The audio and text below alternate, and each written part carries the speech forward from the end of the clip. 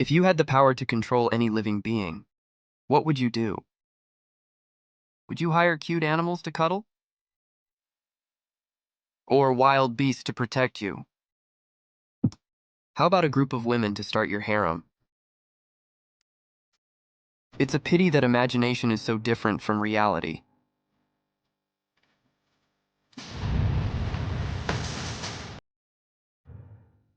Am I the only one who can see their existence?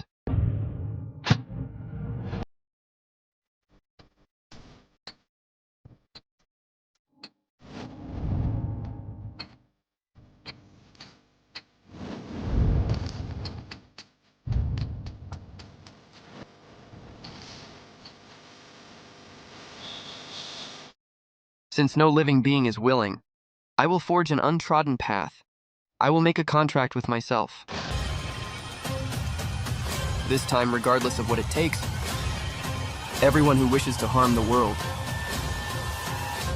will die by my hands. We begin our narrative with a hand being crushed, the hand of our protagonist. He was a paramedic in his past life, but unfortunately died in a work accident. After his death, he was reborn into a fantasy world inhabited by awakened and mutant beasts. In this new life, he is also an awakened. At one point, he was holding a brilliant emerald artifact in his hand when the system announced, "Contract Gem, consumes vitality and mental energy to materialize a contract gem. Once the target voluntarily consumes the gem, their life, soul, and consciousness will be completely bound to the summoner's will." Although this seemed like an incredible power, there was a small flaw that he noticed, which made him remain silent while still holding the crystal. "Hey, Ping, what are you doing?" asked a female voice approaching. He turned around sheepishly, showing the crystal, and replied, "Nothing much. Want a candy, Su Jingyao?" The girl looked at him suspiciously and commented, "Get lost, as if anyone would want to be controlled by you, weirdo." Jiang Ping claimed it was just a joke as he threw himself down the stairs. The biggest prank of this contract was that the target had to be fully informed and willing to form the contract. Otherwise, nothing would happen, even if they consumed the jewel. Ping smiled as he thought, the original owner of this body got so frustrated with this power that they almost died of anger. Good thing I'm here now. My old life taught me a thing or two about dealing with stress. Jingyao frowned, trying to cheer up her friend, stating that he shouldn't give up so easily, as this world is vast and surely there must be someone out there who would accept being controlled by him. However, besides himself, who else would say yes to that? With this line of thought, he had an idea. "Wait, me?" he thought, until he said out loud, "Right! Why didn't I think of that before?" Ping got up and immediately put the gem in his mouth, leaving Jingyao surprised, not understanding what he was doing, and questioned him. Suddenly, an emerald green energy began to circulate all over his body and around him, surprising him with the first manifestation of this ability. When everything dissipated and returned to normal, Jingyao asked apprehensively, "Are you okay?" And he, smiling, replied, "I'm great." The girl sighed in relief and asked him not to scare her like that again. Descending the stairs, she informed him that she needed to return to the dormitory as it was getting late. Then she turned to him and said, "I have to report to the city guard tomorrow morning. You don't have to wait for me." He put his hands in his pockets and asked, "You're really going through with this, huh?" The girl looked at him, and at that moment the wind blew strongly as she stated, "I have learned everything they can teach me here. It's time to gain some real combat experience to improve even further." He knew it made perfect sense, as joining the city guard to protect their homeland had always been her dream, and now she would finally have the chance.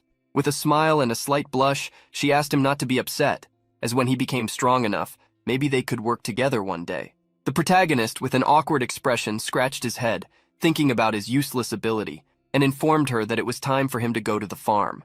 At that moment, he thought, "Oh well, we probably won't see each other much after this. Still, it's kind of sad to say goodbye like this. Even though she is technically the childhood love of this original body, I really want to give her a hug." It was then that suddenly a green shadow entered his body, and he hugged her, leaving the girl surprised. As the girl allowed herself to be carried away by the hug, she screamed, "Ah!" The green shadow had her hair standing on end and her heart in her mouth. "Did my body move on its own?" he thought. The girl, stunned, could only stammer, I have to go," pulling away from the warm hug. She ran, distancing herself more and more from our protagonist, who waved goodbye, saying, "Take care." She gave one last look and instructed him to do the same before leaving. Ping looked at his hands, trying to understand. Speaking of which, did my body hug her on its own? Did I just subconsciously command myself to hug her? He stood for a long time, reflecting, and then asked himself, was that a coincidence? I need to find out how much control I really have. At that moment, he imagined various things, even flying like Superman, but ended up face-planting on the ground. He ordered himself to climb an iron mountain and spin in the air, and his body obeyed. This whole situation left him exhausted and face down on the ground. Ping lifted just his head and began to think, okay, so I can definitely make my body do practically anything, as long as it's within the realm of what's humanly possible. No flying, no transforming into another species. But here's the crazy part. I can even copy movements I've never physically practiced before based on my memory. So, theoretically, if I can imagine it, and I have the physical strength to do it, I can master any martial art, any fighting style. All I need to do is increase my physical abilities and I'll get stronger. He got up, pushing himself off the ground, and stated, but there's one more thing I need to test. The next day, our protagonist was beginning to recognize the place he was in. He looked really exhausted, as if he hadn't managed to sleep. And in his mind, he thought, where? The cafeteria?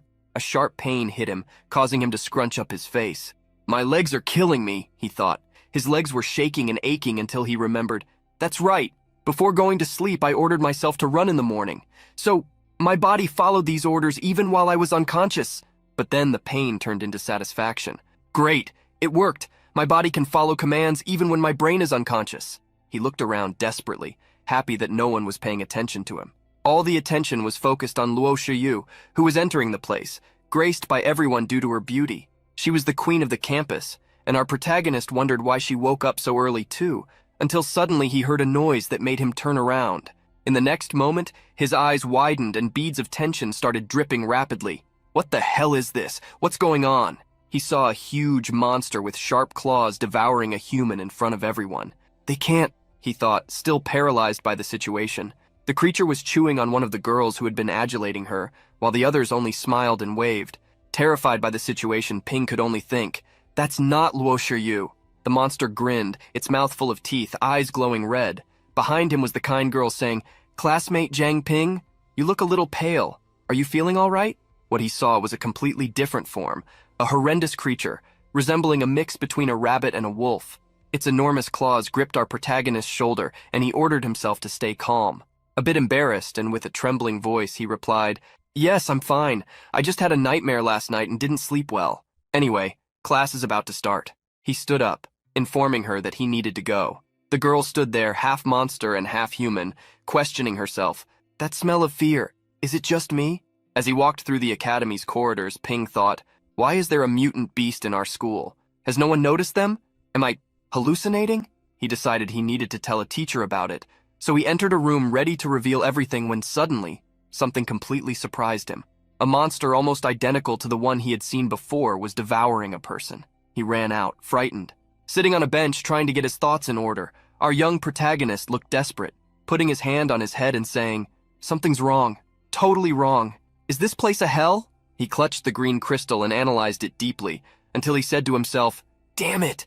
In hindsight, I started seeing these things after I ate that contract gem. Whatever is happening, I need to get out of this. Jiang Ping immediately placed the gem in his mouth, and the greenish energy enveloped him once again. What? He said, surprised, as he heard the system inform, analysis in progress.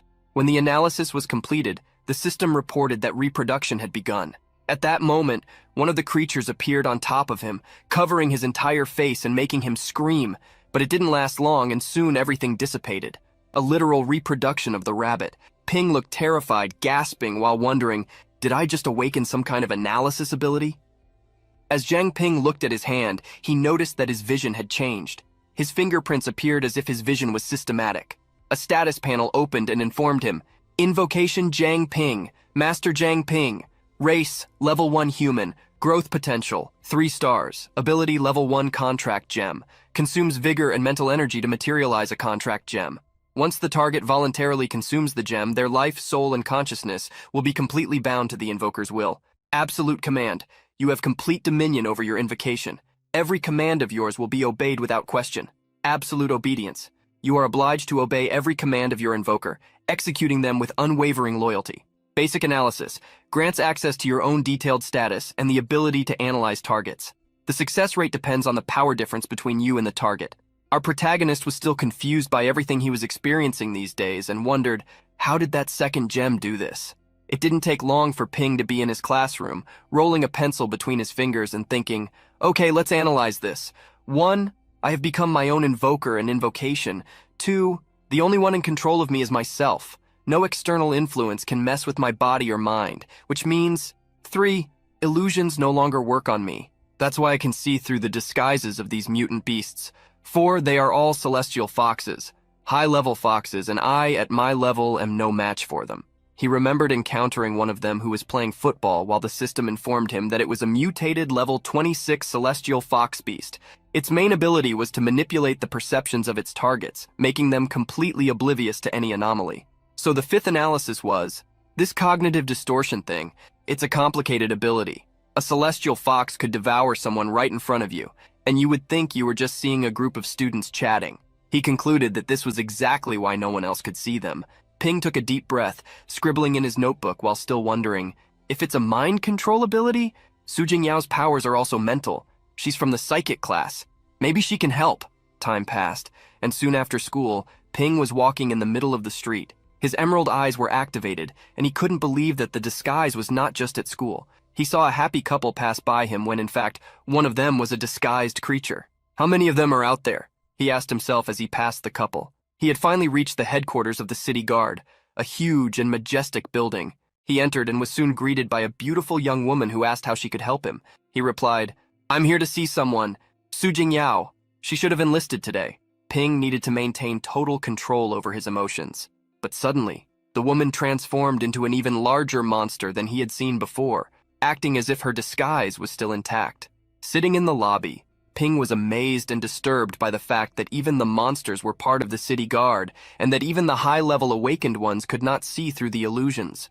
Jingyao approached, calling out his name and asking what he was doing there. She was accompanied by another woman. He stood up, scratched his head awkwardly and said, I just wanted to make sure you were settling in well. You know, I was just worried about you. Jingyao smiled, assuring him that she was doing well, and then introduced her team members. Everyone has been great to me, she said happily. Her expression showed a little dejection, but Ping thought it was good that she was fitting in. Jingyao approached, clenched her fists, and said, I'll get stronger, strong enough to hunt down the beast that killed my parents. He also clenched his fists, thanked her, and she, making a joke, commented that they were short on members at the moment and asked if he could make a good recommendation for him in the city guard. But he stated, No, I'm not cut out for that. My power is useless. I'd be more useful on a farm somewhere. Then he left, saying goodbye and telling her, Well, I'm glad to see you're doing well. I won't bother you anymore. His smile soon faded, and he bit his lips, bothered by it all. When he turned around, we began to understand why. Behind them, there were 4 huge figures, all mutant foxes, staring at him as he left the place. I'll see you around, Su Jingyao, he thought, full of anger. Outside, he could only think, You've got to be kidding me? The city guard shouldn't be the strongest in Pearl City? How have they all fallen? Su Jingyao just joined today, and yet... His veins were visible from the sheer force with which he clenched his hands, head bowed. Suddenly, he paused for a moment and continued to think, The celestial foxes. They've not only infiltrated the school, but the entire city as well. Everyone in Pearl City... Livestock in their twisted game. Our protagonist began to investigate with his analysis ability and discovered that most of the celestial foxes are of medium to high level. Ranging from 1 to 9, they are low level. Between 10 to 19, they are medium level. 20 to 29 are considered high level. And lastly, 30 is the pinnacle of levels. However, even the city guard, which had many high-level awakened ones, was unable to defeat these monsters. With this in mind, Ping thought, What killed Luo Shiyu? That thing was on another level. My instinct tells me that if I try to analyze it, it will know exactly where I am. The queen of the campus? That thing was apex level, maybe even king level. And any celestial fox capable of fighting against awakened ones above its class, that must also have been the work of this thing. Unlike most mutant beasts, the celestial foxes are intelligent. Very intelligent. And they are masters of disguise. They can blend in easily, but it's all an act. Their primary targets are usually the most powerful or high-profile figures. He walked the streets, immersed in his thoughts, wondering, and the rest of us, we're just livestock, the food they're saving for later. Confronting them head-on is suicide. But I can't just stand by and watch innocent people die. If I were only stronger. A week had passed, and our protagonist had woken up at 3:54 a.m. yawning. He said to himself, I'm waking up earlier and earlier these days. I guess that's what happens when you push your body to the limit. You need less sleep. He had trained a lot in the past few days and had leveled up. In addition to the training, he had tried to create more jewels to eat in the hope of awakening something new. However, since he awakened the analysis ability, all the jewels he created were colorless, and upon consuming them, they had no effect. But that day, he managed to make a colored one. A glowing purple crystal shone in his hand. It didn't take long for him to swallow that crystal. "It's not exactly appetizing, however. Let's hope it works this time," he said. A strong glow began to emerge from his trunk. "Wow, what's this feeling?" he said, looking at his body. In front of him, a status panel appeared. He had already reached level 2 and gained an additional star, along with the abilities. Level 2 Contract Gem, with the effect of awakening a new ability upon leveling up.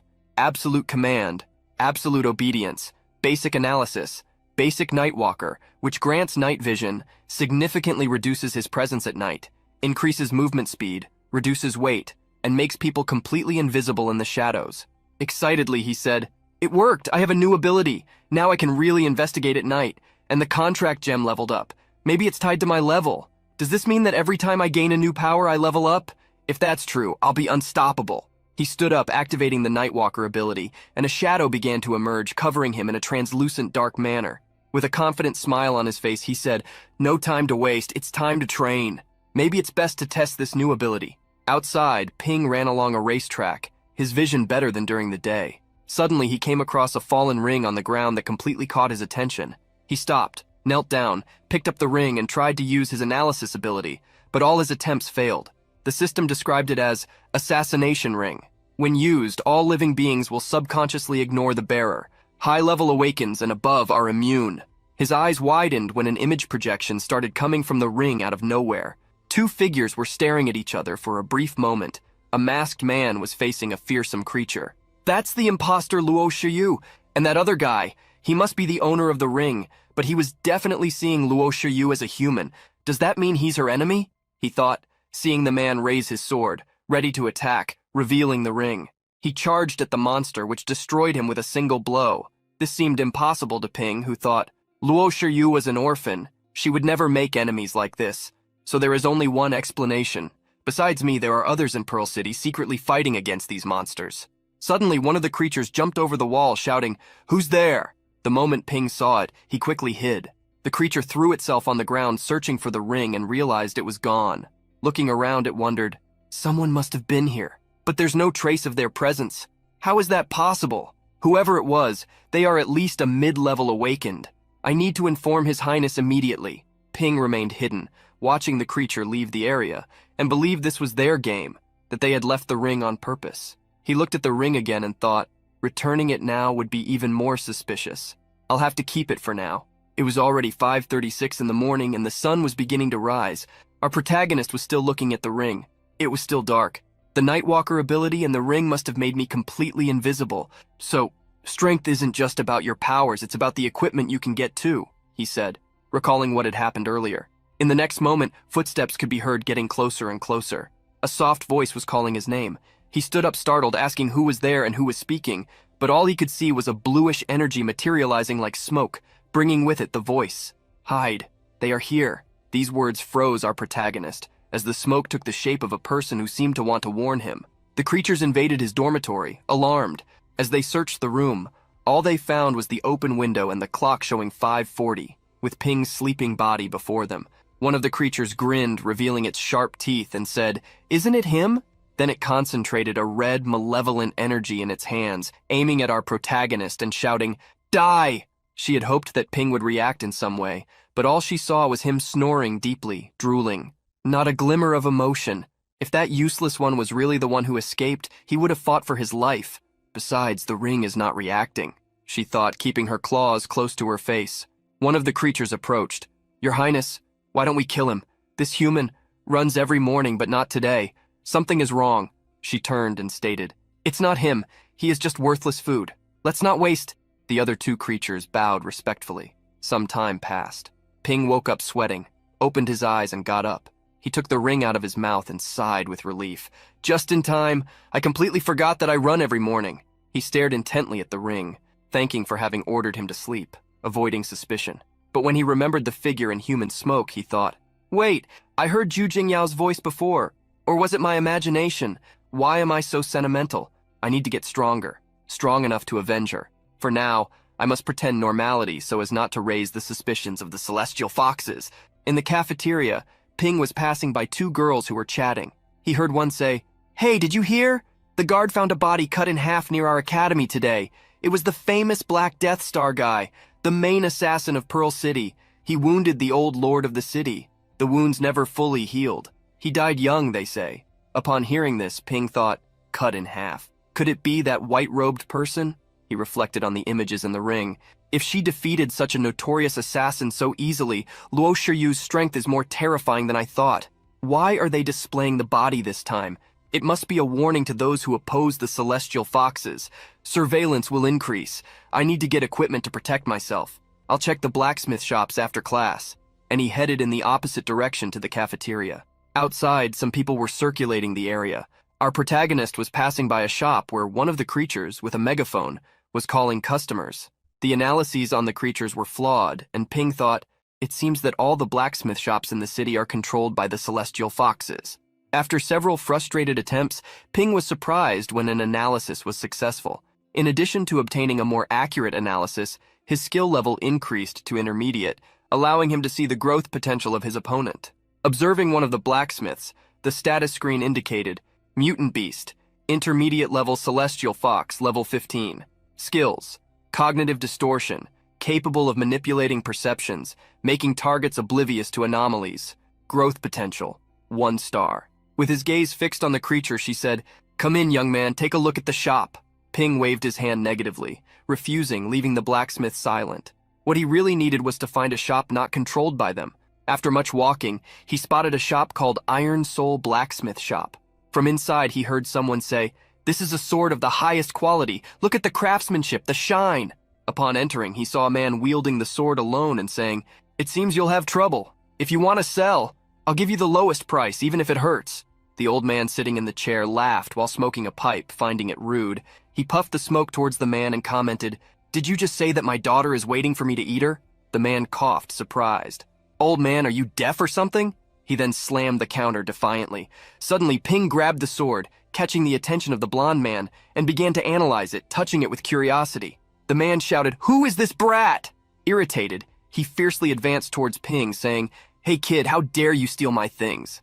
The analysis system informed, "Magnificent one-handed sword, quality, common. A weapon that looks good but is useless. It has been broken before and poorly repaired." Ping frowned, asking the boy to wait, but the weapon unexpectedly broke in half, leaving the three in complete embarrassment. With a faltering voice, Ping said, "What you want?" The irritated man began to transform, energy bolts running through his body as he shouted, "You ruined everything! Do you have any idea who I am?" The bolts started firing in all directions. Exploding, his clothes tore as if he was transforming into the Hulk, and he stated firmly, "I am the direct disciple of Master Ma from the Xingyi Martial Arts Academy. Prepare yourself." Uncontrollably, he rushed towards Ping, repeatedly firing his powers like a pinball surrounding Ping on all sides. Finally, Ping gave him a hard slap and said, "Ask to leave." With the man on the ground and a red cheek, Ping asked, "Is that it?" The man thought Ping was playing dirty, and at that moment, Ping's analysis ability activated, revealing the man's name as Liu Baoguo, a human with 1-star growth potential, at a low awakened rank level 1. When Ping turned around, the man still challenged, "Get out of here while you can." But Ping didn't take it seriously given the situation he was in. "Now's my chance, surprise attack," the man thought, advancing towards Ping. However, his attempt was futile, as the next moment he was already on the ground, Ping's hand emitting smoke. "Trying to attack me by surprise. Who's playing dirty now?" Ping said, while the old man just watched. Suddenly, a woman approached Baoguo's body, who had a black eye and a large swelling. She commented, "I stepped away for 5 minutes and the place got lively." She looked up, snapping her fingers, and continued, "Are you going to leave on your own or do I need to show you the door?" Baoguo quickly retreated, apologizing repeatedly, while Ping thought about leaving the shop. "Better look at other shops." When Ping tried to leave, a hand cornered him against the wall, making him stop with a nervous smile and cold sweat. "You stay! We need to talk!" she said, trapping him like a rat. For the curious only. In the versions of our protagonist, there were changes in the drawings indicating the increase in level and additions to his abilities. The celestial fox, represented by the campus queen, Luo Shiyu. Everything about her is unknown so far, except that she may be around level 40. In the foxes, the face is covered with human skin. which easily helps with cognitive distortion. The City Guard is one of the three main organizations in Pearl City. It is responsible for maintaining order and security, currently annihilated and occupied by celestial foxes, mutated beasts.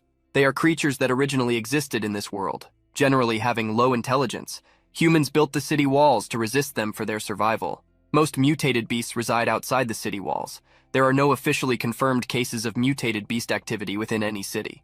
However, an anonymous man claims that a large number of highly intelligent mutated beasts known as celestial foxes have infiltrated the city, awakened. Only a minority of humans can awaken abilities. In general, the awakened manifest their abilities before adulthood. The schools provide guidance on career paths based on the results of ability analyses. About the contract gems. First use of Jiang Ping's contract gem, level 1, formed a contract with a target. Second use of Jiang Ping's contract gem, level 1, activated the level 1 effect, awakened a new ability in the summoned one. Analysis. Note 1. Each level of the contract gem grants only one effect. Once an effect is used, the gem becomes inactive until it is leveled up.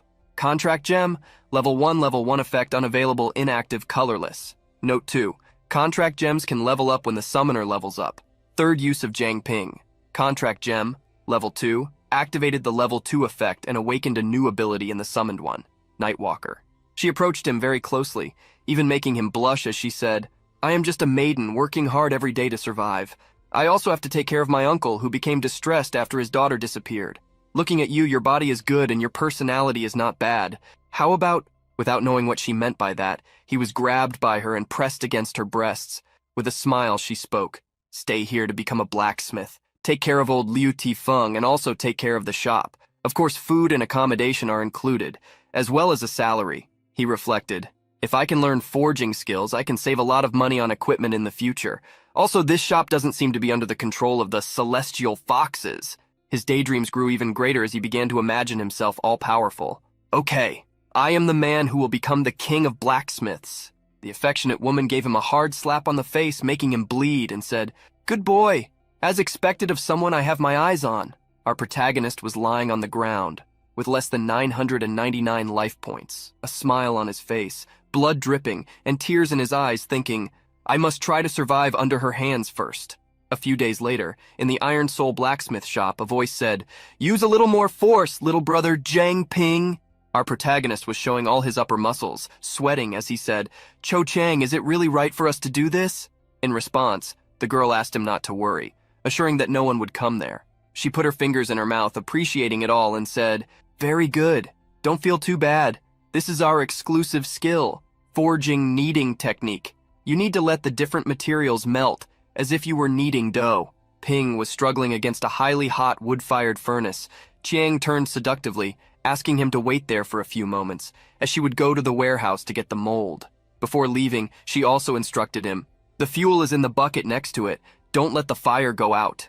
At first, he remained calm, but when he noticed the word fuel, he became desperate, looking around and wondering, all this fuel? In one bag was the scarlet snake scale, and in the other, the charcoal.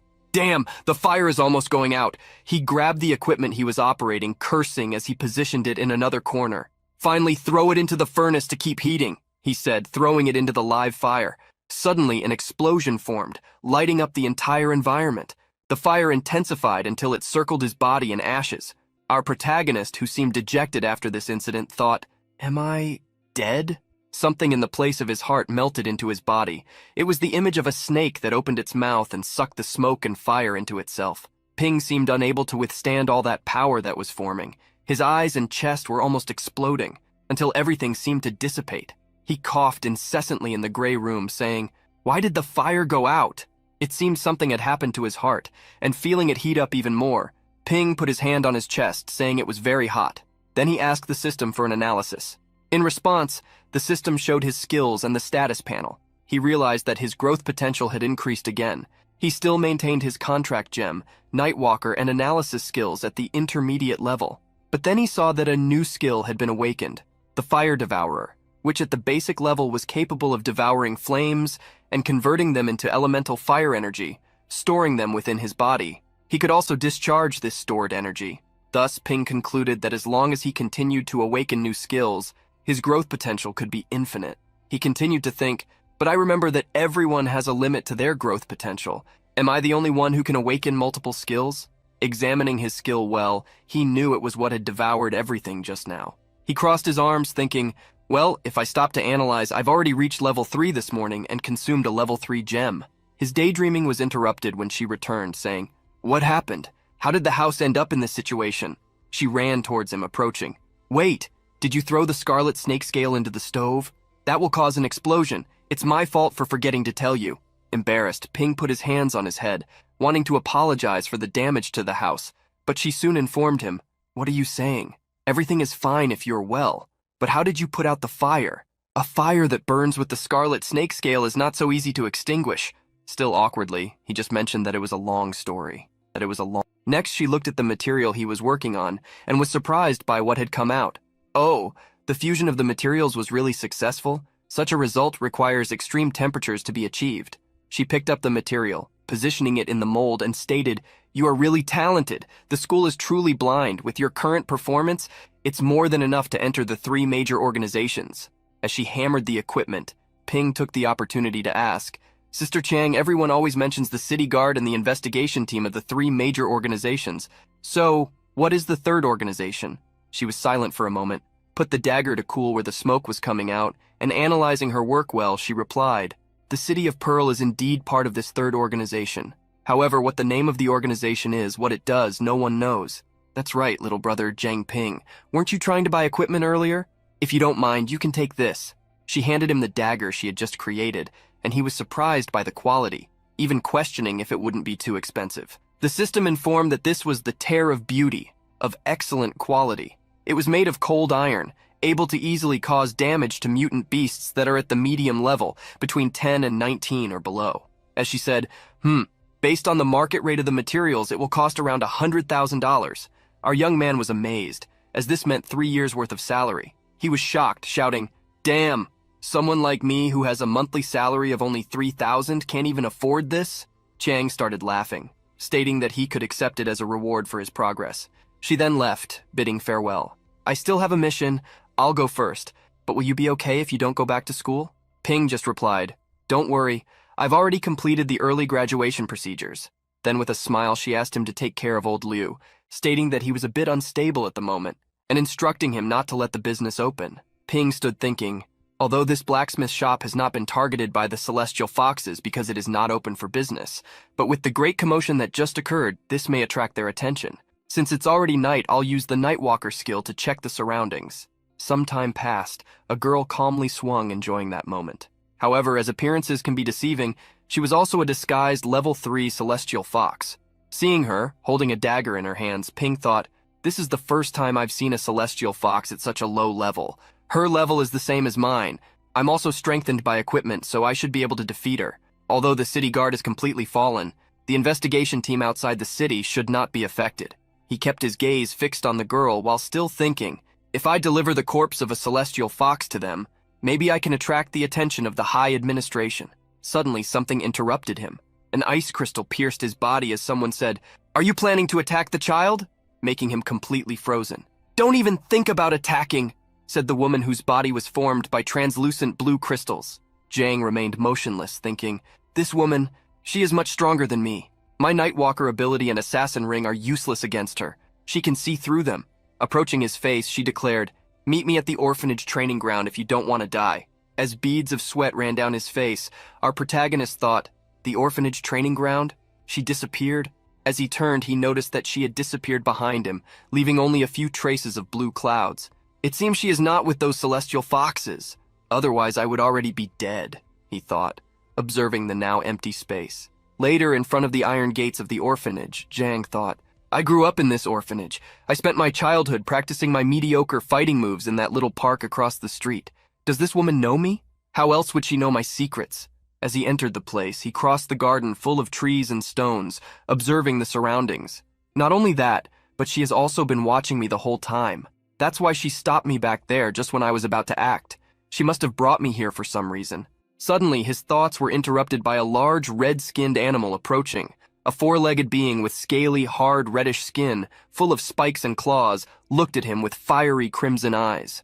A mutant beast? Here in the forest? our protagonist thought, and quickly activated the analysis. The system responded saying, Mutant Beast, Armored Rat with a Poisonous Tail. Level 5, Ability, Poisonous Tail, has a venom sac that can deliver a powerful toxin through bony spurs at the tip of the tail. Observing the mutant in silence, he thought, it's 2 levels above me, so I should be cautious. I should be able to evade by slowly retreating. Should I go back? Then, taking his weapon called the Tear of Beauty, a blue-bladed dagger with a golden hilt, he thought, no, I can't. If I don't take care of this now, the children of the orphanage, what if they wander through the park tomorrow? It's just a low-level mutant beast. Our protagonist then assumed a fighting stance and thought, with this weapon that Sister Chiang gave me, I can win. And he advanced with a determined look to take down the mutant. Running towards the beast, he continued to think, in all those web novels I read in my past life, the main character always becomes an expert in combat the moment he acquires his powers. Total nonsense.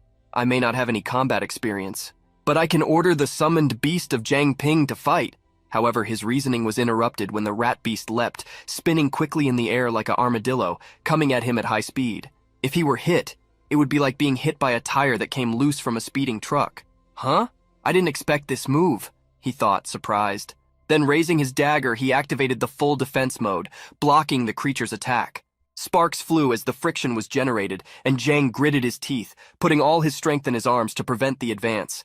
The armor is too thick, the Tear of Beauty can't pierce it. I need to be smarter than him, he thought, and in a quick move, he managed to break free, causing the creature to be thrown back.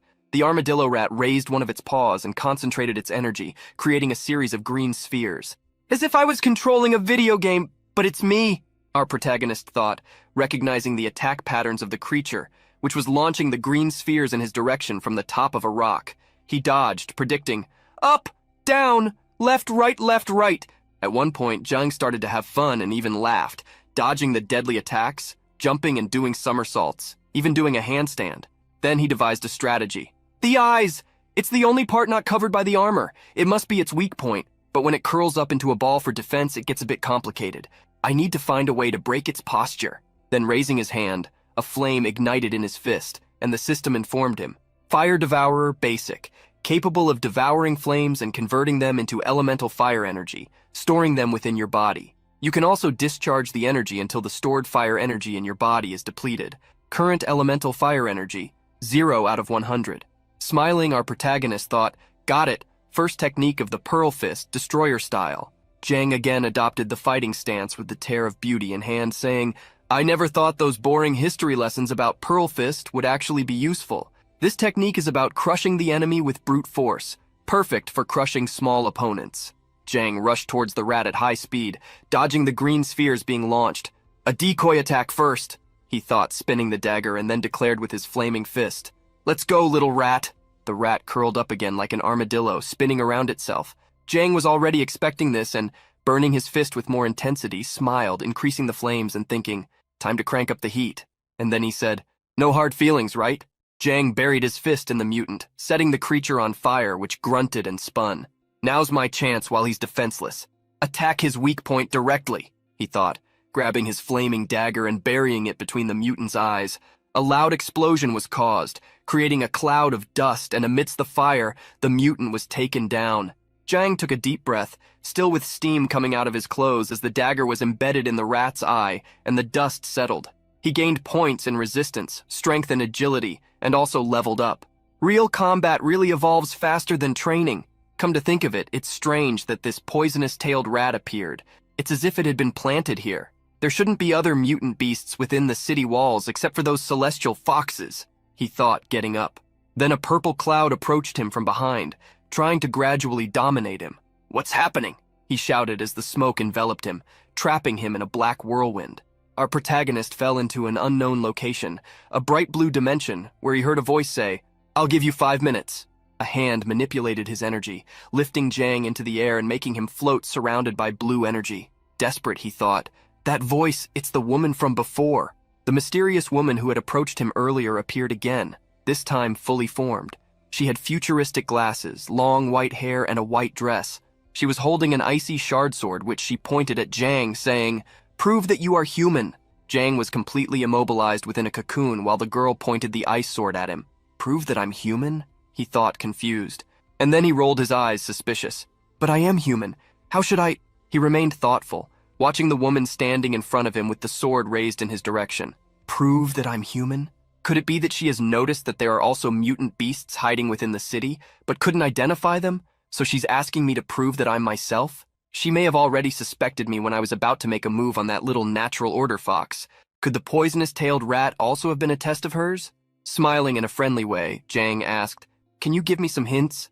To which the girl simply replied, 4 minutes left. Jang repeatedly tried to use his evaluation technique to determine who that woman was, but the system continuously showed the following message: evaluation failed, evaluation failed, evaluation failed. 2 minutes remained. The evaluation attempts had already failed 999 times. It was then that the system showed the following message: evaluation technique, intermediate level, has been promoted to evaluation technique, advanced level. Evaluation technique, advanced level, capable of evaluating the faction to which the target belongs. Successful evaluation. Then, finally, the girl's status window appeared. It read, Name, Lu Sishan, level 28. Faction, Purification Squad. Talent, Water Element Manipulation. Able to store elemental water energy by drinking water, and can manipulate the elemental water energy in the surroundings and within the body. Jang soon thought, she's strong. She's at level 28. No wonder she was difficult to evaluate. And the Night Wanderer and the Assassination Ring were useless for her too. Her faction is the Purification Squad? I've never heard of that. Could it be the third main organization besides the Patrol Squad and the Investigation Squad? The girl then declared with a frown and an unreceptive expression. You have 1 minute left. Our protagonist then hurried, saying, Wait, if you're calling this little park a training field, that means you're from the same orphanage as me, right? However, he thought, but I don't remember anyone called Liu Sishan from the orphanage. If she's from that place, she must have changed her name. Then, desperate for his life as the ice got tighter and colder, he began to say the names of several children he had grown up with. Are you Liu Turen, Liu Shesheng, Liu Yishu, Liu Xingyu, Liu Sisi? The last name mentioned caught her attention and made her divert the sword strike. That doesn't prove you're human, she declared, approaching him.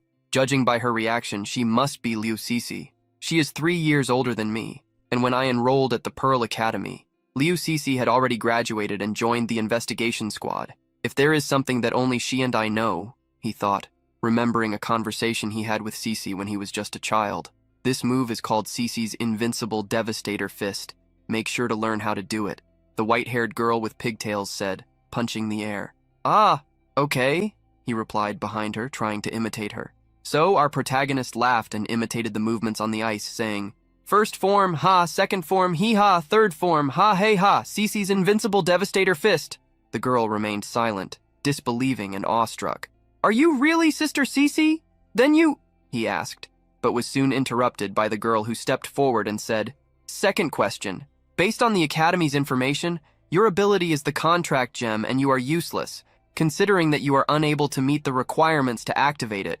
Well then, what were you doing during that period? Jang proceeded to answer. 2 weeks ago, I consumed the contract gem and became a summoned beast, and now I can be controlled by myself. This allows me to be immune to the illusions of mutant beasts and expose their disguises.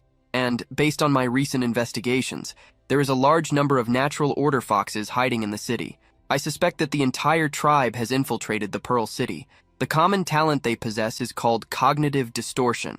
Anxiously and in an emergency tone, Sisi approached him, grabbing his shoulders and asking, Are you telling the truth? Zhang promptly replied, In the Happy Commercial District, the female boss of the Wanshang Breakfast Shop, the owner of the Juan Furniture. In the Dragon Pearl District, the 3 blacksmiths in the Long Lance Weapons Workshop, and that little natural order fox that you prevented me from attacking. They are all low-level natural order foxes. You can verify them yourself. Sisi turned and walked away, saying, Wait here, I'll be back soon. Jinbo, do you think this information is reliable? She asked, clicking on a communicator she was carrying in her hands. In another location, a boy in a yellow jacket and hood responded along with a group. First of all, we can confirm that mutant beasts like natural order foxes have never been discovered near the Pearl City, but there have been reports of the cognitive distortion ability appearing, and it matches Jiang Ping's description as well. I've already sent people to secretly capture 2 of the closest ones. They should be back soon. Jinbo was holding a small blue sphere that he used as a communicator, until a loud explosion interrupted the conversation between the two. Jin quickly turned around. seeing the heat and light emitted. "What happened?" he asked, and 2 other members of the faction came running towards him. "Leader, it's that female boss of the breakfast shop. She went berserk and broke free as soon as we left the city and started attacking us," one of them shouted while running, being chased by a girl dressed in a waitress uniform with a red dot on her forehead. The waitress jumped towards Jin, raising her hands. The boy looked at her impassively and remained calm, then clenched his fist, concentrating his energy into it and saying, "Die!" He delivered a powerful punch to the girl, hitting her squarely in the chest. The waitress was knocked back with a hole in her stomach, steam rising from her body, while Jin's fist still emanated energy. "What arrogance!" he declared, seeing the damage. Gradually, she disintegrated into dark energy. Her body was dissolving in purple flames and transforming into an armored fox. "It seems the information is legitimate. We finally managed to understand who our enemies are. Inform the other team. Have them eliminate the target immediately," he declared, pointing to the team who, in unison, bowed and responded, "Understood." At the Pearl Academy, Luo Shiyu was resting on the balcony, lying in a lounge chair. Suddenly, something caught her attention. Sitting up abruptly, she startled her assistant. "Master," the assistant exclaimed. Shiyu levitated from her balcony towards the sky, wearing a yellow bikini and a transparent beach cover-up. "Yueju is dead. Someone killed Yueju outside the city. Another one died in the Happy Commercial District, capable of killing us instantly and suppressing their presence immediately afterwards, avoiding my detection," she thought. Her eyes ignited in purple flames. Her purple aura expanded, and she cursed. Her demonic form appeared behind her, a large fox with bones and muscles with red eyes and long claws. "Who the hell is this person?" she asked, her voice dripping with hatred. Back in the dark space where Jang had been left, our protagonist was conversing with Cece. "Did you verify it?" he asked, now able to move freely. "Yes, but we can't be sure. This sudden ability to see through the illusions of celestial foxes. What if it's a trap? What if they want you to see? That's why you'll be our eyes and ears. I'll protect you in secret for now. If you find anything, contact me at night," the girl responded, standing in front of him. "Protection and surveillance? Okay, as long as we can deal with the celestial foxes, it's fine," he said with a smile on his face while massaging his shoulder. "Here, take this," she said, throwing something at Jang, who quickly stretched out and caught the object in the air. "This jade pendant comes in pairs. This one is called Cold Jade. Its companion is Hot Jade. If you find yourself in danger, simply cover the cold jade with flames, and the hot jade in my possession will heat up. This will alert me to your situation, and I'll be there as soon as possible. That said, I still recommend that you strengthen yourself. When it comes to safety, never rely entirely on someone else." The girl had her arms crossed, and her back turned to him as he warmed the jade with some flames in his hands. Our protagonist, who was just an ordinary person, scratched his head awkwardly and replied, "I was thinking of learning martial arts. Maybe enroll in a school, but the tuition fees are no joke." The girl then, handing him a martial arts scholarship form, said, "I'll request a subsidy from the organization. In the meantime, see if you can find a suitable martial arts school." Excited, the boy said, "Really? Thank you, Sister Cece." Without responding, she walked away, waving to him. Our protagonist walked through the streets in the daytime, when the sun was shining brightly, thinking, "There have been far fewer celestial foxes around here lately. The purification squad must be doing its job. She didn't tell me her identity. I guess she doesn't trust me that much. If it weren't for the sudden upgrade in my analysis, allowing me to identify someone's faction, I would never have imagined that she was a member of the purification squad. But how did they know the Pearl City was being infiltrated by those things in the first place? Never mind. As long as I can help eliminate the celestial foxes, nothing else matters. And giving me 10,000 pearl coins up front, that's quite generous." Next to him, a pink-haired girl was announcing, "Learning martial arts? Anyone interested in learning the Fist of the Beast King?" While passers-by avoided her, rejecting the offer. This caught his attention, and Jang approached her, saying, "Let me see that." The girl smiled and replied, "Of course." With the paper in his hands, he declared, "Wow, this isn't cheap. And who knows if it's right for me?" The vendor opened an enthusiastic smile and replied, "I guarantee it's worth every coin. Our Fist of the Beast King techniques are famous throughout the Pearl City." Then she approached him, standing just a few inches away with a flushed face, and said, "If you don't believe me, I can give you a demonstration." Our protagonist remained silent and sweated a little. The girl stepped back and adopted a fighting stance for the demonstration. Taking advantage of the opportunity, Jang activated the learning mode and focused on her movements. The first 3 forms of the Fist of the Beast King are the Monkey King style, the Giant Crocodile style, And the Phoenix Claw style. As he observed her, Zhang thought, the Fist of the Beast King techniques, both the movements and the footwork. They are much more advanced than the Pearl Fists. It's truly a good martial arts set. Jumping into the air with a martial kick, the girl declared, the Monkey King style has many variations, without a fixed style. She alternated between the three forms, but Zhang soon came to the conclusion, it's just that she clearly isn't trained enough, not even scratching the surface of what the Fist of the Beast King can truly do, he thought, as he saw the girl fall face first to the ground after jumping to kick the air. It was then that two bullies appeared before her, blocking the sun. Who authorized you, Fist of the Beast King clowns, to distribute flyers here? One of them asked with his arms crossed. Are you okay? Zhang asked, kneeling in front of her and taking her hand. The girl got up and smiled shyly, scratching her head. I'm sorry, I didn't know I couldn't distribute flyers here, she said. Soon, one of the men who had approached declared, gesturing, Fist of the Beast King? Please, that technique is trash. I suggest you come to our Xingyi Fist School instead. Zhang looked surprised, his eyes shining, and then declared, Wow, the guy with the 5-part lightning knees. The man, consumed by anger, shouted, It's the 5-part lightning attack, and it will be you who will be on your knees. You'll also have to pay for what you did at the blacksmith shop, and it seems now is the right time to do it. Zhongda, Zhong-er, get him, he ordered the two bullies by his side. The girl stood in front of him and declared, I won't let you intimidate him, with a determined expression on her face. The two bullies activated their abilities, making red lightning cross their bodies. Their muscles swelled, and their eyes turned red. Get out of the way, little girl, unless you want to get hurt too, the boss declared. Zhang activated his analysis and opened the status window of the two bullies. Both were humans and level 4, but what caught his attention was their ability. Flesh Fortification decreases intelligence by 70% in exchange for enhanced physical strength. Maximum upgrade, 30%. Shocked, Zhang exclaimed, Intelligence for strength? Are you sure that's a real ability? The two roared, consumed by a pulsing rage, salivating. At that moment, they were two beasts waiting for the battle to begin. Then, he turned his eyes to the girl and read her status window. Name, Wang Gemin Species. Human. Faction, Fist of the Beast King Martial Arts School. Level 3. Ability, Diligent Willpower. Decreases learning ability by 90%, but any skill can be improved through consistent practice. Each day of practice increases the growth rate by 10%, up to a maximum of 1,000%. Admired, he thought. Wow, her potential is so high. This girl, Wang Jiamin, she's blossoming late, a powerful talent in development, but now she's just looking for trouble with this strength. Zhang then took all the flyers and placed them in the girl's hands, who held them confused. Pushing her aside by the shoulders, he said, This is my problem. I'll take care of it alone. They have 3 people. You'll only suffer defeats like this. The bullies continued to pose in the background, while the girl simply accepted that she wouldn't be participating. Zhang raised his hand and activated his energy, his eyes shining in an intense cyan blue, and he said, Don't worry about this. You just showed me how to do the Monkey King style, didn't you? These guys arrived just in time for me to practice a little. One of the bullies jumped up shouting, You arrogant brat! With his hands raised and lightning covering his body, the giant advanced, but Zhang skillfully dodged and struck his neck with his hand, declaring, First form!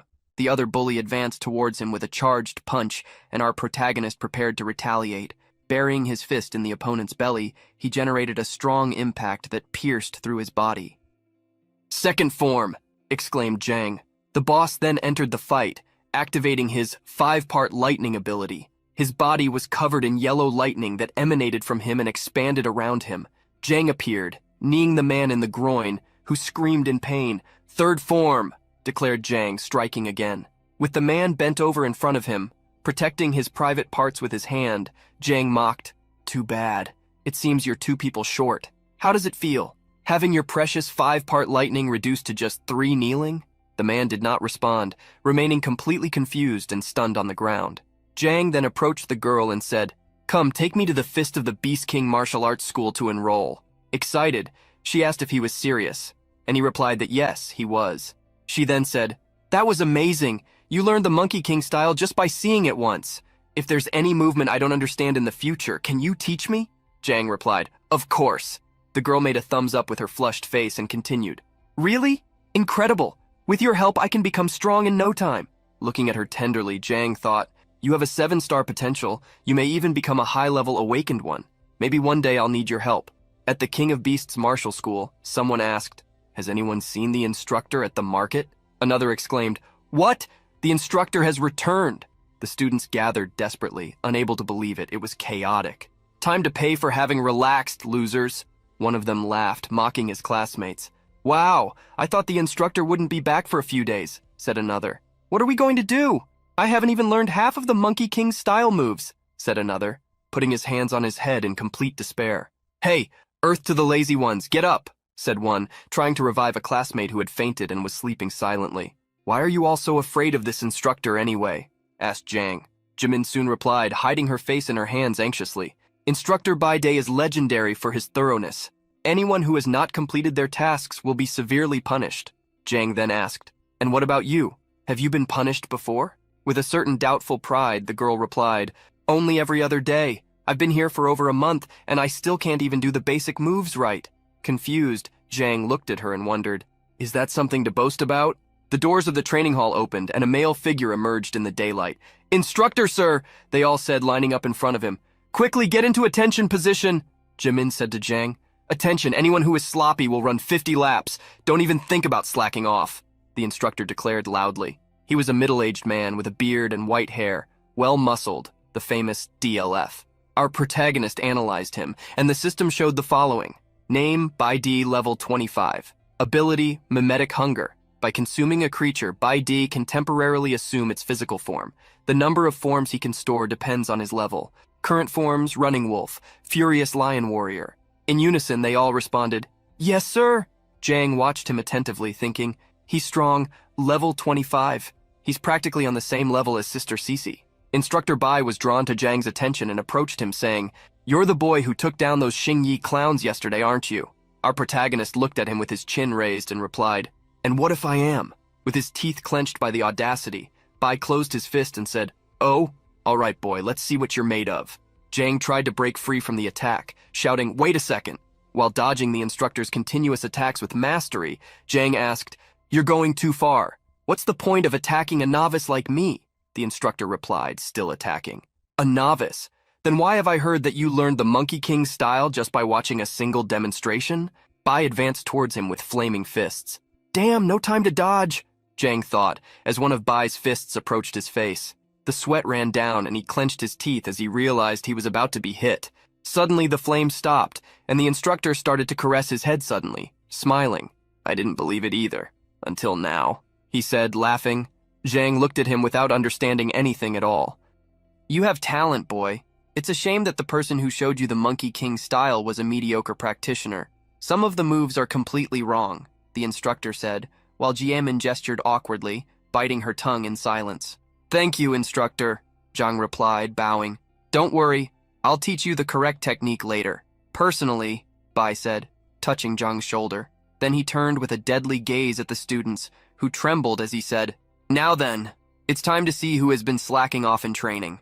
Raising his voice, Bai expanded his aura and said loudly, "Line up! Each of you will train with me.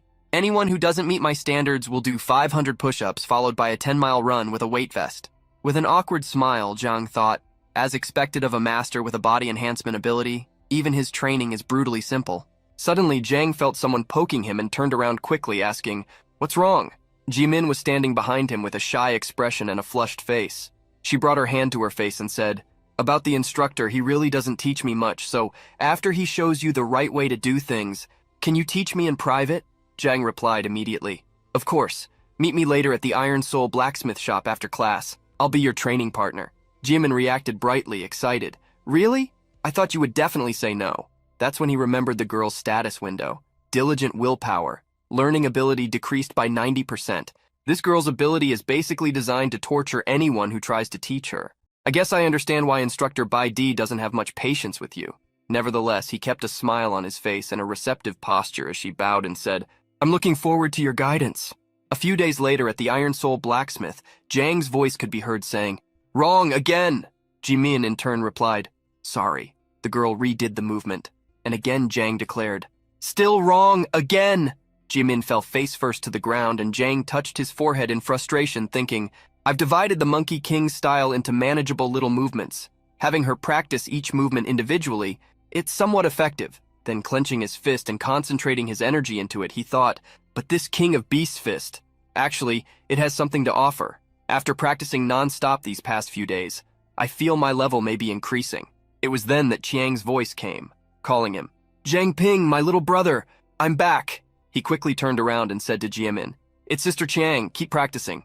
I'll go see what's happening. The girl got up with difficulty and nodded in agreement. Outside the blacksmith, Chiang was leaning against the counter. Dude, it was close. For some strange reason, there are hardly any wild beasts or mutants around here. We had to advance further into the northern forests. And to make matters worse, we encountered an entire pack of wolves. Storm wolves, all of them, she said, turning to Jiang, who stood behind the counter. What? Are you okay? He asked. The long-haired, red-headed girl answered, I'm fine. We managed to hide using my excavator shovel.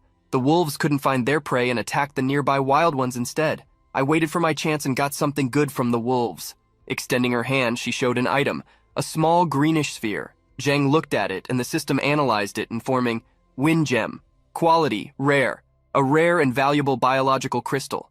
It can store elemental wind energy. When channeled by the user's mental commands, the gem can release its stored power in the form of wind blades, storms, and other similar attacks. Still offering the gem, Chiang said, Here, hold this.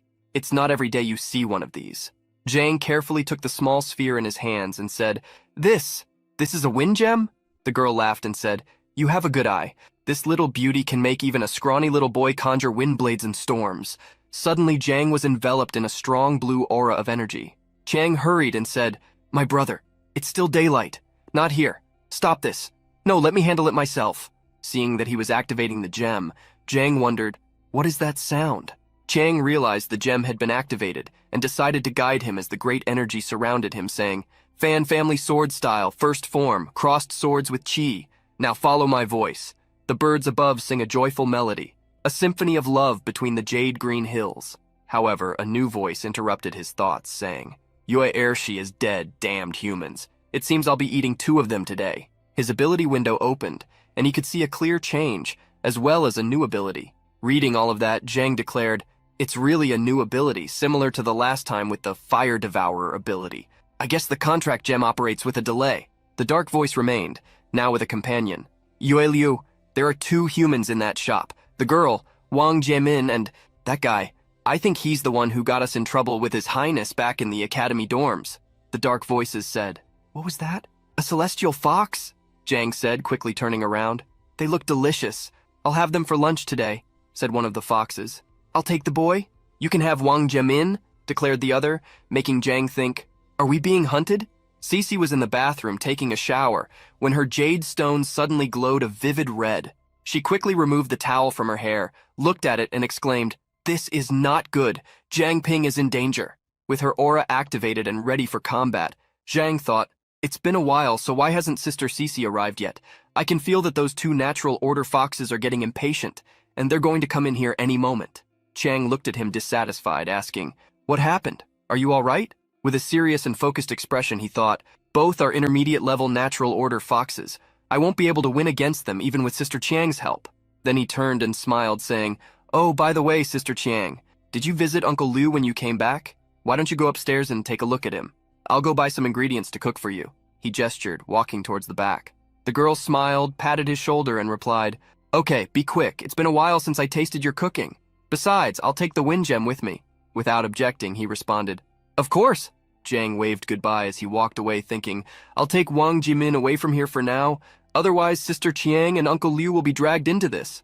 Chiang bid him farewell, saying, Don't keep me waiting in the courtyard of the workshop. In the blacksmith's courtyard, Jimin continued training. Seeing Jiang approach, she said, Jiang Ping, take a look at my stance. Am I doing it right?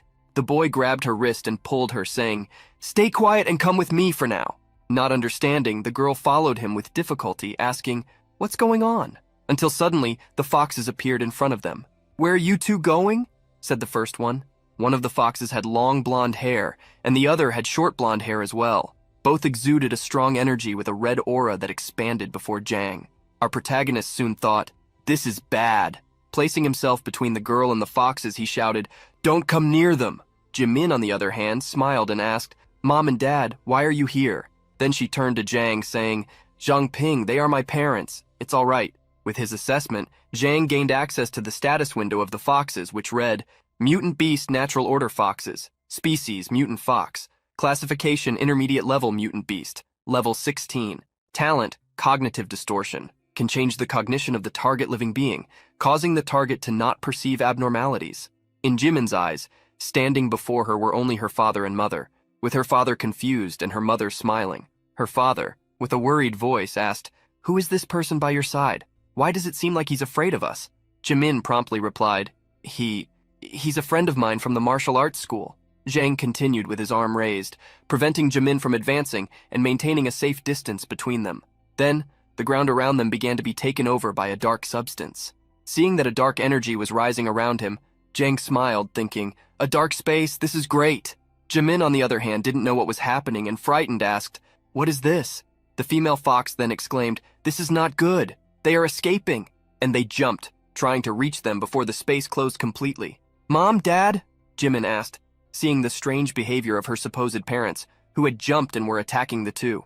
The vortex of energy was almost closing, and Zhang hugged the girl, saying, "Forget them, hold on to me." The space opened, and they sank into the dimension, but the foxes were faster and entered as well. The large beast stretched out, trying to reach them, while Zhang hugged the girl, trying to curl up. "This is not good, they've entered with us," he thought. One of the foxes hit his back, causing a cut. "Zhang Ping!" Jimin cried, seeing that her companion had been injured. They continued to fall in free fall until, upon hitting the ground, Zhang did a somersault and drew his dagger. "Zhang Ping, are you okay?" Jimin asked worriedly. "I'm fine," he replied, still kneeling. The two beasts watched them from a distance. "Dad, why?" Jimin cried desperately. "Don't come near. They are mutant beasts," Zhang warned. "Oh, he can see through our disguise," said the female fox. "Then we can't let you live any longer." The male fox charged ferociously towards Zhang.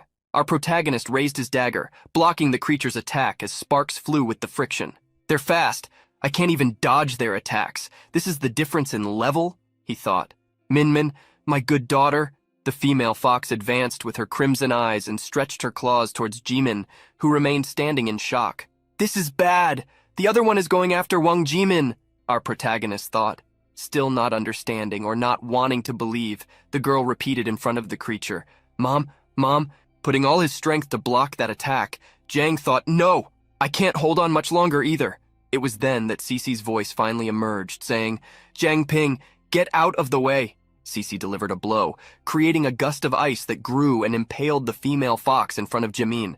The ice spikes advanced and pierced the male, also throwing him up in the air. In despair, Jimin cried, "No!" refusing to see her parents being killed. Zhang called out to her, "Sister Cece!" But it was ineffective. The girl carried out an attack, breaking the ice spikes and shattering the foxes, which broke into 1,000 pieces. "Are you two all right?" Cece asked. Jimin responded by shouting, "No!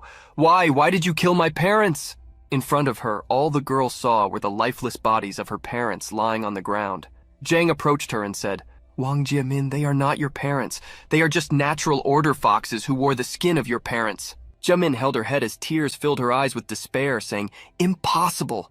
You're lying to me. They are obviously my parents." Embracing the girl in his lap, Zhang asked, "Sister Cece, why didn't the natural order foxes return to their true form?" Jimin clung to him, crying profusely, "You're lying to me." Cece then replied, "There may be a king-level natural order fox in the city that is refining their illusion talent. So even those of a lower level were able to deceive a high-level awakened one. The ones we killed could return to their true form because we killed them outside the city." Zhang approached the bodies while thinking, "If that's the case, then maybe I'm the only one capable of exposing their disguise." Gradually removing the skin from the fox's face, vapor rose, and Zhang declared, "Wang Jimin, these two mutant beasts killed your parents, and then they disguised themselves as them. This is the truth." On the ground, it was now possible to see the true form of the fox, its long claws and the vapor of blood rising. Still crying and in a state of denial while remembering her parents, Jimin asked, "How can this be? 9 of us, dead in a single week. It seems the humans have discovered a way to counter our illusions," Luo Shiyu declared, seated on her throne at the foxes' meeting. "Your Highness, why don't we exterminate them all and take control of the city?" one of the foxes proposed, to which another, who was sitting gnawing on a bone, responded, "And then what? Are we going to eat grass for dinner?" Shiyu raised her voice and ordered, "Silence!" Then she replied to the first fox. Fool! Eliminating the humans is inefficient and a waste of food. Our top priority is to lure those who are lurking in the shadows and then eliminate them one by one. Our esteemed deputy mayor, do you have any suggestions? The deputy mayor bowed reverently beside Shiryu and said, Your Highness, perhaps it is time to attract other species to the city, to stir things up a bit, reduce the herd, and then it will be easier to catch the strongest ones. The leader then asked, How can you be so sure that those strongest ones are still in the city? The deputy mayor then replied, There are 3 main organizations besides the city guard and the investigation team. There is one more. The lord of the city was severely wounded by the king and fled. I suspect he is hiding within that organization. I'm sure he hasn't left the city and is still waiting for us to show weakness. One of the foxes approached and said, Your Highness, I think bringing in other species is a good idea. The other agreed, saying, Right, I could use a change of flavor. Shiryu assumed her original form and declared, Very well, but remember the king is still asleep. You may have earned our gratitude, human, but step out of line, even for a moment, and I won't hesitate to end you. Don't forget your place, Huang Zeming. And she walked out of the room with her long claws. The deputy mayor hurried to say, Of course, Your Highness, I would never do that. This humble servant has dedicated his life to serving the Pearl City, but it's a pity the previous mayor was incompetent. The city stagnated under his weak leadership. I only hope that Pearl can be dominated by the strong. Still in the dark space, Jiamin remained in shock. She crouched down trembling and touched the blood-stained ground, tears running down her face. Father, Mother, I'm sorry, I'm so sorry. If only I had known, she said between sobs. Cece approached and said, Even if you had known, what could you have done? And Zhang interrupted, saying, Please, Sister Cece, don't say that. But Jimin raised her voice, declaring, Enough! This is all my fault. I'm too weak. I can't even master the simplest martial arts techniques. Why did this have to happen to my parents? Why wasn't it me who died? She cried out in complete despair, tears streaming down her face. Zhang rushed and knelt down, embracing her tenderly, and said, Listen to me. This is not your fault. I also lost someone important to me. She was murdered by imposter celestial foxes in the city guard. I still think about it every day. If I had prevented her from joining the city guard, that tragedy could have been avoided. But I know, deep down, even if I went back in time, the outcome wouldn't have changed. Joining the city guard was her dream. No one could have stopped her from doing it. We can't change what is destined to be. The death of your parents, it's not your fault. But we can fight for a better future. We can become stronger, strong enough to protect everyone we care about. I'm sure your parents are watching from heaven. I'm sure they would be so proud of you. Still sobbing and with a red face, Jimin thanked him. Then our protagonist declared, As for those monsters in the city, I promise I will eliminate each and every one of them. However, as soon as he finished his sentence, he coughed up blood on Jimin's face. The two were incredulous and screamed, Zhang Ping! Jimin declared, No way, I didn't realize he was so severely injured. Zhang, already losing consciousness, thought, I ordered my body to resist, but I didn't expect it to last only a short period of time. Sometime later, his vision became slightly blurred and he slowly regained consciousness. He's awake! Thank goodness! Jimin said, smiling next to Cece, the two of them waiting for him to wake up. How long was I out? Zhang asked, sitting up. Don't move. Be careful not to reopen the wound, Cece said. Zhang Ping, I've decided. I'll get stronger. Once I'm stronger, I'll help you eliminate those celestial foxes, Jimin declared, making a determined gesture to him. Zhang looked at her and smiled, replying, I believe in you. I know you can do it. Next, Cece called Wang and said, Your home is no longer safe. It's better if you stay here for a while. It will be easier for me to ensure your safety this way. However, the voices the protagonist was hearing did not cease. He could hear the chief's last words. The king still sleeps. Remember your place, Huang Zeming. Immediately, he recognized this was Luo Shiryu. He then commented to Cece, I have a clue about the celestial foxes. Shocked, she immediately asked what it was. A few moments later, Cece had the image of the mayor in her head as she said, Huang Zeming. He is the deputy mayor of Pearl City. He appeared in a conversation with the celestial foxes and referred to himself as a humble servant, which means he has probably betrayed us.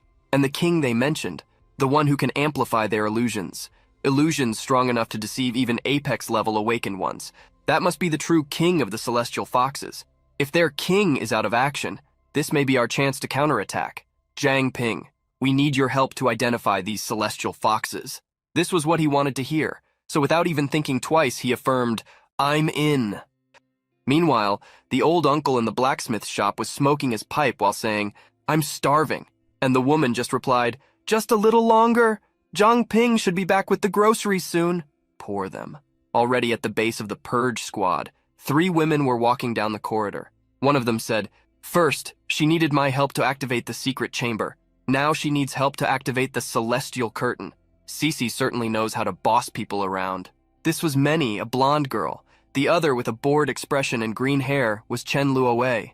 A third woman accompanying them pointed out, hey Meni, want a coffee? This might take a while. The cheerful girl said she was fine and had just had one. Then she stepped into a magic circle that lit up, completely enveloping her. Shujie raised her hands and said, okay, let's begin. Solar charge, complete. The 3 remained within the circle, which was intensifying more and more. Black curtain, complete. Distortion of light and shadow, complete, they said, each giving their best. Then, that energy covered the sky of the city. After working together for a while, the purification team finally decided to reveal some of their secrets. They are the most secret organization in the city of Pearl, and for good reason. They have sworn to defend the city from any threat, purifying it of all corruption. As the city's secret weapon, they often carry out covert operations. A dedicated branch within their ranks, known as the Barrier Team, supports these missions. Cece had said they have 3 main members. The leader is Meni, whose ability is the Black Curtain. That pocket dimension, the dark room space that he had entered several times before, was her work. Then there's Shujie, whose ability is the Solar Charge. She absorbs sunlight and channels it to her team members, keeping them charged for extended battles. And finally, Chen Luowei, whose ability is the distortion of light and shadow. She can manipulate light and shadow to render herself or anything else completely invisible. Together, the 3 can create the illusory celestial curtain, a veil that drags any being below the king level into the pocket dimension, a world of their own creation. They can even transform the environment to confuse their opponents. This is the ultimate weapon of the Barrier Team. Since the Celestial Foxes use illusions to discreetly kill people, they were going to defeat them at their own game. 2 people were walking together, looking around while whistling.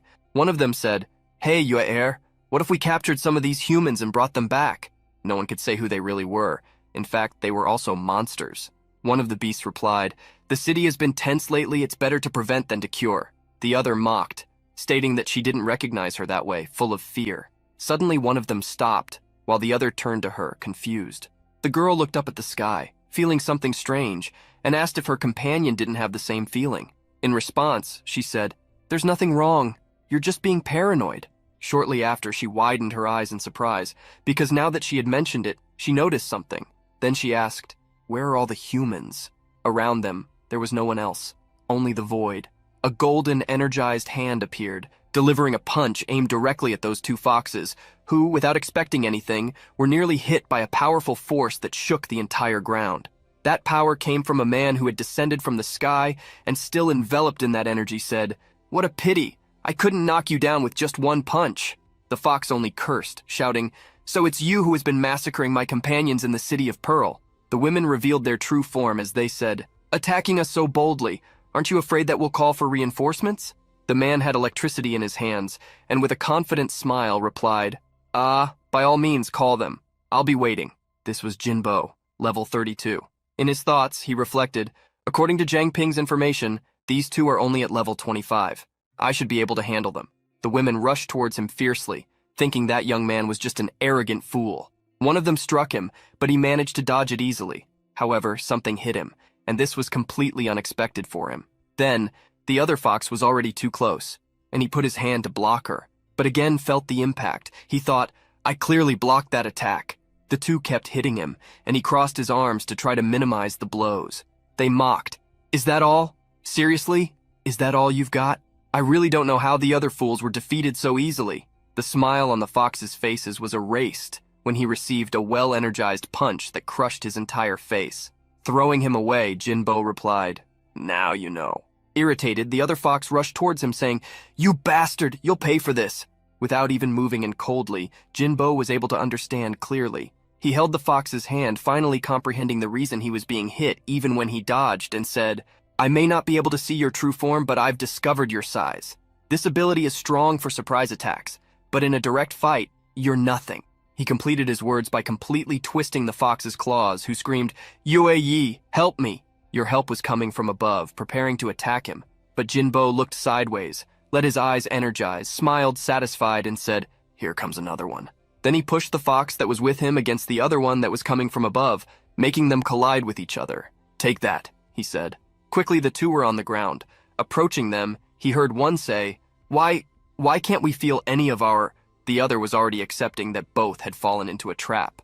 Not satisfied with just listening to them, Jinbo charged another powerful punch full of energy and warned them, "Here comes another one." This left them completely surprised. No more, anything but that. But the end was clear. The energy could be seen from afar. Several golden rays circled the area along with a strong explosion. From afar, our protagonist was there with Cece, amazed by Jinbo's incredible strength. Cece replied, "Yes, after all, Jinbo is the leader of our combat division." Ping smiled, remembering the blonde boy, and couldn't help but comment, "But this outfit, it's giving off huge Super Saiyan vibes." This ended up surprising Cece, as she hadn't watched Dragon Ball and didn't know what he was talking about. Back in the real world, people were walking calmly as if nothing had happened. Suddenly, Cece heard someone say on the phone, "Liu Shan, it's sure by. We have a situation.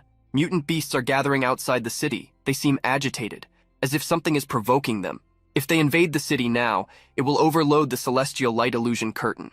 Go evaluate the situation outside the city." However, she was apprehensive, which was evident in her voice, and this made Sure Bai continue. "If you're worried about Jiang Ping, take him with you. It will be good training in real combat skills. As for the celestial foxes that Jiang Ping marked, they are already on our radar. I'll have the combat team deal with them." She immediately understood the instructions, while Ping thought, "Those storm wolves that Sister Jiang found, I wonder if there's a connection." Cece turned and said, "Let's go, Ping. We're needed outside the city. I'll send some people to watch over the blacksmith shop."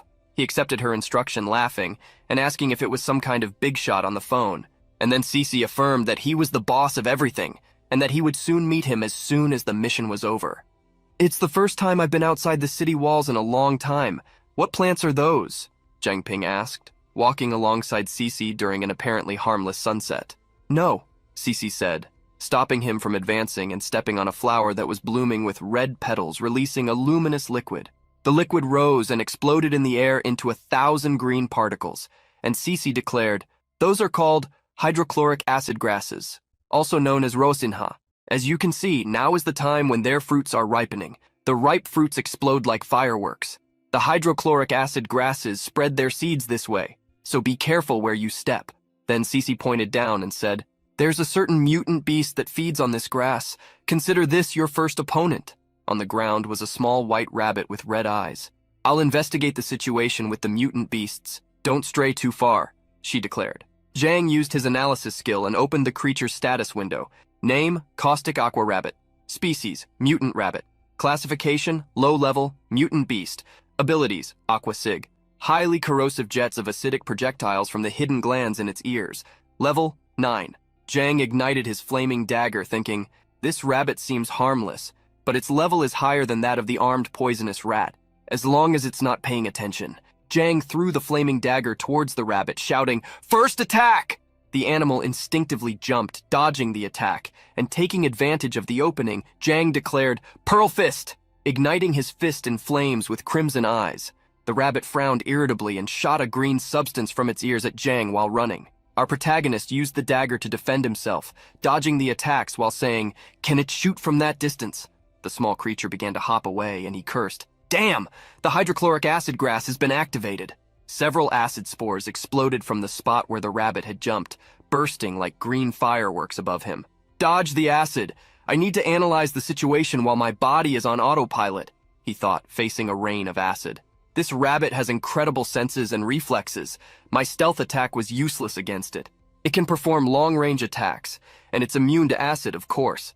It's cunning, spraying acid to prevent me from getting close and then leading me to where the fruits are ripe. Fast, smart, and deadly. This won't be easy," Jiang thought, dodging each drop of acid while running to a safe point. So he looked at his hands and wondered, "Wait, why didn't that acid burn me? I know I blocked it. It's a water projectile with my bare hand." Then he raised his hand with the active flaming fist and said, "Oh, it's because of the flames, isn't it?" The small rabbit let out a squeak as if to say, "Drink my acidic soup," and started shooting several acid projectiles in his direction. Jiang dispelled all of them by intensifying the flames and creating a trail of fire that washed away the acid. As expected, The acid evaporates when exposed to flames. So that's why Cece was fine with me going against something above my level, Jang declared, observing the result. The small rabbit transformed into something demonic with sharp teeth and vibrant red eyes, flames on its body, and a devilish expression. He's wasting all my acid. Why isn't he melting? The rabbit thought amid its screams. That familiar feeling. Even low-level beasts have second phases, Jang thought as the beast advanced fiercely toward him. Jang maneuvered his dagger, slashing side to side at an absurd speed. Then in a moment of carelessness, he felt 2 cuts appear on his shoulder. Worried, he saw blood flowing from the wound and thought, "The claws, they're covered in acid too," he declared. "You little sneak. So you realize that ranged attacks don't work. And now you want to get close and deal damage personally? All right." Zhang then activated his Devouring Fire Flame Reserves ability. Standing in the midst of the flames with his dagger raised, he thought, "To avoid melting, I need to keep my body covered in flames. But I'm burning through my reserves too quickly. I need to finish this fast. I'll surround him with my flames." He then charged toward the target with his body ablaze. "Do you think you're the only one who can set traps, Bunny?" he said while running and initiating a series of strikes.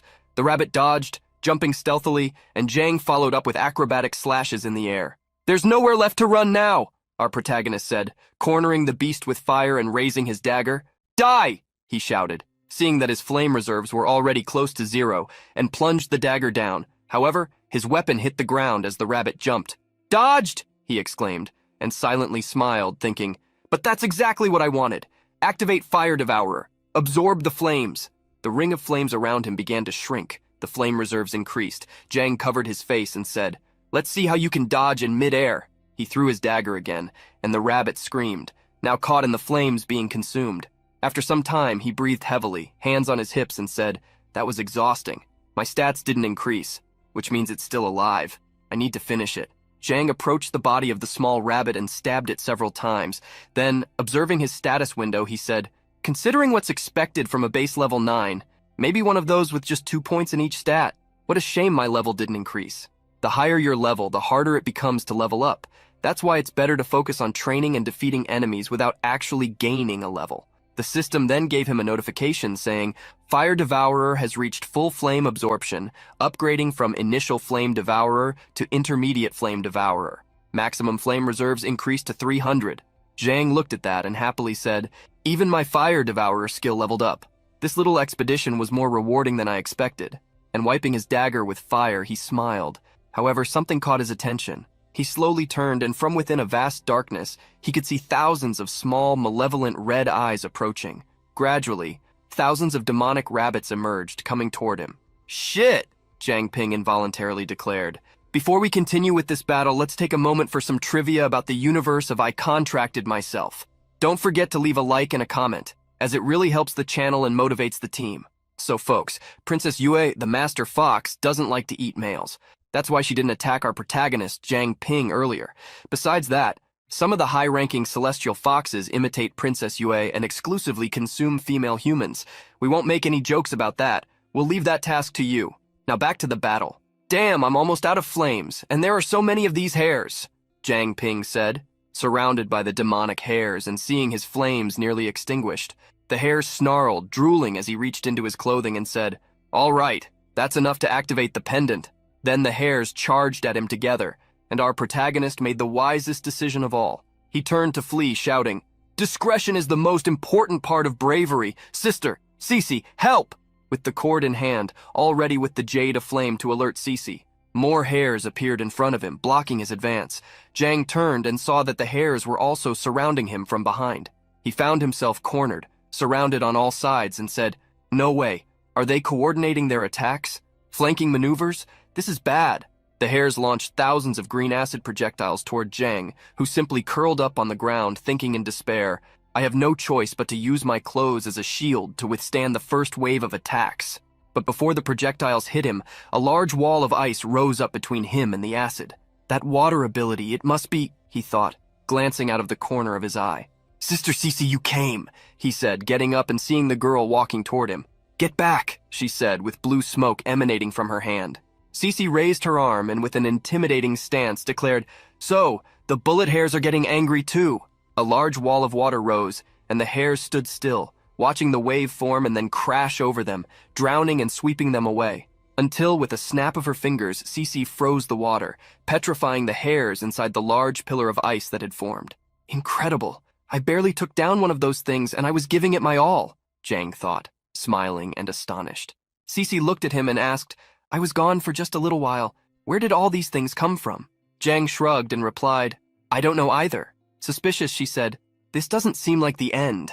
Then a new horde of demonic hairs appeared. Summoning her ice sword, she said, no matter how many there are, they're all the same. It was then that she noticed the behavior of the hairs jumping toward the ice pillar. They're not attacking us? Is it because of that alpha? But it should be dead by now. They don't even care about what's happening around them. As if they're totally fixated on something. Taking advantage of the opening, the girl said, in that case, I won't hold back. And with her sword, she leaped, cutting the creatures one by one with a clean strike, spilling blood and causing ice to grow from their wounds as she spun in the air. Cece moved from hair to hair, tearing their bodies apart and creating a composition of white fur, red blood, and blue ice. Then, about to deliver the next blow, she declared, last one, and a strong impact arose as Cece buried the sword into the final hair. Facing the large demonic hair that seemed to incite the others, she thought, this alpha, if I'm right, the answer must be somewhere inside its body. Then she stretched out her hand, touching the ice, and declared, release. The ice shattered, breaking into 1,000 pieces. Cece knelt among the bloodied ice blocks and finally grasped what she was looking for between her fingers. I found it. It's a spirit-controlling pill. It really is. Between her fingers, she held a small blue sphere. Jang knelt beside her, resting on his knees, and asked, spirit-controlling pill? What is that? It smells kind of nice. Still kneeling, Cece replied, it's a pill made by some organization to control mutant beasts, the Jew clan which tames beasts. So they finally showed their hand. The spirit-controlling pills are said to emit a unique aroma. Only low and mid-level mutant beasts can sense it. It attracts them, makes them want to eat it. It's very different from your gem contract. The beasts that consume it lose their minds, becoming completely submissive to whoever controls the pill. But how the Jew clan actually controls these beasts, that's still a mystery. This thing won't be digested. If we leave it here, more beasts will end up becoming puppets. Cece closed her fist around the sphere, squeezing it tightly until it broke. Then she began to walk, pouring the contents onto the ground as Zhang followed her. There's definitely a connection between these pills and the beast attacks. I'll report back to HQ. Whether the Jew clan is responsible or not, before the investigation is over, you'll train with me outside the city walls. Zhang saluted her, saying, yes, ma'am, and she laughed, responding, that's the spirit. Behind some trees, a masked person in a long hood was watching them hidden. Cece suddenly attacked, startling Zhang, who merely stepped aside as she threw her sword, cutting the tree in half, revealing no one. What's going on all of a sudden? Zhang asked, confused, and Cece replied, nothing. However, she thought to herself, was it just my imagination? A week later, in the Hall of the Celestial Foxes, Princess Yu was receiving everyone in a meeting while sitting on her throne. Your Highness, all the Celestial Foxes living around Artisan Street are gathered here, her subject declared. Good, she said. Outside, it was a dark night, and she continued to think, the attacks by mutant beasts are becoming more frequent. Could this be the work of Zhang's dong? In any case, I can't rely on him. It's time for me to make my own move. Then, in her human form, she stood up, and all the foxes remained prostrated while she spoke, exuding a strong, malevolent aura. As you all know, humans have discovered a way to break their own weakness, mind control, causing severe casualties among our people. In recent days, I've noticed that most of our feral brothers have been operating near Artisan Street. You, my brothers, who reside in that area, are highly likely to be their next target. I need you to create a scene. You might stumble upon something important. We will make them think you are fleeing. Force them to act rashly. I need to know exactly who we are dealing with. She unleashed her fox claw, creating an intimidating aura. The servant foxes exchanged glances and quickly responded, yes, Your Highness. Back in the valley where our protagonist trained, Zhang jumped, burying his dagger in the air and attacking yet another innocent rabbit that just wanted to eat acidic grass in peace. His dagger cut the rabbit, igniting it and causing the others to flee. With a cold look, Zhang thought, after a week of just grinding rabbits, I've finally reached level 6. Not only that, but I've also completely mastered their attack patterns and weaknesses. The rabbits attacked together, launching acidic projectiles in his direction, and Zhang created a vortex of fire around himself. Step 1. Neutralize their long-range attacks, dealing damage and really making them nervous, he thought, leaping over the rabbits who were now in their second form, already planning. Once they are enraged, they will launch a close-range attack. The acid is flammable, but it burns too quickly to be lethal. Zhang continued cutting and hitting them with one hand, while charging crimson scales with the other, throwing them toward the targets. But if I used the scarlet serpent scale as fuel, the flames would never go out. The scale exploded upon hitting the rabbit, consuming it in flames and neutralizing it. Zhang observed the great pillar of fire that formed from the explosions and thought, I will call it Fire Devourer. True fire of 3 flavors, although, thinking about it, it's a very cringe name. Crossing the pillar of flames, which contained a rain of carbonized rabbits, Zhang continued to think, I've only collected this amount of serpent scales during this time, and I've already used them all. This amount of deaths at once. It has to be enough for another level, right? He then activated his analysis skill and opened his status panel. As expected, I leveled up. The system displayed in the translucent blue window, level increased to 7. All stats increased by 10. Due to the defeat of dangerous enemies above your current level, all stats increased by an additional 10. The contract jewel increased to level 5.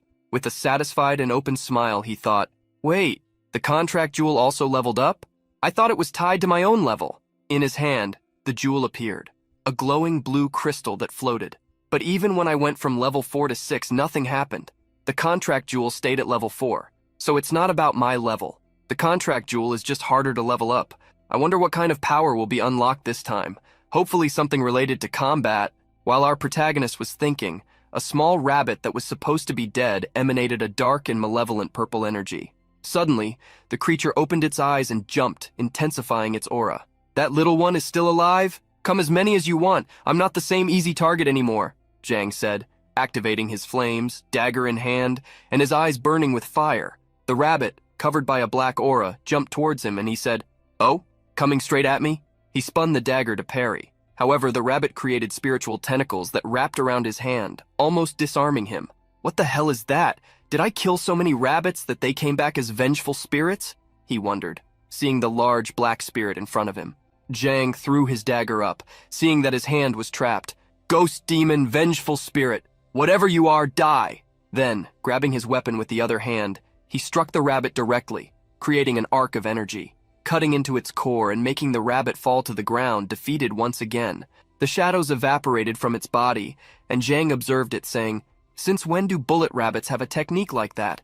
Don't tell me it's being controlled by spirit powder. Zhang crouched down and cut open the rabbit's body, pulling out a small, glowing purple mass. There really is something, but it doesn't look like controlling spirit powder, he said, puzzled. Zhang then activated his analysis skill, but it failed. It failed again and again and again. I haven't seen something so resistant to analysis in a long time, he thought, observing the object. Finally, after much persistence, the awaited response came. Analysis successful. Nether mist essence. Quality. Unknown. A powerful essence stored in the glands of a nether mist black goat. Consumption will result in unexpected consequences. Intrigued, he repeated, Huh? Goat? Sitting by the campfire, Zhang continued his attempts at analysis. Repeatedly, the analysis failed, while the fire burned and the purple mass glowed in his hands until it finally worked again. He then activated the playback function and revisited the memory of the creation of that artifact. A skeletal goat covered in muscles with large horns and a dense malignant aura stood before several beasts. The beasts charged toward it, and the goat ran using all the power of its spirit. The boar leading the charge headbutted it, piercing through, and the spirit of the goat roared in attack, until the boar turned, with red eyes and sharp teeth, sinking its fangs into the goat's skeleton. The goat infiltrated the boar's body and then expanded into 1,000 spikes, exterminating both itself and its enemy. Then, the skeleton of the goat fell to the ground. Zhang began to wonder, did they both die? That orb? I have a feeling it's something rare like that wind jewel, but how do I activate its effect? Direct contact didn't work, unlike the last awakening. Do I really have to swallow this thing? Zhang lay on the ground, manipulating the purple mass in his hand and looking up as he spoke. The truth is, this thing came from the black goat. It's quite disgusting if you think about it. That's when memories of previous confrontations against the foxes came to his mind. The confrontation where Jimin saw his parents attacked and where he had to say goodbye to Su Jingzhao. Then he sat up and said to himself, You insignificant and weak insect, think you have the luxury of choice? Our protagonist shoved the purple mass into his mouth and swallowed. What followed was a guttural scream of pain. Zhang held his head, screaming and thrashing, his memories intertwined, his childhood best friend in his arms still alive, and then being turned into a puppet by a celestial fox, bleeding, Jiang kneeling, prostrated, while she struggled to speak. Zhangping, promise me, no matter what kind of situation you face, you must survive. The girl looked up, crying blood tears, and our protagonist gritted his teeth with a crimson gaze, saying, "Don't worry, Su Jingyao, I'm not dying," and clenched his fists, supporting himself on the ground. "Not before I kill every last one of those damned foxes," he declared, and the system finally informed him. Successful analysis. Jiang Ping, species human, level 7, contract gem level 5, nether mist body, basic, ability, absorbs the fear of living beings and converts it into controllable nether mist. Current 20 out of 100. Jiang knelt and opened his hand in front of his chest while a blue flame burned. A combat skill that focuses this time on both attack and defense in one. It seems that the power depends on how much nether mist I use. My growth potential has jumped 3 whole stars. The nether mist body is so powerful. Jiang then began to laugh, and tears ran down his face. Damn, am I crying, regret, joy, anxiety? Who knows? Anyway, soon I will have the strength to avenge Su Jingyao. Jiang was so immersed in his words and tears that he didn't notice a group of workers approaching. "Hey, kid, are you okay?" one of them asked. "Let's go, it's not our business," another said. "Yeah, let's hurry to the city. There are some dangerous monsters around here." However, the first one insisted, saying, "Kid?" Jiang then slowly stood up, surrounded by a dark blue aura and mist, and turned with an intimidating look, saying, "I'm fine." The men retreated, running in fear at the sight of Jiang enveloped in smoke, all shouting, "Ghost! It's a ghost!" Jiang stood confused, observing, and noticed that his nether mist reserve had increased from 20 to 35. "Oh? I can absorb the fear of others and convert it into nether mist? This doesn't look like ordinary mist. It doesn't even count as energy, but I can shape it however I want," he said, then transformed his hand into a black claw wrapped in mist, his eyes turning purple. He then created a dark blue dagger that floated in the palm of his hand and said, "I wonder what its powers are. Let's try the least damage." He threw it, creating a slicing arc toward a tree and dealing 1 damage. It was enough to make a clean cut and fell the tree in one go. "I used only 1 point of nether mist and it's already this strong," he exclaimed. Then he continued cutting in an intertwined manner as the trunk fell, slicing it into 1,000 wooden cubes. "Interesting," he declared, standing amidst the shower of wood fragments. He then raised his arm and created a shield with the nether mist, smiling as he said, "Cutting through things like butter, blocking attacks. This nether mist is quite versatile." Jiang smiled with his eyes glowing in a menacing purple and said, "If used correctly, the nether mist body will be my trump card against even high-level mutant beasts." And to himself he thought, "For now, let's continue growing secretly and getting stronger with the help of the purging squad." Suddenly, Cece came running towards him, shouting, "Zhang Ping, did you find a nether mist mutant beast? Where is it?" She immediately invoked her powers, preparing for battle and placing herself in front of the boy to protect him. Jiang gave a sheepish smile and scratched his cheek, thinking, this scene gives me deja vu. It reminds me of Sis Chiang." He then confessed, "Sister Cece, actually, here's what happened." He recounted everything that had occurred. In shock, the girl asked, "What? You ate a nether mist essence?" She then confronted him, raising her voice and stepping closer. "Jiang Ping, do you want to die? Ingesting something you don't know what it is. Have you realized how close you are to the door of death?" She turned away, crossing her arms, sulking with her back to him. He maintained a sheepish smile, thinking, "It shouldn't be like this. I checked with analysis." He replied, "It's all right. If there's a problem, I can just make myself vomit." Still irritated, the girl declared, "Ah, and what if you can't think of that? What if it's a parasite?" She then turned with her ice crystal in hand. Jiang touched his chest and said, "Sister Cece, are you saying that what I ate could really be dangerous?" With a serious look, Cece said, "Nether mist beasts are creatures of unknown origin. They don't have a specific form and usually reside within other creatures. That black mountain goat and that bullet rabbit you mentioned, they were probably puppets controlled by a nether mist beast, and when the host dies, they burrow into one of its organs, waiting for the next host. The key point is that nether mist beasts can control their infected hosts." Shocked and wide-eyed, Jiang thought, nearly panicking. "So does that mean the nether mist has latched onto me?" He began to analyze. The intense pain I felt when I swallowed the nether mist essence, was that the nether mist trying to take over my body? He then said, "Since I'm fine, does that mean it failed?" Cece turned and said, "I don't know. You are unique. Maybe it's because there's no nether mist beast inside you. Something pure protected you. Or maybe it's because you can exert absolute control over yourself, so you're not affected even if you are parasitized. But if you undergo any mutation, I'll have to cut you." Jang shouted in fright and apologized, saying, "I'm so sorry!" Behind him, a spider was weaving a web as it descended from the tree, looking at Cece with a "surprise, you little rascal" expression. The girl panicked, grabbed her sword, and shouted, "Aara! A spider! A huge spider!" She started swinging the sword frantically and flailing her arms. Then she ran into Jang's arms, hugging him and saying, "Get it away from me! Get it away from me!"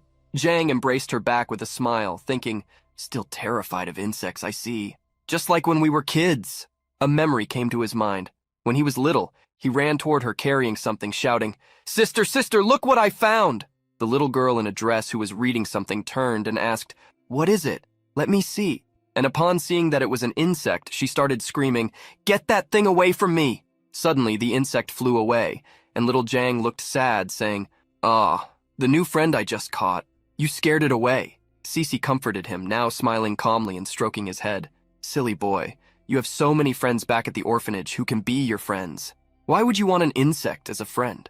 Jang looked down sadly and replied, "But they're going to leave the orphanage someday. What will I do then?" Little Cece hugged him, and with a flushed face and the genuineness that only a child can have, said, "Zhang Ping, I promise, no matter what happens, I will always be your friend."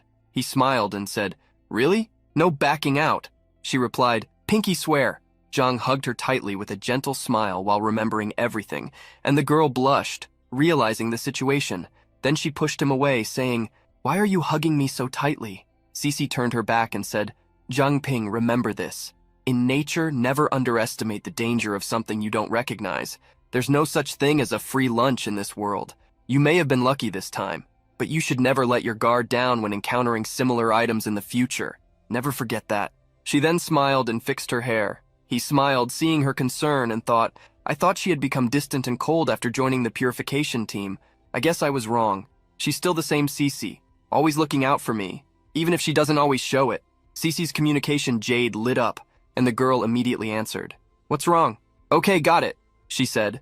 And then, as she ended the call, she started walking with a serious expression, saying, "My investigation mission and your special training are temporarily suspended. We need to return to Pearl City." Zhang then asked, "What happened?" Cece continued walking and replied, "The leader of the Jinbo team was severely injured by the crystal lights. I need to go back and provide support." Zhang tried to follow her and said, "He was injured? Wait, why don't we call for backup? What about the other investigation teams outside the city or in other cities?" The girl walked ahead as she spoke. "We can't risk altering our presence. Besides, things are complicated outside the city walls. I'll explain along the way." On the way, Cece told Zhang about the situation outside the city. No one knows when this started, but since the crystalline lights began, many people have disappeared, and the city does nothing to protect what little remains. Traveling is so dangerous. Mapping the outside world, Zhang became aware of the state of investigations and a growing number of independent awakened individuals. According to the latest information from the investigation team, the area around Pearl City has the highest concentration of mutant beasts in some villages, and farther away is the sea, due to the presence of elevated levels. No one explores this area, and we don't know if there are other cities beyond it.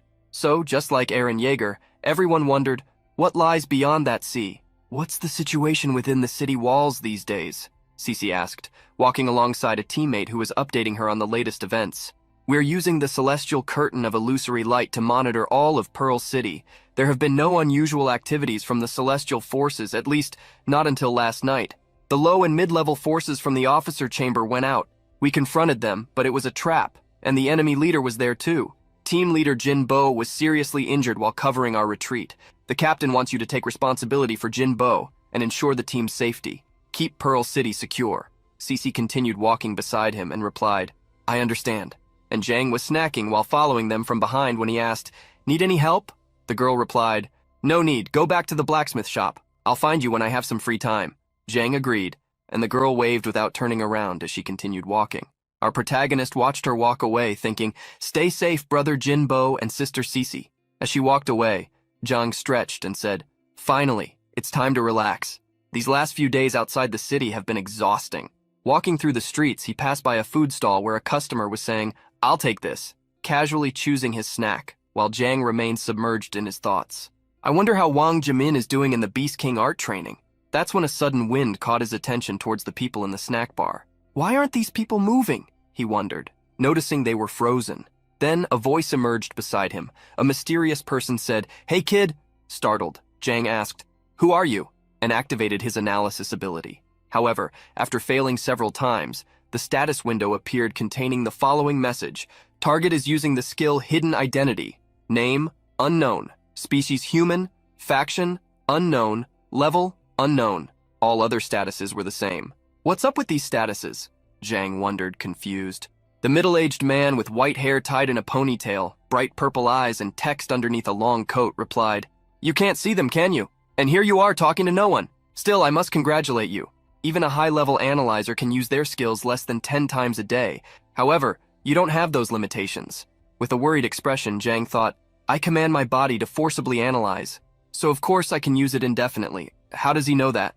A drop of sweat ran down his temple. "Old man, can I help you with something?" our protagonist asked, trying to stay composed. This old man, even with his serene expression, the aura he emits sends chills down my spine, he thought. Then the old man expanded his energy, saying, "How about we have some fun?" Jang then crouched, getting into a combat stance, and thought, "Here comes trouble." The old man looked at him now with crimson eyes and asked with a smile, "What? Aren't you going to do anything?" Still holding his dagger, Jang replied, "I have no reason to fight you." And the old man responded, "Do you need a reason to get stronger, or was that vow to avenge Su Jingyao just talk?" Jang advanced fiercely towards the old man with a cold gaze and a murderous intent. "Say that again," he said, striking with his dagger to cut the old man's throat, leaving a trail of fire in the air. But in front of him, time shattered, and the man disappeared. "Spatial rift? No, it's a teleportation ability. He's behind me," he thought, then turned and ran towards him, burying a punch that was easily intercepted by the man, who held his fist in the air, saying, "Your speed still needs work." With a mocking voice, Jang said, "Oh, really?" The man looked uncertain, as if he sensed something was missing. With his other hand behind his back, Jang concentrated a flame, and then launched it at the man's face from close range. But he reacted faster and created a shield, blocking all the damage and enveloping himself in translucent energy. Something's not right, Jang thought. Then the man spoke while slowly adopting a spiritual appearance. "You had your fun, now it's my turn." And behind him another person appeared. A residual image? Jang wondered, seeing the true version of the man emerge behind him, walking in his direction and throwing a water dagger that passed over his shoulder. Water element now? Damn, how many abilities does this guy have? He's just a monster, he thought, realizing that his only alternative now was to dodge the attacks. Several water daggers were thrown his way, and he danced to evade them, until invoking the black and purple mist in his hand, he thought, "There's no more option now. I have to try that move." He then created a black shield, spending 5 of the 18 available nether mists. The man continued throwing daggers, and Jang planned, first a feigned attack to create an opening. Then, spending the remaining 13 nether mists, he launched a large beam of black energy in his direction. The man dodged, and seeing the movement, he thought, "So, seize the opportunity, and by minimizing defense, make a stealth attack." The man smiled and said, "Clever, but what a pity you're still not strong enough." In an explosion of intense light, he trapped Jang in the air, throwing him away. "But having so much power at your level is impressive," he said, walking towards our protagonist, who was pinned to the ground by the pressure, thinking, "I can't move. Telekinesis too? This is just unfair."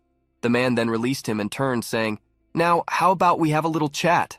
Jang sat up, thinking, "I can move again. He went through all this trouble just to test me. I, who am a completely different power compared to Jimbo and Cece." The man slowly disappeared, becoming translucent, and Jang wondered, can he even be invisible? The only one in the city with this kind of power? It's the captain of the purification squad.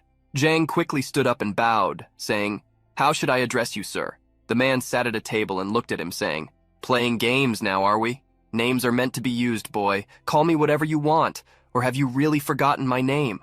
Jang approached the table, thinking, it seems the purification squad has already figured everything out about me. But why would Mr. Situ Shubai reveal himself like this? What is his purpose? He then sat down asking, "Mr. Situ, what brings you here, sir?" Situ turned his cup, taking a sip of tea while saying, "Jang Ping, it's better if you don't think too much about it. You've learned to block others from reading your mind." Jang was taken aback, frightened, as the man continued, "In the 2 centuries since I arrived, Pearl City hasn't seen any users with unlimited level abilities. Until now. How could my curiosity not be piqued?" Intrigued, Jang stirred, saying, "You're saying that I'm an unlimited level awakener? What does that even mean?" I thought the peak level was the highest an awakener could reach. The same goes for abilities. And calmly, as the leaves flew around them, the man replied, no matter how powerful an awakener becomes, they are limited to a single ability throughout their life. But unlimited level awakeners can break those chains. They can remove the limit on the number of abilities and continuously awaken new ones. Then, with eyes shining a cyan blue, he said, there's something I'm curious about. Something I need to know. Tell me, Zhangping, can my unlimited level ability, Path of Others, copy your unlimited level ability, Contract Gene? Of course, I won't ask you for this for free. Whatever it is, I'll give you something as a token of gratitude, and I will answer any questions you have. Zhang then asked while still seated, what if I refuse? The man replied, you're welcome to, but perhaps you'd like to see my gift first. He then placed a box on the table containing a shining golden bracelet with arcane inscriptions. This bracelet is called the Golden Treasure. It's a piece of equipment I used a lot back in the day. It contains an ability within it, storage. I trust you understand what that means. Enchanted, Zhang declared. Mr. Situ, you are very generous. And looking at the bracelet that shone brightly, he thought, a storage space is exactly what I need right now. Situ extended his gloved hand, glowing blue, and said with a serious look, extend your hand.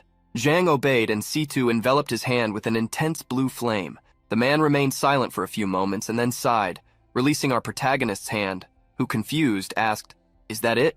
Is it done? While rubbing his wrist. Situ replied, yes, it's done.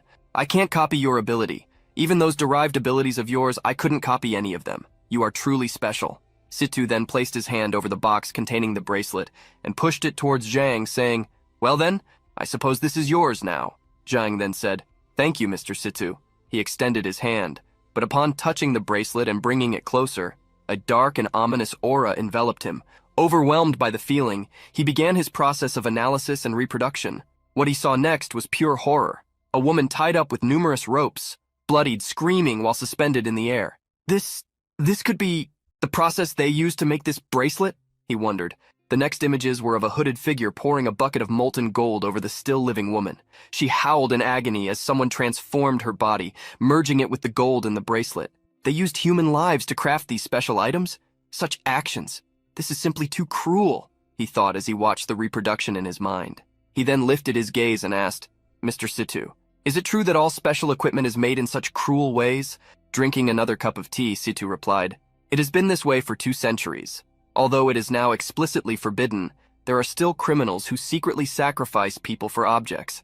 I originally wanted to destroy this bracelet, but perhaps in your hands, maybe you can use it to bring justice to those who deserve it, so that the lost souls used to create this bracelet can rest in peace. Zhang then continued the conversation. What was Pearl City like 200 years ago? Were all treated this way? Their lives thrown away so casually? Situ placed his cup back on the table and replied, yes, 200 years ago. The Jew family who tamed beasts ruled Pearl City with an iron fist. Everyone was a slave to their whims. There was no future, no hope. Men worked day and night for scraps of food. Women, if they had any beauty, were selected as servant slaves for the Jew family, becoming toys for the young masters. From the moment they were born, children were indoctrinated, forced to swear loyalty to a family that saw them as nothing more than tools, and the elderly who could not work were used as food. Food for the Jew family's domesticated and mutated pets. And if someone awakened with an ability, they were either enslaved or became ingredients, sacrifices to feed the creation of equipment. Because of the many crimes of the Jew family, some capable individuals quietly gathered and eventually overthrew the Jew family's rule. Zhang picked up the cup and poured another serving of tea, saying, I understand. The man then asked, any more questions? Handing the hot tea to the man, who extended his hand to take it, Zhang said, Mr. Situ, you are incredibly powerful. So why not deal with this Princess Yue yourself? Why not free this city once again? The man then, with a serious expression, said, it's not that I won't, it's that I can't. It's that... He then activated his ability, encrypted communication, and continued speaking while looking at Zhang as the steam from the tea rose. You might have the impression that Pearl City's defenses are weak, that we were caught off guard by the Celestial Fox's incursion, but that is wrong. A fatal error. The defenses of Pearl City are, in fact, incredibly robust. Our investigation team tracks and drives away mutant beasts in the jungles around us. We have the purging team stationed near the city gate, secretly handling mutant beasts, investigation team, and beyond that we have the King's Divine Artifact, Sun Pearl, and the Moon Pearl inside. Within the range of the sun and moon pearls, all living beings are suppressed, their power limited to level 40. But as things stand, that said, even if a king-level mutant beast invades, it will be downgraded to peak level. He then stood up and turning his back said, "And I am, without a doubt, the strongest peak level that exists, but as things stand." Suddenly, Jang stood up and slammed his hand on the table in frustration, saying, "Elder Bai, are you saying that we have a traitor among us?" The man turned slightly, responding, "Smart. With the city lord still missing, except for me, the only ones who could control the artifact are the remnants of the Jew family, those who have hidden in the shadows after the end of their reign of terror." Clenching his teeth in anger at this new conclusion, Jang declared with the foxes in mind, "So the Jew family disabled the Sun and Moon Pearls artifact, and then opened the door for the celestial foxes, and this recent wave of mutant beast activities, this is all they're doing, isn't it? Why didn't we eradicate those scoundrels completely when we had the chance?" C2 sighed deeply and replied, "After overthrowing the Jew family's rule, we have been trying to eliminate the remnants. But how can one remove all the weeds? Probably because they have operated in Pearl City for hundreds of years, with deep and extensive underground roots." To himself, Jang thought, "Right. This celestial fox invasion, nothing about this makes sense. What is the true objective of the Jew family? Is the city lord dead or alive? Why instigate a revolt of mutant beasts? What kind of power does the king of celestial foxes possess?" Filled with anger, Jang clenched his fists and teeth, then relaxed a bit and continued thinking. Without answers to these questions, Situ Shibai must act with extreme caution. Otherwise, if he falls into the enemy's trap and dies in battle, Pearl City will truly be doomed.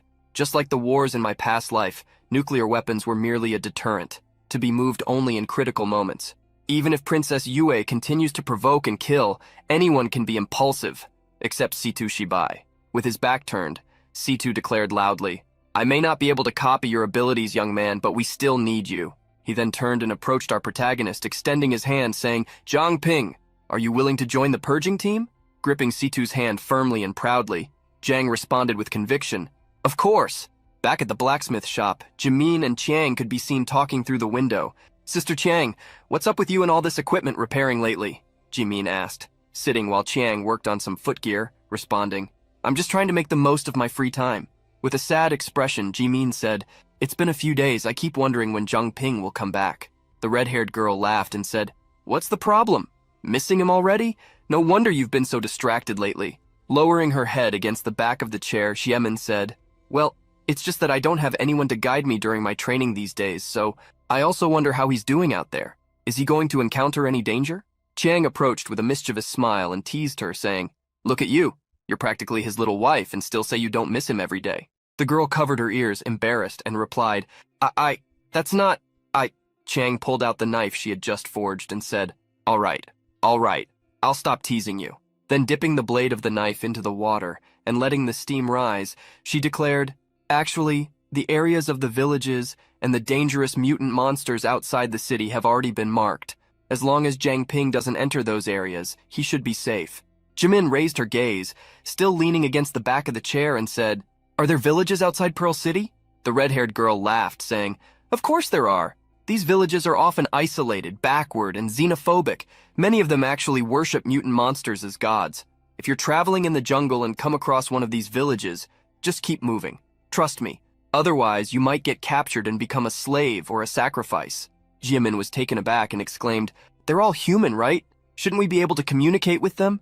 Chiang decided to tease the girl again, and with an intimidating look, leaned over her, saying, "They can hardly be considered human. In nature, the problem isn't the mutant monsters, but these savages. Some of them like to wear strange masks and watch you silently. You won't even notice they're getting closer." Behind her, a blue smoke rose, taking the form of a terrifying being with yellow eyes and teeth. "Like him?" Jiamin screamed in fright, and Chiang turned calmly and replied, seeing the masked being with now red eyes, "More or less like this." As soon as she realized what was happening, she stopped and was in shock. Inside the nethermist, Jang was wearing a mask and striking a scary pose, trying to frighten the girls. Jimin turned around and screamed with tears in her eyes, while Chang snapped out of her shock and kicked Jang hard between the legs. Jang turned pale from the blow and froze. Moments later, they acted as if nothing had happened. "Ow! Sister Chang, that was just mean," Jang said, still wearing the mask with teeth and horns. "Who are you?" she asked, with Jimin hiding behind him. "It's me, Zhang Ping." he replied, trembling and holding his groin. Both girls placed their hands on their hearts and took deep breaths. Then Chang approached him and grabbed him by the neck, ruffling his hair, saying, "You little rascal! You come back without warning and try to scare us with your scary act." Chang laughed and said, "Well, I'm back, and I heard you talking about the savage villages. I thought I could lighten the mood a bit. Never thought you'd turn around and kick me." Chang then let him go and went straight to the door to grab her jacket while saying, "So is your training over?" Zhang replied, "Yeah, I think I'll spend some time within the city walls and work on my skills." The red-haired girl put on her jacket and responded, "That's perfect. I just found a clue about Shanshan today. I was planning to leave the city too. Please take care of Uncle Liu for me." Zhang then asked, "Why the rush?" And Chiang, giving a lesson on how not to be a cockblock, replied, "Let's just say someone is waiting for your return and I don't want to get in the way." Jamin shrank back, blushing and silent, while Chiang left the room. Zhang was left confused, not understanding. Then suddenly the pink-haired girl hurriedly said, "It's getting late. I'm going back to my room to rest." She ran toward the door but stopped before leaving, turning with a sweet smile and saying, "Zhang Ping, I'm glad you came back safely." Zhang looked at her, returning the gentle smile, and thought, "You know, since I arrived in this world, this is the first time I've really felt at home." He waved at her. His uncle suddenly appeared behind him and, with his hands behind his back, said, "She left a while ago. Why are you still smiling?" Zhang jumped like a startled cat, and his uncle approached, saying, "Listen, the first thing in the morning, you need to find Cho Chang and tell her I'm really sick.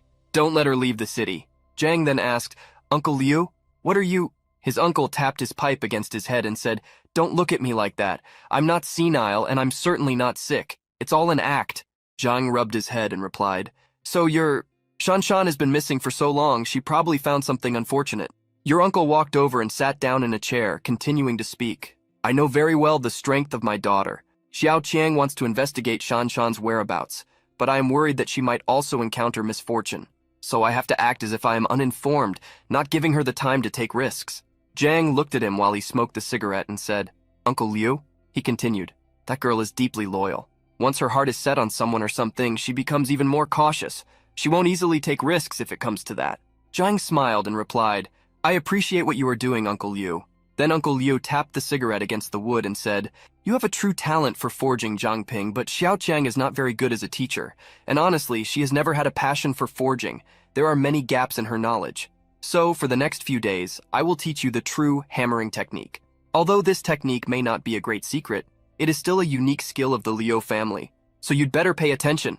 Zhang then clenched his fist tightly with passion and declared, "Yes, sir, I won't disappoint you." It was then that a familiar voice emerged. "Zhang Ping, Zhang Ping." A blue smoke and celestial glimmers appeared. The face of Jing Yao, surrounded by clouds, appeared in his mind. "Continue. I am waiting for you." "It's me," she said. And our protagonist thought, Su Jingyao. In front of the blacksmith shop, a small shining blue feather surrounded by stars fell from the sky, floating and touching the ground. Just as Uncle Liu wished, Sis Chang stayed in the city and, as promised, began to secretly teach the true forging technique. Uncle Liu looked at Sis Chang and said, "I think I have lung cancer," exhaling smoke after taking a drag from the cigarette. "Then stop smoking right now," replied the irritated red-haired girl. "I've been using the forging technique with my neo-thermist. I can control it much better now and shape it into much more precise forms. It's a different kind of strength, but I'm definitely getting stronger.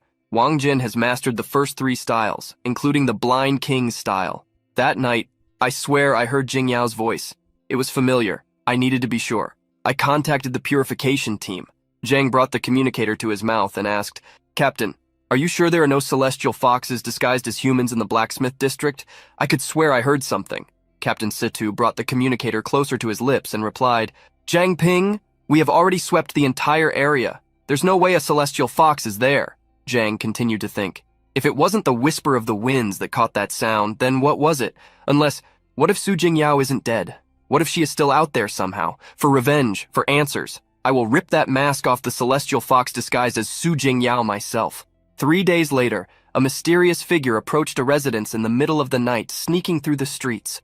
He walked silently to the room of a girl who was sleeping deeply. The man smiled wickedly and reached out to her, pulling the sheet that covered her. Out cold. I think my little medicine worked perfectly. They said the daughter of the Su family is a true beauty. With curves in all the right places, they say she is as clear as the moonlight. Tonight I will try and see if the rumors are true." he said, tracing a line on the girl's arm with his fingers. Zheng Xiaofan, a voice called from behind him as a dark blue cloud filled the room. Who's there? The man turned around startled and asked, with a mask covering half of his face with a pink flower on his forehead. Zheng Xiaofan, also known as Little Bear, 1.50 meters, a face only a mother could love. The voice spoke with a dark, mocking tone. Show yourself, who's there? The man, Zheng Xiaofan, repeated in fear, looking around as the mist spread. Despised by women, more twisted and perverted every day. You have constantly hurt countless women over the last decade? Am I wrong? The mist spoke again, taking the form of a man behind him. Who the hell are you? Xiaofan asked again, terrified. I come bringing a command to take your life, the being declared with a crimson and dark gaze. Xiaofan began running in terror, thinking, the entire Su family should have been drugged by me. So what the hell is that? A human? A ghost? The mist spread, extending towards Xiaofan's body. A shadowy blue spike pierced his leg, sending him crashing to the ground.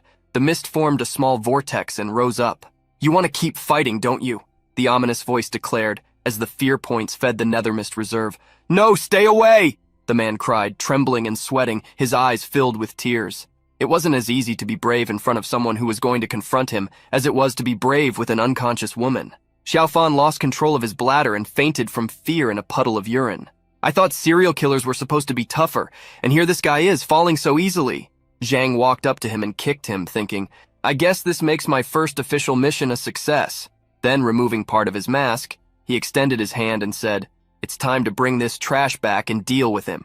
Our protagonist extended his hand and activated his analysis ability, displaying the man's status window. Name, Zheng Xiaofan, species human, faction, none, potential.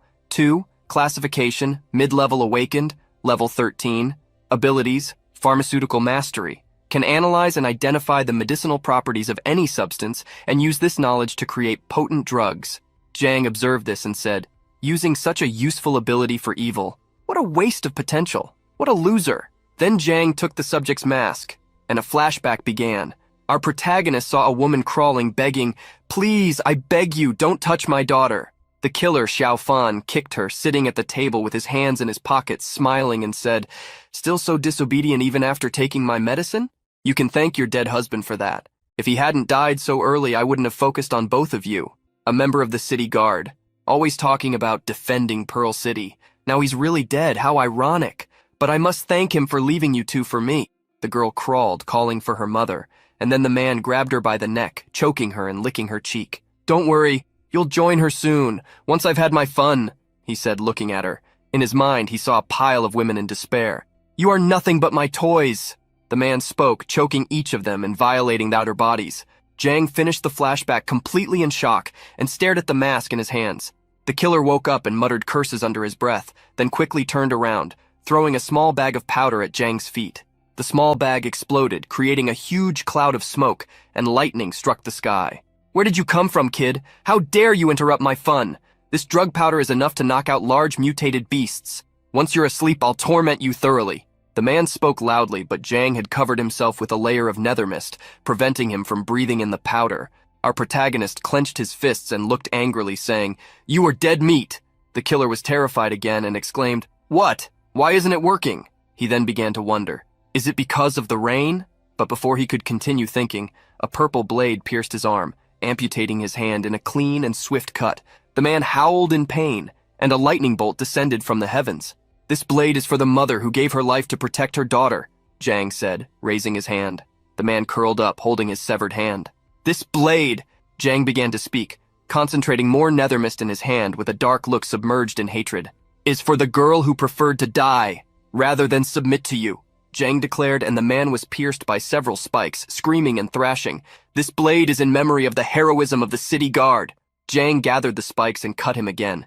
The man howled once more as the blood flowed. This blade is for the just detective. Let this knife engrave the memory of that nameless awakened one who fought for justice deep in his soul. With each cut, the man screamed louder, more blood gushing and mixing with the rain.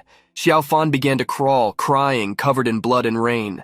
Crazy, you are completely insane, he murmured with his 2 legs amputated. Zhang approached him, shrouded in nether mist, with a dark aura of pure hatred. With today's technology, you can still be saved if you receive treatment in time. I will give you a chance. As long as you can make it out that door, I will spare your life, Zhang declared, pointing to the door and thinking, Zheng Xiaofan, I will make you experience the same despair, the same terror you inflicted on those innocents, 100,000 times more. Remember, this is your last chance, Zhang declared, pointing to the door, shrouded in a purple aura as the rain poured heavily over them, with lightning and thunder crashing in the sky. The man smiled with foolish hope in his eyes and began to crawl pathetically, thinking, once I recover from this, I will kill you, kid. I will peel the skin off your body. Slowly, he crawled like a worm in the rain, leaving a trail of blood and smiling malevolently, thinking of his victims. I can't die here. There are still so many women out there that I haven't played with yet. Almost, just a bit more. As he neared the door, he raised his gaze, thinking, if I can just open this door, I can escape this. He raised his only hand, trying to reach the handles, but like a slug before its disgusting trail, he stretched out without half his legs and could only tremble. Come on, just a little more, he kept repeating to himself, trying to reach pathetically, until he realized he wouldn't succeed. His body had been reduced to the same despicable shape as his soul. Then, in a fit of rage, he began to pound on the door and curse, Shit! Shit! Shit! Shit!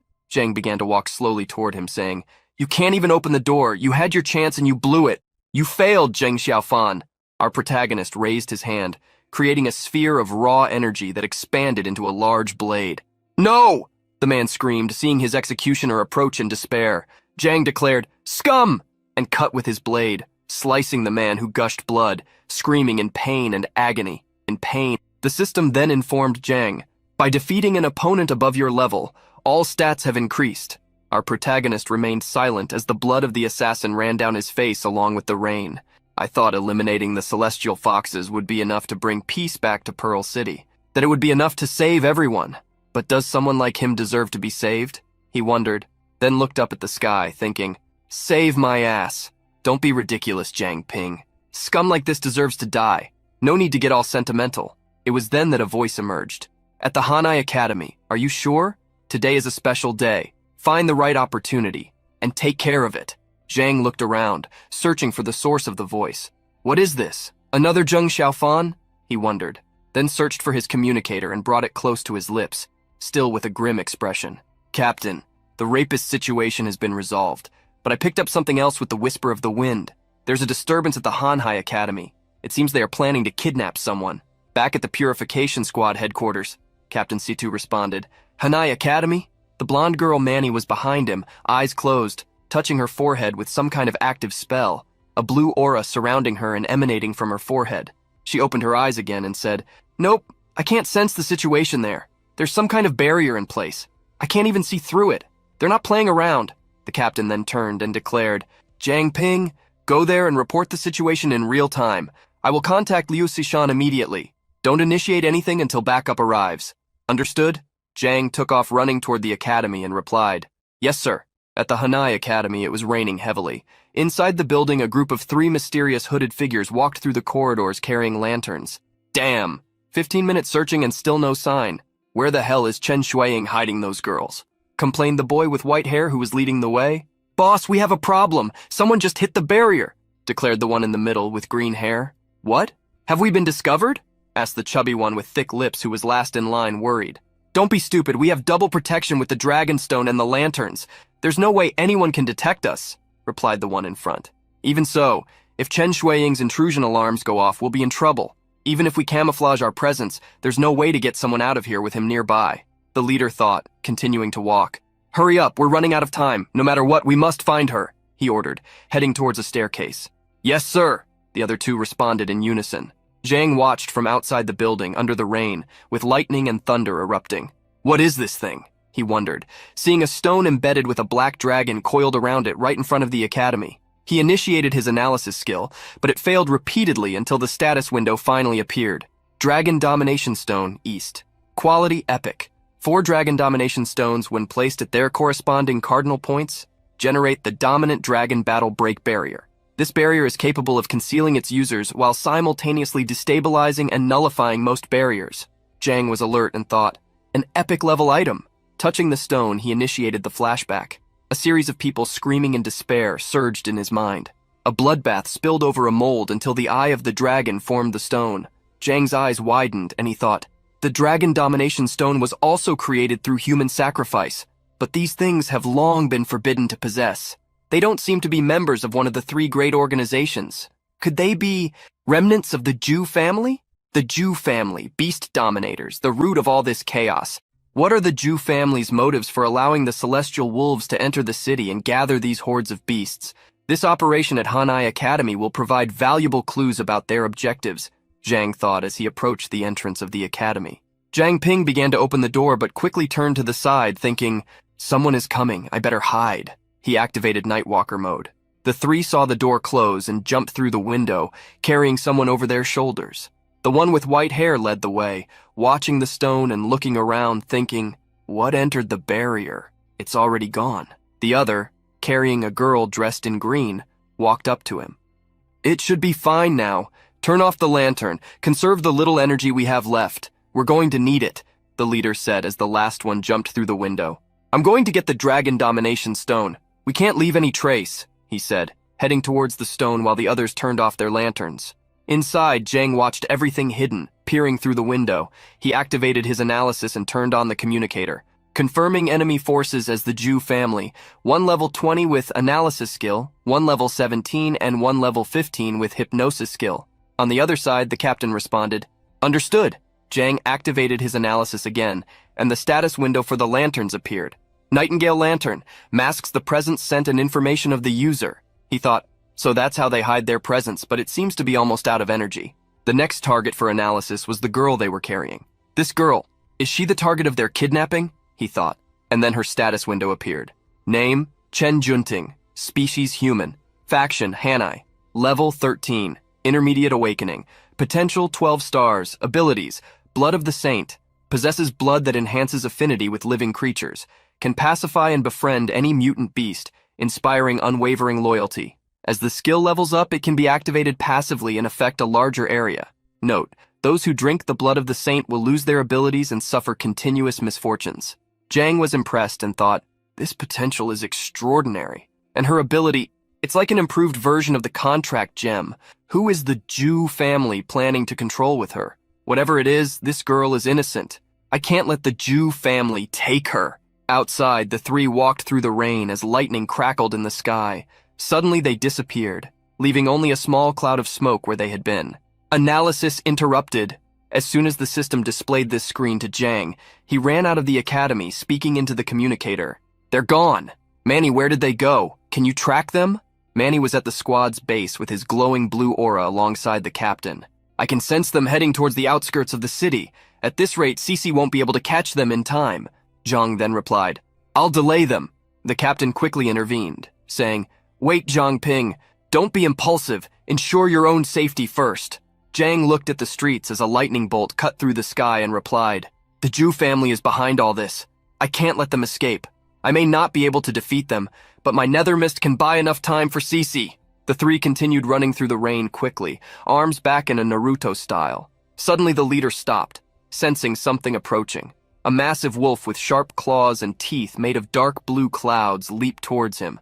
A nether mist beast here in the city. Inside the wolf, Zhang thought, thanks to the forging technique, the nether mist camouflage is holding up well, but I can't risk being detected by that level 20 analyzer. The white-haired leader activated his Byakugan from Shopi, the veins around his eyes bulging as he thought, this wolf looks strong, what level is it? But Zhang interrupted the analysis, launching a series of spikes in its direction. Damn it! I got cut! The leader cursed inwardly, dodging. The beast leaped towards the man, opening its enlarged mouth, ready to swallow him whole. He stopped in shock, and then jumped instinctively, shouting, Huang-san, hypnotize it now! The other awakened shouted, activating a purple aura around him. The chubby guy with thick lips lit up his eyes with neon purple and brought his hands to his face, saying, Stop! Zhang's beast became paralyzed, tongue out, as if it were out of its mind. There, it worked, the boy declared, seeing the beast. Inside, Zhang was wearing his mask, thinking, my mental energy is infinite. Of course, mental attacks are useless against me. Let's use this to our advantage. The beast remained still as the awakened one began to walk slowly towards it, hands raised and purple energy emanating, saying, Stay still, stay still. Zhang planned, let's make him think I'm under his control so I can get close enough. The awakened stretched his hand near the beast's mouth and said, Don't move. Suddenly the beast jumped, slashing him with its claws and roaring, while Jang thought, "Now! Surprise attack!" The boy threw himself back, saying, "Huh? It moved?" The beast approached with its mouth open and then sank its teeth into the boy's neck, biting him with all its strength. The boy screamed as his blood gushed out. "Boss, help me!" he shouted as he was torn apart by the beast. "Huang-san!" the leader shouted, and the green-haired boy carrying the girl raised his hand, creating a yellow energy and saying, "Get out of here! Get off him!" Then he threw the beast away with his telekinesis. Jang hit the ground, but at that moment, he gained experience for having taken down the other awakened, and his level rose to 9. His stats increased, as did the level of the gem. The wolf got up as Jang thought, "Yes, I did it. Now, if I can hold the other two." Huang lit up his hand again with golden energy and declared, "Telekinesis, crushing gravity." This time, even within the nether mist, Jang was affected. He felt a pressure fall upon him, forcing him against the ground.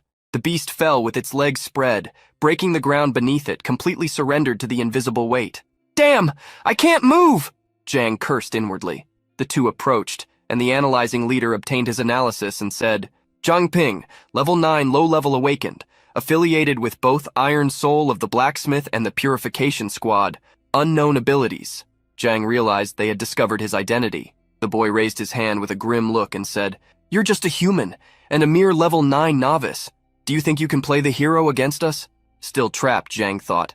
That gravity trick. C2 Shirbai used that on me last time. The two approached, the gravity sinking Jang even deeper into a crater, and the white-haired one said, "Since you are one of Shibai's people, you won't leave here alive." The storm continued, and the skies lit up with thunder and lightning.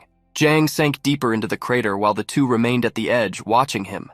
Even though the analyzer doesn't have offensive abilities, his special weapon is a bit problematic. Another type of epic weapon, Jang thought, as one of them launched a yellow bolt towards him, dissipating the nether mist. It seems that the family's strength is based on this equipment. Luckily, even though my body is restricted, it doesn't affect the activation of the nether mist. Jang then activated his mist again, creating a series of spikes that expanded towards them, attacking them. The two dodged, jumping from their spots. Jang was puzzled and wondered, "Huh? Why isn't he using his powers to reflect my attacks?" The leader pulled out a bow and shot a golden lightning arrow at Jang, who created a shield with the nether mist but was still thrown back. The arrow exploded, creating a display of lightning, and the leader said, "Let me guess, your ability consumes energy, right? Let's see how long you can hold out." He knocked another arrow, with lightning illuminating the bow. Jang knelt down and thought, "Wait a minute, he isn't choosing not to dodge, he simply can't." The boy then released the arrow towards him, saying, "What are you waiting for?" The arrow sped directly towards Jang with precision. Our protagonist created a small shield again, blocking the golden lightning arrow and thinking, "Time to test my new move." He stretched his other hand back and concentrated the nether mist. His reserves at that moment were at 25 out of 100. Using 15 of his nether mist, Jang shot a set of daggers in the direction of the two. The leader blocked the daggers, deflecting them with his bow. "Taking advantage of your last moments of resistance?" He spoke with authority, but then the attack ceased. They stayed alert, waiting for Jang's next move, who rose up, supporting himself on his knees, saying, "You can't block my attacks, because you need to move your hands to use telekinesis." Before he finished speaking, they realized that the mist had wrapped around their arms. "What?" they wondered, confused. "Huang!" the leader exclaimed, seeing Jang rush swiftly towards the boy. "Just as I thought, if I bind their hands, the ability will be useless," Jang thought, preparing his attack. Huang saw him approaching and thought, "He's fast." Jang used another 10 of his nether mist, creating a dagger and then burying it in the boy's abdomen. "I can't move," Huang thought, terrified. Suddenly, seeing he had no choice, he declared, "Telekinesis, self-inflicted." The boy began to move with the dagger embedded in his belly, his eyes shining an intense yellow, binding Jang's hand with his energy. "He's using telekinesis on himself?" Jang thought. The boy then pulled the dagger from his abdomen and grabbed Jang's wrist with his hand, saying, "Nice try. Good thing I forced my right hand to break free from the immobilization." The restriction of the nether mist dissipated from both of them, and the leader turned, smiling, saying, Well, looks like you're out of energy." Huang smiled at Jang and said, "Do you think you can take my hands? How about you lose yours? Did you really think that would work? That pathetic attempt to—" The boy's speech was interrupted by a sudden fire. Flames engulfed the area, consuming everything, even through the rain. Jang had activated his devouring fire ability. The fire expanded around him, and Huang screamed as he pushed away, fleeing from the flames emanating from him. You bastard! He cursed. Jang slid away, but soon after, a lightning arrow came towards him. Damn! Our protagonist cursed in thought. The arrow hit his chest, and Jang let out a groan of pain, falling to his knees with one leg still bent. The two approached, the rain pouring heavily on them. I didn't expect their clothes to be fireproof, Jang thought as the two gestured, saying, You have a few tricks up your sleeve, but this is where it all ends. They raised their hands with bow and telekinesis, preparing the final attack against Jang. It's about time, Jang said with difficulty, touching his own chest. You mean the time of your death? The leader mocked, laughing. Jang then looked up determinedly and replied, No, I mean it was about time I could stop stalling you. Beams of water appeared in front of Jang and quickly crossed the battlefield, cutting through both of them. One of the beams struck Huang in the chest, while the other managed to dodge. What? Huang exclaimed, confused. The leader pulled back and shot his lightning arrow, saying, Still talking even on the brink of death? The arrow traversed the space, and Jang read its trajectory, repeating to himself, To the right, right, right! Launching himself to the right, he managed to partially dodge it. The arrow passed, slicing his arm, and he fell to the ground. Cece appeared behind the boy with her ice sword in hand, ready for a final strike. Reinforcements? The leader wondered, turning around to see his companion on the ground, bleeding and unconscious. That woman, did she defeat Huang in one move? He thought, still in disbelief. All he could see was Cece's sword leaving a trail of ice as she approached. The cut got closer and he jumped, trying to break free. Who the hell are you? He shouted, but Cece didn't respond. She remained silent and advanced for the next attack. She struck with her sword multiple times from different angles. The man merely dodged, trying to keep up. Sweating and realizing he was getting cornered, he gritted his teeth, thinking, Damn, that kid has bought us too much time. There's no way, I have to use this. He then pulled out a small, shining yellow object, a golden ring. He slipped it onto his middle finger and raised his hand. Cece looked intrigued as he extended his hand, invoking a large golden lightning bolt in front of him. Stop! She shouted, running toward him. The lightning exploded the stones on the ground, creating a crater and throwing them into the air along with the light. A whirlwind of smoke erupted as yellow bolts burst at that point. Thank goodness Zhangping is safe, Cece thought at another point, after picking up her friend's body and taking it to a safe location. The man retreated, taking advantage of the explosion as a distraction. As the lightning ceased, Cece walked alongside Jang and said, What a shame we couldn't capture any of the remnants of the family. Our protagonist remained unconscious beside her, completely exhausted. It was then that Manny's voice echoed at Cece's point, saying, Cece, come quickly and bring Zhangping back.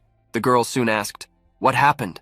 And the answer was, The illusion curtain was breached. Luo Shiyu watched the city from the top of a building, holding an umbrella as the storm continued. Your Highness, you called for me? Is something wrong? Vice Mayor Huang asked, approaching through the rain. How are the preparations for gathering the mutant beasts outside the city? She asked without turning around. Everything is ready, Your Highness, Huang replied, bowing. A golden lightning bolt fell from the skies, erupting with thunder and flashes. What was that sound? The fox leader asked, narrowing her eyes suspiciously. Huang panicked and thought, That is the call of thousands of thunders? Jun got into trouble? And of all people, this fox had to notice. He then tried to disguise it, saying, Probably just a lightning strike, Your Highness.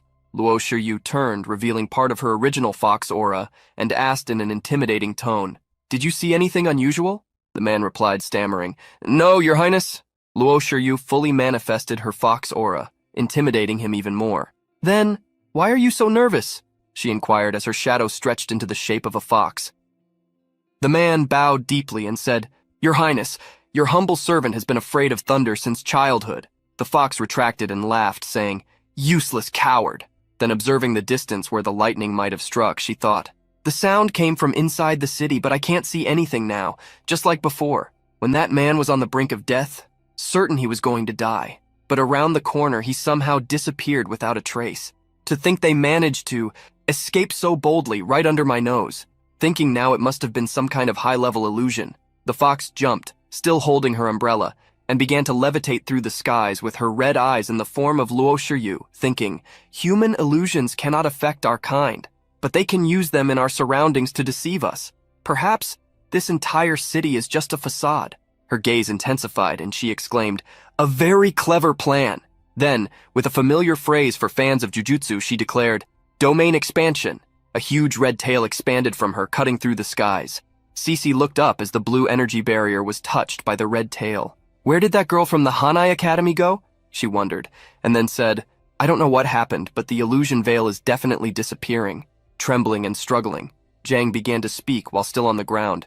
Cece, use that, and pointed to one of the lanterns that had fallen beside the body of the chubby, awakened one who had died first. The Nightingale lantern? Cece asked. Hurry, grab it, Jang insisted, still struggling. The fox's red tail split into tentacles, cutting through the skies. A massive cloud of dark crimson aura enveloped the city, and thousands of fox eyes opened in every corner. She searched all around until she finally declared, I found the rat. The survivor of the Jew clan was running through the city with the girl in the green dress over his shoulders, still unconscious. I almost forgot about the Holy One amidst all this chaos, he thought, running until a voice called out to him. Leaving the city at this hour? He immediately froze and cursed in his mind. Shit! She found me! Luo Shiyu advanced, leaving Vice Mayor Huang behind. He watched her leave, shouting, Your Highness, wait! Then seeing that she was already gone, he clenched his fist, saying to himself, Damn it, I couldn't stop her! A voice echoed from the communicator of the cloaked members of the Jew clan. Urgent report! Urgent report! The Purification Squad has an undercover agent in the city. His name is Zhang Ping. He stumbled upon our operation tonight. Huang San and Huang are dead. The Purification Squad has sent reinforcements, and I had no choice but to use the call of thousands of thunders. The group listening exchanged glances. Brother, are you saying that Zhang Ping is still alive? The other replied through the communicator. Yeah, but I researched him.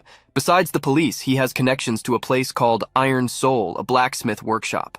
The leader of the group then declared, Understood. For now, focus on extracting the saints from the city. Before they could end the call, the other began to scream, Luo Shiyu, what are you doing? The man looked at the jade communicator in his hand and asked, What was that? Then there was only a scream of horror followed by silence. What is happening? Report! Juzejun, report!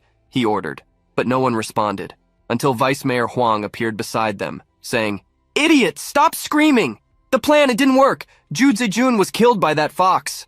The man threw his communicator to the ground in anger and shouted, Damn it! Have we lost all these years for nothing?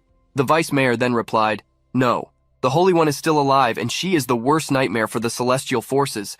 Princess Yue knows she can't kill her, so she will definitely take her back to the City Lord's mansion. The Vice Mayor rubbed his chin, and the man approached him excitedly, saying, What are you suggesting? Without the Holy One, how can we control those foxes? The Vice Mayor then responded, There's a secret passage in the City Lord's mansion that leads directly outside the city. I'm the only one who knows about it. You can send the mutant beasts through the mansion's passage, causing trouble for the foxes. Then, I will take advantage of the chaos to take the Holy One out of circulation. One of the boys in the group sitting on a wall spoke up, saying, That's easier said than done. Princess Yue is guarding the mansion, and with the little we've managed to gather in mutant beasts, what can we possibly achieve? The Vice Mayor then replied, That's why we need to use Zhang Ping, the undercover agent of the Purification Squad. Princess Yue is monitoring the entire city, and any movement will make her act personally. We just need to send our elite men to attack Zhang Ping's blacksmith workshop. This will attract both the Purification Squad and Princess Yue for a confrontation. While they are fighting, we will release the mutant beasts in the City Lord's mansion, catching them completely by surprise. The other boy protested again, but doing this would mean completely severing ties with the celestial forces. Therefore, we must succeed. Failure is not an option. The Vice Mayor then added, And make sure not to reveal my identity during the operation. One of them approached him and said, Excellent. As expected from a true descendant of the Jew family, we will continue to help you play the role of the Vice Lord of the city. The fate of the saints is in our hands. Juzeween. Zhang opened his eyes slowly. As his still blurry vision cleared, he saw Cece in front of him. Are you awake? How are you feeling? Is something off? Cece asked. Zhang sat up on the stretcher and asked, Where am I? The girl, still leaning beside the stretcher, replied, This is the HQ of the Purification Squad. Things got urgent earlier, so I had to bring you here first. Looking to the side, a few stretchers away, Zhang saw Jin Bo bandaged, lying on one of them. Team leader Jin Bo, was he hurt this badly? Zhang asked. Cece replied, I heard it was Luo Shiyu who did this. She's moving personally now. It seems they have already detected our presence. It was then that a woman appeared at the door, with brown hair, a smile, and wearing green clothing. You're awake. I see you're recovering well. Considering you faced 3 opponents with levels higher than yours, and managed to take one down, how did you do that? It's practically certain death if the level difference is greater than 5. She approached. standing beside the stretcher. Cece gestured toward her and said, "This is Xu Jie. As I mentioned before, her ability is solar charge. She was the one who treated your wounds." Zhang turned, thinking, since I'm new here, it's better to keep a low profile. Then he laughed and said, "I was just lucky. They say what doesn't kill you makes you stronger, so I'm not worried. I think I owe one to Sister Xu. Without you guys, who knows how many times I would have died already." Zhang then thought, "I heard Sister Xu is quite strict, but she doesn't seem like that." The woman looked at him and replied, "It was nothing. And I'm not keeping up the illusion curtain anyway. Well, enough joking around. Since you're awake, how about you meet everyone? We need a more complete explanation of what happened last night." Zhang immediately thought, "I take back what I said earlier." Accompanied by her green-haired friend who was slumped in a chair sleeping, Manny was sitting at the table going through various files. "Is this paperwork never going to end?" "Captain, I'm requesting a leave of absence," the girl said, throwing herself onto the table exhausted. The green-haired girl raised her hands and turned in the chair, saying, "I agree." Manny immediately perked up with shining eyes and exclaimed, "So you were awake the whole time, Xiaowei? Come on, help me with this, will you?" Instantly, Xiaowei threw herself back in the chair and pretended to be asleep again, snoring with her mouth wide open and everything. Manny looked at her irritably, squeezed the papers tightly, and losing her composure, started punching her friend repeatedly, shouting, "Get up, get up, get up!" Xiao dodged each punch, still pretending to sleep, moving only the chair and her arms. The girl stood up and continued dodging, still pretending to be asleep. Captain Situ entered the room and saw the chaos. He burst out laughing and said, "Sorry, our headquarters is seriously understaffed, so please bear with us for now." Both girls stopped. Manny turned alert, saying, "Captain!" and Xiao threw herself back in the chair, pretending to sleep. Manny then ran over, jumped into Shu's lap, and hugged her, exclaiming with a smile, "You came!" Shu returned the hug, saying, "I just thought I'd brighten your day a bit." Manny smiled and said, "Sister Shu always takes care of me." Captain Situ then took the floor, serious, saying, "Let's get straight to the point. We were operating under the assumption that the Zhu family and the Celestial Foxes formed an alliance to eliminate their common enemies. But now I believe they are not actually working together. The fact that the Zhu family raised a barrier with a shielding effect, a barrier that interferes with our supplies, indicates that they are aware of the existence of the luminous light celestial curtain. However, they did not inform the Celestial Foxes about this, which means they are trying to use the illusion curtain for something. Submission is not the Zhu family's style. But at this moment, they are not strong enough to confront the Celestial Foxes directly. This brings us to the girl they took from the Hanai Academy last night. Perhaps she is the key to defeating the Celestial Foxes. Shu then picked up one of the reports and said, "The director of Hanai Academy, Chen Shueli, has only one son, Chen Haowen. Records indicate that he passed away 4 years ago. He was never married and had no children. However, that same year, Chen Xuan suddenly announced that he had a granddaughter named Chen Junting. According to our investigation, this girl has no blood ties to the Pearl City. It is very likely that she is from one of the outer villages. And it seems that Chen Xuan has been very protective of his granddaughter, keeping her away from everyone for the past 14 years. Her citizen file is as clean as a blank sheet of paper. There isn't even a record of whether she is an awakened or what her ability is." It was then that our protagonist stepped forward and said, "I know what her ability is. I analyzed her before. Her ability is called Blood of Sanctity." Captain Situ lowered his gaze, deep in thought. "From outside the village, holy sanctity. Don't tell me it's an ancestral ability. No, it can't be. What a coincidence." Zhang continued, "What this ability does is," and explained the details. Meanwhile, the girl in the green dress was having afternoon tea with the fox in the luxurious residence of the city lord. "This place is huge. Sister, have you always lived here?" the girl asked, biting into a donut. The fox, Liu Shiyu, did not respond, remaining serious. The girl then asked, "You seem worried. Is something bothering you?" Liu Shiyu replied, "It's nothing."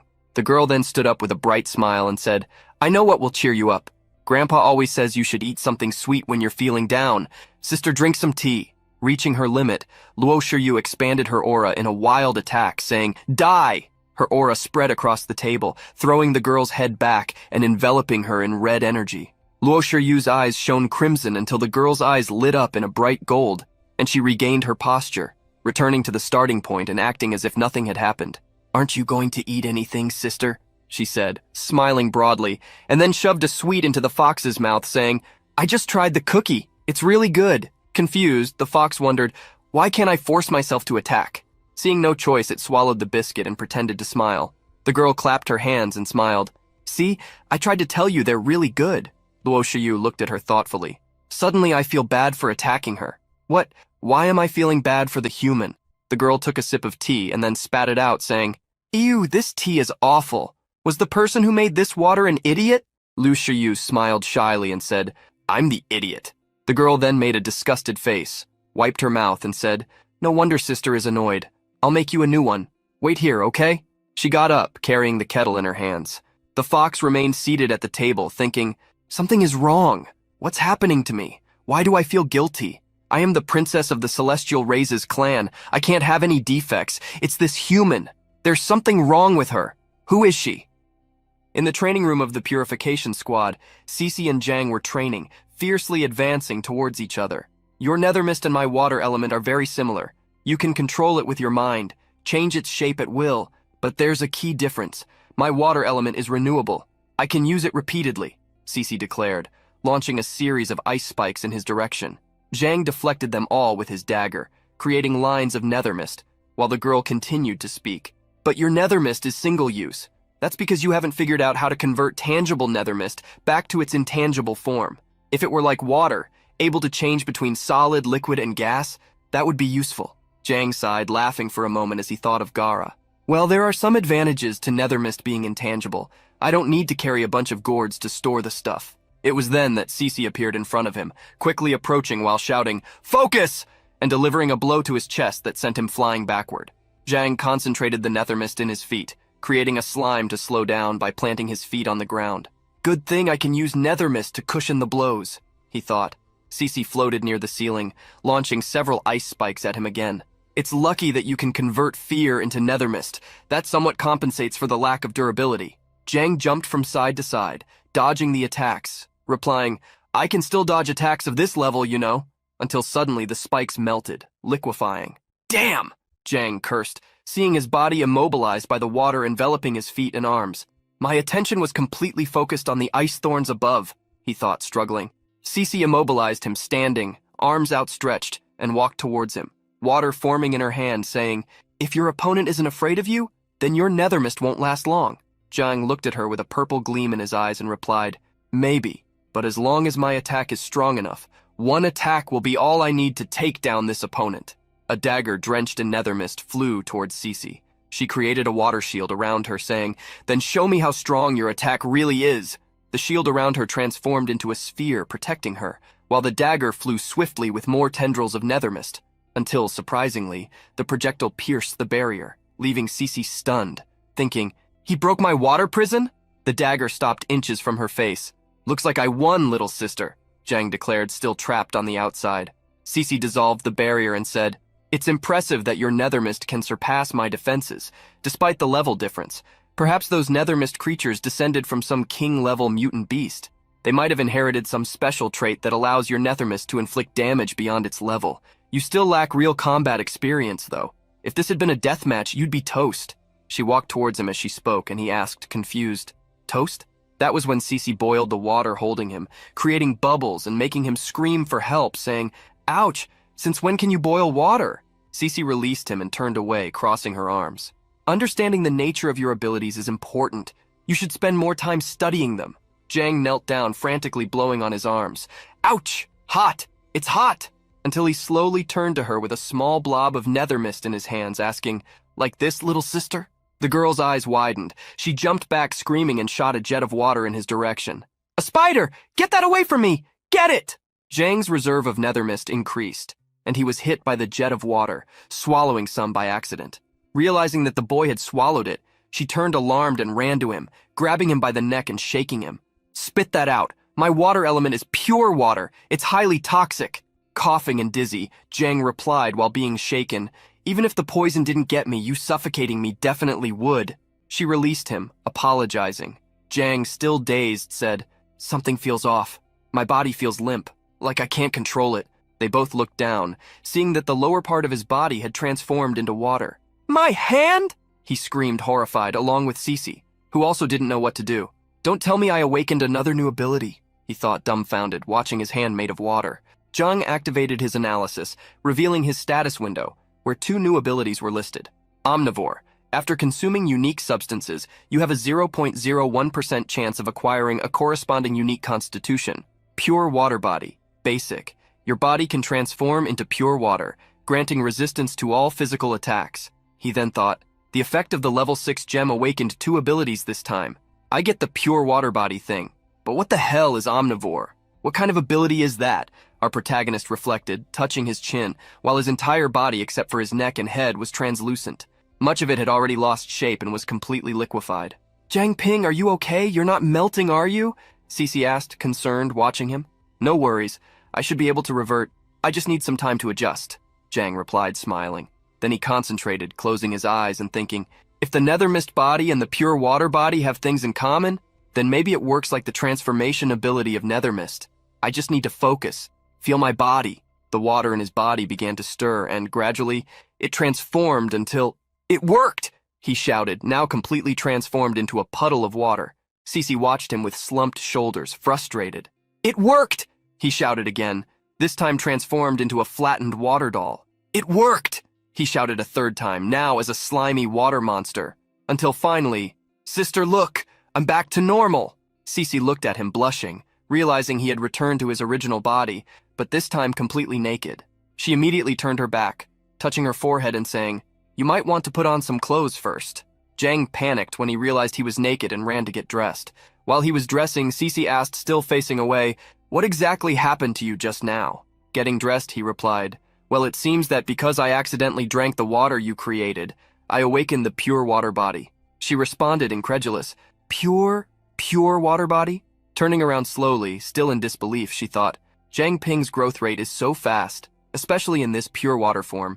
It's a power that water element users can only dream of. Still, he awakened it so easily? Is this what it means to be an unlimited level awakened? She found him still blushing and putting on his pants. Sister, are you okay? He asked, also blushing, turning his back. I'm fine, Cece replied, quickly turning her back again. The awkward situation was interrupted when Cece's communicator Jade began to glow. What happened? She asked, answering and bringing the stone to her lips. On the other side, they responded, reporting to the leader. Iron Soul is under attack, requesting immediate reinforcements. Cece then replied, deploy all available units in the vicinity. I will follow shortly. The response came back, yes ma'am. Jiang approached, determined, and declared, Wang Jiamin and the others are in trouble. I have to go too. Cece tried to dissuade him, saying, you can't go. It could be a trap. However, Jiang smiled and transformed just his hand into water, saying, don't worry. I just awakened the pure water body. If things get bad, I can turn into water and escape. Cece began to run, responding, I can't beat you. Just stay close to me. Jiang followed her, saying, understood. The purification squad arrived at the Iron Soul blacksmith shop, along with Cece and Jiang. Where did all these assassins come from? Cece exclaimed upon seeing several hooded figures defeated on the ground. She turned to the team and ordered, you, set up defenses in case there are more assassins. You, take a team and search for survivors. As she spoke, Jiang ran ahead, and the others responded, yes, ma'am. Outside, behind the shop, Jiang shouted as he searched for his friends, Uncle Liu, Wang Jiamin, Sister Chang, until a weak voice approached. Jiang Ping! It was Chang, leaning against the walls, speaking with difficulty. Sister Chang! He exclaimed, running toward her. The girl was injured, with scratches and bruises on her arms. She turned and pointed to another spot, saying, quick, Uncle Liu, Wang Jiamin, they are hurt. Cece appeared as Jiang supported Chang. I'll check on them. Stay here and take care of her. Jiang grabbed some bandages and wrapped Chang's arm where her hand used to be, now lost. Sister Chiang, your hand, he said, looking at the blood-soaked bandage. I'll be fine. Losing an arm won't kill me, she replied, struggling. The medical reinforcement team arrived with a stretcher, and as they took the others away, Cece ordered, take the injured back for treatment. Jiang leaned over the stretcher where Jimin was being transported, unconscious, and said, Wang Jimin, seeking a response from her. Cece smiled gently, touching his shoulder, and said, don't worry, they are just superficial wounds. She is unconscious, but she'll be fine. The medical team took the injured inside, with Cece guiding them to the door. Jiang followed until they took Chang, who, lying on the stretcher, commented, as long as they are okay, I feel relieved. But you need to be careful. Those assassins were after you. Jiang Ping, did you do something to make powerful enemies? Jiang smiled and replied, don't worry about me, sister. Just focus on healing.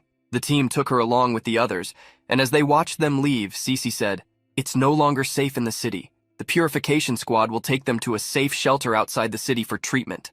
Zhang then clenched his fists, irritated. "Damn it, this is all my fault. The Jew family, the beast tamers, they are the only ones in Pearl City who want me dead," Cece replied at his side. "I'll arrange for someone to investigate immediately." The whisper of the wind brought a voice to Zhang Ping's ears. "The energy fluctuation came from this area. So many of my kind were massacred nearby. Are these two humans involved?" Surprised, Zhang thought, "That voice, it's Luo Shiyu.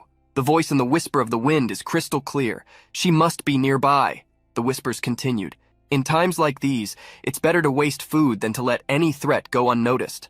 Suddenly, he felt something approaching rapidly, and as he turned, he jumped, embracing Cece and pulling her away, shouting, "Watch out!"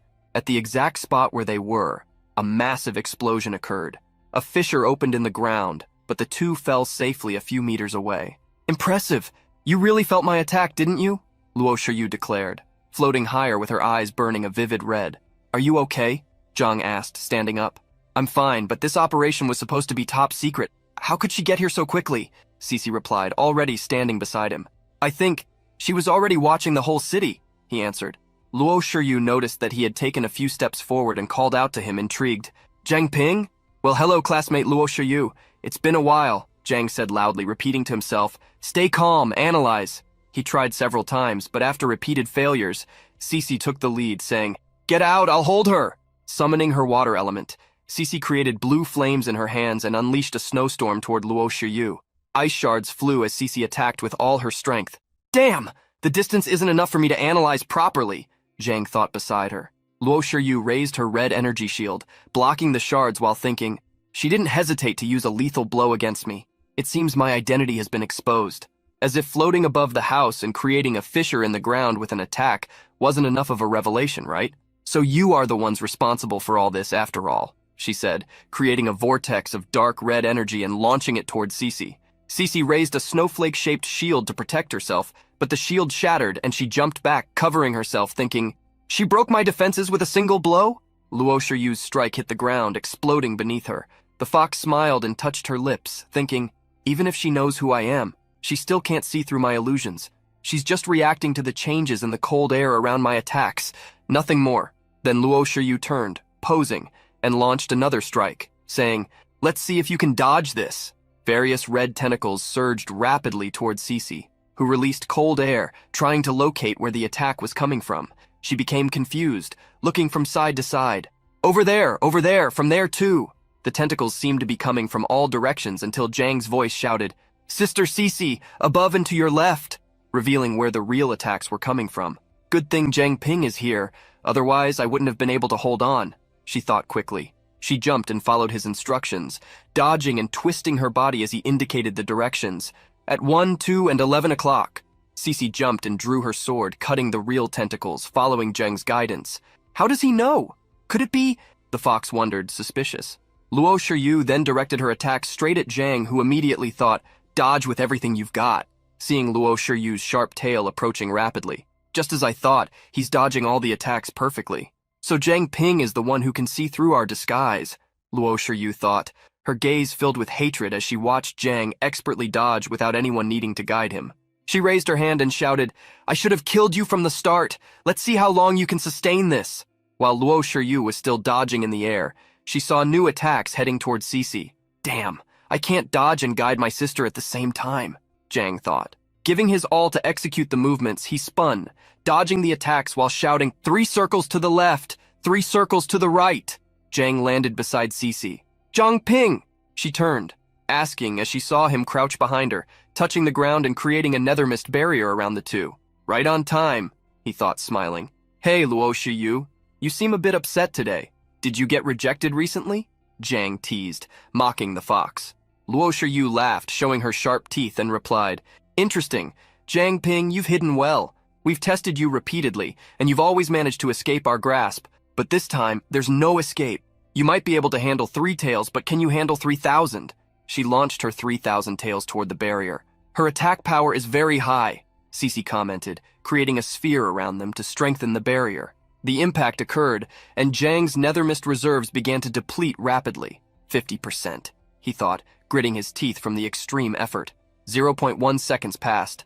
Zhang was sweating, maintaining focus. 0.3 seconds, and the reserves dropped to 30%.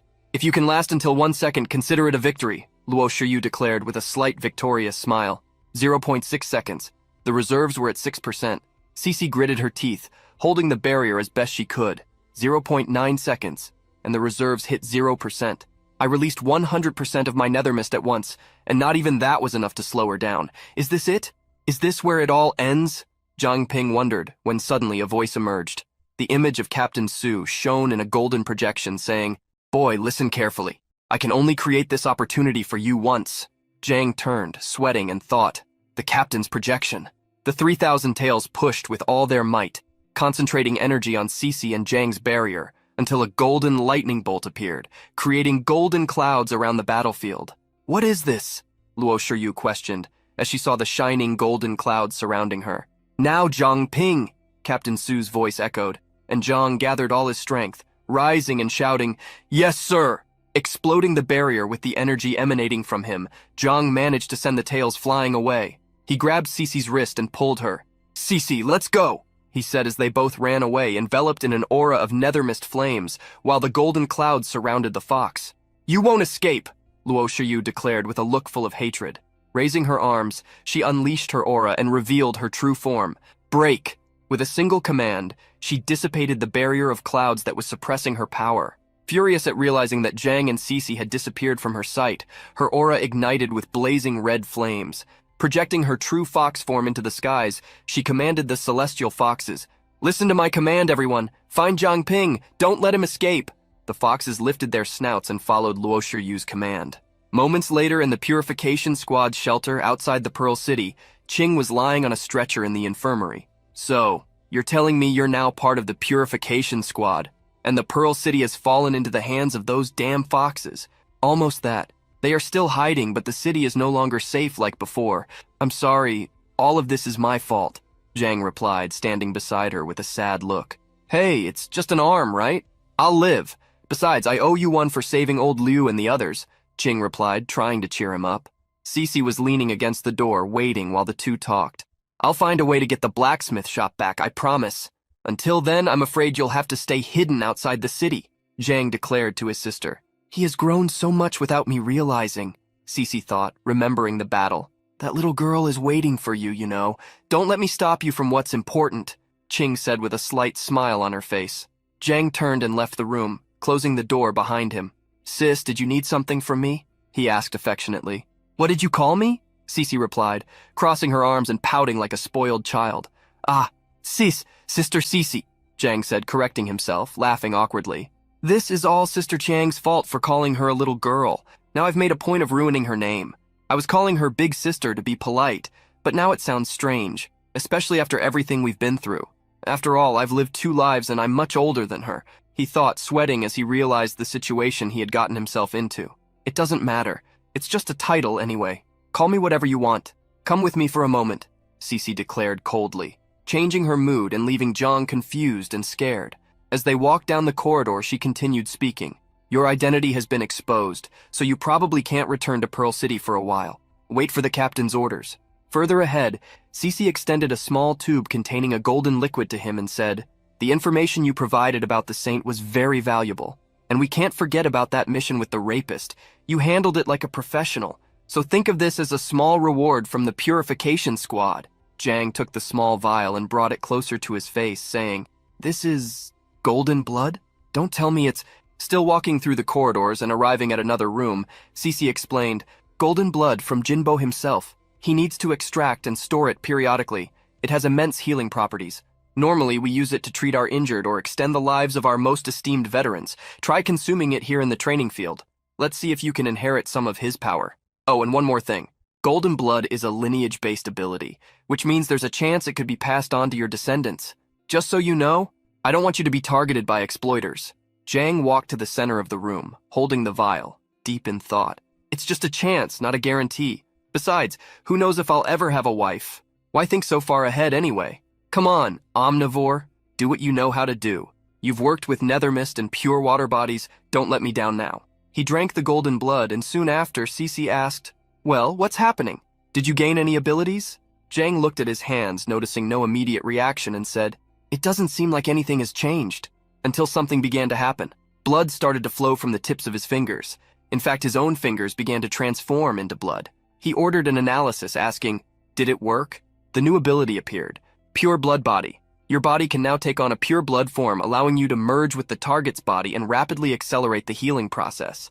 Jang observed, smiling, and thought, "So Omnivore is also an unlimited level ability? This Pure Blood Body. It's as if I can precisely sense the target's condition just by being near them." Cece saw the blood flowing from his hand and worried, said, "What's wrong? Your hand." Jang turned to her and replied, "Cece, that scar on your face." She touched her face as if wanting to hide it and answered, "It's nothing. Seriously, don't worry about it. So, is there any other change besides this?" Jang listened to her suspiciously, thinking, "There's more to that scar than meets the eye." His aura shone blue, and with his eyes closed, he said, "In this form, I can feel the life force of all living creatures around me, and I can merge with them, heal their wounds. Of course, this includes scars too." Cece smiled excitedly and exclaimed, "Then you can also heal Cho Chiang's severed arm." Zhang clenched his fist, smiling, and said, "As long as there's enough blood, theoretically I could even reconstruct an entire body from a single piece of skin." While he thought, pure water body for defense, pure blood body for healing others.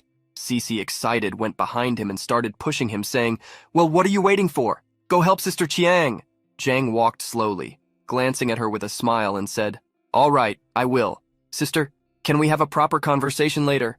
Not as comrades, but as old friends?" She paused for a moment in silence and replied, "Sure." Meanwhile, in the wildlands outside the city, everything seemed calm for the animals, like deer and others, until a flock of birds announced an imminent danger approaching rapidly. Various mutant beasts were fiercely advancing toward the city, leaping with ferocity. Manny passed by Captain Su, who was going through the squad's files while holding one of his usual drinks. "Records from the Sacred Ancestors Village. Captain, what is this for?" the blonde girl asked, interested in the paperwork he was handling. You may not remember this.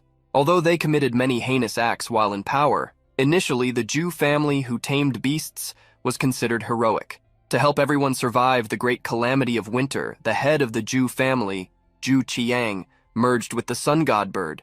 He flew to the sky every day, bringing light and warmth to the people. He persisted like this for 10 years until he died from exhaustion, Captain Su replied. "I know.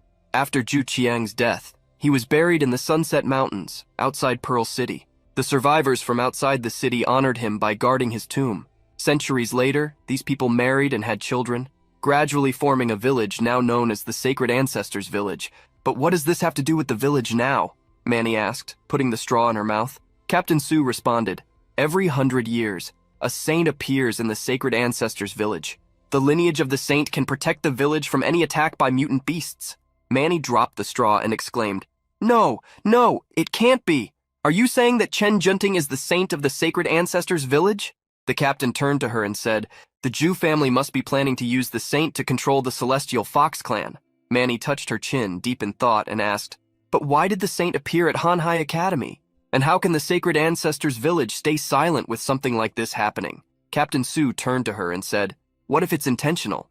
If they claim that the saint is being kept prisoner inside the city, the Sacred Ancestors Village could use this as an excuse to launch an attack against Pearl City." Manny felt anxious upon hearing the plan and asked, "But why would they do that?" The captain then explained, 150 years ago, Pearl City had a tyrannical ruler. To prevent the Zhu family's mistakes from repeating, the Purification Squad listed her as the most wanted criminal. In the end, they managed to expel her from the city with the help of the current lord of the city. Later, somehow, she became the leader of the Sacred Ancestors Village. Perhaps she never gave up on retaking Pearl City. Maybe she is just waiting for the right moment to counterattack. Manny listened, absorbed in the story, sipping her drink through the straw like someone glued to a movie. The Purification Squad set up many safe shelters outside the city. They are well hidden, some built into rocks, others concealed underground or even in the trees, the captain informed. In shelter number 003, which looked like a large boulder from the outside, were Cece, Jang, and their friends from the Iron Soul shop. That noise. Is it the Zhu family again? I better take a look, Cece thought, approaching the door upon hearing a sound from outside. But if this place is discovered, the injured will be in serious danger, leaving Jiang Ping in charge. He's the only one who can protect everyone. Can I really do this? Cece wondered, looking at him while the others lay on the cots.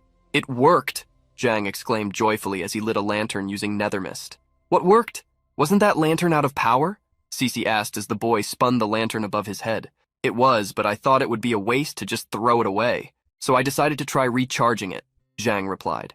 He tried using his flames, controlling water, even bending blood, and finally used the energy from the nether mist. A small purple flame ignited inside the lamp, but it was enough. That was the ghost lantern. It concealed odors and prevented others from identifying user information within a defined radius.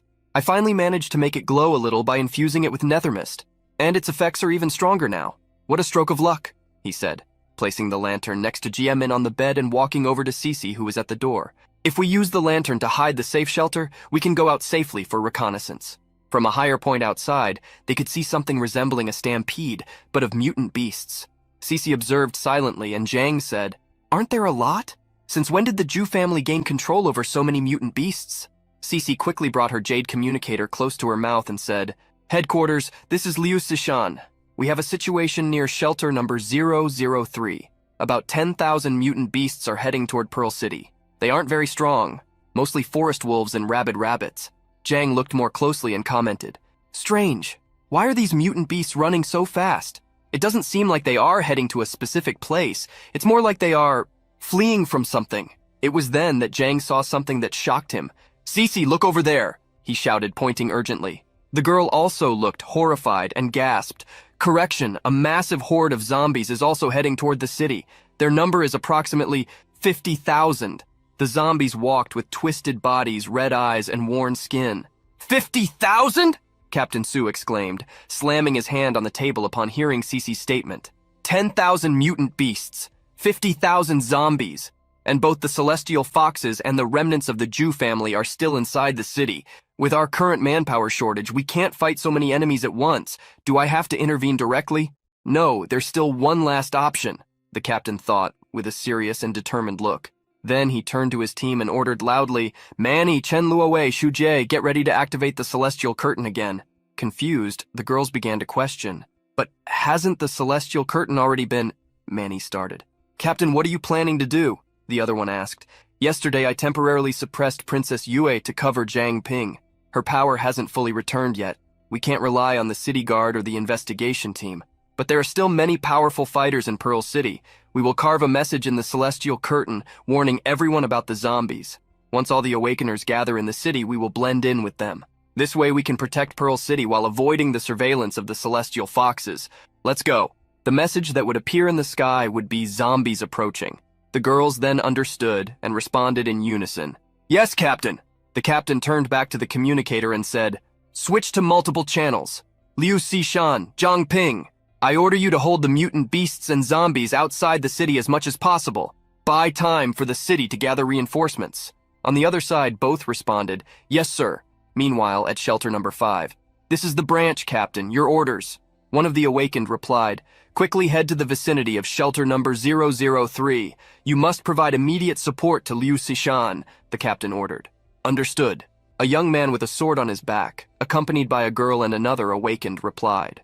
"Let's go, let's go, let's go!" The short, chubby blonde awakened exclaimed, cheerfully walking behind them. The leader followed with 3 floating green swords above his hand, saying, "Come on, our time to shine has arrived."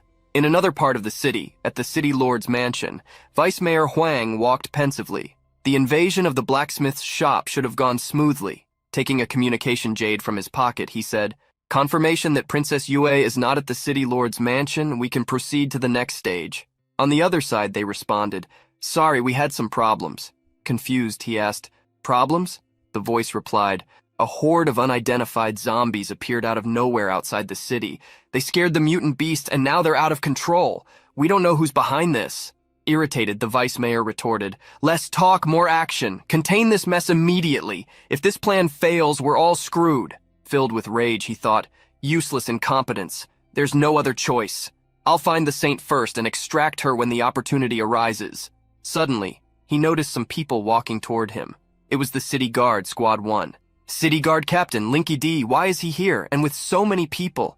Huang wondered, watching the group approach.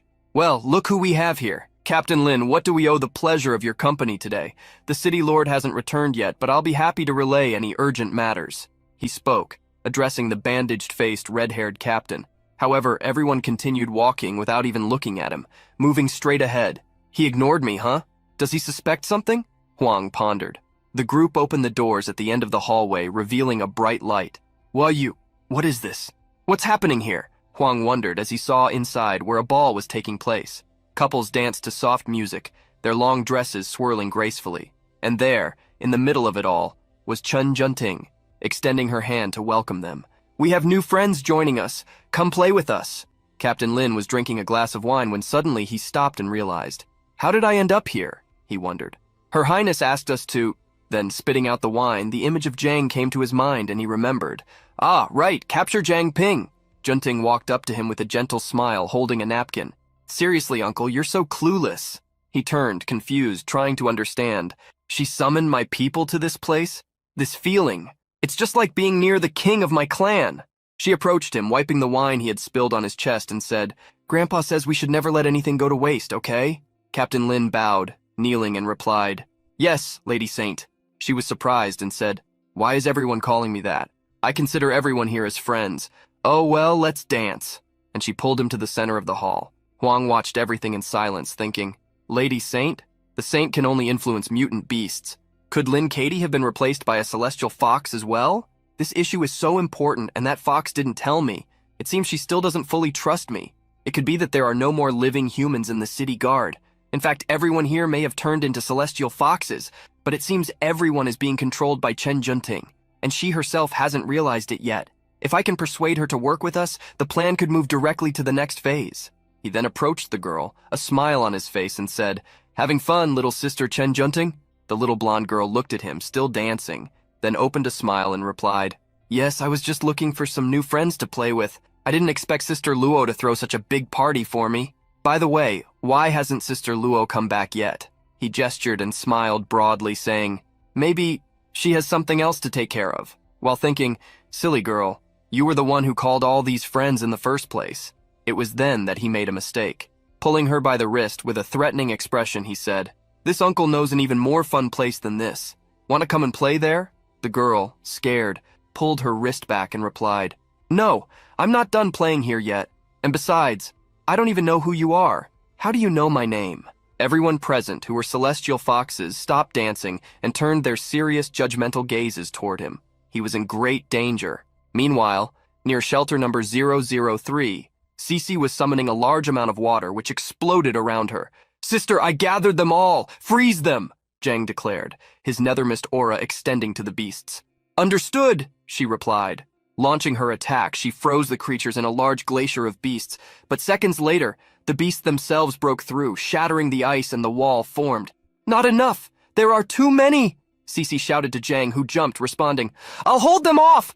Projecting a multi-headed beast made of nether mist, he charged fiercely, thinking, Those mutant beasts gave me tons of fear.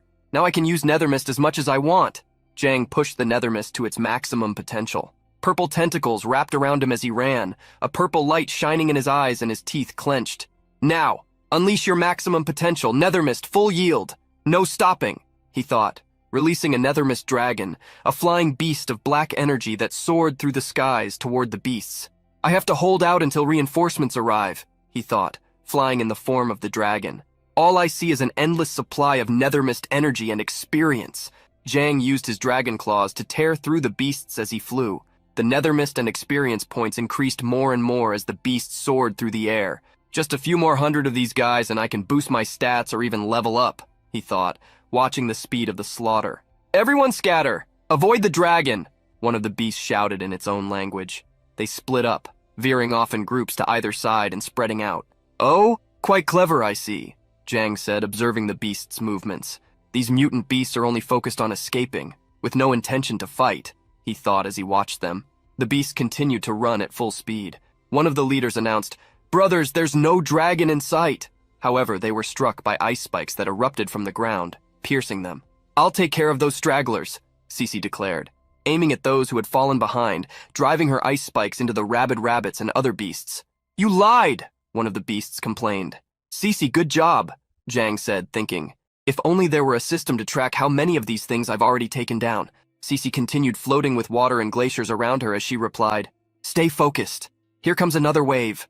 More beasts appeared, charging fiercely. "Damn! They keep coming!" Jang cursed, ripping them from the ground with his claws, while some managed to rush past. Suddenly, fireballs and ice began to cross the skies toward him. His dragon was hit squarely by a massive fireball. Confused, he wondered, what just happened? Then his gaze met the sources of the attacks. "Those are zombies?" he exclaimed upon seeing zombies manipulating elements. "And they can use magic? I thought zombies just bit people. I guess stereotypes don't work very well in this world," he thought, incredulous. Using his analysis skill, he read the data on the zombies. "The village of the sacred ancestors?" he exclaimed as he saw them leaping toward him, trying to reach his neck and casting spells. "I need to find a way to relay this information to headquarters as quickly as possible," he thought. He then shouted, "Get out of the way!" The dragon shook, spinning and throwing the zombies away. "The zombies don't feel fear. At this rate, I'll run out of nether mist," he concluded, assessing the situation. A wave of water surged, sweeping the zombies off him. "Zhang Ping, keep your distance from them," Cece shouted. "Understood," Zhang replied, grabbing some zombies with his claws and saying, "Let's try this move. Take off." He flapped his wings, rising into the air with some zombies in his hands, and said, "Sorry everyone, things are about to heat up a bit." He then set the zombies on fire, gaining more experience points. "Go, zombie fireballs," he shouted, throwing the flaming zombies toward the others like they were living bombs. Zhang received a buff for this creative feat and thought, "Perfect. Now my stats are double those of other Awakeners at this level." Meanwhile, Cece was dealing with the zombies in her own way, using the good old blade. Cutting with a trail of water, she said, "Sword technique, blade waltz." She danced among the bodies, taking down each enemy, until more zombies appeared, armed, jumping in from behind her. "Damn!" But then Zhang appeared, stomping on the zombies with his giant dragon foot and said, "Take this, Cece's invincible kick, capable of destroying the heavens and shattering the earth." Unbalanced and confused, the girl asked, "Huh? What did you just say?" Zhang replied shyly, "Nothing." He released the dragon, returning to his human form, and declared, "That's the first wave of beasts and zombies defeated, about 1,000 in total. The second wave should arrive in about half an hour. By the way, how can these zombies use abilities?" Putting away her sword, Cece replied, "They probably were Awakeners when they were alive. Such despicable methods. It must be the Jew family's doing again, I bet," Zhang retorted. "No, I just used my analysis skill on these zombies and they belong to the village of the sacred ancestors." With the communicator active, Captain Su declared, "Exactly. Although the Jew family is ruthless, they see beast domination as a form of cult. They wouldn't stoop to using something as twisted as controlling zombies. Our intelligence suggests that the village of the sacred ancestors is likely connected to this incident. Zhang Ping's analysis confirms this even further." Cece then exclaimed, "Village of the sacred ancestors? In other words, it's that bitch's doing." A green mist began to appear. Sensing the smell, memories flooded Cece's mind. Someone had left her in a room covering her eye, kneeling and turning to walk away. A woman with jades in her hair and earrings. "Zhang Ping, hold your breath. This gas is toxic," she said, covering her nose and shaking her head. Zhang raised his hand as if he could touch the gas and thought, "Hold my breath. That smell. Where have I smelled this before? Smell of rotten eggs? It's hydrogen sulfide. I encountered a large fire caused by hydrogen sulfide when I was on the rescue team. If this gas really contains hydrogen sulfide, it must be flammable." He then guided Cece away and said, "Cece, be careful. This could explode." Still holding her breath, she replied, "What are you planning to do?" With a serious and determined look, Zhang said, "No time to explain, just trust me." Cece nodded and kept her distance. Zhang then ignited a flame on his finger, unleashing his devouring fire skill, creating a massive blaze. Flames and fire consumed everything around. Zhang ignited the devouring fire, with the flames consuming everything around him, while Cece took shelter within her water shield. The flames spread and dissipated the poisonous mist surrounding them. "The second wave of zombies is already here," Zhang exclaimed after disabling the flames. "Didn't you say we would have half an hour?" Cece asked, moving closer. "Wait, what is that?" Zhang exclaimed upon seeing monstrous figures forming on the horizon. He activated his analysis skill, but got no results. "So they managed to neutralize that old man's zombie poison. It seems these two youngsters have some potential," said a muscular man with a beard and jade eyes, sitting atop a massive red giant body. "It's strange. I was able to analyze our captain back then, but as Luo Shiyu, I'm failing to analyze this person. Is my skill not strong enough for high-level targets at a distance? Zhang thought, touching his chin as he realized his analysis had failed. In that case, order. Analyze all visible zombies in the field at once. Upon issuing this command, all units within his line of sight had their status windows revealed. The smaller zombies posed little danger, mostly being level 6 and of low rank. However, the larger unit, the muscular man riding the giant body and wielding a sword, was a different story. His status was only revealed after 16,888 advanced analysis attempts. What the analysis revealed made Zhang's eyes widen in shock. Name, Zuo Xiangming. Species, Zombie Fallen. Faction, Sacred Ancestral. Classification, Apex Level Awakened, Mutated Toxic Zombie. Generates a poison that turns humans into zombies under the user's control. The zombies retain their previous abilities and share a collective life force. The user cannot be killed unless all zombies are destroyed. The zombie leader Zuo gestured thoughtfully. As much as I would love to deal with this personally, this old man has more urgent matters to attend to. Then he ordered the zombies beside him. Go, bring them to me, dead or alive. Zhang turned to Cece and worried revealed. The analysis shows that this guy is a fallen level 39. Cece, what does fallen mean? The girl was in shock for a few moments, the words echoing in her mind. Level 39? Then she responded, the abilities of an awakened change over time depending on how they are used. Eventually, they evolve into a form that best suits them. But if their mental energy isn't strong enough, they can be consumed by their own power. They become slaves to their abilities. And we call these people the Fallen. And most of the Fallen are incredibly powerful. The zombies were getting closer, moving in unison. Here they come, Zhang shouted. We're in trouble. The zombies attacked, their purple inhuman skin on display. Zhang formed a sword with his nether mist and sliced through the creatures.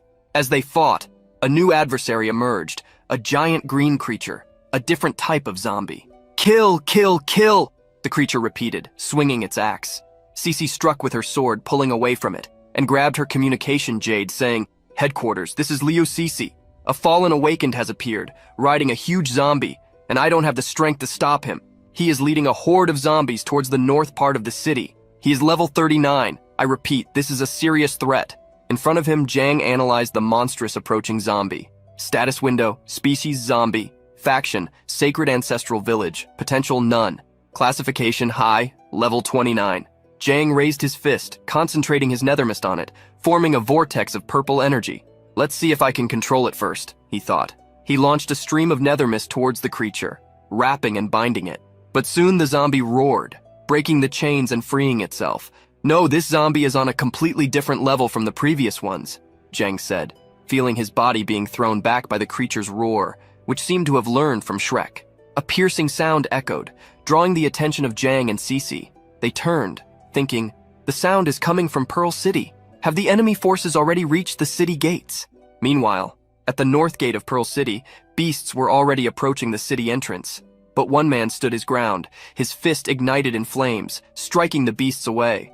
Feng Laixian, master of the Beast King's martial arts school, is ready. Today no one shall pass. He inhaled deeply and clenched his fist, joined by other fighters.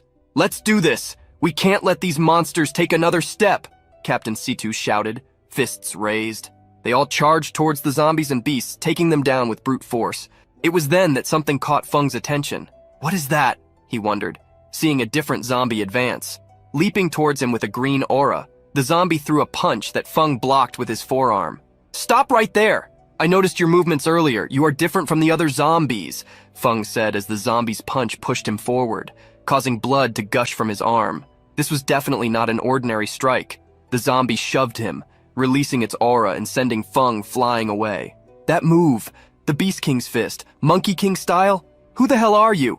Feng asked, trying to raise his guard as the zombie advanced with red eyes and energy concentrated in its fist, thinking, my foolish younger brother. Feng advanced, dodging one of the zombie's strikes, and then attacked, launching both arms forward and concentrating all his strength in his fists.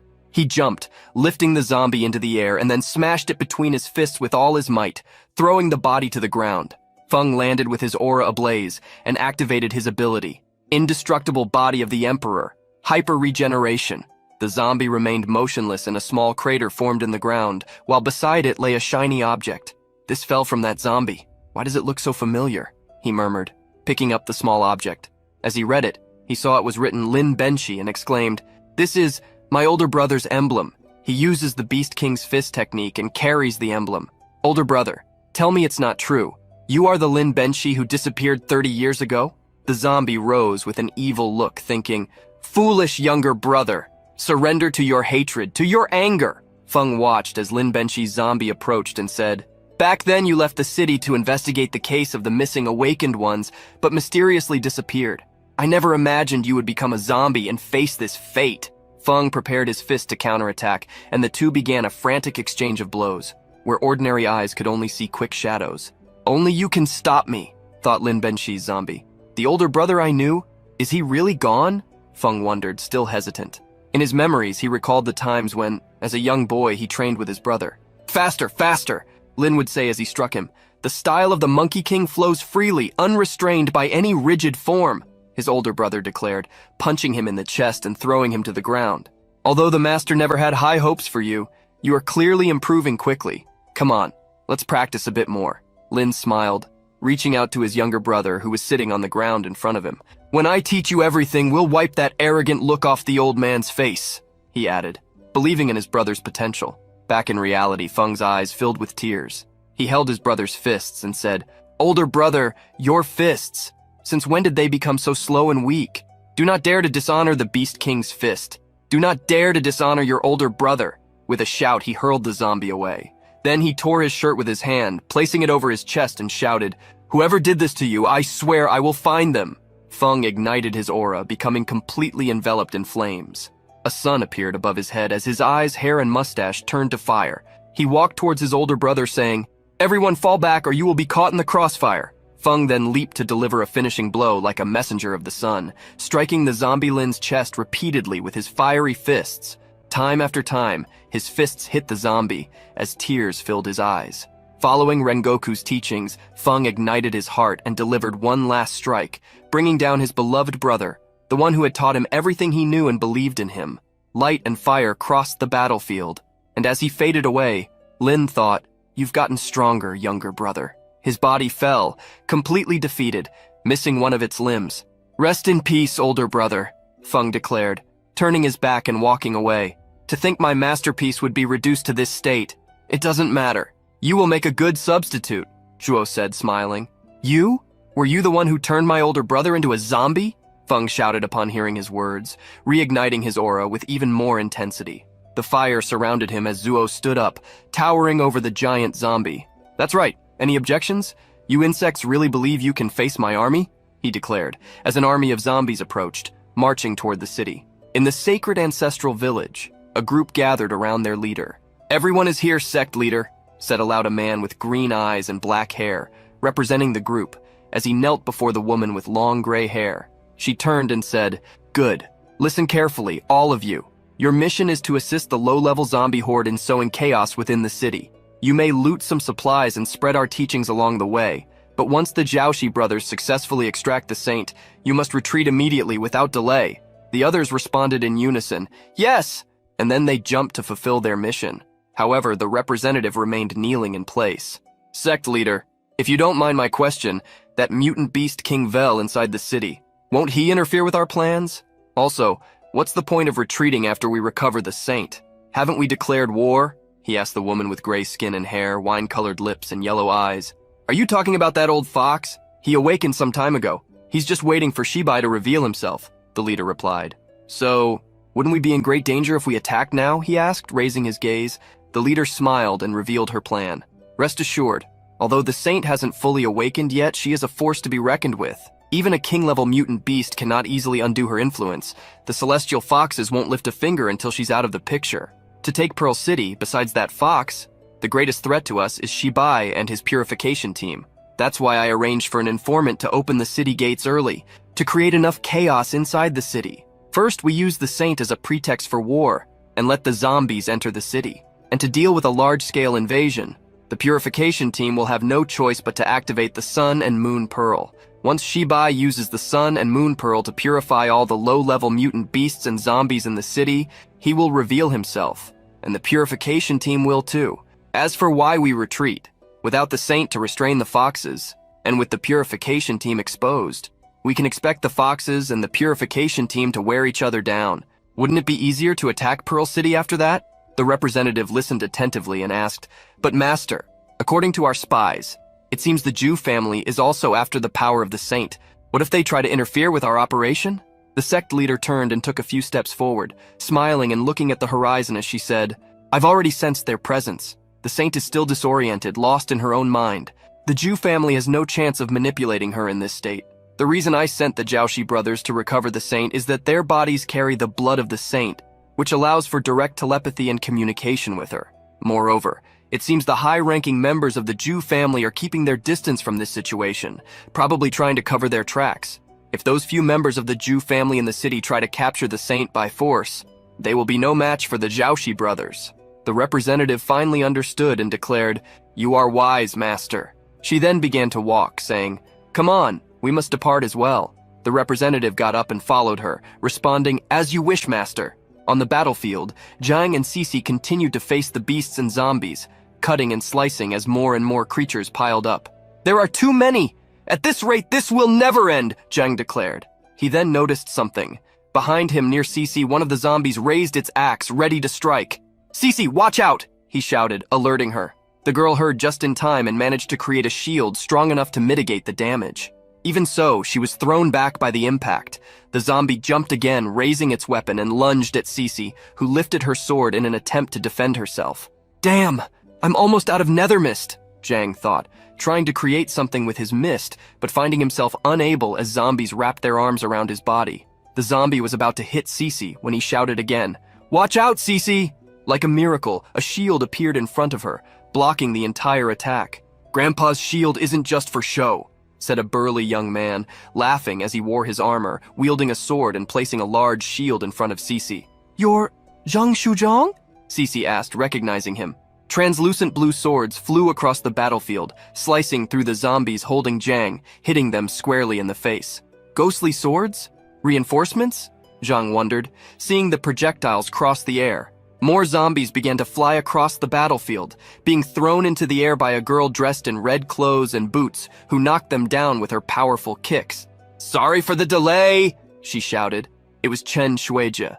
The blue swords flew toward the zombie with the axe, crossing the space in front of Xu Zhang and converging on the creature under Chen Ming's command. "Has your sword skill rusted?" Chen Ming, a man with short blue hair and a sword on his back, asked as he stopped next to Cece. "Shut up," she replied, leaning on her ice sword on the ground. "Don't let your guard down. Physical attacks don't seem to work against him," Jiang warned as Ming's sword struck the zombie, whose wounds quickly closed, cauterized by steam. "I think I know how to defeat him. Senior, keep him occupied for me," Jiang declared, walking toward the group. "Understood," Ming responded, keeping his swords moving, creating a barrier of constant attacks around the creature. Ming advanced, continuing his assaults, and struck with the sword on his back. The zombie retaliated with its axe, blocking the attack and getting distracted, giving Jiang the opening he needed. Jiang appeared behind the zombie, reflecting. That fallen guy I analyzed earlier controlled these zombies with toxins, and that toxin can be ignited. So if I ignite the toxin inside this zombie, he conjured a massive hammer of nethermist and shouted, "Eat my crimson serpent scale." He then struck the zombie's back, creating a hole in it. The scale is lodged inside. Now comes the fun part, Jiang thought, pulling out his dagger and igniting it. "Devouring fire of archive bind," he declared, activating his ability and launching the flaming blade into the creature's body. The strike exploded, sending the zombie flying with a massive gash in its back, crashing to the ground. "Finally dealt with these guys. They're really tough," Shuiji said, stretching as she walked. "No, the really strong ones have already arrived at Pearl City," Zhang corrected, sheathing his dagger and extinguishing the flames. "Senior, there are still some injured at Safe Shelter 003. I'm using an item to hide their presence, but I don't know how long that will last," he said, approaching Ming. "Captain Situ updated us on the situation. We will take care of the injured. We've seen what you're capable of. Go, the city needs you. We'll handle them," the senior replied, arms crossed with his sword already sheathed on his back. "Then I leave them in your care, Senior Chen Ming," said Jiang as the senior turned away. Seeing that Jiang had left and Cece was still in the same spot, Ming turned and declared, "Liu Xishan, you should also return to the city. We have enough people here." Cece promptly replied, "Understood," and ran after Jiang, shouting, "Zhang Ping, wait!" as they both headed toward the city. Meanwhile, At the north gate of Pearl City, the battlefield continued, with zombies emerging from all sides, while Feng burned in the center. "What a pathetic group!" he exclaimed, with his hyper-regeneration ability activated, and the flames of his body constantly burning, starting his recovery. Seeing that his master had activated his ability, Bai Day, in his wolf form with red eyes, leaped, tearing apart the zombies with his claws, and shouted, "The great master is recovering! Cover him with all your might!" Moments later, another one in white wolf form shouted, "Retreat!" upon noticing the end of the recovery. A fireball was shot by Feng, cutting through the battlefield and crossing the space between the two wolves, who retreated in time, clearing a path. "Is this all you have? Come on, show me what else you can do," Feng challenged, while Zhuo observed everything calmly, holding his chin and reflecting. Originally, the efficiency of this toxin was highest for creating zombies, but why do I keep encountering fire-type awakened lately? Feng advanced, his fist ablaze, shouting, "You really underestimated me. You will pay for what you did to my brother." He struck the old man in the stomach, sending him flying, engulfed in flames. "It's not over yet," Feng shouted, increasing the intensity of the flames and commanding, "Explode!" His fist exploded against Zhuo's chest, creating a hole. Zhuo's body fell to the ground with a gash in his chest, while Feng landed beside him, still on fire. "Eliminate the leader, the zombies will," he began to say, but upon turning around, he realized the zombies were still fighting and advancing. "What's happening? Why are they still moving?" he asked, confused. Then before he could react, Zhuo rose and thrust his fist through Feng's belly, piercing his spirit with the skill corp's usurpation, zombie toxin. "What?" Feng screamed, still engulfed in flames, incredulous. "Did you really think you could kill this old man?" Zhuo mocked, laughing with a malevolent look. The ability used by Zhuo was corpse usurpation. Zombie toxin sacrifices the life of a controlled zombie to revive oneself. The old man jumped back, retreating. "He came back to life?" Feng then felt something in his chest, a strange sensation, something that hadn't been there before. A purple, malevolent substance spread through his body, staining his skin. What did you do?" he asked, touching his chest. "You've noticed, I injected a bit of zombie toxin directly into your system, and once it spreads, you'll become one of my zombies," Zhuo replied, laughing. "You dare?" Feng shouted, exploding with rage. He then activated his ability to the maximum. "Indestructible body of the Crimson Emperor, second phase, blazing aura form. Body temperature 1000 degrees. Strength, endurance, and agility increased." His body was engulfed in flames, and he tensed all his muscles. Zhuo, however, laughed and retorted, "You're trying to burn the toxin from the inside out? Don't waste your energy. The type of toxin you're trying to burn is just the most basic. The toxin I use to control these zombies isn't just one. These powerful zombies around you have been blessed with multiple toxins. As long as the toxins exist, they won't die." His companions, watching from a distance, shouted, "Master Feng!" But he replied, "Don't worry about me," and continued to keep his body aflame. Near Safe Shelter 003, the giant zombie with the axe rose again, healing the open wound on its back. It was already getting up, saying, "Kill, kill," with a bloodthirsty look, leaving the group shocked, not understanding how it had recovered. "Let's see how long this rebellion lasts," Zhuo declared, ordering his strongest zombies to attack. "Even my senior brother?" Feng asked, seeing his brother's zombie also getting up and running toward him, saying, "Junior brother, stop me!" Feng received the attacks with his body on fire and shouted, "I will make you pay for this, no matter what happens." Zhuo extended his hands, manipulating the zombies with a sadistic smile, saying, "It seems you still don't understand the situation. If you miss your senior brother so much, why don't you join him?" The giant headless zombie, where Zhuo had been seated earlier, joined the battle. Feng continued to fight as best he could, but between blows he thought, "I need to end this now." The giant zombie threw a punch in his direction, and Feng held it back with another punch. Gritting his teeth with all his strength, he threw the creature away. However, Feng began to gasp, and his arm slowly turned increasingly purple. "The toxin is spreading fast," he thought, looking at his arm. "It's not enough. The energy I need to activate the final form of the indestructible body of the Crimson Emperor isn't enough. If this continues, I'll also turn into a zombie. If I lose here, the North Gate will fall. Will this be the end of Pearl City?" he thought, observing the chaos around the battlefield. Suddenly, Cece and Zhang appeared running. "Intelligence base of the barrier team. The master of the Beast King school is in trouble. Rescue him first," Cece ordered, while she began slicing through the zombies around her. Zhang advanced, signaling that he understood, striking the zombies in front of him to reach Feng. "Who's there?" Feng thought, gasping, already at the last remnants of his energy. Hang in there, senior, Cece shouted. As the two attacked the zombies, Feng noticed something. An opening! He exclaimed and reignited his fist, using his last strength to launch the zombies into a spiral in the sky with the skill, adamantine explosion of Brist. Come back, young one. It's dangerous here, said Feng, seeing Zhang approach after landing. Don't worry, senior. I came prepared. Let me heal you. For a moment, Feng tried to protest. But my wounds... But Zhang transformed and entered Feng's body, catching him by surprise. A pure-blooded young man, thought Feng. Don't worry, senior, this is my healing method, Zhang declared, calming him. What a peculiar method. Not only did you heal my external wounds, but you also restored my stamina. You really have some skills, young man, Feng commented as his body began to burn with more intensity. Unfortunately, I can't completely neutralize the toxin. The best I can do is suppress its spread, Zhang said, still inside Feng's body. You can suppress the toxin? Good, that's enough, declared Feng. Zhang opened his analysis, displaying Feng's data at that moment. Name, Feng Lixian, species human. Faction, Beast King Martial Arts School. Rank, peak level awakened, level 38. Abilities, indestructible body of the Crimson Emperor increases healing speed of wounds by 200%, grants control over heart rate when activating Crimson Blood Ignition, generates intense heat, and enhances all physical attributes.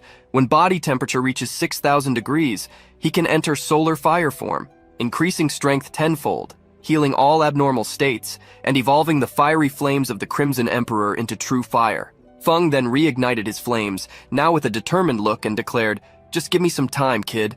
I'll take care of that abomination, once and for all. How can you speak so casually? You know you're dealing with a fallen one, right?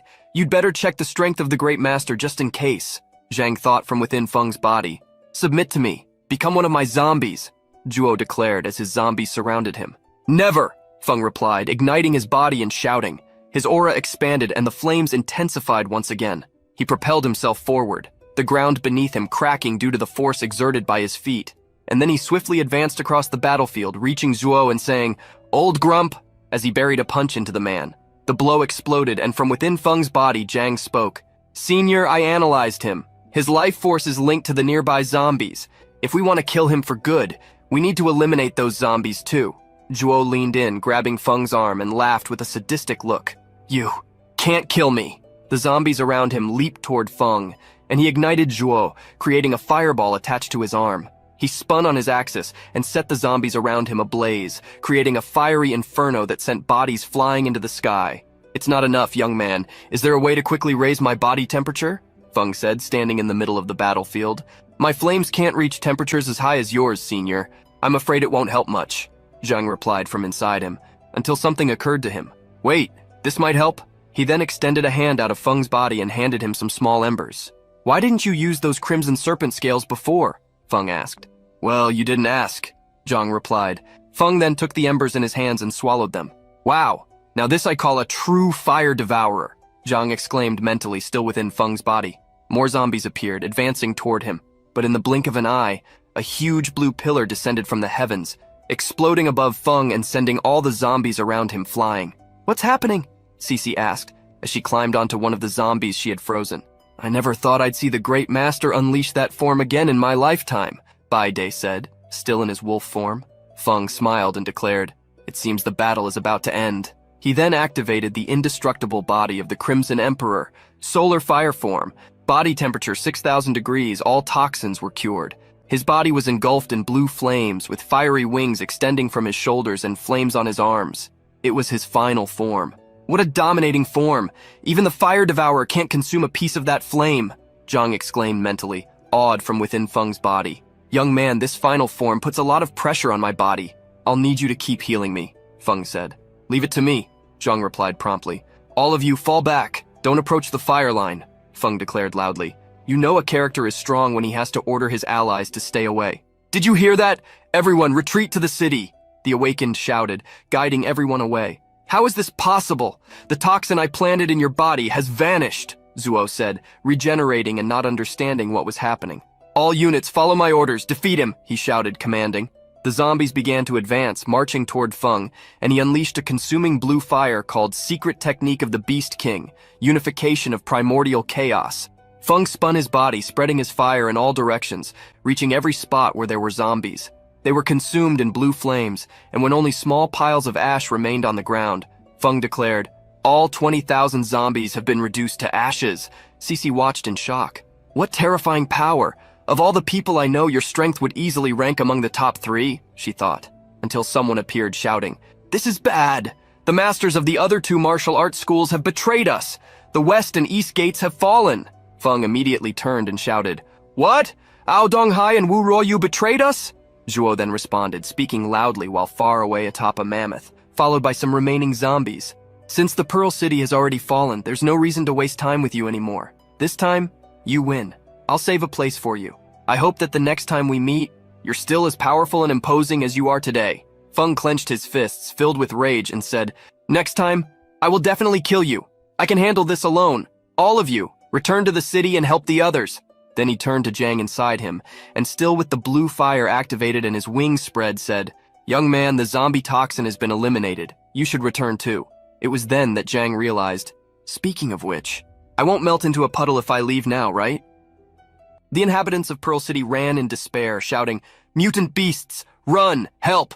As the creatures invaded the area, wreaking havoc, the authorities present ordered the formation of a defense line. From the top of a building, Vice Mayor Huang watched the smoke rise into the sky. With his hands clasped behind his back and a sinister smile on his face, he murmured to himself, "Scream as much as you want. This is the Pearl City of the East, and without us, the Zhu family." 2 of his subordinates approached and stood behind him as the buildings burned in the background.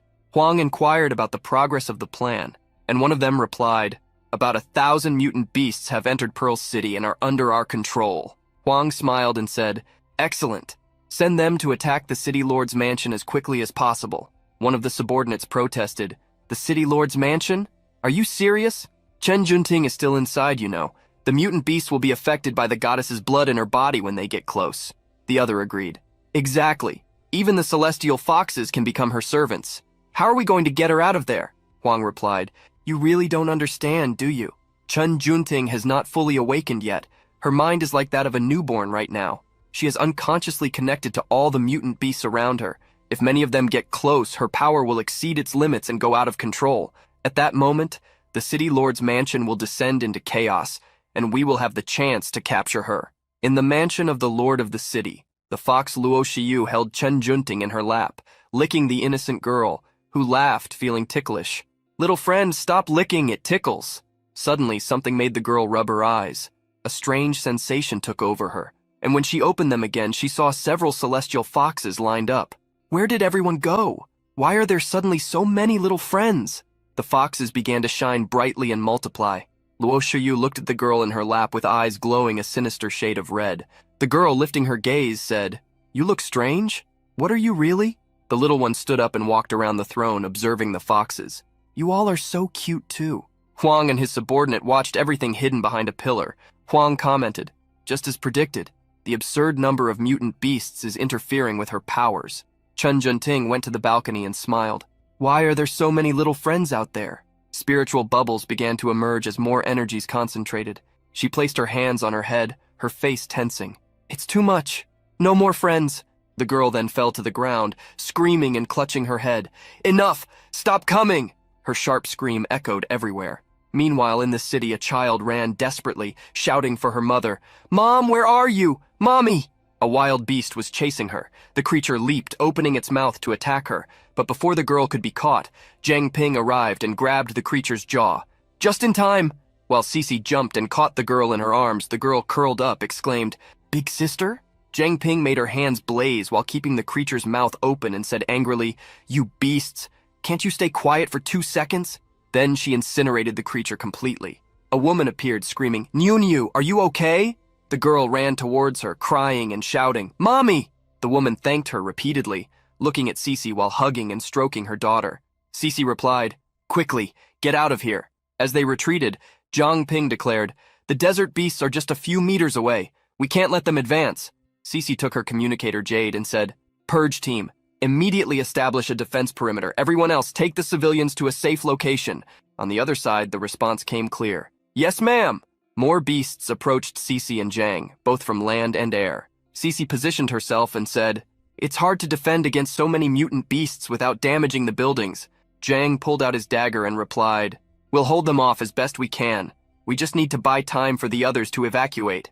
Cece agreed, and then several white wolves charged forward, howling at the sky.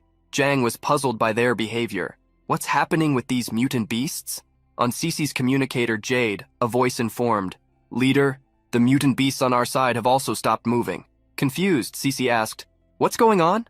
Everyone was perplexed. In the mansion of the Lord of the City, Huang looked up, astonished, with the same question. What is happening? He saw Chen Junting floating, a bright pink light emanating from her body. The foxes watched her from the ground as Huang murmured, incredulous, "No way." The girl slowly opened her eyes, and a pulsating pink light began to emanate from her body, as if she were undergoing a transformation like in Sailor Moon. A large explosion followed, causing an impact on the mansion's gates. Inside, the henchmen screamed, "We've lost control of all the mutant beasts in the city." Huang turned urgently and said, What? What the hell? Has the goddess's blood fully awakened?" He gritted his teeth, irritated. What miserable luck, she had only a minimal chance and hit the jackpot. Chen Junting then flew toward the city center, saying, "There are so many little friends here." Huang watched her and in desperation shouted, "Damn it! Chase her!" He ran out but was hit by an unexpected sensation, as if something much larger than him was watching him closely. He gritted his teeth and thought, "Huh? This pressure. Only a king-level mutant beast could make me feel this way. It can't be. The king really awakened?" Huang stopped running and looked up, thinking, could Chen Junting be the reason behind the early awakening of King Ye? If that's the case, his henchman approached and asked, "Why are you just standing there? What happened?" Huang replied, "Contact the others in Pearl City and capture Chen Junting. I have other matters to attend to." The henchman left, saying, "Understood." As he watched them walk away, he thought, the awakening of King Ye means that the celestial foxes now have a king-level combatant. Revealing myself now would be suicide. Better to stay at a distance and observe. Meanwhile, at another point in the city, a group of awakened individuals was organizing. The leader ordered, "Everyone, form groups and find out what's happening." The group responded in unison, "Yes, sir." The gray-haired man turned and asked, "Grandmaster, how is your body now?" Feng, who was beside him, touched his shoulder and replied, "I'm fine, Jiang Ping. My wounds, I just need a little rest." Jiang Ping punched a nearby stone wall, creating a crater, and exclaimed, "Those traitorous dogs! They're worse than animals!" Feng placed a hand on Jiang's shoulder and said, "At this point, our priority is to immediately clear the areas to the south. After that, we should return to the city and provide support." The man sighed, "Grandmaster." Smoke rose into the sky in the scene of destruction around them. Feng turned, looking at the debris, and lamented, "Given the current situation, we can only save as many people as possible." The boys, who had spread out to carry out the orders, returned, pointing and shouting, "Look! There's a group coming from the north. Could it be reinforcements?" The approaching group marched decisively, saying, "Don't let them pass. No one can enter the city." One of the boys managed to identify who they were. "It's the Martin Sun Blazing School." And another commented, "They came to cause trouble, I bet." The marching group responded in unison, "Yes, sir." Feng, irritated, gritted his teeth and said, "Wu Ruoyu, do you still have the courage to show your face here? Everyone, prepare to fight." The gray-haired man added, "The Martin Sun Blazing School abandoned the western gate without a second thought and allowed the fall of Pearl City." The boys turned, indignant. "What? That bunch of scoundrels!" The group formed up, and Feng raised his voice, asking, "Master Wu, why did you betray Pearl City?" Wu in turn responded with another question. "Master Feng, have you ever thought about living a different kind of life?" Feng inquired. "What kind of life?" Wu then explained. "Look around you. Pearl City. A city lit with 1,000 points of light, but so fragile. Every year, hundreds die in beast attacks. It's as if we are trapped, defending this small piece of land. But have you ever wondered? What if we could force humanity to produce a king? What kind of world would that be? If a king were born in the sacred village of the ancestors, not only would Pearl City be safe, even the farthest corners of the world would be free from the threat of mutant beasts." Feng clenched his fists and said, "I understand. So the student who promoted the theory of human king supremacy at my school was one of you." Wu smiled and opened his arms, responding, "Indeed. What a pity you expelled him. You could have been one of us." Feng took a combat stance and seriously retorted, "One of you and sacrifice the entire city?" The two groups positioned themselves opposite each other, ready for combat, with their guards up, while Wu continued, "Relax. We are only here to take someone who is crucial for producing a king in the sacred village of the ancestors. We have no intention of destroying Pearl City. Of course, if you just stand there and don't interfere, I won't lay a hand on you. Feng's students also raised their guards, and he replied, "And what if I refuse?" Wu advanced with his students, saying, "Then we'll have to settle this with our fists." Meanwhile, to the north of the city, in the forested area, Chen Junting floated in the sky, bathed in golden light. The mutant beasts gathered below her, hypnotized, as if admiring her. Zhang and Cici observed the scene, hidden behind a bush. Zhang asked, "Isn't that Chen Junting? The mutant beasts stopped because of her? Analyze." From above, Chen Junting smiled, looking at the beasts, and commented, "So many little friends, and they are so cute." Zhang's analysis completed, revealing that, unlike before, the girl's category now indicated human, fallen, level 20. Stunned, he exclaimed, "She became a fallen?" Cici, shocked, replied, "What? How?" In the distance, they spotted two figures approaching. Cici noticed the approach and pulled Zhang, saying, "Someone is coming." It was Huang's two henchmen, who had arrived and were now walking, talking. One of them asked, "What do we do now? Should we go back?" The other replied, gesturing, "What nonsense are you talking about? Our mission is to bring that girl back to the Zhu family, no matter the cost." From a distance, Cici and Zhang's attention intensified upon hearing the mention of the Zhu family. The two henchmen continued talking. "But have you seen? The city is overrun with zombies, and our mutant beasts are under that girl's control. We've also lost contact with the others. There's no way we can complete this mission alone," the other interrupted, saying, "Silence! We've come too far to give up. Our lives are at stake." A purple aura surrounded Cici and Zhang, and then a voice emerged from behind the two henchmen, saying, Well, look who it is. The Zhu family, always hiding in the shadows. I never thought I'd find you like this." The two quickly turned, looking around and asking, "Who's there?" Two figures walked toward them, and one of them said, "You have more support than the others from your family that we encountered. I'm wondering if I should turn you into zombies and make you serve us." The two men were accompanied by a tiger and a giant snake. Zhang activated his analysis ability, revealing the status windows. The first was Zhao Yanlong, who controlled the blue sea serpent. Faction, Sacred Village of the Ancestors, level 25. Abilities, Holy Blood. The blood of the awakened contains powerful stimulants, capable of infinitely enhancing physical abilities, and is highly toxic.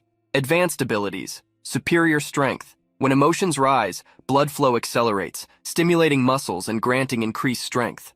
Advanced, Miasma of Toxins. The toxins present in the bloodstream are released through sweat, vaporizing due to body heat, creating a large-scale poisonous mist. The second was Zhao Li, who controlled the tiger. Faction, Sacred Village of the Ancestors, level 22. Abilities, Holy Blood. The blood has a strong fragrance, attracting all nearby creatures. The lower the intelligence, the stronger the attraction. Advanced abilities, Intermediate, Blood Debt. By sacrificing a small amount of their own blood, the awakened can control animals to fight for them. Advanced, Unjust Blood. The awakened sacrifices double the amount of blood, and the recipient must repay double the cost.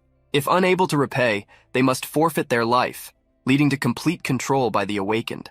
Already exhaling the poisonous mist, Nether Mist, and wielding his dagger, Zhang took a combat stance, saying, "I've analyzed them. They are from the Sacred Village of the Ancestors, and their powers are similar to Chen Junting's."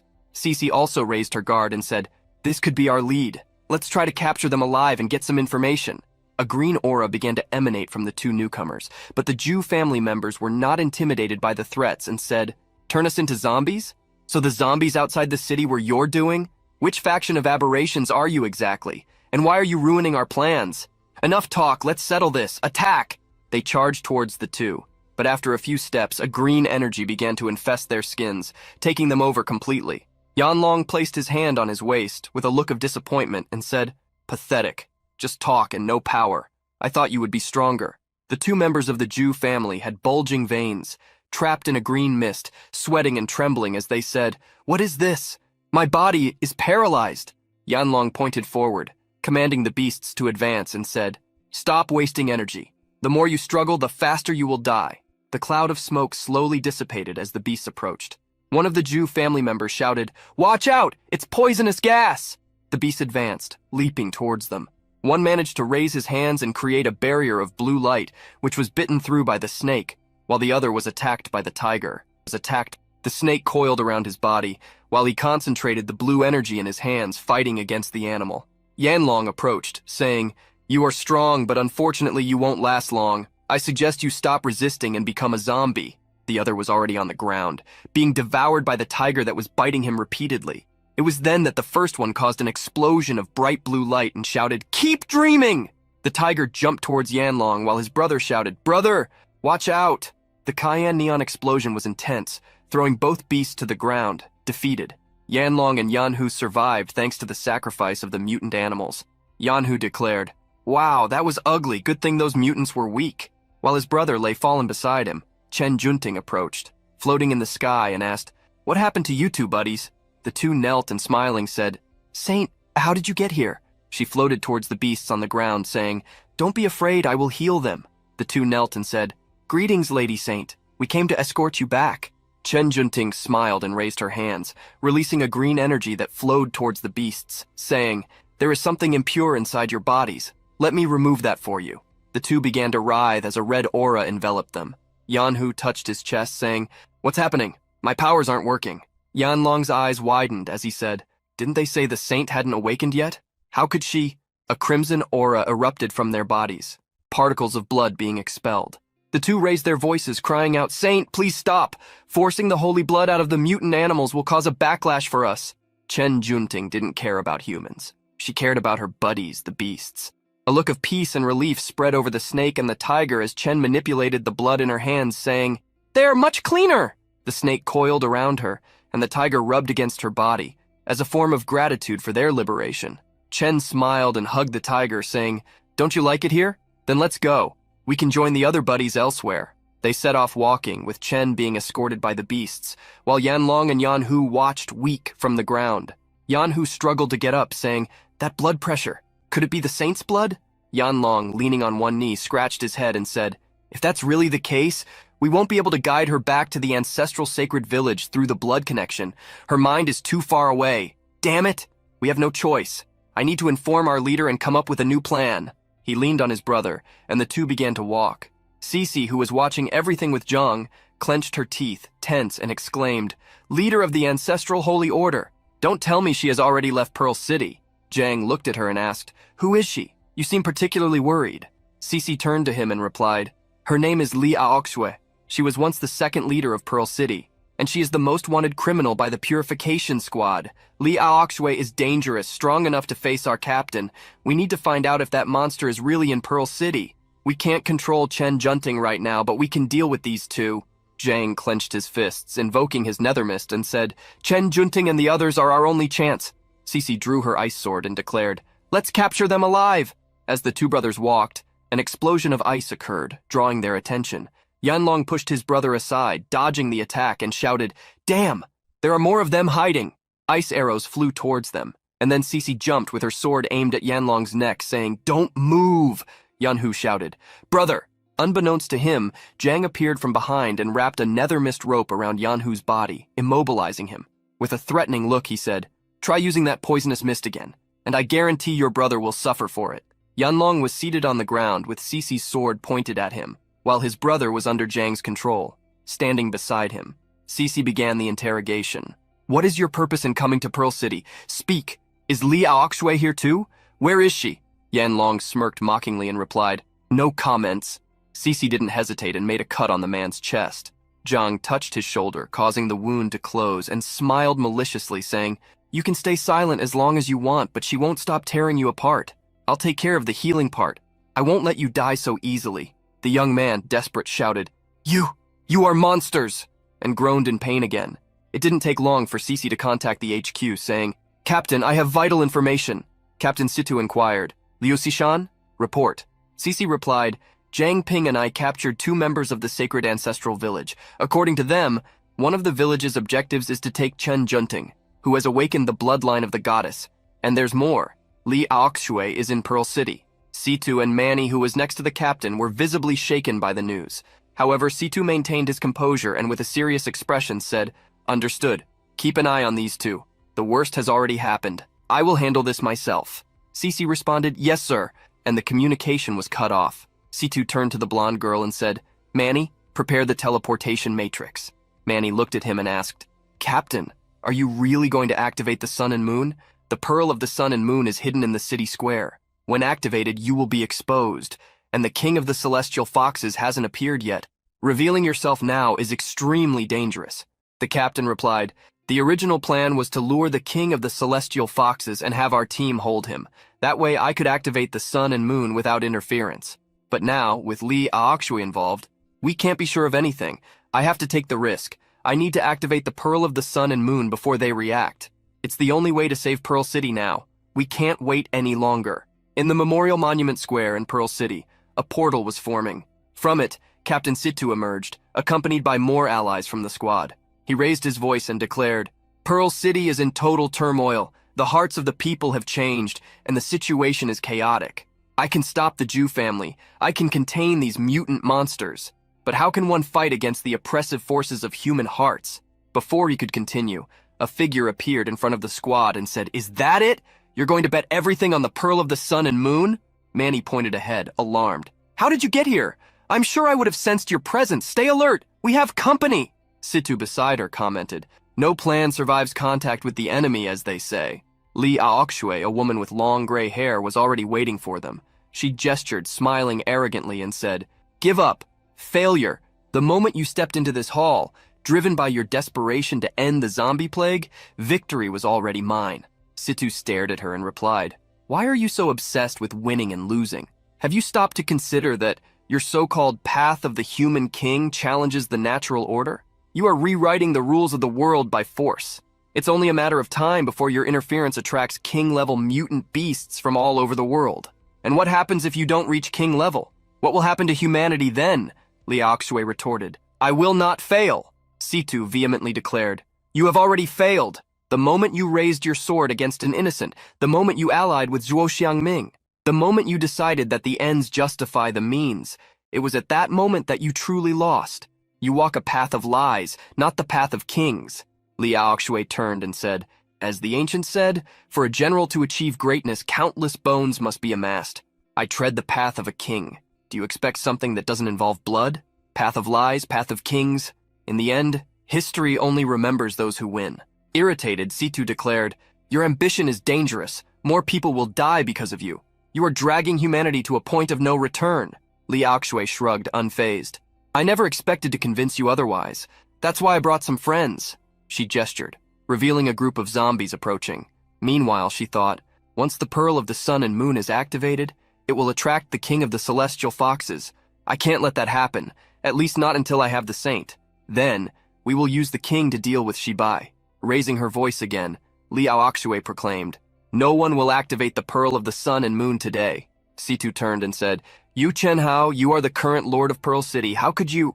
Yu Chenhao replied with a hint of sadness in his eyes. Brother Shibal, the celestial foxes are too powerful. Sister Shuye is right. Humanity needs a king. We must unite, not be a disorganized mess. Situ declared, Lee Aokshui is not a leader. She will not succeed. Yu then raised the staff in his hands and said, Maybe, but Sister Aokshui has a point. Some things need to be done, whether the outcome is good or bad. You are conservative, and I know I cannot convince you, so I must ask you to die now, Brother Shibal. He charged quickly towards him, followed by the group of zombies and Lee Aokshui. Situ advanced with his group on the ground while floating, saying, Then let it be. Let the battle decide the future of Pearl City, here and now. In the residential area to the south of the city, explosions could be seen happening in the Monument Square. The beast stirred, and Chen looked up, saying, What's happening over there? Why are you all so scared? A surge of energy hit the area, and Cece and Zhang felt the ground tremble. Cece exclaimed, That energy fluctuation? Chen began to float towards the square, followed by the beasts, saying, Let's go check it out. Zhang, observing her, said, Chen Junting and the mutant beasts have been drawn there. On the ground, the two brothers remained tied up with ropes. Cece replied, It's the captain. He's making a move. We need to reach him now. She started running towards the square, with Zhang following beside her. He asked, What about the Zhao brothers? Cece answered, I've already notified the division to take them away. In the square, the confrontation continued. Awakened beings fought against zombies, taking them down as best they could. Situ unleashed various strikes with golden lightning towards Aokshui, who skillfully dodged, saying, Failure. Is this all you can do? Situ continued his attacks with yellow energy flowing and said, Holding her is more than enough. A crystal formed around Aokshui, trapping her. She wondered, What? On the ground, a circle of fire formed around Situ, while a moon and a sun of energy appeared beside him. It was then that Aokshui understood. He's trying to temporarily trap me to buy time for the loading of the Pearl of the Sun and Moon. She turned and shouted, "You Chen Hao, destroy the Pearl of the Sun and Moon!" You replied, "Understood." But at that moment, 3 spies appeared. Manny and her 2 companions positioned themselves in front of the captain, saying, "As long as we breathe, you will not pass." Yu jumped towards them, shouting, "Then you can die trying!" He buried his staff in the ground, creating a crack that extended towards them. Zhang appeared just then, shouting, "Don't celebrate yet!" Cece raised a wall of ice, blocking the advance of the crack, while Zhang ran towards Yu. Cece ran to Manny, asking, "Manny, are you okay?" Manny leaned on her and said, "I'm fine. Help me stop her from interfering with the captain." At that moment, Cece turned to the woman trapped in the floating crystal and exclaimed her name, Li Aokshui.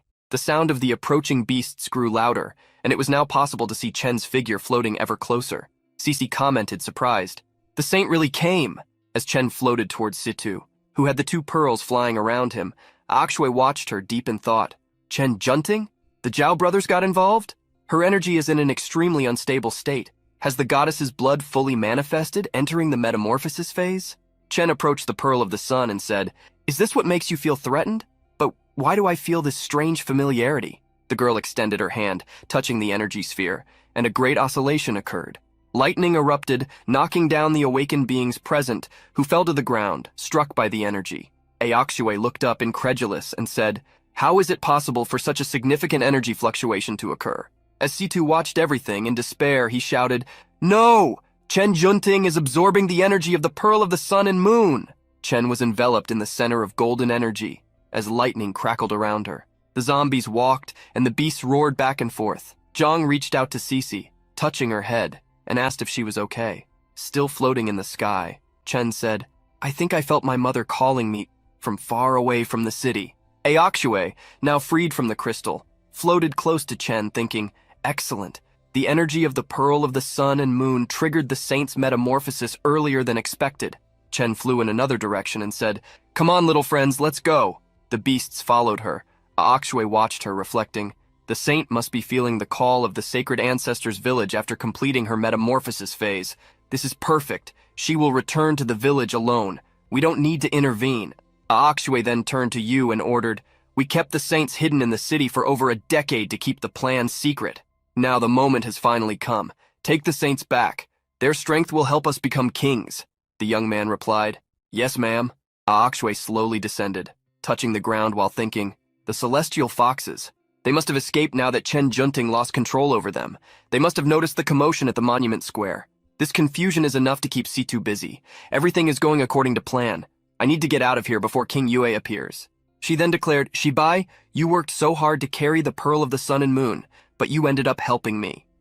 Originally, transforming the saint into a goddess required a complex ceremony in the sacred ancestors' village, but not anymore. This is my destiny. Aokshui began to move away, but Cece pulled out her ice sword and leaped towards her, shouting, "You're not going anywhere. I will kill you and avenge my master." Aokshui turned slightly with a mocking smile and asked, "You? Really?" Then she raised her hand towards Cece, saying, "Don't overestimate your abilities, little girl." She then threw her with a tremendous impact. Zhang ran towards Cece, shouting her name, and used his nethermist to soften the fall. He caught her in his arms while she still held her broken sword. The nethermist slowed their descent, landing gently on the ground. Aokshui floated through the sky, moving away towards the afternoon sun, and said, "Until next time, Shibai." One of the squad members asked, "Captain, aren't we going after her?" Situ replied, "We need to resolve the crisis in the city first." Manny ran towards Cece and Zhang, shouting, "Zhang Ping! Cece, are you okay?" Zhang got up, supporting Cece, and smiled. "Yes, we're fine, just a few scratches." Cece squinted tightly and said, "I'm still very weak." Suddenly, a huge crash echoed. Manny turned, surprised, and said, "The zombies and mutant beasts were clearly led by Chen Junting and Li Aokshui, so where is that sound coming from?" Situ stepped forward and raised his voice. "It's the king of the celestial foxes. Manny, activate the teleportation device."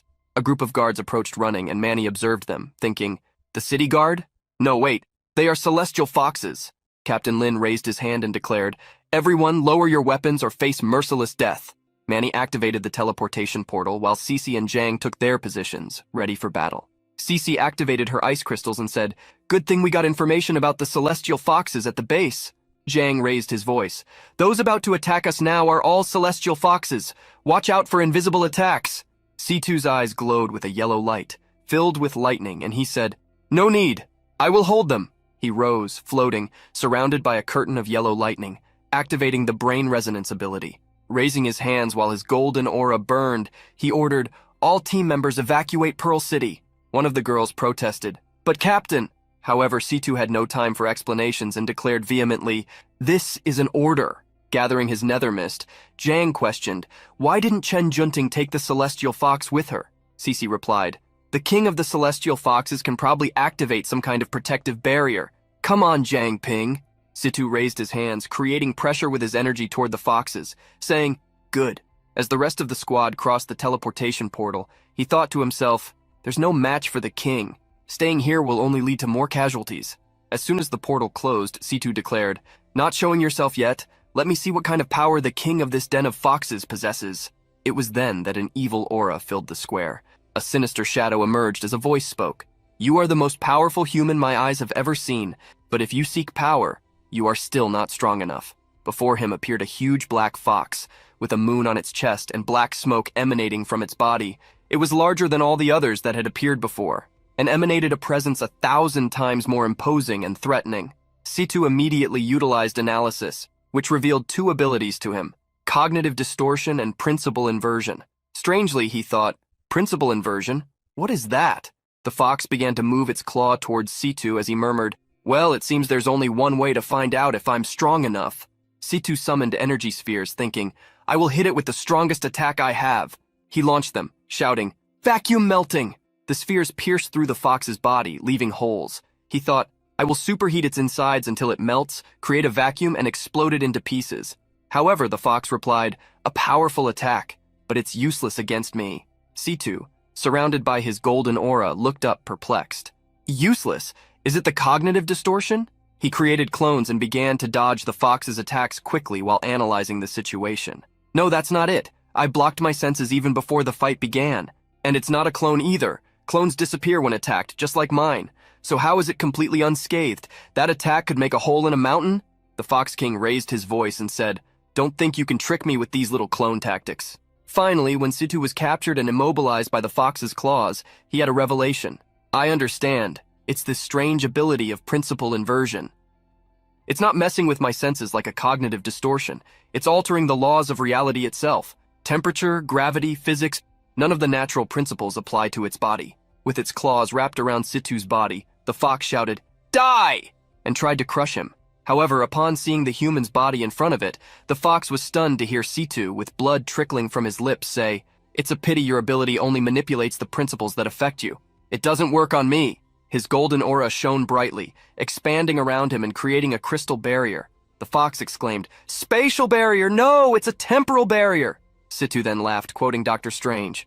Let me give you a piece of frozen time. The Fox King replied, Do you think trapping me in this space means anything? As soon as you die, this little space will disappear along with you. He pulled Situ's head, separating it from his body. However, the result was not as expected. A condition window for the ability appeared, indicating, Death rewinds time around the user, creating a loop back to the moment the ability was activated. The fox then declared, What? An interesting human. This space is linked to time and you can infinitely reset your time, which means we will be stuck in an endless loop. However, since I possess the power to invert moments like time, I will not be affected by temporal restarts. You won't remember anything that happens, but I, on the other hand, cannot escape unless you kill me again, right? Killing you repeatedly will either exhaust me or irritate me to death. But if I don't kill you, you will continue recovering every moment. Humans are truly a terrifying species. They say that if we keep devouring humans, one day even mutant beasts like us could reach human potential. All troops, immediately suppress the chaos in Pearl City. Minimize human casualties as much as possible. After all, we still need them to reproduce and provide us with more sustenance to enjoy. Outside, the gathered celestial foxes responded in unison, Yes, my king! Back on the southern side of the city, the fight between Wu and Feng was intensifying. Wu charged at Feng, who was waiting with his fists ablaze. Just then, Captain Lin appeared, grabbing both of their fists and shouting, Hold on! He stopped their blows. Feng yelled, Let go, Lin Ketty, what are you doing? Lin turned to Wu, scratching his cheek with a bored expression. reflecting on the self-destructive tendencies of humans, thinking, fighting each other in the midst of all this? Seriously? How foolish can humans be?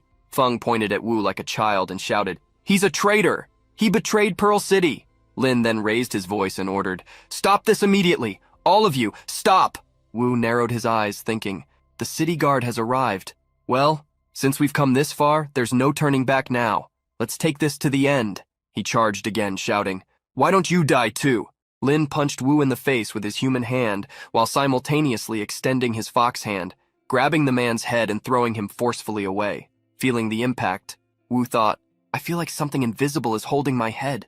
As he flew backward, blood streaming, Feng watched in astonishment, thinking, when did Lin Katie's power grow so much?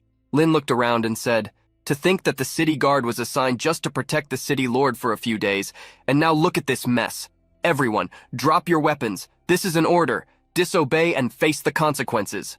He then turned to Feng and declared, Grandmaster Feng, I need you to come with me. I need a complete explanation of what happened today. Feng bowed, clasping his fists, and replied, Of course. In safe house number 8, the remnants of the purification squad that had crossed the teleportation portal were recovering. Zhang supported Cece, saying, Cece, pull yourself together. Manny raised her hand, and petals disappeared into her palm as she said, What's happening? My flowers are disappearing. Others began to complain. My stamina is draining so fast I'm feeling more exhausted than ever. I feel like my body is getting heavier. Cece then turned with a worried expression and said, Don't tell me. Zhang asked, What is it? Cece grabbed her jade communicator and began to call out desperately, Captain, Captain, please respond, Captain! Zhang observed the girl's urgency and asked, Cece, what happened all of a sudden? Cece remained silent, and Manny, with a sad expression, explained, The captain used Blessing on each of us from the purification team. Blessing is a rare native-level ability. It allows the granting of a specific attribute to others, lasting semi-permanently. Unless the bearer of the ability dies, that power will accompany the recipient for their entire life. Liu Han's blessing was reduction of stamina loss. Cheng Xiujie's was reduction of fatigue. Zhang Shuji's was reduction of body weight. And Liu Sisan received reduction in mental energy consumption. Now that everyone's blessings have suddenly disappeared, it means that the captain might be... Everyone was silent, with sad expressions, but Zhang had anger in his eyes at that moment. He thought, an existence like Situ Shibai has vanished, just like that. Zhang's golden bracelet began to glow. To everyone's surprise, the captain's voice emerged, saying, Well, it's been a while since I've been in this form. Manny and Cece approached, smiling, asking, Captain, are you okay? A golden projection of the captain formed in front of them and replied, No, not really. In about a year, I can completely exhaust my energy and be killed by that celestial fox. Zhang questioned, Mr. Situ, so are you communicating with us through the bracelet? The captain replied, No, this is a contingency plan I prepared. Once I am physically dead but not completely gone, part of my consciousness will be transmitted as a virtual persona.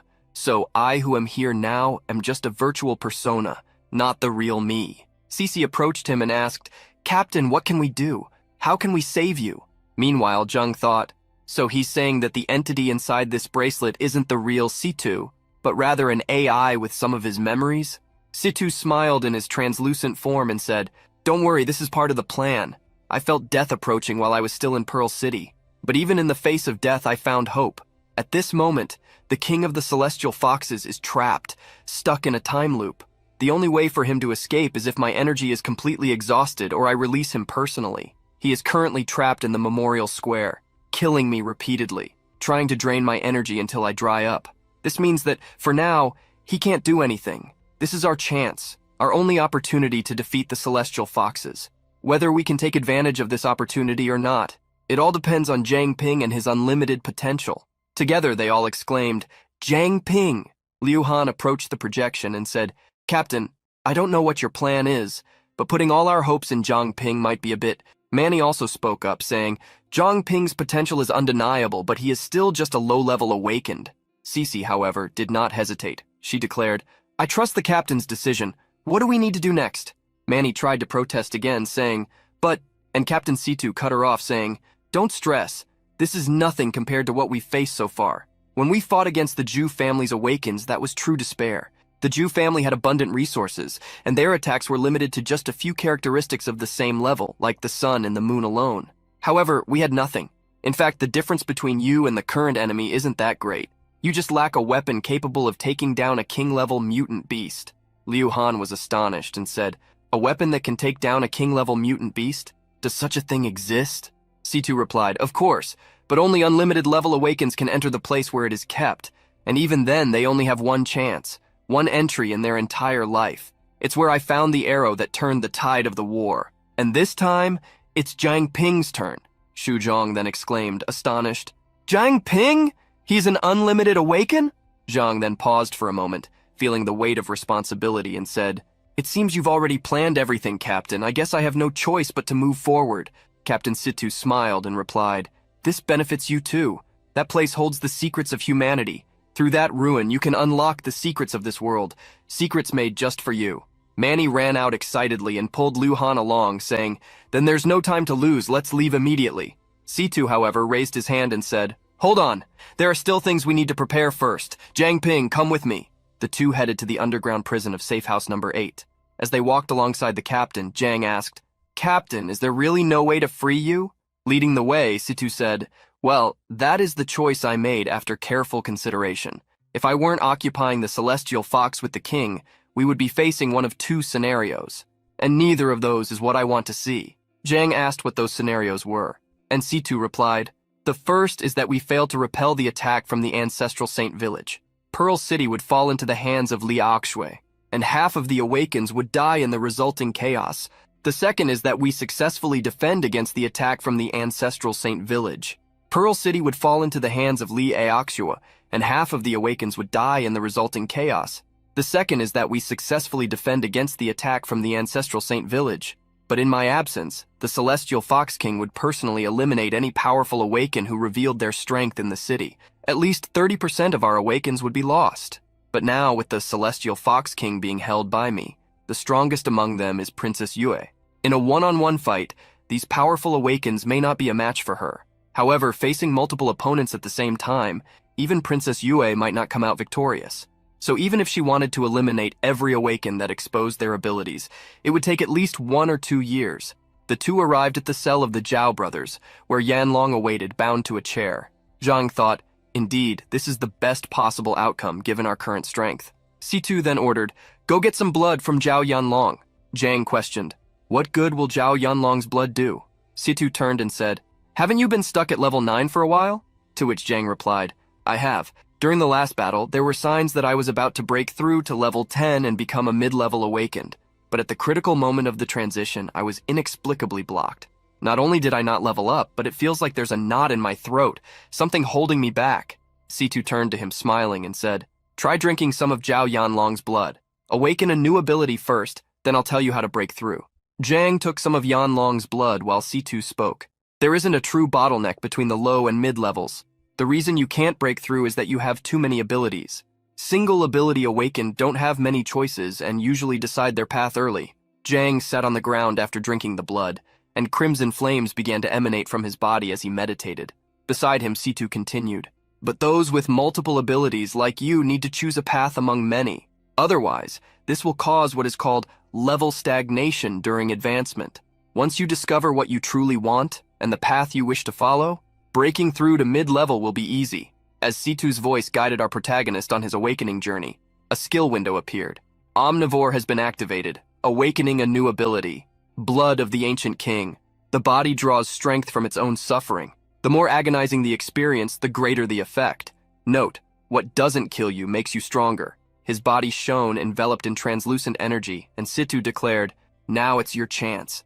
Use this new ability to feel the changes in your other abilities. Carefully sense each of your abilities, hold them on the brink of activation. Then look within, understand which path you truly wish to follow, what your heart desires most, and your abilities will naturally align with that desire." Zhang found himself among all the gems representing his abilities.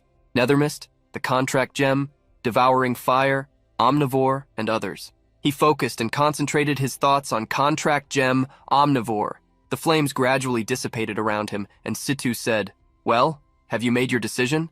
Jiang smiled and replied, "There are so many options. Is there really no way to have it all?" Situ declared, "That depends on your heart. I can't give you advice on that." Jiang looked at his hands, the flames intensifying around his body again. thinking. My greatest hesitation is between Contract Gem and Omnivore. The Contract Gem is the foundation of my powers. Most of my abilities stem from it. But Omnivore also granted me 4 powerful abilities: Nether Mist Body, Pure Water Body, Pure Blood Body, and Blood of the Old King. They are all high-level abilities. You could say that while Omnivore originated from the Contract Gem, its potential is equally vast. What I need to do now is choose one of them as the core for my advancement. His aura then turned green and stabilized. Seeing the change, C2 declared, "It seems you have found your answer," and the system confirmed his suspicions, announcing, "Successful breakthrough. Zhang Ping, level 10, mid-level awakened." Zhang then wondered, "I leveled up?" Upon seeing his status window, he analyzed, "I only leveled up 1 level, but the difference between a low-level awakened and a mid-level awakened is incredibly vast.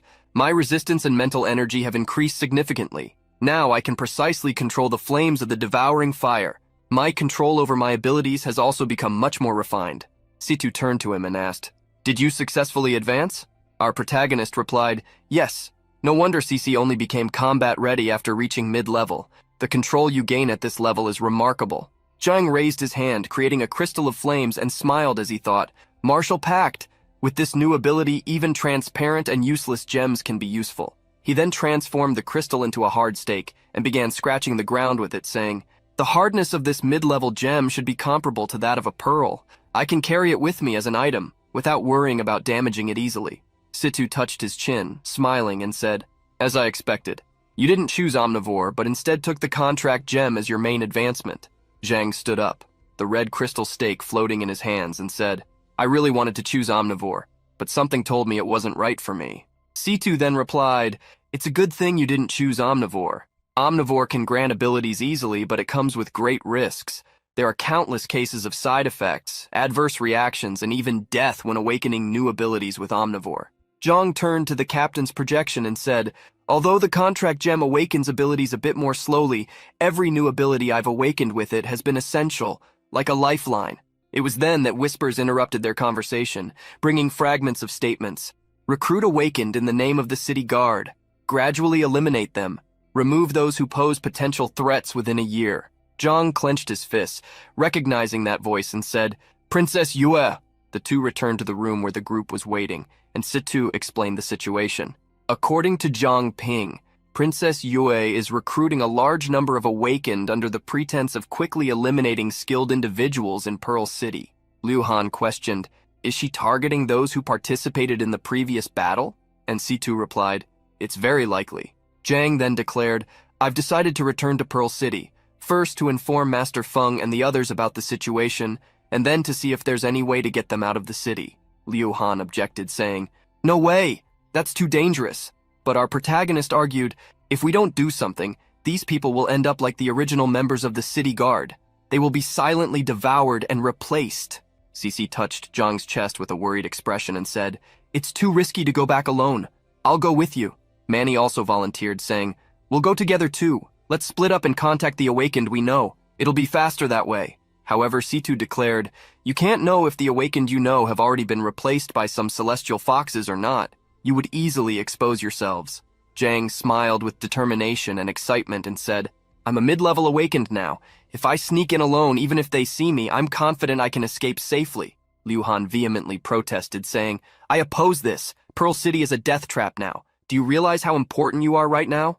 Zhang got irritated and replied, "I want to, but sitting here watching our companions being devoured by those celestial foxes, I can't just turn a blind eye to that." While thinking, "Besides, I still haven't avenged Su Jingyao." Cece called out our protagonist's name, trying to calm him, but he just looked at her, saying, "Don't worry, I have a plan B. Even if I encounter Princess Yue, I'll be fine." Liu Han then summoned his green swords, which floated around him, and declared, "If you're really determined to go on, then you'll have to defeat me first." And Zhang replied, "All right, let it be your way then." The aura of nether mist enveloped Zhang, creating flames that extended to Liu Han's body. Quickly, the young man was hit and thrown back. He barely had time to wonder, "So fast! When did he didn't even move." Zhang touched his mask, with the nether mist aura burning in a vivid purple, and said, "Looks like I won." Liu Han had the blade of nether mist aimed at his neck when he thought, "Is this the nether mist?" and said, "You're definitely stronger now than before you advanced." Situ then took a few steps forward and said, An unlimited level awakened is not comparable to a common awakened.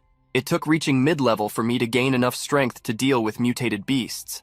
But Zhang Ping could kill a mid-level awakened when he was still low-level. He is more talented than I am, and his potential is even greater. Therefore, Zhang Ping, I will not oppose your return to Pearl City. But before that, I have a treasure to give you.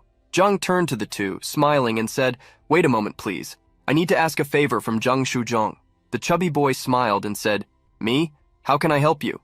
Shuzhong's main ability was adipose technology, allows the user to convert the fat from their own body into material energy and then synthesize that energy into various manufactured products within their understanding. The user can recollect the material energy and their creations back into their body at any time. Zhang guided the boy by the shoulders, saying, "You can be a great help, but it's not convenient to talk here. Come with me." The squad group waited in the room while screams came from the next room. Xu Zhang's voice shouted, "Huh? Zhang Ping, leave some for me." Zhang replied, "Don't be so stingy, it'll grow back anyway." And the boy said, "Easy for you to say when it's not your precious body." The group stood in shock, completely still. Manny questioned, "What is he asking Zhang Shuzhong to do?" It was then that Zhang Ping appeared through the door, saying, "Thanks, really?" And then the previously chubby boy, Shuzhong, emerged with a different physique. Slim, leaning against the door, trembling. Manny's eyes widened and he asked, "Zhang Shuzhong, what happened to you?" Situ and Zhang descended to the secret room of the purification team. There, a vibrant purple energy scythe awaited them in the center. Zhang looked at it and said, "Mr. Situ, this is..."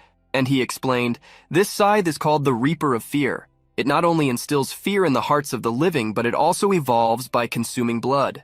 In my younger days, I used it to kill tens of thousands of mutated beasts, and over the years, it has absorbed a sea of blood. Now, in terms of hardness and sharpness, this scythe is incomparable. It wouldn't be an exaggeration to call it a divine artifact. The Reaper of Fear is currently the most suitable weapon for you. Take it with you to Pearl City. It will increase your chances of survival when you encounter enemies." Zhang extended his hand, grabbing the handle of the scythe, and a purple spirit with a malevolent expression emerged from it. Zhang thanked him for the gift. While the boy admired his new weapon, the captain noticed a new presence and commented, "It seems someone is still worried. My energy is running low anyway. I'll return to the bracelet to recharge. You two have a good talk." Cece was standing at the door, this time without her glasses. Zhang turned to her and said, "Sis, the scar on your face." And the girl replied, "Remember what we agreed? Let's talk as friends, not as team members." Zhang Ping and Cece were sitting on a hill, watching the night. Cece said, "I have overcome my inner demons and had the purification team heal the scar on my face. This last incident made me realize how weak I still am, so I will no longer blindly pursue revenge. I will rely on everyone's strength to defeat Aksu together. You are determined to return to Pearl City alone. Is it not because you are also thinking of avenging your friend?" Zhang remained silent and then lowered his head. He closed his eyes and with a smile replied, "I would be lying if I said that hasn't crossed my mind, especially after reaching the intermediate level of awakened. I mean, I could really feel that I was getting stronger. I am no longer the weak one who could only pretend to be asleep when Princess Yue came to inspect and had no way to resist." Cece said his name as if she wanted to catch his attention or ask him not to think that way. And Zhang laughed, saying, "Don't worry, sister. I know what is important now. Saving people. That's why I'm going back to Pearl City this time. As for the revenge for Su Jingyao, if the opportunity doesn't present itself, I won't do anything reckless." Cece propped herself up with her hands on the ground and said, "But I still worry about you going back alone." And Zhang replied, looking at her, "I have that secret weapon from Zhang Shuzhong. I will be fine." Inside Pearl City, foxes roamed freely among the people. There were fewer humans than foxes. Zhang Ping walked among them wearing a long coat and a mask, thinking, "The Celestial Fox Patrols have definitely stepped things up." As he approached the square, he saw two foxes announcing, "The Pearl Square is temporarily closed. Only authorized people may enter." The captain stepped forward from Zhang and said, "Don't worry about me. That old fox won't be able to do anything to me for a year or two. You, on the other hand, have you decided what you're going to do?" And our protagonist replied, "Yes, I have a plan." Later, at the Beast King Martial Arts School in the study room, Feng was sitting at his desk when blue smoke appeared in front of the door. He raised his head attentively, and Zhang appeared saying, "Grandmaster Feng, it's me," while deactivating his pure water body skill. Feng stood up, palm on the desk, smiling, and said, "Oh, it's you, brother Zhang Ping. Where have you been these last few days? I wanted to thank you in person since that day, but I couldn't find you anywhere." Jiang smiled and replied, "Well, it's a long story." Jiang sat across from him at the table and shared what he had to say, concluding with, "So, that's the summary. Grandmaster Feng, will you help me?" Feng listened with his arms crossed and replied, "According to what you said, the City Lord has long betrayed Pearl City, and the Celestial Foxes are really responsible? Your accusations are unbelievable. A voice suddenly shouted from outside the room, "Grandmaster, Captain Lin of the City Guard is here to see you." From his place, Feng responded, "Show him to the reception hall. I'll be there shortly." The voice replied, "Yes, Grandmaster," Jiang Ping exclaimed. "The City Guard has been replaced by Celestial Foxes. Master Feng just needs to take a look to see that I'm telling the truth." Feng headed to the reception hall, and upon arriving, greeted those present, saying, "Sorry for the wait. I didn't expect Captain Lin to have time for a visit." Captain Lin and his team were present. He smiled with his arms crossed and said, "I'm here to congratulate you, Grandmaster Feng." Feng looked at him with a suspicious air and asked, "Oh, and what have I done to deserve such honor?" Behind Captain Lin, he managed to see the true forms of all present, the red foxes with crimson eyes standing. Lin declared, "The City Lord has decided to appoint you as Vice Lord of Pearl City. The announcement will be made soon." Feng thought, "So these are the true forms of the Celestial Foxes, huh?" And maintaining his character, replied, "This humble servant is eternally grateful for the City Lord's generosity." Lin and the others turned, and he said, "I delivered the message. I'll be on my way then." As Lin departed, he could see the foxes walking side by side and said, "Thank you, Captain Lin. Please extend my gratitude to the City Lord." And thought, "These monsters, how dare they?" Jiang projected himself from Feng's body in a red aura, activating the pure blood, shared vision skill. He called for the Grandmaster, and Feng replied, "Don't worry. I won't pick a fight I can't win. I know I'm at a disadvantage here." Jiang left Feng's body, who was heading out of his office, while saying, "I suppose you came to me with a plan. Tell me, what do you need me to do?" Jiang followed him, walking through the corridors while explaining, "I was hoping you could use this opportunity, your promotion to Vice Lord of the city, to organize a banquet and invite the Awakened who defended Pearl City. We will tell everyone who hasn't been replaced by the Celestial Foxes what's happening.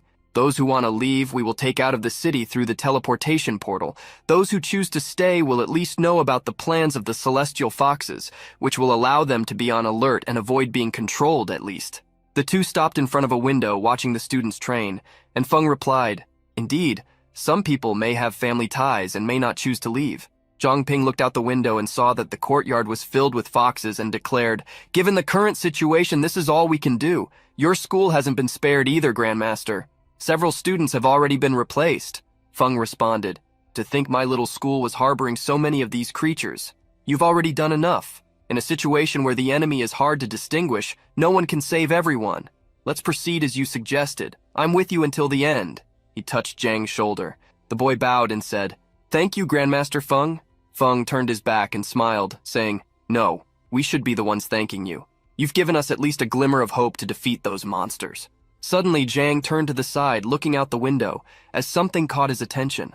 Outside, he saw the blonde girl with braids exuding a fox aura. With a sinister and threatening look in her eyes and a nether mist aura emanating from her hands, Jiang thought, "It's her, the beast that killed Su Jingyao." In the fox den, a meeting was taking place with Luo Shiyu. The leader fox asked, "Is anything unusual happening in Pearl City recently?" Captain Lin replied, "Reporting, Your Highness, everything is calm, except that Feng Lianxin is preparing for a grand banquet." Luo Shiyu laughed and said, "He just became Vice Lord of the city and is already showing off? Feng Lianxin is nothing special." The fox in Su Jingyao's body walked over to them, saying, "Your Highness, shouldn't we have someone keeping an eye on those things over there?" Luo Shiyu responded, "There's no need. He's just using this as an excuse to collect gifts and line his own pockets. A guy like that doesn't pose a real threat to us. It would be better for you to focus on finding those purification team rats and discovering what they're planning, especially that Jiang Ping." Seeing the fox project its true form with an evil look, the two subordinates responded loudly, "Yes, Your Highness." Meanwhile, Feng was holding a reception, where everyone congratulated him, saying, "Congratulations, Grandmaster Feng. No, I should say, Mayor Feng. I hope you'll show us a bit of favoritism in the future, Mayor Feng. Yes, we would appreciate any support you can give us, Mayor Feng." Feng smiled, waving and saying, "You are all very kind." Until one of his students approached, calling him and whispering something in his ear. Then Feng smiled at everyone and said, "All present, please excuse me. I have some urgent matters to attend to. Please forgive me for not being a better host." Captain Lin commented, "Let's go. This Feng Lianxin is exactly as Your Highness predicted. He's just using this banquet to line his pockets. The fox in Jing Yao's body saw a woman holding a red folder and commented, "That woman's appearance is quite exotic." Captain Lin said, "What? Are you eyeing her? You can stay behind and have fun, but remember, there are many eyes here. It's better to wait until the banquet is over before making a move." The girl replied with a mischievous smile. Understood. Inside the meeting room, Feng was gathered with several others, including Instructor Bai, who said, "Mayor Feng, we await your instructions. May we know the reason for this summons?" Feng replied, "I gathered you here for a matter of great importance. He will inform you of the details." Zhang projected himself from Feng, floating above him and surprising everyone. He waved with a smile and said, "Hello, Instructor Bai." Everyone exclaimed, stunned, "Jiang Ping?" Moments later, Jiang had finished telling them the whole situation, and the attendees exclaimed, "This is impossible. Yes, if what you're saying is true, doesn't that mean Pearl City has already fallen?" Instructor Bai stroked his chin thoughtfully, pondering. "I interacted with Lin Keddy and other members of the city guard. I noticed strange behavior from them recently." And the girl with the red folder said, "Right, and the city lord hasn't been seen for ages." Until Feng cleared his throat, calling everyone's attention and declared, "Everyone, pay attention. Things are exactly as young Jiang Ping described. I have personally confirmed the existence of the celestial foxes. These monsters are masters of disguise. It's almost impossible to know who is who. There are already a bunch of those foxes out there at the banquet pretending to be someone they're not. Look, you've known me for years, and if you trust me, I, Feng, need your help." The woman touched her chest and said, "Whatever you need from us, Mayor Feng, just say the word." Bai joined in, saying, "Yes, Jiang Ping is one of my students, and we fought side by side. I trust both of you." Jiang Ping then declared, "To deal with the celestial foxes, we need to act wisely, keep a low profile, and conserve our strength for now. This list contains the people who have not been replaced. We need to split up and inform others about the current situation. The purification team will soon open a portal here using the teleportation matrix. If anyone wants to escape with us, tell them to exit through the main door, then return here discreetly and pass through the portal." One of them protested, saying, "Soon? And our families." But Feng quickly touched him on the shoulder and said, "It's the only way. Right now, Jiang Ping is the only one who can see through the disguises of the celestial foxes. We haven't had time to verify if everyone on the lists. Your families are safe if any of them have been replaced. If those foxes realize what we're doing, they might accelerate their plans to eliminate the awakened. So, if you decide to stay, you must be extremely cautious around anyone acting suspiciously. Or you can take your family and temporarily leave the jurisdiction of the city guard." Bai crossed his arms and closed his eyes in frustration, saying, "It's true. With so many people, keeping this a secret will be almost impossible." Zhang created a brief flame in his hands and said, "I will be watching from the shadows. If any of the celestial foxes act strangely at the banquet, I will use the fire as a signal," Feng declared. "I leave this to all of you from here." The meeting concluded with them saying, "All right, Brother Bai, I need to go now. Let's share a drink when we have the chance. Thank you very much. I will organize a banquet in your honor soon, Brother Li, and we will continue our conversation then. Mayor, I will take my leave now." The last ones left as Feng bowed alongside Bai, saying, "Please forgive my lack of hospitality." Jiang Ping watched the foxes moving stealthily while thinking, "We informed almost everyone at the banquet. It seems the celestial foxes haven't noticed anything unusual yet."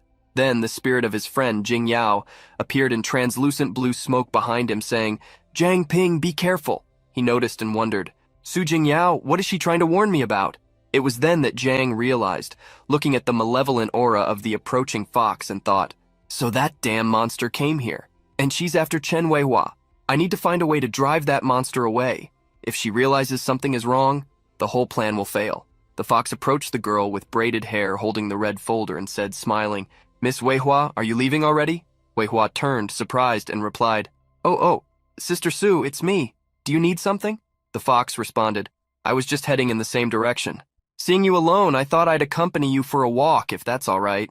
Weihua said, "No, not at all." Jiang smiled sadistically with a crazy look on his face while still hidden, thinking, "You damn fox.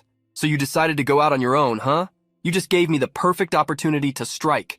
Jiang then stored his outfit inside the golden bracelet and appeared before the fox with the nether mist aura burning in black flames, saying, "What a coincidence, Su Jingyao. Long time no see." Jiang walked up to Weihua and said, "Go find Grandmaster Feng and tell him I've run into some trouble. Ask him to meet me on the west side of the city." The fox looked at him thinking, "Jiang Ping? What's he doing in the city? I just wanted to grab a snack, but it looks like I've caught a big fish instead. Her Highness will be thrilled if I bring him to her." She smiled maliciously, until Zhang suddenly began running as if he was fleeing, and she shouted, "Zhang Ping, where are you going?" Zhang activated Nethermist Nightwalker, boosting his agility and speed. He ran faster, darting through alleys. The fox followed him, running as she thought, "Strange, how is this kid so fast?" Until he turned a corner. When she followed, she was met with an empty street and thought, "Where did he go?" Zhang appeared out of nowhere with a Nethermist scythe in his hands and struck her hard, causing blood to spill. She jumped back and Zhang declared, "Still trying to keep up appearances? Don't worry, I won't let you die so quickly. I won't let you—" His sinister Nethermist mask covered his face. Purple flames surrounded him, and the scythe in his hand gave off a malevolent and sadistic aura. The fox looked at him and replied, "It seems Her Highness was right. I'm not sure how you did it, but you can really see through my disguise. I thought your ability was—" Before the fox could finish her sentence, Zhang summoned several Nethermist daggers behind her. She turned, wondering, "Is that Nethermist? Is he possessed by Nethermist?" Zhang lunged, striking with the scythe toward her. He slashed her belly, leaving a deep cut. Zhang summoned several Nethermist chains, which emerged as he hovered in the air, shooting toward the fox and binding her arms and legs, as he said, "You know, I didn't know her for long, but she was the reason I accepted who I am now. She was the only one who gave me peace, who stopped me from living in fear." Bound by the chains and with the Nethermist daggers crackling with lightning pointed at her, the fox asked, "What do you mean?" While thinking to herself, "When did Zhang Ping become this strong?" Nethermist flames erupted from Zhang's feet and enveloped his body. He approached the trembling fox and said, "To me, she was my childhood friend, the most important person in my life." He stabbed a dagger into the fox's chest, making her scream in pain, begging him to stop as he said, "She only wanted to make her dreams come true. Why would you do this to her?" Zhang pulled out the dagger, tearing through her chest and making blood pour onto the ground. The fox began laughing amidst her wounds and said, "So, that's what this is about. It's a pity. You'll never know it, the look of despair on her face when she died." Zhang slashed her repeatedly, tearing the fox's body apart. She then began to plead, "Kill me!" She took on the form of Su Jingyao, trying to beg for her life, crying. But Zhang pulled off her mask, revealing her deformed fox face behind it, who screamed his name with a wicked glare and sharp teeth. Zhang drew a Nethermist sword with purple lightning and flames forming from his back and said, "The one I want to kill is you, scum!" And then he cleaved the fox in half. He took his friend's skin mask in his hands and looked at it sorrowfully, until behind him, a voice floating in the air said, "To think you took down Ye Shili on your own. You've grown much stronger, Zhang Ping. I didn't expect you to come back. Do you really want to die like this?" It was Luo Shiyu hovering in the sky, with flames coming from her feet and an air of superiority. Zhang looked up at her and said, "How do you know I don't have a trick up my sleeve?" Zhang tried to use the analyze ability, but it failed multiple times as Shiyu said, "Still fighting, even at death's door, huh? Well, I'll let you die knowing." Finally, when the fox released a bit more of her aura, allowing a wicked expression to take over her face, the analysis succeeded. His status window appeared. Mutant Beast, Celestial Fox, Princess Yi, Species Mutant Fox, Faction Yi Clan, Classification Apex Level Mutant Beast, Level 39, Abilities, Cognitive Distortion, able to manipulate the target's perceptions, making them completely unaware of any anomalies. Illusory Fox, Majestic. Upon reaching adulthood, the tail can transform freely and gain several special functions. The scale of transformation and the types of functions are related to the user's level. Naturally possesses a unique charisma of leadership and can sense the life and death of her clan. Shiyu attacked with one of her tails, and Zhang created a Nethermist shield beside him. The tail broke the shield, and he had to reinforce it using more Nethermist. Stretching out his hand, he declared, "Release, Scythe of Fear," and the weapon that Situ had gifted him appeared in his hands, blocking the advance of the tail. He was thrown back by the impact and hit the ground, thinking, "She destroyed my Nethermist as if it were nothing? I analyzed her before. Her main weapon is in her tail." The fox unleashed more tails and pierced Zhang's body, who quickly shifted to his water form and ignored the damage, thinking, "My pure water body negates all physical damage, so her attacks are useless against me." She floated and said, "Oh? It seems you have more than one skill up your sleeve, but you really don't think this will save you, do you?" She then struck again at the puddle of water that was Zhang's arm, now with her tail in a more bluish color. He cursed while trying to break free, and she said, "No matter how many skills you have, it won't make up for the power difference." He looked at the puddle of water that was becoming solid and thought, "She's supercooling her tail, freezing my pure water body." While restraining Zhang with her cooled tails, Shiyu floated closer and said, "There's something I'm really curious about. Even if Situ Xian can't see through the king's illusions. How the hell are you doing this? Zhang thought, even though I can't use 2 skills simultaneously. She touched her feet to the ground and a red line extended to them. She wondered, a red gem? Zhang stood up enveloped in golden flames, his body ablaze, thinking, the Martial Pact can handle this. The skill was Martial Pact, Fire Devourer, Contract Gem, Martial Pact. The user can temporarily infuse attack skills into the gem. Destroying the gem releases an amplified version of that skill. Smoke spread as Zhang freed himself from the fox's grasp, and she declared, cute trick, but that allowed you to break free. What's wrong? Aren't you going to run away anymore? She turned and saw him standing behind her at a distance. He then declared, on my own I fear it would be impossible to escape. That's why I chose to call for reinforcements. It was then that Feng appeared shouting, Zhang Ping, Dr. Chen Weihua said you were having trouble. What exactly happened? Instructor Bai came running beside him, saying, everyone has already evacuated, you're the only one left. The fox looked at him intently and thought, Feng Lianxin, did the explosion call you here? So he is working with Zhang Ping. If I can't use you anymore, then just die. She then struck with her tail towards Feng. Zhang jumped, pushing him and shouting, watch out! The tail grazed Zhang's back, and Feng alerted him. Kid, you're back! Shi Yu had 3 tails unleashed, with flames and lightning pulsating around her. Zhang fell to the ground with his back injured and said, don't worry about me, she is a fox. Feng prepared to fight and replied, I know, this is definitely trouble. Bai, take care of your student. The instructor then declared, so this is a celestial fox. But she looks... Zhang began to transform his body into water and then stretched, merging with Bai, who exclaimed, startled, what? Kid? What are you doing? He replied, don't worry, instructor, I won't hurt you. Look closely at her now. In front of him, Bai saw Shiryu's true form and exclaimed, my God! Zhang had activated the blood-pure body shared vision. The fox took a step towards them with her tail advancing, and Feng moved towards her. Zhang shouted, Grandmaster, your stomach! And Feng replied, jumping and dodging, got it! The tail sliced through the space where Feng's body had been, cutting through the building and creating a hole. He looked at it, saying, she has that much attack power? Zhang declared, Instructor Bai, extend your left hand palm up. And Bai replied, like this, turning his palm upward. Zhang poured a slime of blood onto it and said, find a way to make Grandmaster Feng swallow this. And he replied, understood, I have a plan. Bai then threw the slime of blood towards Feng, shouting, when the wind brings new news, receive it with grace. He understood the message and turned, thinking, it's the signal. He opened his mouth, catching it and swallowing. Then he turned to the fox and said, you beast, now I can see you. The fox struck with her tail, trying to hit him in the legs, but he quickly dodged. Bai unleashed a red lion in his aura and declared, we will help too. Feng ignited his hair, the symbol on his back glowing a bright gold, and declared, you damned monster, you will pay for what you did to my students. That was the flaming body of the Crimson Emperor, blazing flame form. Beside him was Bai, his body altered with muscles, claws, and a lion's head. That was the animal fury form of the noble rage lion. Zhang informed, Grandmaster Feng, that was my blood you just swallowed. I will let you see your true form, but only for a short time. And Feng replied with his hair and eyes aflame, that is enough time. Feng and Bai began to attack, advancing towards the fox, throwing flaming punches as she dodged, thinking, why can even they see through my illusions now? Is that boy, Zhang Ping, behind this again? How absurd! The two fell back after a series of attacks, and the fox's tails expanded as her gaze ignited with rage. She thought, very well, I don't care about your methods. I will simply kill them all. She turned and ordered, Shadow Yue, time to work. An exact copy of her, in fox form, emerged from the shadows at her feet, responding, as you command, Your Highness. Feng declared, be careful. I can feel that the fox emerging from her shadow is extremely powerful. Inside him, Zhang thought, this isn't an illusion.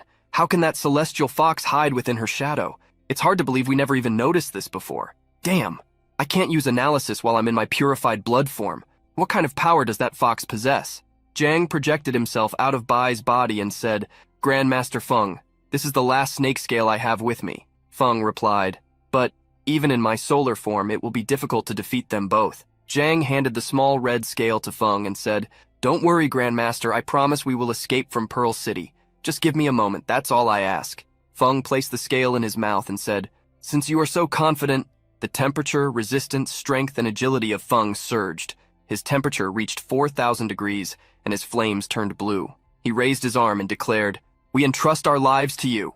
The fox attacked, striking with her tail towards Feng and saying, "Let's kill one first. Starting with you." She changed her course and attacked Bai, who was caught off guard. Shadow Yue attacked him with her claws, and he crossed his arms in front of his body to defend himself. Then he leaped, roaring towards the shadow, and struck her. She retaliated, raking her claws across his chest, leaving 3 open scratches. The shadow surrounded the lion man, who looked at his wounds, wagging his tail excitedly from the hunt.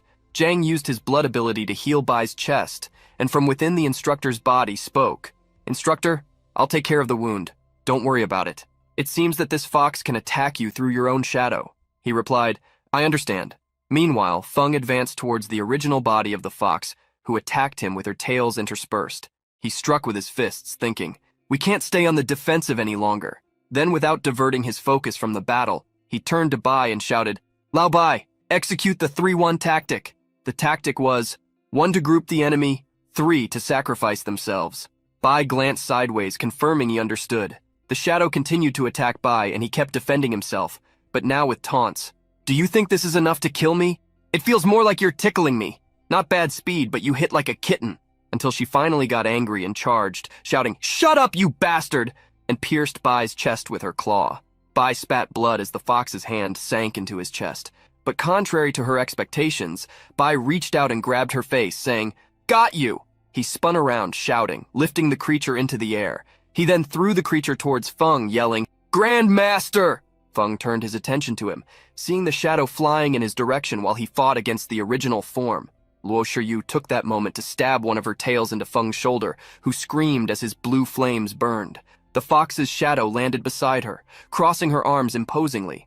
Then Feng's voice echoed, announcing, "Beast King's secret technique, primordial chaotic illumination."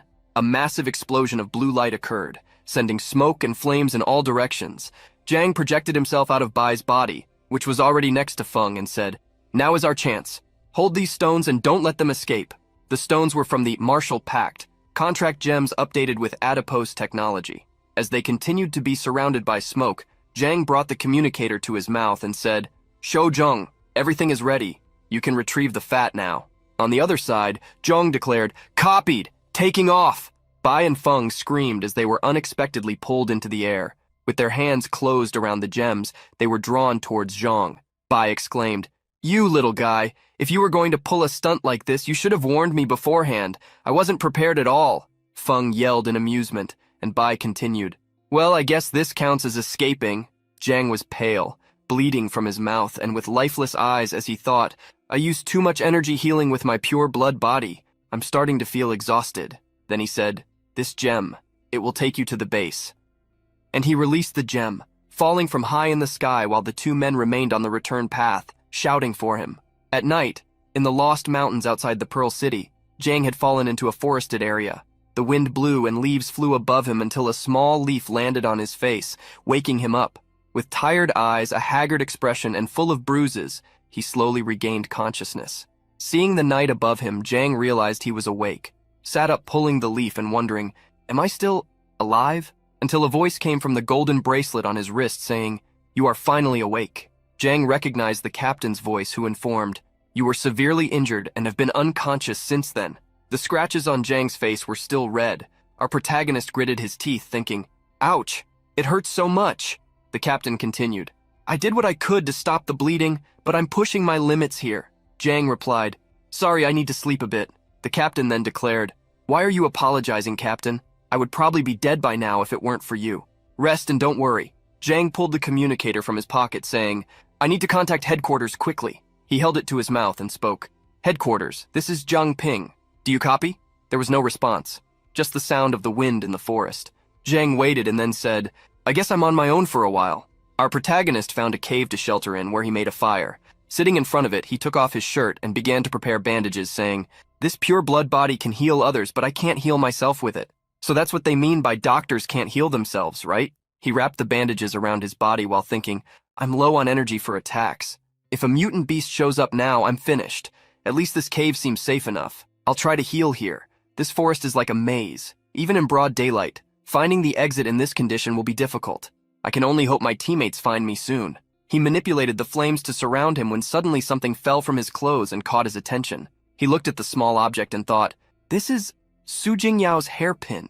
Su Jingyao? He gripped the hairpin tightly in his hands, trembling, and then punched the ground, venting all his frustration, saying, "I finally got my revenge for you after all this time, but why am I not happy? I kept telling myself that all of this was for you. In the end, it was just my obsession. I spoke of noble ideals, but my heart sought nothing but fame and worldly glory." Zhang released the hairpin, revealing the wounds on his hand caused by the punch, kneeling as he thought, "What is the use of all this revenge after all? The dead can never come back. Not even some miraculous worker could change that." It was then that an idea sprang to Zhang's mind. "Wait, can't I really bring Su Jingyao back? I used the pure blood body to heal the sister's gang before, and her severed arm regenerated. According to Senior Chen Ming, the new arm works perfectly. Sister Chiang had no rejection symptoms, and her new arm looks almost identical to the old one. And then, there was that time I was connected to Grandmaster Feng's body. I discovered I could replace his organs and keep him alive. If my theory is correct, maybe I can resurrect Su Jingyao."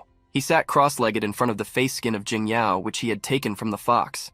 Then with 2 fingers together in blood, he said, "The pure blood body is limited to healing specific targets, but now, with only Su Jingyao's face remaining, I don't even know if this is possible." He sank his fingers into the face skin, linking the blood to the skin mask and activating the pure blood body. Zhang gasped, sweating, and said, "I'm a bit tired, but it's working."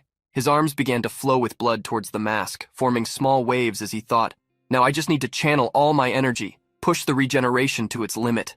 Su Jingyao's body slowly formed, glowing as the blood surrounded her and points of light emerged. Suddenly her hand began to corrode and disintegrate. Already in his translucent blood form, Zhang exclaimed, "What is happening? Is it because I'm injured that I can't fully restore her body?" He then shouted, "No! I won't give up. I refuse to lose you again, even if it takes the last drop of energy." And a tornado of blood formed around Su Jingyao's body, aligning the points of light. Bai and Feng continued cutting through the air with translucent wings created by the gem. Feng declared, "Something's not right with this thing. Prepare for impact." Bai replied, "Understood." Suddenly the wings released them from above, and they fell among leaves and trees. The 2 landed without difficulty, and Bai brushed off his shirt, saying, "Seriously, that kid is as reliable as a screen door on a submarine." Cece, Zhang, and Ming appeared walking towards them. Ming declared, "I presume you 2 are Lord Feng La Kan and Lord Bai Di? We've been waiting for you." Zhang activated his fat recovery ability, and the material that formed the translucent wings flew in his direction. He absorbed them and now, with his chubby body again, smiled contentedly, saying, "To be honest, I grabbed the fat as soon as I received the message from Zhang Ping. I didn't account for the landing, though. Sorry for scaring you, seniors." Feng laughed and clapped him on the shoulders, saying, "A little mishap like this isn't enough to scare us, but it might not be the case for others. You should work on that, young man." Zhang chuckled awkwardly and replied, Sure. With a worried tone, Cece asked, "Where's Zhang Ping? He didn't come back with you." Bai looked away, saying, "Actually, that's what we wanted to talk to you about." After Bai Day explained everything about Zhang Ping falling into the forest, they continued the conversation. With his arm over Zhang's shoulders, Bai declared, "This place is called the Lost Grove because of its complicated terrain. Once you enter, it's hard to find your way back. We lack means to navigate. If we blindly go in looking for Zhang Ping, we'll probably get lost." Ming stroked his chin thoughtfully and replied, "The Purge Team badges have a tracking function. We can always use them to find our way back once we're inside." Cece said, "I can too." And Feng added, "I didn't notice Zhang Ping's injuries, so I'm responsible as well. Bai Day, you'll take care of your wounds." Bai tried to protest, but Feng cut him off, saying, "Don't worry. My wounds have already started to heal on their own, just at a slower rate than during the day. Those mutant beasts in the forest are no match for me." Ming then declared, "All right, then it's settled. Liu Shisan, Lord Feng, and I will go after Zhang Ping. Chubby, you take Elder Bai back to the base." Zhang, flattered by the nickname, replied, "Me? Awesome. Wait, no, I mean, consider it done." He saluted, and Ming returned the gesture with a smile. In the cave, the day had already dawned, and Zhang continued his mission to resurrect his friend, manipulating her blood incessantly, saying, "Come on, just a little closer," until the system showed him a message. "Mastery of human anatomy and the circulatory system achieved.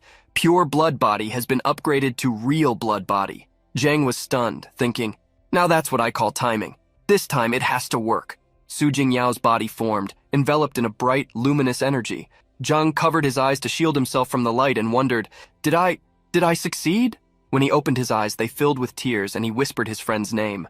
There she was, Su Jingyao, standing before him wearing a brown jacket, naked, smiling and waving at him, saying, Long time no see, Jiang Ping. He looked at her and said, Su Jingyao? Thank God. Zhang's body gave in to exhaustion, and he collapsed forward. Su Jingyao caught him in midair, holding him, saying, Jiang Ping, are you okay? And he replied, I'm fine, just a bit tired. Su Jingyao sat on the ground, and he lay down with his head in her lap. The girl stroked his hair and said, Wow, you and your craziness, still as reckless as ever. He looked at her with shining eyes and said, If I hadn't been reckless, we wouldn't be here today. I'm so glad I ate the yolk that day. Su Jingyao replied, I know. In fact, you've always been a hard worker. Even when school and everyone doubted you, even when you joked about becoming a farmer, even when you faced unbeatable enemies, you never stopped moving forward. Seeing you now, having grown so much and made so many amazing friends, truly makes me happy. You should value them more, you know. Zhang turned in her lap and closed his eyes, falling asleep. She continued speaking. Are you tired? You've done more than enough. Rest well. Zhang slept with a smile on his face as drops of crystal-clear water dripped onto his face. Su Jingyao was crying with joy as she said, I wish I could keep walking this path with you too, but unfortunately it's too late. The energy of my soul has been exhausted.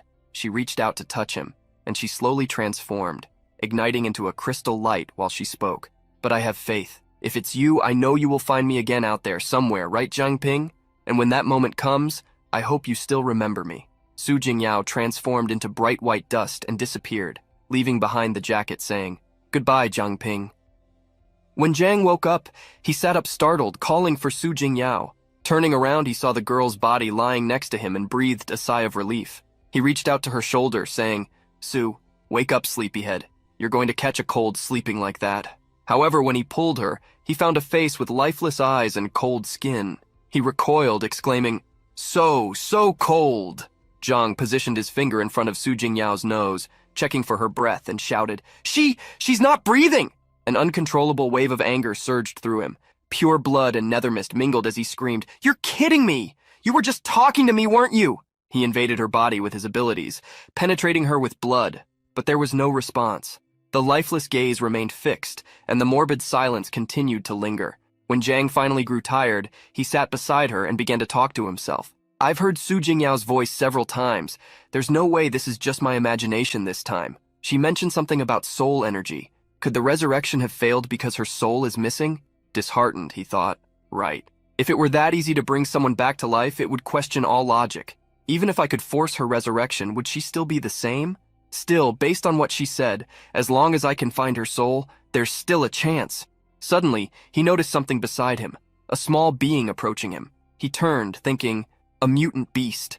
It was an ant that had approached and fallen to the ground unconscious. The wind blew outside, and inside the cave, the campfire continued to burn. The ant woke up and Zhang extended food to it, saying, You're awake? You look weak. You must be hungry, right? You didn't attack me while I was unconscious. Whatever the reason, I can't just leave you here like this. The ant devoured the food with a smile on its face until it turned as if searching for something. It began to walk in circles around Su Jingyao's body, and Zhang declared, Are you asking where she went? She is sleeping in a peaceful place now, inside the bracelet. But you seem to have just been born. Maybe you don't understand the concept of death yet. The ant then pushed the leftover piece of food toward Zhang, and he said, Are you giving this to me? He smiled, thinking, It's the first time I've encountered such a friendly mutant beast. You're telling me to cherish the present, right? You're right. No amount of lamenting will change what has already happened.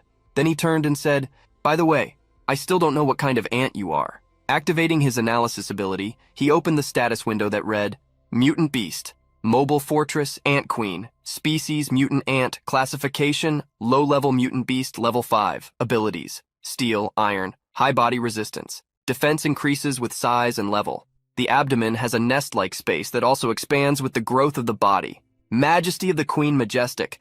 Upon maturity, the queen can reproduce asexually, producing mutant ants within the restricted space. The queen can fully control the colony of ants and has a strong intimidation over foreign species. The strength of intimidation correlates with body size. Zhang smiled in surprise, thinking, A majestic level ability? This little thing has the potential to become a king-level mutant beast? I just got out of that princess and now I found another one. I'm not sure if this is destiny or not.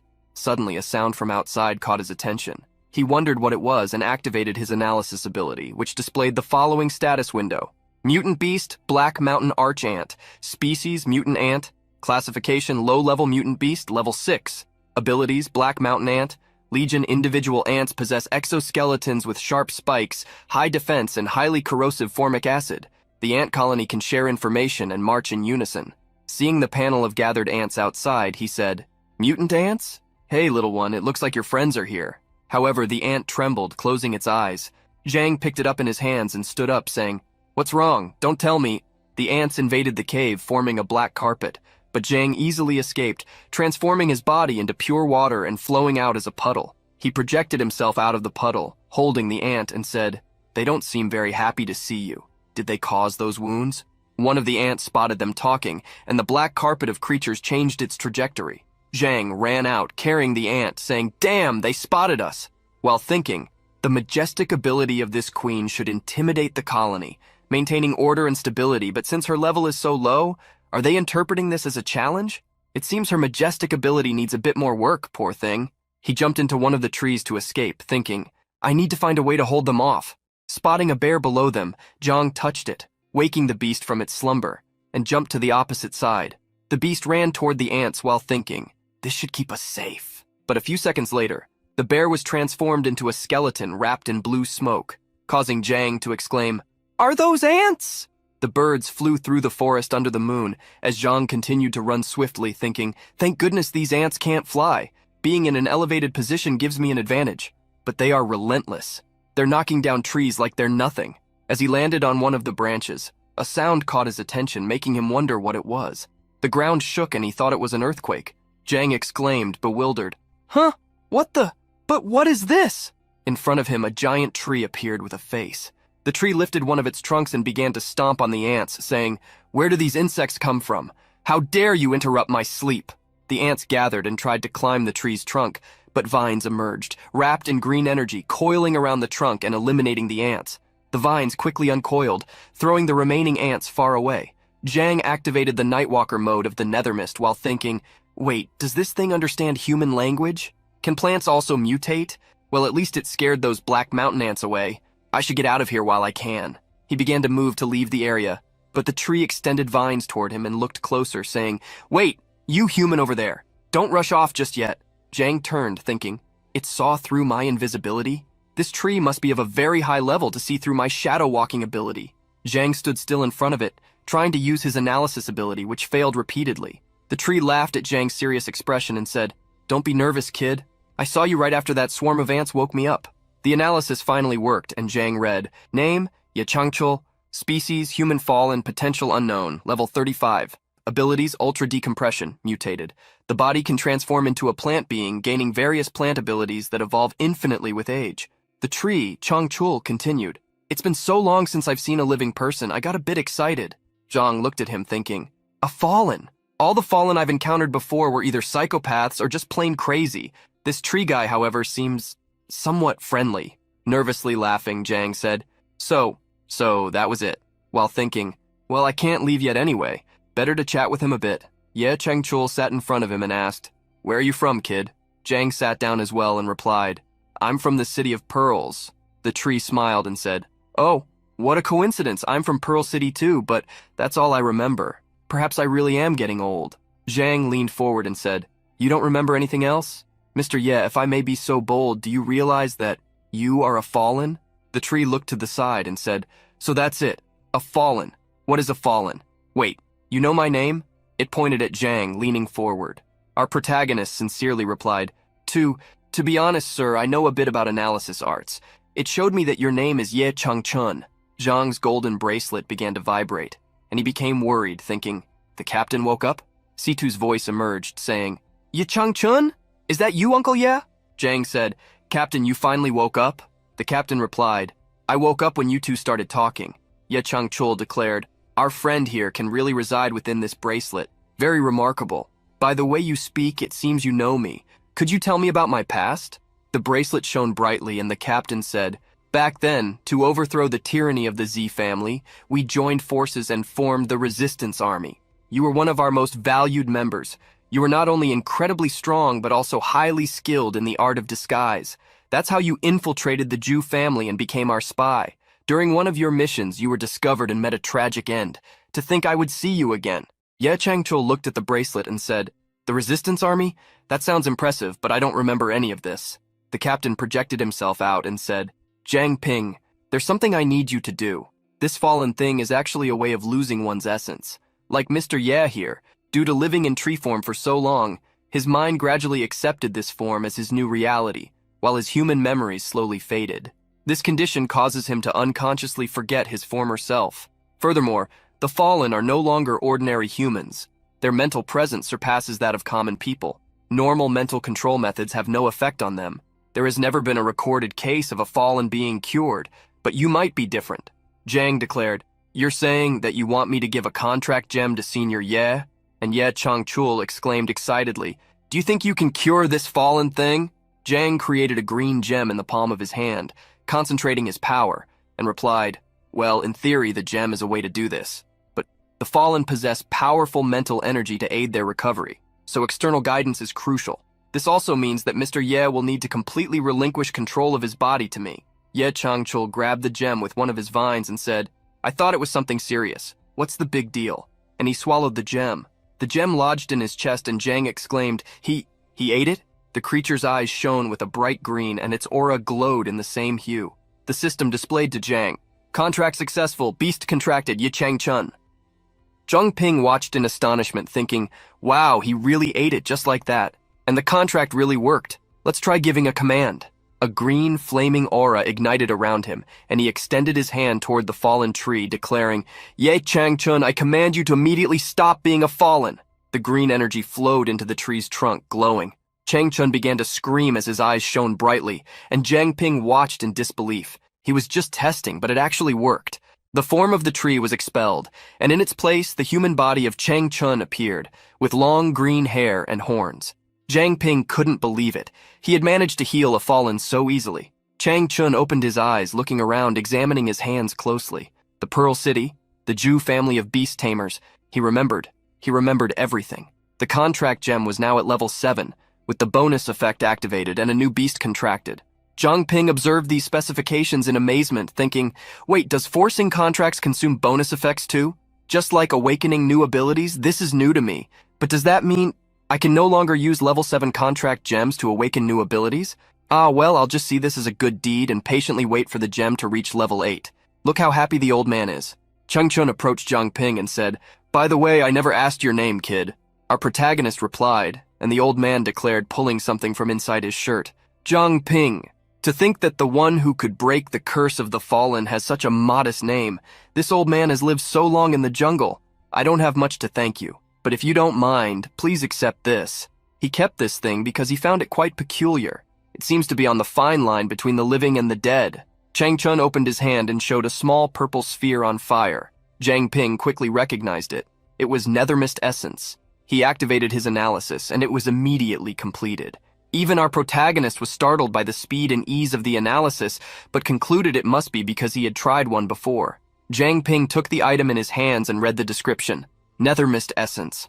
Quality, unknown. Concentrated power stored in the gallbladder of a Nethermist bear. Consuming this may lead to unexpected results. Jiang Ping observed, thinking, "A bear's gallbladder, huh? Well, at least it's not sheep testicles." Chang Chun apologized, saying he wished he had something better. But Jiang Ping replied, "Don't worry about it, Senior Ye. This thing will be incredibly useful. Besides, I helped you of my own free will." Jiang Ping looked closely at the item, thinking, Cece mentioned before that Nethermist creatures are similar to parasites, so as long as I don't let this dominate my mind, I should be fine. With my previous experience, I'm sure I can handle it this time. Besides, the basic Nethermist didn't even scratch Princess Yue. If I want to defeat that thing, I need to get stronger. He then swallowed the sphere, toasting. Energy flowed through his body, purple lightning forming. He repeated to himself that he could do it. He could definitely do it. Giving it his all, he strained, and suddenly, a beam of purple energy descended from the sky, hitting him squarely. The Nethermist essence was successfully absorbed. Jiang Ping touched his chest, breathing heavily, gasping as the purple flames dissipated around him, and the status table showed basic Nethermist body being updated to intermediate Nethermist body. The Nethermist could now be replenished by absorbing rage, Current Nethermist reserves, 199 out of 300. Level increased to 13. Contract gem updated to level 9. Jang ignited his hand with an intense burning purple flame and watched it burn, thinking, just like last time. But I didn't expect this to elevate me 3 levels at once, not to mention that the contract gem also leveled up. Chang Chun crossed his arms, impressed, and declared, Pearl City really is a talent pool. Who would have thought that thing was edible? Zhang Ping smiled shyly, thinking that he was probably the only one who could achieve that and still survive to tell the tale. Then Chang Chun asked, Well, old Su, you've been watching for so long, aren't you going to come out? Suddenly a voice emerged from the ground saying, You're too trustworthy, you know that? Zhang Ping jumped in shock at the sight of a face imprinted on a stone speaking, thinking it was another fallen. However, Chang Chun reacted calmly, saying, He's just a tired old man. What's there to be so afraid of? Getting back to the point, old Su, are you really satisfied staying like this? A fallen? The face of old Su, imprinted on the stone, replied, Fallen or not, what's the difference? The life we lead now isn't free and easy? Chang Chun sighed and responded, It seems you've also forgotten some important things. Don't you really want to see your family again? The words echoed in old Su's mind, and he slowly rose, revealing himself to be a large golem. Zhang Ping tried to analyze him, but it failed repeatedly. The golem kept repeating the word family, until the analysis was finally successful, revealing its information window. Name, Su Qingbo. Species, human fallen. Faction, none. Potential, NA. Classification, Peak Awakener level 35. Abilities, Ultra Mimicry, mutated. The body can merge with any inorganic matter in the natural world, gaining its properties. Cannot merge with objects smaller than the user's size. Chang Chun raised his gaze, pointing at the giant golem, and said, Look at you can still look human? Zhang Ping commented that the name sounded familiar. Captain Situ appeared, explaining, I'm not surprised you've heard of him. He's one of the founders of the investigation team, a legend in Pearl City. But he also disappeared many years ago. I never thought I would find him here in the jungle. Zhang Ping remarked on the fact that 2 seniors, both fallen, were there, adrift in that desert. He wondered if it was really just a coincidence. Chang Chun stroked his green beard and replied, I was severely injured by the Zhu family and expelled from the city, where I had to transform into a tree to heal. Over time, well, you saw what I turned into. Back then, Lil Su was still just a young man. I doubt these 2 things are connected. Still, I never expected that boy to end up having a family of his own. When I first met him, he couldn't stop talking about his lovely granddaughter. The golem Su lifted him in his hand as he spoke, and at that moment, hearing those words, something caught his attention. Granddaughter. It was then that he said, Oh, now I understand. Chang Chun asked if something was wrong, and Zhang Ping raised his hand, projecting an image, saying, Senior, do you recognize this person? And right in front of the golem Su, the image of Su Jingyao appeared, floating. A man approached a door and heard a woman's voice saying, Daddy, is that you? They're all inside. The voice of old Su echoed in his mind, wondering, was someone calling him? He saw a young woman with a baby wrapped in a pink towel saying, She just woke up. Old Su wondered who those people were, and looking closer into the blue eyes of the girl, he heard the mother say to her, Yao Yao, Grandpa came to see you. Old Su's mind was flooded with questions. Who was she? Who was he? The golem brought his hands to his head and began to scream, collapsing. Chang Chun was startled and said to Zhang Ping, Su, don't tell me that girl is... The golem fell to the ground, supporting himself on his arms, and began to repeat, Who? Who is she? Su's mind started to be invaded by words. Zhu family of beast tamers, family. Pearl City, someone cannot be forgotten. The investigation team, a traitor. He raised his face, his green eyes glowing, and shouted, Who am I? Zhang Ping turned to Chang Chun and said urgently, This is bad. He's going to completely lose himself at this rate. Chang Chun turned to him and replied, Kid, we need to get him out of this. Think of something fast. Zhang Ping was in a dilemma. The contract gem had just leveled up, but once the contract was formed, he couldn't awaken new abilities. He forced himself to push aside any doubts and formed a bright green gem, thinking, What are you waiting for, Zhang Ping? Saving him comes first. Zhang Ping ran towards the golem, shouting, Senior Su, swallow this. I can help you break free from this curse. But Su pushed him away, hitting his face and calling him a liar. Chang Chun shouted for Zhang Ping, worried, while the golem continued to scream angrily, You're all trying to deceive me, Ma Bin. You won't get away with this. Get out of Pearl City. He had lost himself, and Chang Chun helped Zhang to get up, shouting back, Enough! Open your eyes and see. There's no Ma Bin here. This is your granddaughter, your family. Zhang stood up, saying, Get a grip, senior. It was only then that Su turned his gaze to the image of Jingyao, which shone in gold, and said, My Granddaughter, Chang Chun walked up to him, offering the green gem, saying he should eat it and remember everything. The golem finally extended his hand, touching the gem, slowly speaking, "My family." He swallowed it, and the contract was successful. Su Qingbo was classified as a summoned beast, and Jiang Ping raised his voice, commanding him to stop being a fallen. A light enveloped him, and the stones dissolved, falling to the ground and revealing his human form hidden inside the golem. Su Qingbo leaned toward his granddaughter, his aura shining, and said, Yao, how is this possible? Who did this to you?" He then fell to the ground on his knees, crying, and continued, crying, and "Grandpa is so sorry. I couldn't be there for you. Don't tell me. Ma Bin did this to you." From within Jiang Ping's golden bracelet, Captain Situ declared, "After you disappeared, Ma Bin became the leader of the investigation team. Did you two have some kind of misunderstanding?" Su Qingbo became agitated and replied, "Misunderstanding? It was more than that. He was one of them. One from the Jew family. How could they let him become a leader? Damn, he really got away with it. Now, not only Pearl City, but I couldn't protect the person I loved the most." And he punched the ground, venting all his frustration. Jiang Ping turned, tapping his chin thoughtfully, and said, "No wonder the investigation team remained silent amidst the chaos in the city. I had a bad feeling about this, but to think it was the Jew family all along. They failed to capture Chen Junting last time. Could they have something else in mind?" Chang Chun was lost in the conversation. He raised his hand and asked, Kid, what are you talking about? This is all confusing me." Jiang Ping turned with a serious look and said, "Seniors, I know you just regained your memories, but I have bad news. The current Pearl City is on the brink of disaster." He shared all the updates and concluded, "So that's what happened. I was seriously injured during a rescue mission and had to take refuge in this forest to recover. If it weren't for Senior Ye here, that little one and I would be lost." Zhang pointed to the small ant beast hiding in his chest and smiled.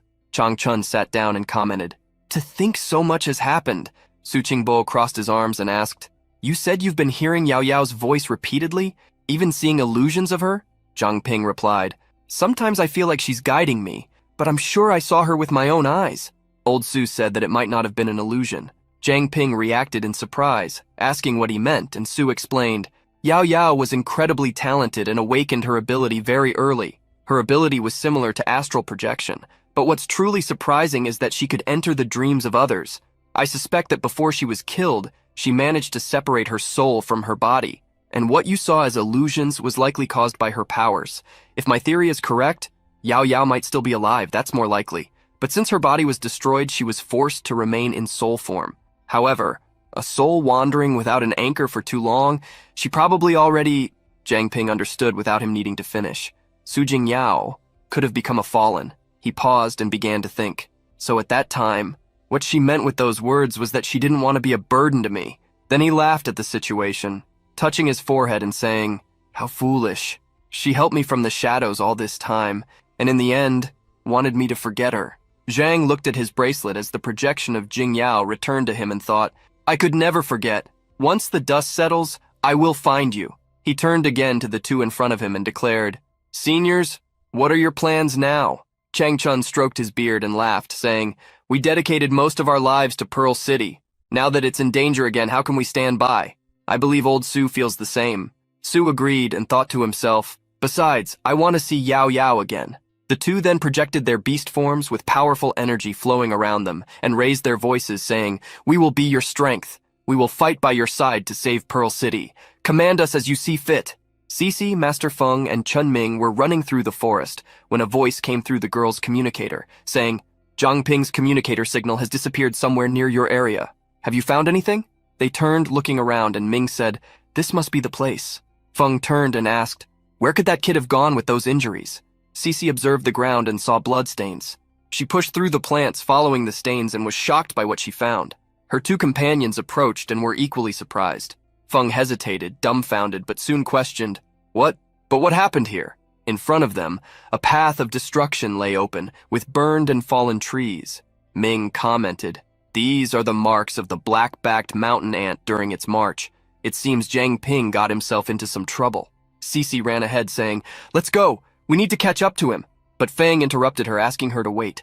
Just ahead of her, while still running, a portal of purple lightning opened, and a fist emerged, heading for her face. Cece was quicker and created an ice shield, asking who was there.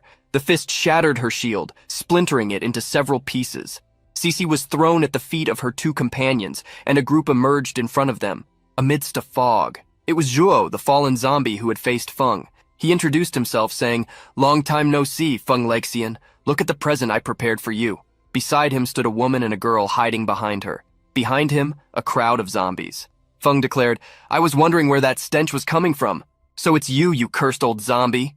Zhuo smiled wickedly and replied, "Still as defiant as ever. Today, none of you will escape." He then ordered his zombies to advance toward the three. Ming directed his swords at the approaching zombies and calmly commented, "Don't tell me the sacred ancestor village left a spy to watch us when they left the city." Cece charged at the enemies, cutting them down with her sword, and replied, "It doesn't matter, we'll kill them all." Feng began to fight the zombies, stating that he was the target. The two should try to find a way to escape. However, they both responded in unison. "In your dreams!" Feng turned, seeing a new zombie leap toward him, and activated his ability, Indestructible Body Form of the Arnicon Emperor, exploding his aura into flames. His body temperature reached 1,000 degrees, and his stats increased. Feng stopped the zombie's punch with one hand and, with his hair on fire, declared, "I told you that the next time we met I would kill you." He threw the zombie away with just one arm. As the creature neared the ground, a purple energy portal appeared, completely engulfing it and disappearing. Feng wondered if the zombie had teleported, and the answer came quickly. Behind him, a new portal opened, and the creature emerged from within, ready to attack him. Feng noticed in time. He turned, raising his arms to block the attack. However, to his surprise, the creature opened a portal in front of its fist and teleported behind Feng, hitting him. Cece turned and shouted for Feng, worried while still fighting. The creature's fists teleported through several open portals, making it impossible to predict the next attack. Feng kept his arms raised to block as much damage as possible and thought, "What an annoyance. Those fists are as hard as black iron and can even warp space. It seems like the ability isn't from the same person. Those two women haven't moved an inch the whole time. Could they be the ones responsible for the teleportation?" He activated the ability, Adamantine Body Recruits of the Beast King, and spun around, creating a tornado of flames. The women stood still, watching the tornado without understanding where it had gone, until Feng appeared beside them, calling them rookies and surprising them. The woman reacted as quickly as she could and opened a portal in front of them. Feng was right. The woman turned to Zhuo and asked, "What are you doing? He's literally right above us." Zhuo replied calmly, "Relax. Look closer. After our last fierce battle, I used a zombie to monitor him remotely. Without sunlight, its body temperature will only continue to drop. He'll never be able to enter that white form again." Indeed, while Feng delivered several punches to the creature in front of him, its temperature had already dropped to 600 degrees. Its stats were also declining.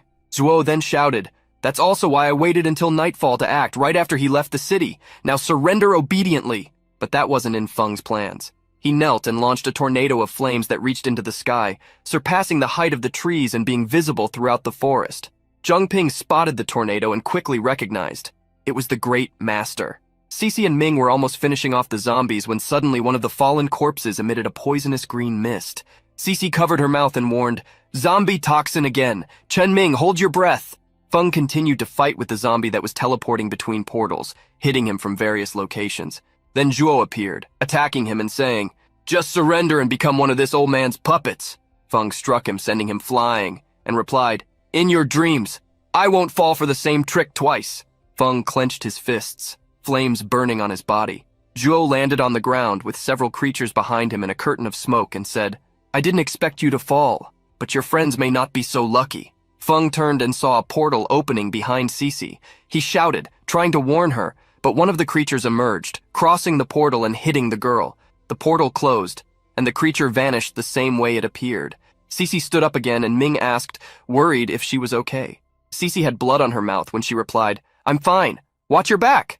Ming turned just in time to see a portal opening. He used the skill Sword Technique, Position X, to lock the portal with two swords. Another zombie appeared, growling as if to say, "Just bark and don't bite." The punch hit Ming's crossed swords, sending him flying backward.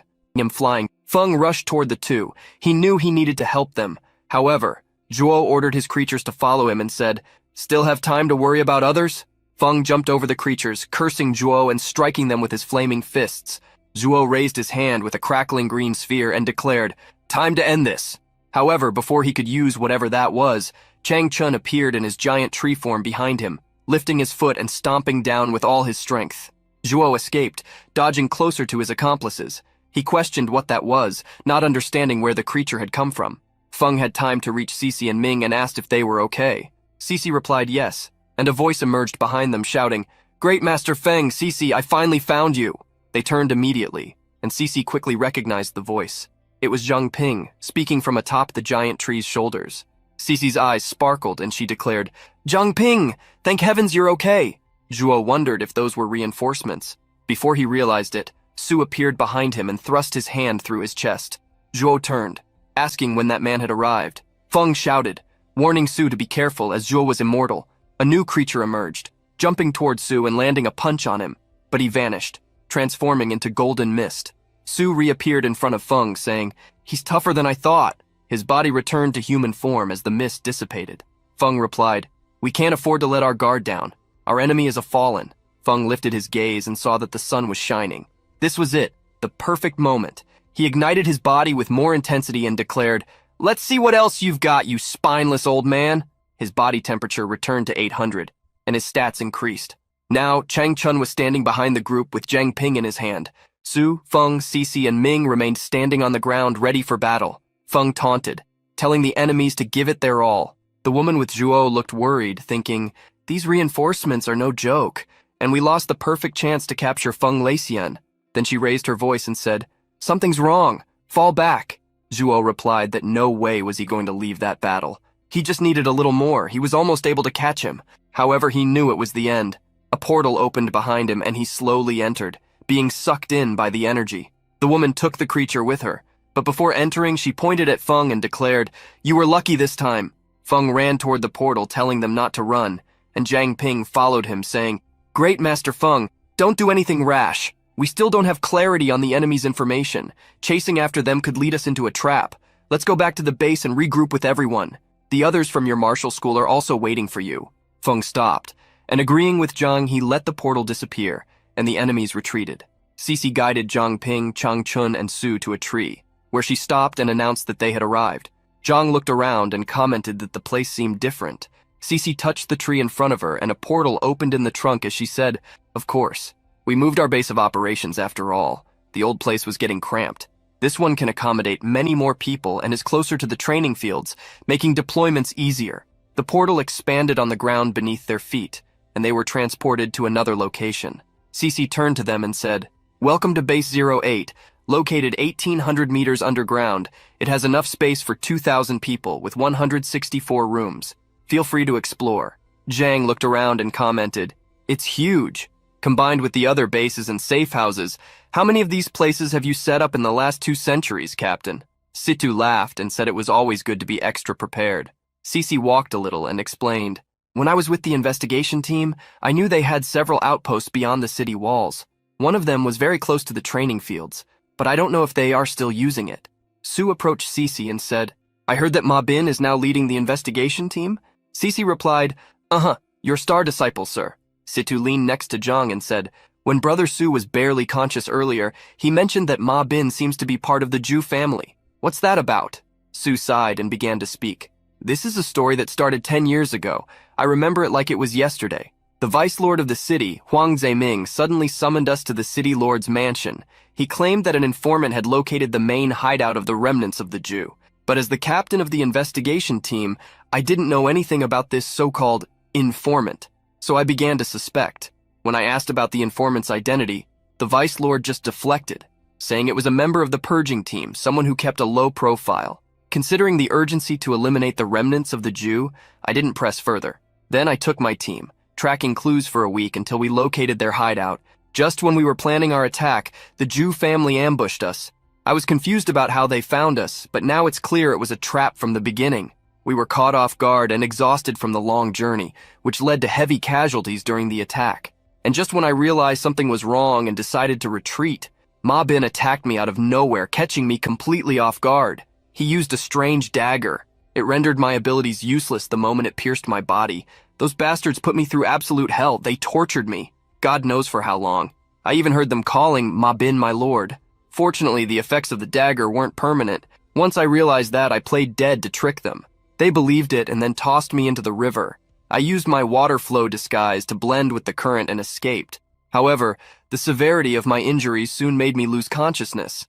I don't know how long I was unconscious, wandering in darkness. Gradually, I began to forget those painful memories. Everyone listened attentively, and Chung Chun commented, "No wonder you were so cautious when we first met. Now I understand the hidden pain behind all of this. Every time I asked, you couldn't bring yourself to talk about it. I think that's when your heart began to fall into darkness." Situ touched his chin, thoughtful, and said, "Huang Zeming again?" So they had already taken control of the investigation team 10 years ago. It seems the Zhu family schemes are deeper than we thought. While listening, Cece remained silent, thinking, if it weren't for the captain promoting me back then, I probably wouldn't have made it out of the investigation team alive. Suddenly, the girls from the squad appeared. Manny waved, asking what they were doing there, and approached, saying, "You must be the seniors that Jiang Ping found. It's a pleasure to finally meet you." "Huh? What's that little thing?" Jiang saw she was pointing at the ant beast inside his clothing and replied, "I found it in the jungle. It's small now, but it has the potential to become a king-level beast, and it's quite friendly, showing no hostility at all. It could even become a valuable ally someday." The girls approached, fascinated by the little creature. Manny stroked its fur, saying, "Potential to become a king? Seriously?" Then she interrupted her outburst of cuteness about the creature and put her hands on her hips, saying, "Well, that's all for now. You all settle in and focus on recovering, rest a bit." Situ took the floor and began to speak. "That said, the investigation team is our enemy now. We can no longer trust their outposts, and we must be vigilant against their schemes. Before we make a move, we need to be fully prepared for what comes next."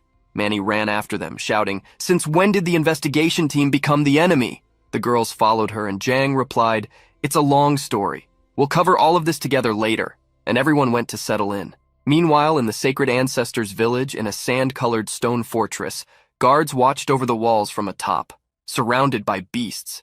In the courtyard, soldiers lined up listening to the instructions.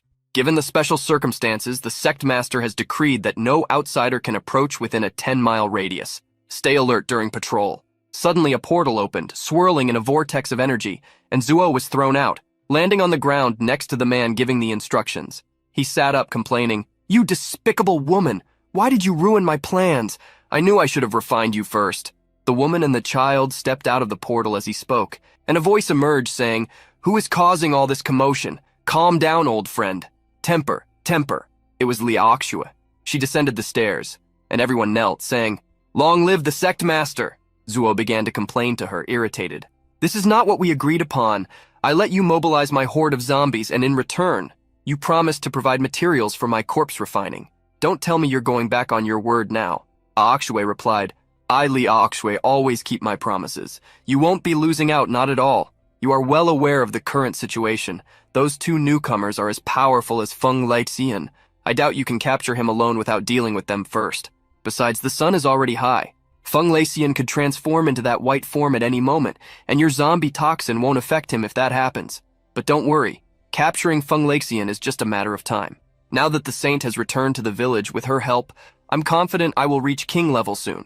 Until then, you are free to use those high-level awakened ones for your refinements. I will be reclusive for a while. All of you, behave. Understood?" Zuo knelt as she returned to the entrance, and despite hesitating, he responded in agreement. A week later in the training room, Jiang Ping advanced alongside Jiamin, attacking Instructor Bai, who had his beast form activated. The instructor easily parried the attacks, blocking each strike and saying, "So weak! Have you eaten anything?" Jiang jumped away, gaining momentum in the air with his nether mist, and spun, using Beast King Fist style, Adamantine Body, Nether Mist Edition. He launched a tornado of purple energy towards the instructor, but Bai stopped the attack with just one hand and mocked, "Just barking with no bite." Jimin then appeared behind him using Beast King Fist style and embraced him, holding him in place. Jiang's tornado buried itself in the ground above him, lifting him into the air and enveloping him in a wave of constant damage before slamming him back down, causing an explosion. Bai sat at the edge of the crater after the attack passed, and while the nurse tended to his wounds, he commented, "You two little punks hit so hard. Trying to get back at me, huh? My old wounds just healed, and now I have new ones." Jimin apologized, worried, claiming she got carried away, but our protagonist merely grimaced and said it was the instructor who called them weak. Bai stood up angrily and began shouting, "What did you say? Feeling brave now, huh, kid?" The nurse tried to calm him down, saying, "Don't move so much or your wounds will reopen. Please don't increase my workload." Zhang pulled Jim in and said it was lunchtime. They should leave. Bai crossed his arms and smiled, thinking to himself, it's only been a few days, but their fist techniques have improved so much. Zhang Ping's strength was to be expected, but Wang Jimin's fist techniques are really catching up. Seems I really underestimated her potential before. Zhang Ping and Jimin entered the gym where they were greeted by a voice that asked, Yo Tilda Zhang Ping, finished your training? Zhang quickly replied, Team leader Jin Bo, are you going out for rehab today too? And Jin Bo, while lifting some weights, responded, Yeah, it's really stuffy in that hospital room and I needed some fresh air. In the back of the room, Feng was guiding the team in weightlifting, which had already reached 999. Finally, upon reaching 1,000, he raised his arms in celebration and announced, All right, quick break, then next set. All the boys in the room celebrated the well-deserved break, except for Ming, who sighed, going against everyone. Meanwhile, in the Purge team's blacksmith workshop, Zhang Ping entered the room and asked, We're going to need your help again today, Shou Zhong. The chubby guy looked at him curiously and replied, Huh? Did you destroy the training room again? While Chang and Uncle Lu worked at an anvil, Jimin smiled and bowed, apologizing while Zhang turned to leave. Zhang complained, I can't do anything with you guys. Jimin left them and followed Zhang, asking, Where are you going? Aren't you going to have lunch? Zhang replied that she could go ahead, as he had something to do. The girl agreed, and our protagonist moved on. Zhang stopped in front of the meeting room and then entered. Inside, he found Cece, Manny, and other squad members waiting for him, along with the captain's projection. C2 commented, Zhang Ping, you're here, right on time. I wanted to discuss some important matters regarding the test fields. Zhang walked in with his eyes glowing a neon blue and smiled, agreeing. At the Zhu family headquarters, screams spread near the torches. Sitting at a round table, several hooded figures were conversing while a similarly dressed body lay in the center. One of them declared, Great Elder, the saint has been taken, and you still have the audacity to show your face here? Two figures, one referred to as Great Elder, and the other as Second Elder, were seated side by side. The Second Elder tried to speak angrily, but the Great Elder leaned his arms on the table and interrupted him, saying, Forget it. Zhu Zeming accidentally activated the awakening of the saint, which led to the confrontation between King Yue and Situ Shibai. Given this, let's spare him this time. The prostrated man thanked him, still stammering with his forehead pressed to the ground, and the meeting continued. One of the mysterious figures turned and said, If this Zhang Ping really is an unlimited class Esper who can wield infinite abilities, then he will certainly go to the test fields. Zhu Yanbing, what is the status on your side? With his feet on the table, arms crossed, and smoking a cigarette, Zhu Yanbing, also known as Ma Bin, replied, Don't worry, Great Elder. Our investigation team has eyes everywhere. Even if Zhang Ping can truly wield infinite abilities, his level is still low. He is far from our level. If he dares to set foot in the test fields, I will ensure he doesn't come out alive. One of the figures countered Zhu Yanbing, saying, You are all so young and naive. Underestimating your opponent is a fatal mistake. The true terror of unlimited class Espers lies in their potential to dominate at all levels. Situ Shibai has made us suffer for years because of this. Don't underestimate such an enemy. Another figure spoke up, saying, Our most urgent problem right now is the Sacred Ancestors Village, which took the saint. We lost many people in Pearl City just trying to bring her back. If the Sacred Ancestors Village manages to obtain a king-level power before us. The man in the center continued prostrated before the Great Elder when a hooded woman stood up and said, Esteemed elders, have you really forgotten about our Zhu family's trump card? Zhu Yuanlong. However, the second elder reacted negatively, shouting and pounding the table, saying, Don't mention that ungrateful one. Our family poured all our resources into nurturing him, and what did he do? Clung to his ridiculous sense of justice. If he had just followed the family's plans, we wouldn't be hiding in this cave. The woman calmly replied, There's no need to be angry, second elder. I mentioned him because I have a clever plan in mind. One that will force him to serve the family and significantly increase our strength. But we will need the cooperation of our little Zhu Yang and the key to the Forbidden Zone. Zhu Zhou-yang, a blonde boy with blue eyes, shrank back while reading a book as the woman leaned over him. The second elder listened to the words that came from her mouth and said, The Forbidden Zone? You're not suggesting. They exchanged glances in silence for a while. The tension grew, and finally the second elder sighed, opening his hand to create a red feather surrounded by golden energy, saying, Although I don't like it, this is our only option now. You may proceed. He threw the feather in the direction of the woman, and she caught it between her two fingers, saying, As you command. Her clothes slowly caught fire, transforming and revealing her appearance. A woman with ample breasts and pink hair presented herself amid the burning pieces of clothing, declaring, I, Zhu Hongfang, will not disappoint you. Sometime later, somewhere deep beneath Pearl City, Zhu Hongfang walked carrying a torch alongside Zhu Yuanlong, who accompanied her, saying, "You can't even keep an eye on a child, and yet you talk about reviving the Zhu family? What carelessness!" A transparent bird flew alongside them when the pink-haired woman replied, "You still don't understand the nature of Xiao Zhuyang, do you? Besides you, your uncle, who else could try to keep him in line? Remember that time Xiao Zhuyang sneaked into the weapons depot and triggered that celestial thunder trap? He destroyed a bunch of equipment. If it weren't for you covering for him, he would have been expelled from the family a long time ago. Maybe that's why he's closer to you than anyone else." Finally, when they reached the forbidden lands of the Zhu family, she announced that they had arrived. The two stopped in front of a large locked gate, and Yuanlong crossed his arms, saying, "These are the forbidden lands? They don't look like much." Hongfang held the torch, making the feather levitate, and commented, "First time here, right? If I remember correctly, you've never really gotten involved in family matters before." The feather ignited, and the gate opened, revealing a strong light. Yuanlong replied, irritated, "Don't put me in the same category as you. You treat other people's lives like trash. Do you really think things will end well like this? It's because of you that the Zhu family has fallen into disgrace. Evil cannot suppress righteousness. This is an immutable truth." Yuanlong entered the room still talking, arms crossed, until something caught his attention. Astonished, he approached, seeing a large skeleton of a winged beast in the center of the room. Then, still in shock, he began to ask, "Is this the divine sunbird of the first patriarch? Those two old men hid the remains of the solar bird here? What exactly are they planning?" The two approached the giant skeleton, which resembled a dinosaur skeleton, and Hongfang explained, "We can worry about that later. Finding Zhu Yang is more important now." She then raised her voice and began to call, "Zhu Yang! Zhu Yang! Stop hiding and show yourself.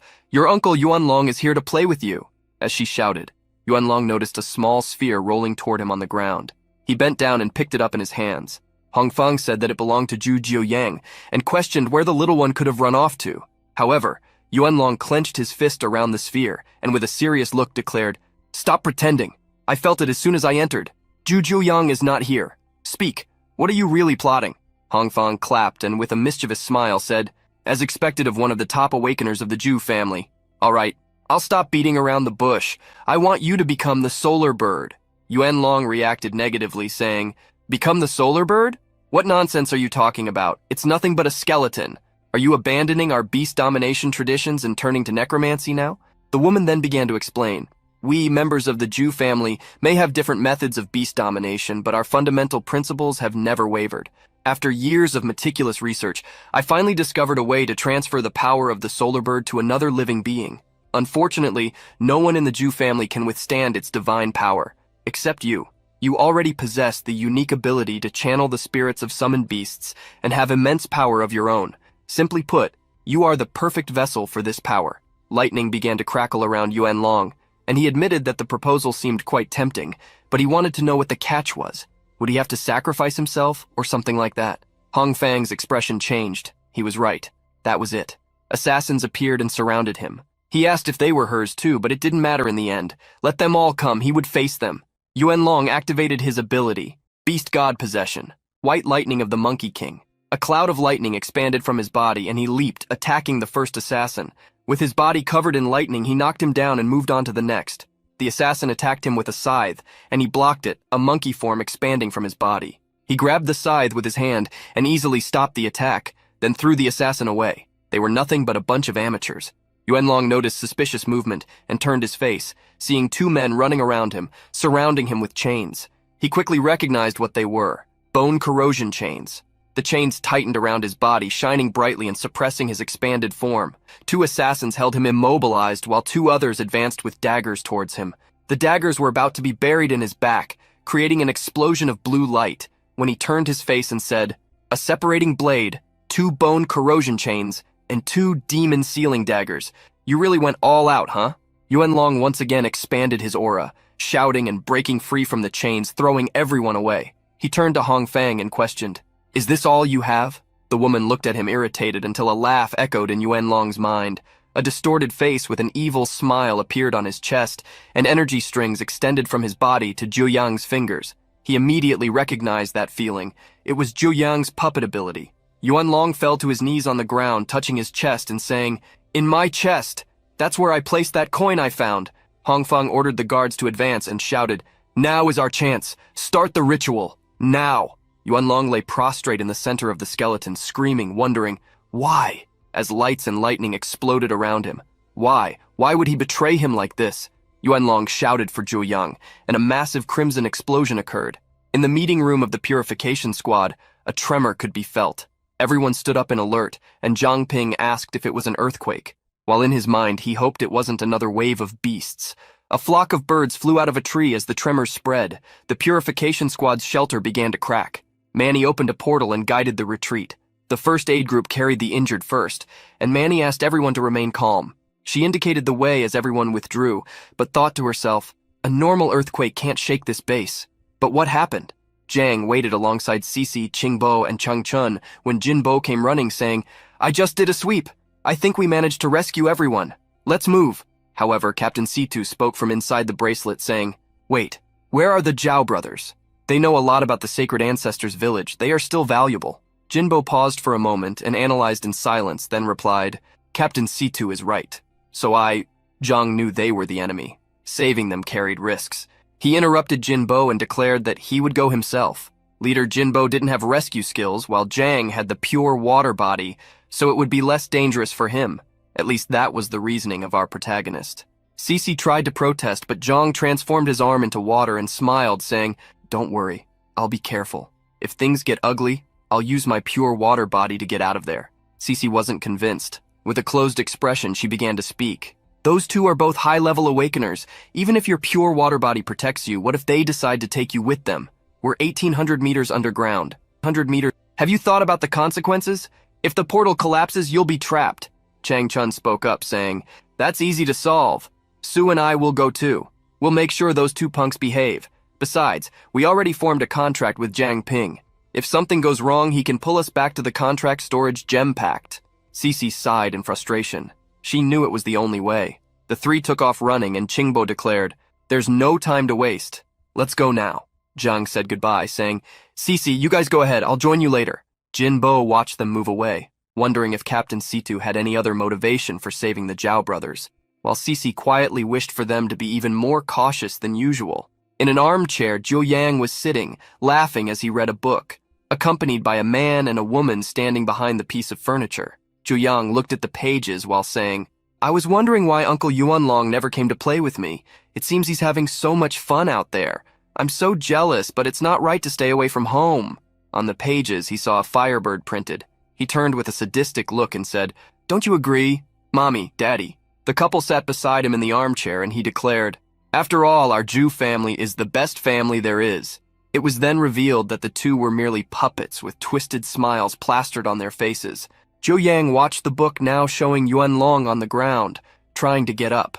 The boy laughed at the scene while Yuanlong was possessed by flames, screaming on his knees. In the room where the entire confrontation had taken place, Hongfeng stood with her arms crossed in front of a group of assassins, saying, "Stop struggling. The ritual has already been completed. No matter how strong you were still just a mortal. Now you can become part of the divine solar bird itself. What's so bad about that?" The firebird spread its wings in the room, with translucent flames burning intensely. One of the assassins accompanying Hongfeng asked, "If you could revive the divine solar bird this way, why did we have to unite with the celestial foxes in the first place? And why go through all the trouble of kidnapping the saint from the sacred ancestors' village?" Hongfeng laughed, and as the bird spread its wings amidst the smoke, she replied, "You fool! We allied with the celestial foxes because only King Yue could contain Situ Shibai. According to the elders, in the centuries that the Zhu family fought against Situ Shibai, he displayed over 10,000 different abilities. Even if he hasn't broken through to the king level, his strength rivals that of a true king. And because of our long-standing conflict, we discovered his few weaknesses. In the early days, our Zhu family lacked strong mental controllers. That's why he didn't realize that his resistance to mental abilities is actually quite weak. Therefore, we spared no expense, finally finding the celestial foxes, that endangered species, and formed a pact with King Yue. That's how we managed to seriously injure Situ Shibai. Now, if it weren't for the current urgency, I wouldn't have chosen this method to revive the divine solar bird." The assassin asked what she meant, and Hongfeng showed a crimson sphere floating in her hand, explaining, "This drop of blood, I spent 40 years just refining it. During all that time, I couldn't use my beast control arts and endured constant humiliation. Even so, even after all that, the blood control abilities of this lineage are still inferior to that of the saint. Now that the saint has returned to the sacred ancestors' village, and Zheng Ping from the purification team can also enter the testing fields and gain king-level power, if either of them reaches king level first, our Zhu family will be finished. Although I know that my blood pact may not fully control the divine solar bird, I am forced to risk everything. The bird's eyes changed, a provocative aura enveloping them. Yuanlong leaped, breaking the ground in his firebird form and reaching the surface. There, flying freely in the sky, he spread his wings with a golden light shining intensely and emitted a loud sound. His light shone so brightly that it outshone the sun. At the base of the 8th purification team, Manny covered his eyes along with his companions and asked, "Why is the sun so bright today?" Feng turned and looked at the sky suspiciously. He knew something was off. He was the first to spot and announce it was a mutant beast. He saw the firebird soaring through the sky. He wondered if that had caused the earthquake earlier. Everyone looked on in disbelief, unable to believe it. Could it really be the divine solar bird of the Zhu family? They recognized it immediately. Hong Feng appeared atop a rock, accompanied by her henchmen shouting, "I did it! I did it!" With the divine solar bird revived and Situ Shibai contained by King Yue, Ani is no longer a threat. The bird appeared before her, its flames burning intensely, and she declared, "From today on, the Zhu family will rule everything. But the truth is that everything that goes comes back." She widened her eyes and tried to question, but there was no time. All she could see was the bird's claw approaching, burying itself on top of her and crushing everyone. The bird then took flight, leaving a crater with bloodstains that painted Yuanlong's revenge. Meanwhile, in the dungeon of base number 8 of the Purification Squad, the Zhao brothers were sprawled on the floor side by side. The place was collapsing. An earthquake was creating cracks in the walls. Yanhu asked his brother, "Well, it seems that brute force won't solve this. Are we going to die here?" Yanlong replied, "We should have foreseen this the moment we were captured. Don't be afraid, little brother. Your brother is here with you." Suddenly, a boulder fell from the ceiling, crashing down toward the two. The brothers remained quiet, together, side by side, as the stone fell. They accepted in silence as the end approached, until Zhang Ping's voice emerged, invoking the Nethermist body. Our protagonist appeared with his arms wrapped in purple Nethermist energy, holding the stone on his back. He utilized the Beast King fist style and held the stone above him. Qingbo and Changchun rescued the two brothers, while Zhang Ping kept the stone above his shoulders. Changchun shouted, "What are you waiting for? Let's move!" with one of the brothers on his back. As they crossed the door, Qingbo yelled, "We made it out! Zhang Ping, get out!" Zhang Ping responded that he understood, and with the Nethermist energy pulsing intensely around him, took off running, letting the stone fall behind him. He advanced, quickly exiting the room and leaving only a purple trail. Yanlong, still leaning on Qingbo, asked if they were safe. Zhang Ping replied no, they still needed to reach the portal room. However, before they could proceed, a tremor surprised them. Another boulder fell from the ceiling onto the 5 young men.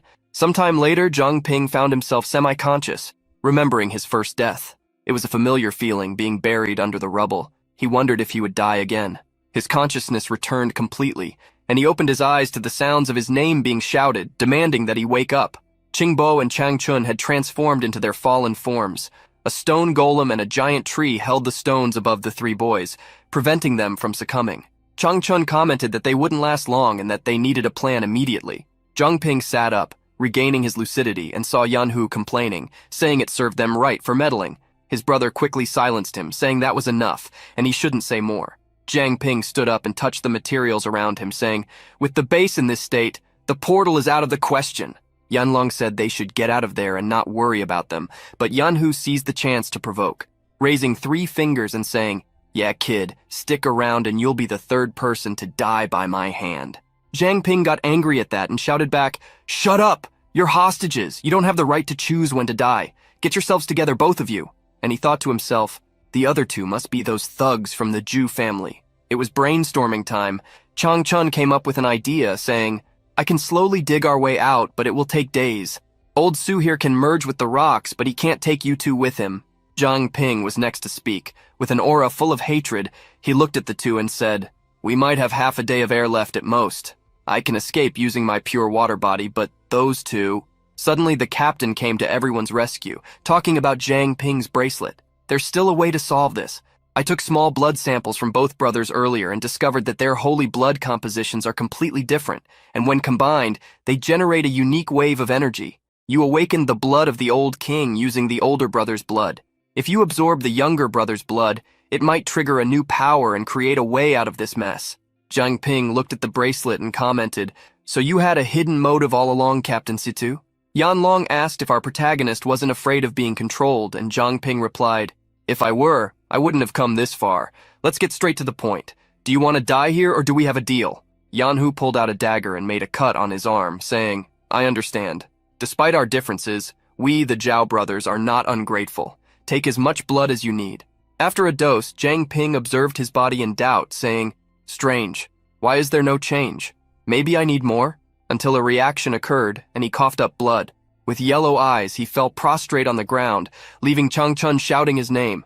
Qingbo questioned, desperate, "How could this happen just from drinking a little blood? What's in that blood?"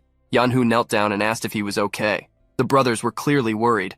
An aura began to burn around Zhang Ping. He breathed out burning vapor with crimson eyes, and the omnivore was activated. A new ability had been awakened, the King's Gem.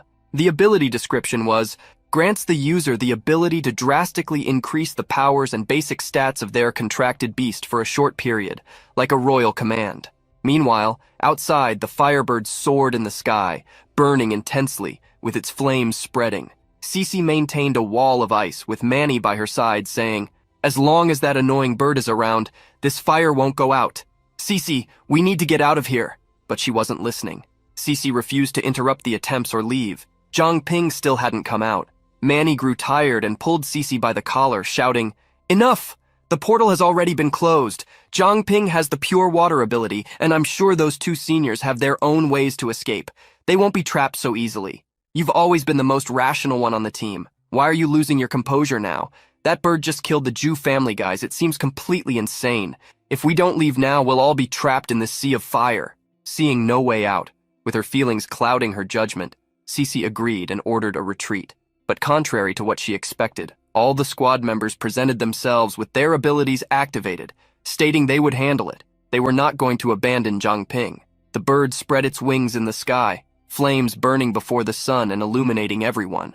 The squad members jumped, advancing fiercely and engaging in battle. The bird launched a flame attack towards them. Fire rained down on the squad, throwing the fighters away. Master Feng had his Qian white form activated, and even then admitted he didn't know how much longer he could hold on, until, to everyone's surprise and relief, a root with a green aura sprouted from the ground and rose into a giant tree. It was Chang Chun who appeared alongside Qingbo, who was carrying Zhang Ping and the Zhao brothers in his hands. The two fallen stood up before the creature burning with intense flames and declared, "Young friend, we will help you." After the victory over the Firebird, the two Zhao brothers were placed in a nether mist cage and waited patiently. Zhang Ping celebrated finally having managed to escape, and Cece questioned how. Our protagonist touched his head as if feeling pain and replied, "To make a long story short, I drank Zhao Yanhu's blood, and the blood of the old king evolved into the King's Gem, an ability that works with the contractual gem. I used it to temporarily raise the seniors by 5 levels, bringing them to level 40, enough to reach king level in time. Even 10 minutes was enough to get us out of that mess."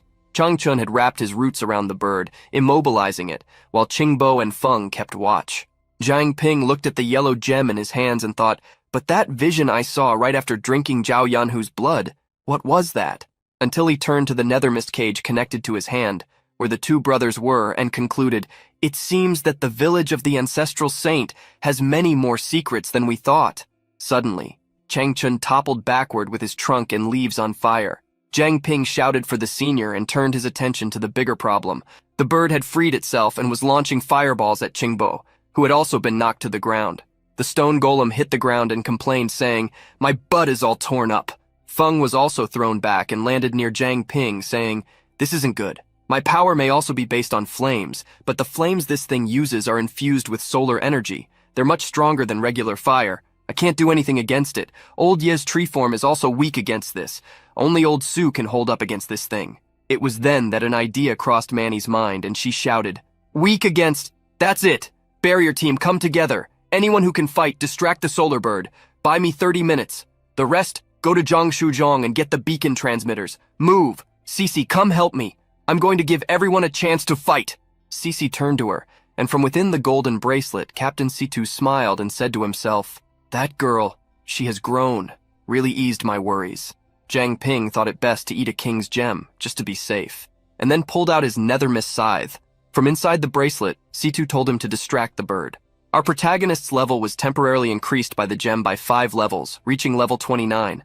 The firebird began shooting more fireballs at everyone. More flames rained down from the sky, and Qingbo played his part, blocking the damage with his stone body. It was a battle of elements. Jiang Ping and the other members who could still fight joined the battle, running and jumping swiftly. Shou Zhong was sitting on the ground, hand on his belly next to several syringes. His weight had been reduced by 60 kilos. The blonde boy complained, "I have no idea how much I'm going to have to eat to make up for this." Meanwhile, along with Cece and the others accompanying her, they listened to Manny's plan as she pointed to a map explaining, Liu Xishan's power isn't strong enough to directly combat the divine solar bird, but she can suppress its solar power for a short period. While she does that, the barrier team will help set a trap to restrain the solar bird. These beacon transmitters should increase our effective range. Once we obtain them, bury them at the designated locations shown in the unfoldings. The firebird heightened its attack, condensing a large fireball above itself between its wings. It would be a devastating strike. However, the fireball dissipated, leaving the bird surprised. Jiang Ping had transformed into a water sphere and wrapped around the bird. Our protagonist shouted to Chang Chun, "I've temporarily sealed the air around it. It can't make fire in a vacuum. Brother, yeah, attack while you have the chance." The fallen one replied that he understood and stretched his arms into long roots, commanding the bird to descend. He grabbed it with all his strength, shouting and throwing it against the ground. The bird hit the earth, and Jiang Ping's vacuum effect was deactivated. This was the moment to attack. Feng, Bai, and more fighters jumped, shouting and crashing down on the bird, striking it with all their might. The impact generated an explosion that released a curtain of smoke. Nearby, Ming performed a series of hand seals, and a blue vortex formed above him. As the energy accumulated, he declared his chant, "Agile as the wind, silent as the forest, standing before you in the day, behind you at night, Dragon Abyss Sword released." An energy sword of blue formed from the center of the vortex and embedded itself in the ground. Jiang Ping emerged with his nethermist mask activated and hands wrapped in dark energy as he manipulated it, thinking, "The bloodline of the Zhao brothers has merged with mine, allowing me to reach level 19 in a single blow. With the King's Gem and the Nethermist Fog, my attack power is close to that of a peak level." The sword was enveloped by several strips of Nethermist, and Jiang Ping announced he would help Chen Ming. The two joined forces, half shadows and half blue flames, and struck with the sword in an attack that sliced through the sky towards the bird that lay in a crater. The sword sank into the bird, creating a massive explosion of energy that burned the creature in neon flames. A burning feather flew between the sword with Nethermist, and Feng asked if it was over. Jiang Ping observed closely, thinking, "The fight has been too intense. I didn't have a chance to analyze the divine bird. I hope it's really over." A curtain of smoke formed in front of them, leaving only the question, had they truly brought down a being of king level? The answer was no. A small spark formed in the sky, swirling and pulsing with flames. Everyone lifted their eyes in fear as a sphere of flames formed in front of them. Captain Situ spoke from within the bracelet, explaining what he knew. "No, it's far from over. After the first patriarch of the Zhu family died, the divine solar bird disappeared. The legend says it transformed into a guardian spirit, staying beside its master's tomb, never leaving. For years, we thought it had truly died. Now it's back, proving that another long-standing legend is true. The divine solar bird is an immortal spirit." The bird resurfaced from the ashes, burning intensely. This was the current task of the Purification Squad, to kill a phoenix. The phoenix began to fire several fireballs towards them. Flaming meteors descended from the sky, heading straight for the awakened ones. Qingbo leaped, transforming into mist and propelling himself into the air, using his ability to suppress the flames with gas. Chang Chun stretched his trunk-like arm and penetrated the chest of the bird, which was petrified by the gas cover. However, as soon as he touched the interior of the creature's body, it transformed into flames and broke free from his body, making him scream, "The fire clearly went out, so why is it still so scalding? It evaporated instantly." Jiang Ping appeared in his Nethermist dragon form and attacked the bird, sinking his teeth into its neck. Holding it with his 2 paws, he pinned it by the wings and shouted for his companions to hurry and attack. They all advanced and buried their strikes into the creature's chest, creating an explosion of energy. But contrary to their expectations, their weapons shattered upon touching the flaming body. Even Commander Zhang felt the impact and shouted that the heat was more intense than his solar fire form. Another beside him commented that what they were facing was not just a simple fire burn, but actually a radiation of heat coming from within its body. Zhang Ping added that his ability was not limited to fire explosions. That bird could likely manipulate the temperature around it as well. As they talked, analyzing the situation, the phoenix emerged from its immobilized state and began to condense a fireball in its beak. After a few seconds, it shot a beam of flames that crossed the space, landing right on Feng, who screamed for everyone to be careful. Instructor Bai shouted for Feng, worried about his friend, who fell back due to the heat exceeding his solar fire form. Chang Chun stretched one of his trunks and caught him in midair, preventing his fall, and then placed him on the ground with his hand already starting to catch fire from Feng's activated form. Qingbo regained part of his human form on his shoulder and declared, "It seems our enhancements are over." Zhang Ping landed, bringing Instructor Bai and others. Bai ran alongside the others, shouting towards Feng, who was lying on the ground. He was spitting blood, feeling the effects of the battle and admitting he had almost lost his life. Bai supported him with his arm, and Zhang Ping lifted his gaze, realizing the severity of the situation. Even Master Feng was in that state. Notifications began to appear for him, informing that the effects of levels 9 and 10 were not activated. Seeing that, he began to think, the gem leveled up twice, but I felt no boost after absorbing it. Is there really nothing we can do? Bringing him back from his thoughts, a voice emerged calling his name. He recognized it immediately. It was Cece. The voice was calling him through the communicator, warning that the trap was set. It was time to hurry and lure the divine bird. Zhang Ping replied that he understood and began to attract it, flying in his dragon form. The phoenix released several fireballs that followed him along the way. He turned and shouted for Chang Chun to hurry, but before he could do anything, Chang Chun was hit by one of the attacks that pierced his chest. Manny ran and shouted that this was the time. Her companions activated the arcane circle alongside her, and Cece unleashed a glacial storm towards the creature. The phoenix became trapped inside a tornado of ice that enveloped it, freezing its body. The bird was covered in ice until it was completely frozen, in a paralyzed form. Manny ran towards Zhang Ping, accompanied by the girls, saying, "This trap won't hold for long. We need to go now." Zhang protested, calling out Chang Chun's name, but soon noticed that he was emerging from his giant tree body, being supported by Qing Bo as he spoke. It's okay. Luckily, he didn't hit anything vital. Zhang Ping then turned, holding his green gem, and declared, "We need to escape now. We still have a long way to go. Elders, why don't you rest in the gem for now?" Qing Bo admitted that they were indeed exhausted and accepted the proposal. Zhang Ping activated the contract gem with the storage pact, where the gem could envelop the contracted beasts and shrink them down to the size of a grain of rice for storage. The maximum storage capacity was 10 cubic meters. Chen Shuiji approached and asked, "You say escape, but with the base destroyed, where should we go? Everything around is in ruins. There's nowhere to hide. Once the sunbird breaks free, it will find us in the blink of an eye." The area around them had been reduced to ashes and flames. Captain Situ then spoke from within the bracelet, saying, "There's only one option left. Let's head to the testing grounds. There's a backup base nearby for non-combatants. Let's move, everyone." The group ran, all following as fast as they could towards the location indicated by the captain. The ice around the bird began to crumble, slowly melting. Manny noticed and turned around, worried. Zhang Ping realized that the girl had stopped running and asked what was wrong. She replied, "Only half an hour has passed, and the trap is already crumbling. We need to find shelter. Now!" She began to look around desperately. And then Zhang Ping said he had an idea. He released a piece of equipment from the golden bracelet and pulled out a nether mist lantern, which released a dark mist throughout the area. He then raised it and declared, "This lantern can mask our presence within a certain radius. Stay close, everyone, don't wander off." After walking a bit more, the group arrived at a cave. Upon entering, Feng commented, "Finally, we got rid of that annoying bird." Ming said, "All right, everyone, let's take a break here and conserve our energy." Cece turned, noticing that Zhang Ping was resting on his knees, panting, and asked if he was okay. Our protagonist wiped his chin, drying his sweat, and looked at her, responding, "Yes, I'm just a bit tired from using the nether mist too much. I'll be fine after a short rest." Ming approached him and asked, "Zhang Ping, once we get to the deep ruins in the testing grounds, aren't we going to attract the sunbird there too?" Zhang Ping acquired a worried expression and replied, "That's possible. The ancient ruins are part of humanity's history. We can't let the sunbird destroy them."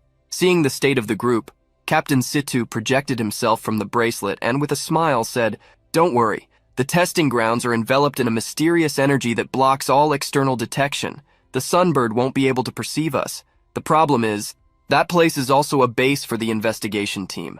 And according to Su Qingbo, the investigation team has already been infiltrated by unknown forces.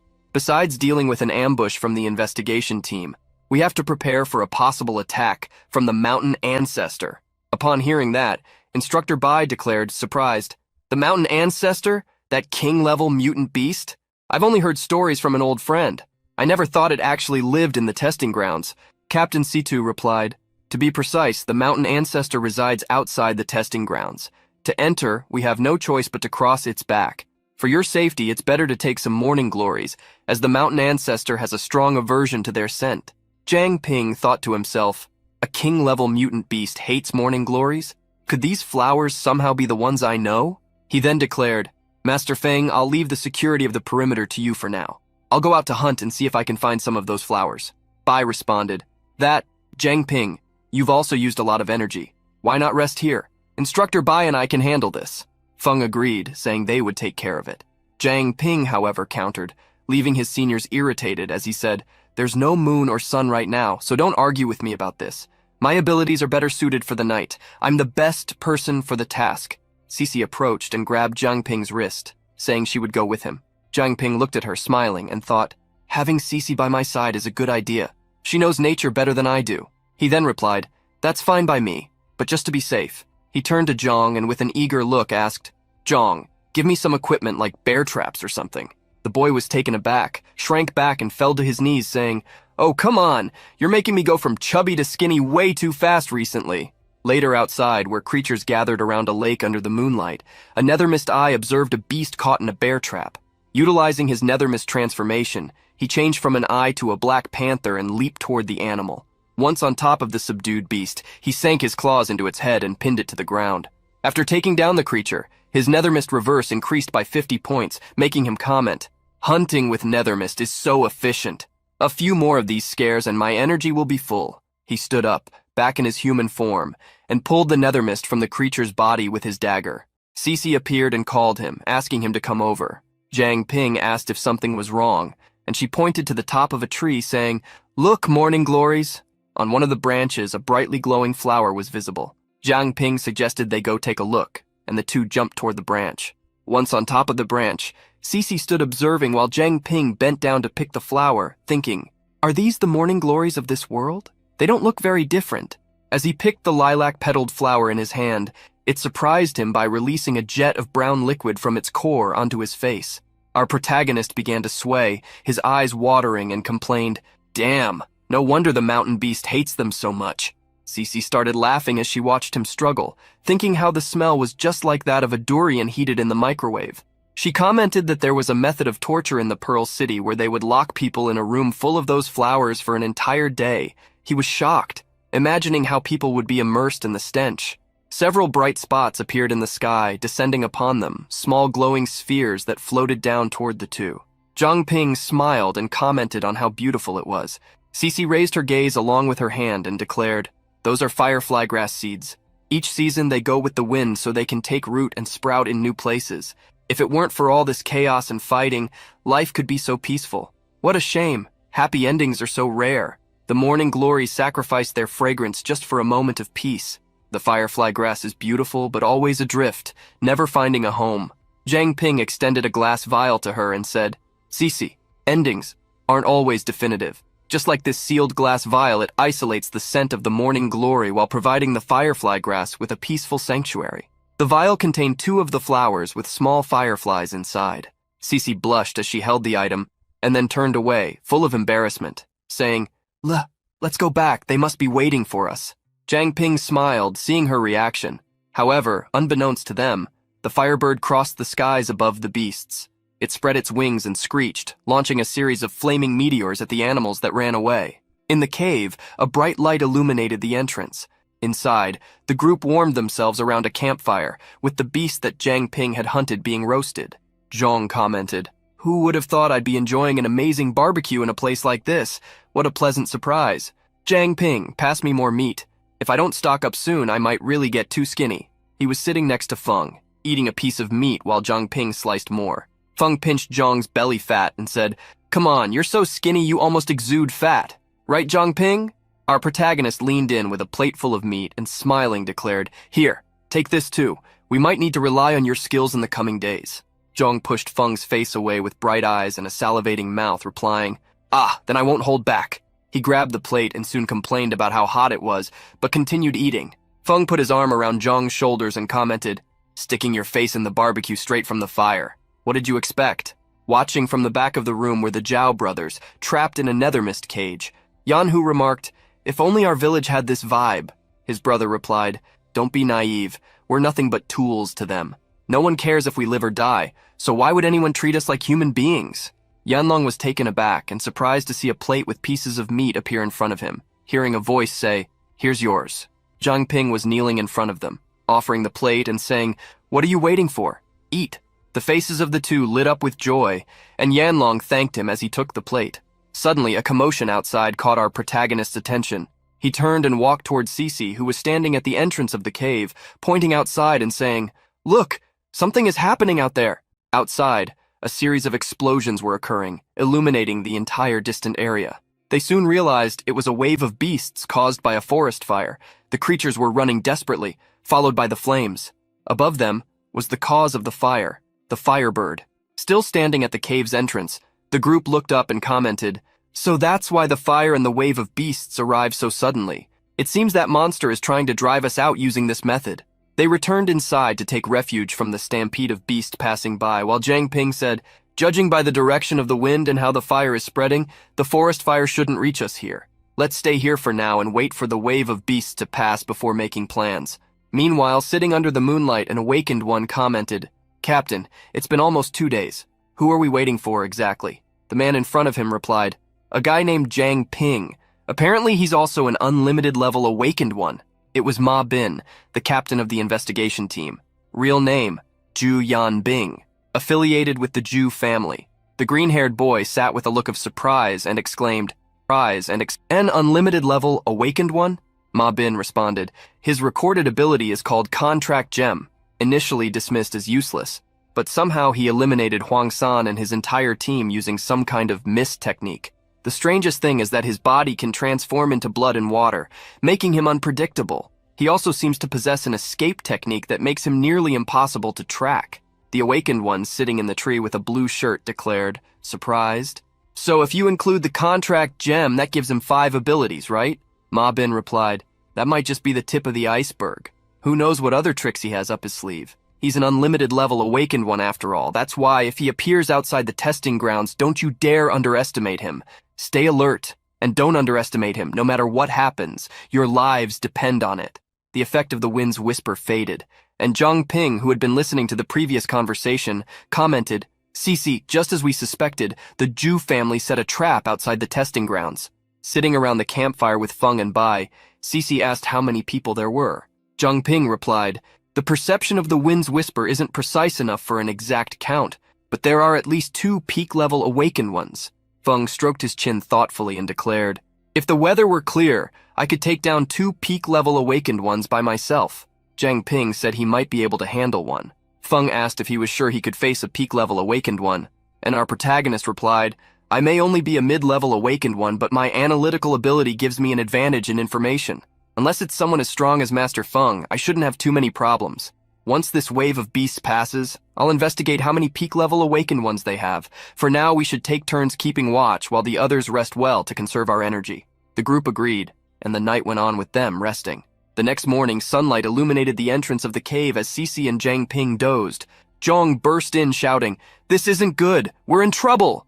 Everyone rushed out to see what was outside and found something that made Zhang Ping freeze in surprise. The entire area in front of them was devastated. Zhong commented, "That sunbird burned down the entire forest last night. Now to reach the testing grounds, we'll have to cross this burned land." Zhang Ping touched his chin and remarked that the creature was smarter than they thought. Captain Situ projected from the bracelet and declared, "Ahead is the only path to the testing grounds. We can't go around it. I estimate it will take half a day to cross if we move at full speed. Zhang Ping, will that lantern hold up?" Zhang Ping replied, "I'm not sure. The lantern's durability is almost used up. It probably won't last much longer. As expected, with great power comes great responsibility. It seems everything falls on me in the end. He took the dark lantern and charged it with nethermist, sighing. Bai touched him on the shoulder and commented, "With great power comes great responsibility, huh? I like that." Feng ignited his flames and declared, "I didn't know you were so philosophical. I'll have to jot that down and engrave it on the Feng Pavilion plaque someday." Our protagonist laughed awkwardly, thinking, if only they knew that all I did was choose a quote from a movie from my past life. Outside, they shouted again, "With great power comes great responsibility." Ming listened from inside the cave, and the two brothers exchanged glances, trying to understand what the repeatedly echoed phrase meant. They sat back to back, and Yanhu commented, "In the village, we were never seen as anything but tools. But Zhang Ping, he risked his life to save us. Even when we were enemies, he treated us with respect." Yanlong replied, "I thought he was just strange at first, but now I understand. He's not an idiot. It's just that..." The two visualized Zhang Ping as their savior and shouted in unison, "With great power comes great responsibility." Zhang Ping turned with Feng upon hearing Ming's voice resonate from inside the cave, asking, "What are you two plotting?" The Zhao brothers came running out of the cave, followed by Manny, who was desperately trying to keep up, while Yanhu shouted, "I have an idea! Big brother Zhang Ping, I know how to help!" Yanlong knelt in front of Zhang Ping, startling Zhong, and said, "Please give us a chance, we're willing to follow you. I, Zhao Yanlong, swear by my life to serve Lord Zhang Ping. May the heavens burn me if I break this vow." Yanhu knelt behind him and said the same for himself. All the devotion and pleading received a response of complete shock and doubt from the group, who stood paralyzed, wondering what was happening.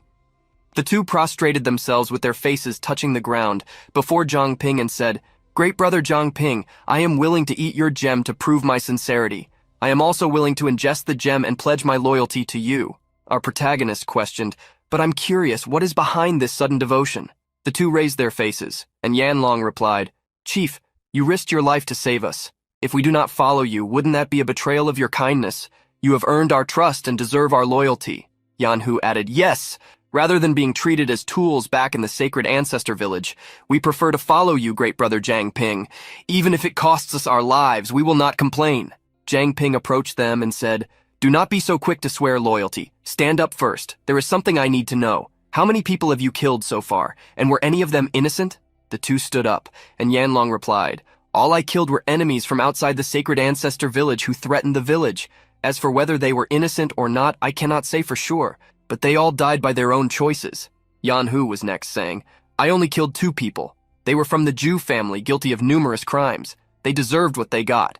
Zhang Ping scratched his face with an awkward smile and said, "And the other villages?" "Ah, right. They are basically savages. It's hard to say who is innocent in the conflicts between the sacred ancestor village and the other villages. The grudges and enmities are like fog in such situations, impossible to discern clearly." He then stretched out his hand, showing 2 green contract gems and said, "Think carefully about this. The contract gems have an absolute binding effect. Once you swallow them, there is no turning back. Are you absolutely sure?" The two decisively replied that yes, they were sure. Zhang Ping handed the gems to them, thinking, "Well, these level 9 and 10 gems didn't give me any abilities anyway. This is a good way to finally make use of them, forming a contract with these guys." The two swallowed the gems, and a notification appeared informing that the contract had been established with the beasts Zhao Yanlong and Zhao Yanhu. Green flames spread around them, enveloping Zhang Ping and then dissipating. The two joined their hands in front of their chests and said, "From today onwards, we brothers will go through fire and water for you, great brother Zhang Ping. We swear by our lives that we are at your service." Zhang Ping smiled and replied, "There's no need to go that far, just consider yourselves my comrades. We're all part of the same group, nothing more, nothing less." They smiled enthusiastically and said they understood.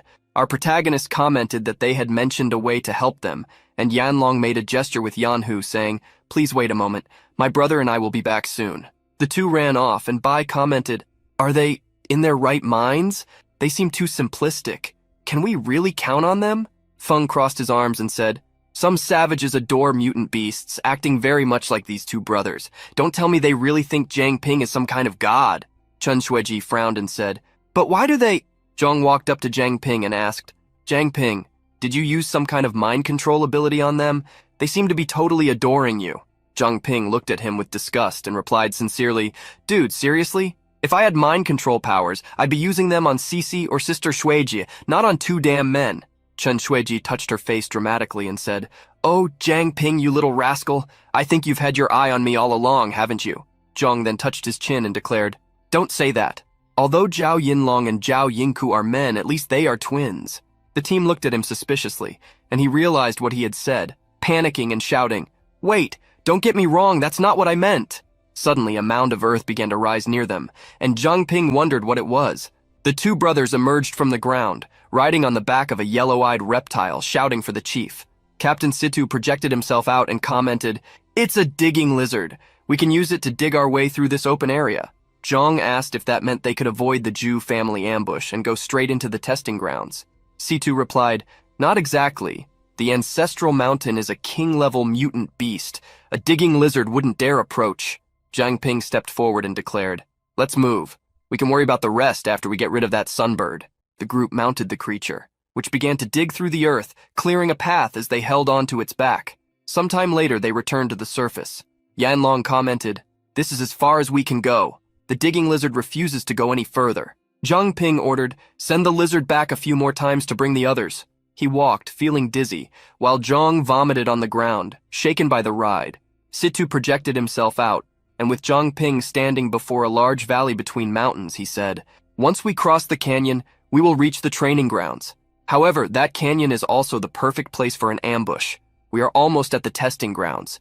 Distribute the morning glory flowers to everyone." Cece agreed, stopping beside Jiang Ping and began distributing the flowers they had gathered. Jiang Ping approached and said, "Cece, give me 2 more morning glory flowers for Mr. Ye and Mr. Su." She turned to him and asked, "Are you worried that there might be stronger elites from the Zhu family waiting for us?" As the rest of the group approached, Jiang Ping replied, "Not just that. I'm also worried about the sunbird appearing. If that happens, we will probably need both of them to deal with it." Bai asked if they hadn't gotten rid of the annoying bird, and our protagonist replied, "Although the Zhu family can't fully control the sunbird yet, we can't rule out the possibility. Who knows if they will try to lure it? It's better to be safe than sorry." He touched Zhang's shoulder, and the boy commented that he had a bad feeling that Jiang Ping was talking about him. Feng approached and said that Jiang Ping was right. Bai expressed his concern, stating that even at their best, Elder Ye and Elder Su would struggle against the sunbird, especially now that they were recovering. Jiang Ping's eyes glowed a deep green, and flames of the same color erupted in his hands. Then, with a determined look, he declared, "Don't worry, I have a plan. We couldn't deal with the sunbird before, but that doesn't mean we can't handle it in the testing grounds. The path ahead is unpredictable. Sister Luowei, Sister Xu Jie, take all those who are injured or not in fighting condition to the nearest shelter." Above them, unbeknownst to them, a bird circled in the sky. The golden-eyed creature observed everything, and through it, a girl with purple hair said, "Captain, Jiang Ping and his group are resting not far from us." Ma Bin smiled with a cigarette between his lips and said, "I never thought they would be lucky enough to escape the sunbird's pursuit, but their luck is about to run out. Everyone, get ready. The massacre is about to begin." The team gathered, and they all began to walk, following him. A few moments later, on the outer perimeter of the testing grounds, the purification squad was following a path between the mountains, with Jiang Ping leading and saying, "They're probably hiding somewhere nearby. Everyone, stay alert." Small, rodent-like creatures watched from the branches of the trees, then jumped down and transformed into black beasts with red eyes, attacking them. Jiang Ping shouted for his companions to be careful as he noticed the threat. Instructor Bai turned immediately and jumped, dodging the paw of a creature that buried itself in the ground right where he had been standing. He retaliated with a punch to the beast's face, sending it flying and causing an explosion upon hitting the stone wall. Our protagonist exclaimed, "What the hell was that? A rat? A bear? That power is terrifying." Bai rubbed his wrist, which he had used to strike, and replied, "Probably some kind of mutant bear hamster. Its strength exceeds that of an ordinary awakened fighter. Unless your physical resistance is up to par, it's better not to face it head-on or you'll regret it." Zhang, who was standing behind him, raised his voice and shouted, pointing upwards, Is that the mountain ancestor? It's absurdly massive." A huge being stood before them, a creature with a reptilian face, stone-like skin, green eyes, and a purple tongue that unrolled from its mouth, revealing sharp teeth. One of them commented that he had expected a terrifying beast, but that was just a giant frog. Jiang Ping noticed someone crouched, watching from the branches of one of the trees. Without turning around, he called to Master Feng, who was beside him. Feng replied that he saw him and asked if they shouldn't give a welcome gift. Jiang Ping responded that he was thinking the same thing. Feng quickly turned and deftly threw a dagger, cutting the branch of the tree. The young man hiding jumped, dodging the attack and cursing for being seen. Jiang Ping appeared, leaping over him with his nethermist scythe in hand, saying, "Trying to warn your friends, not today." Our protagonist struck him with a slash from the scythe, gaining 30 nethermist for his reserves, and thought, "Wait, does this mean using the Fear Reaper to attack also charges my underworld mist? I need to figure out what this weapon can really do." A notification appeared for Jiang Ping describing his update. Underworld Mist Charge accumulated 10,000 points. Underworld Mist Body, Intermediate, upgraded to Underworld Mist Reaper. Underworld Mist now charges at double the rate, with its capacity increased from 300 to 1,000. Current Mist, 300 of 1,000. Where there is light, there is shadow. Where there are mountains, there are abysses. Steal the mist of the abyss of fear. Jiang Ping paused, holding his scythe and surrounded by shadows of nethermist, and said to himself, 1,000 underworld mists equate to a 10,000% power increase. More than 10,000 times my normal strength. Attack, defense, transformation, each one just became insane. A massive upgrade. A short distance away, a woman said to Ma Bin, "Ah, Liu has fallen," the captain replied. "So, they've already noticed our ambush and are now trying to provoke us? Jusanchi, show no mercy. Let's make them taste their own medicine." Jusanchi clenched his fist and then jumped, his eyes burning with hatred, saying, "Since you're so eager to die, I'll be happy to oblige." He pulled out a small lance of golden lightning and threw it toward the group, shouting, "Take this!" The lance flew, leaving a golden trail heading toward Jiang Ping, who turned, laughing and asking, "Another cannon fodder?" He raised his hand and created a nethermist shield, spending 50 points from his reserve and saying, "Perfect moment to test my underworld mist reaper." The lance of golden lightning struck the shadow shield and was completely blocked. Jiang Ping gathered the black mass that formed the shield and saw the opponent land amidst the smoke. He asked if that was all, and Jusanchi gritted his teeth in irritation, thinking, "An intermediate awakened managed to block my attack with full force? He really is a bit skilled, as they say." The young man raised his voice and said to Jiang Ping, "So, this is an unlimited level awakened, a true monster of nature." Ma Bin approached with the rest of the group and said, "That's why we need to kill it before it gets stronger." Jiang Ping used his analysis skill and saw that it was Ma Bin, a level 36 awakened. Qingbo recognized him immediately and shouted from within the jewel, "Ma Bin! It's Ma Bin with the black blade. Should I come in?" Jiang Ping replied, "Mr. Su, please stay hidden for now. I have a plan." He then turned to his companions and declared, "There are 3 peak-level awakened among the enemies. I will take care of one. Master Feng will face the other 2. The 6 remaining high-level awakened are yours. Cece, do you think you can handle this?" Cece activated her ice sword along with Ming, who summoned his swords, and the rest of them responded, "If 7 of us can't take down 6 of them, then our purification squad has a serious problem. We'd need to go back and train again." Ma Bin held his cigarette between his lips and declared, "One Situ Shibai has already caused more than enough trouble for the Ju family. If we let another unlimited level awakened arise, things will get even more out of control. Leave nothing behind. Immediately summon the divine sunbird." The girl beside him replied, "Yes, sir." And then Ma Bin advanced, holding his sword and shouting, "Listen up, everyone. We have one objective. Eliminate Jiang Ping at all costs." Everyone followed him, affirming that they understood, and both teams engaged in battle. The fight began.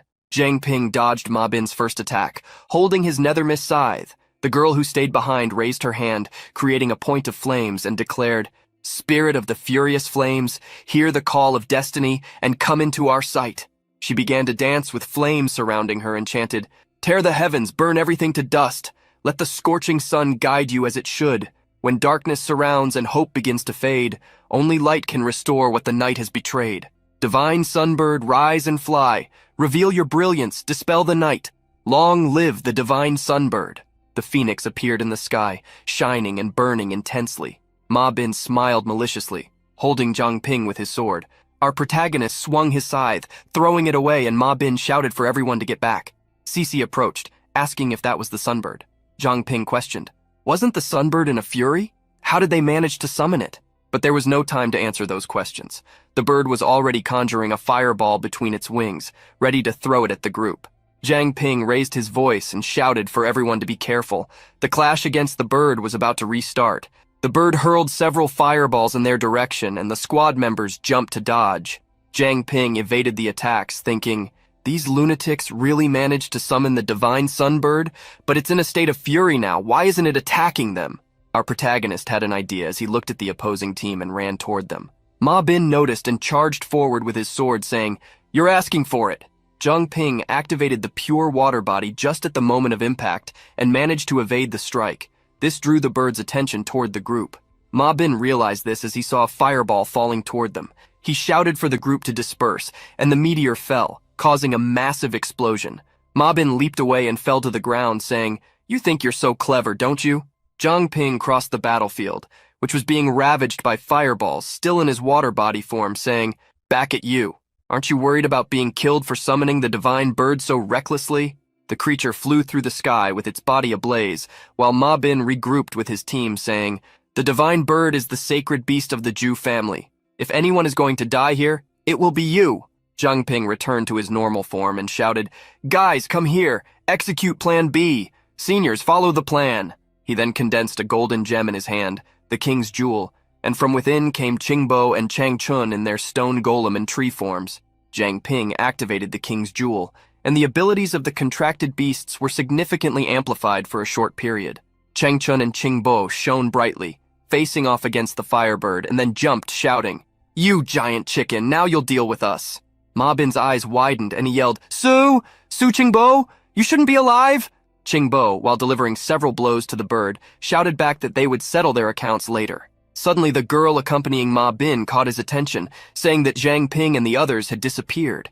The two looked ahead and saw only a field full of smoke. He turned around, seeing the beasts fighting the bird in a fierce battle, and shouted, "What? It's the draw the tiger out of the mountain tactic. Behind them. They can't have gone far." Meanwhile, Zhang Ping ran with the group, carrying the nethermist lantern that concealed their presence, saying, "This way, about 6 miles ahead." Cece followed him along with Ming and Jin Bo when she asked, "Even with all of you together, you couldn't scratch the divine bird. How long do you think those 2 old men can hold that thing?" Zhang Ping turned with a smile and replied, "Don't worry. I've already anticipated all of this. The mountain ancestor is a territorial mutant beast. As soon as it senses a powerful presence like the divine sunbird, it will definitely react. We've already equipped the 2 elders with morning glory flowers. All they have to do is delay until the mountain ancestor appears.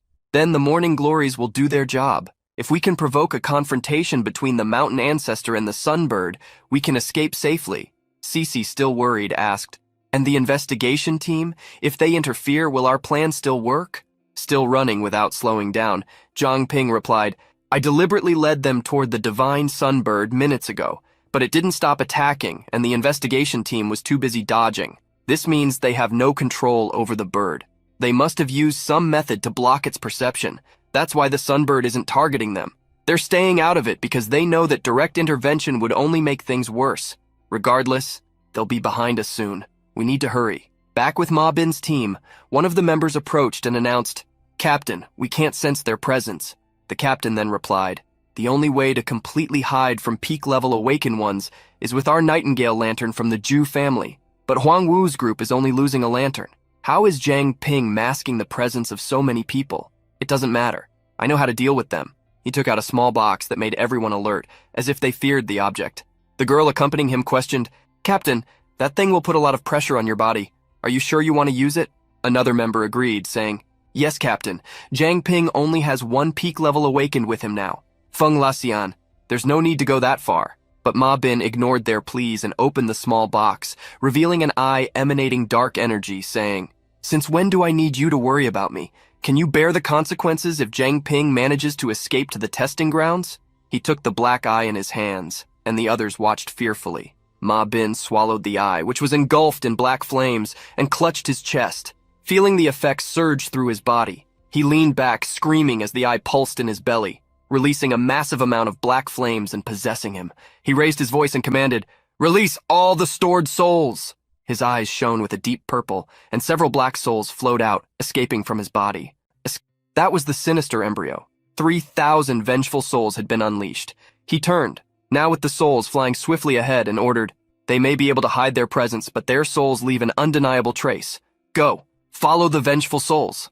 It didn't take long for the vengeful souls to reach the purification team. Zhang Ping turned and said, "What is that? It's very similar to my underworld mist." The souls intertwined with their bodies, and he realized what they were: shadow beings filled with resentment that followed them no matter where they went.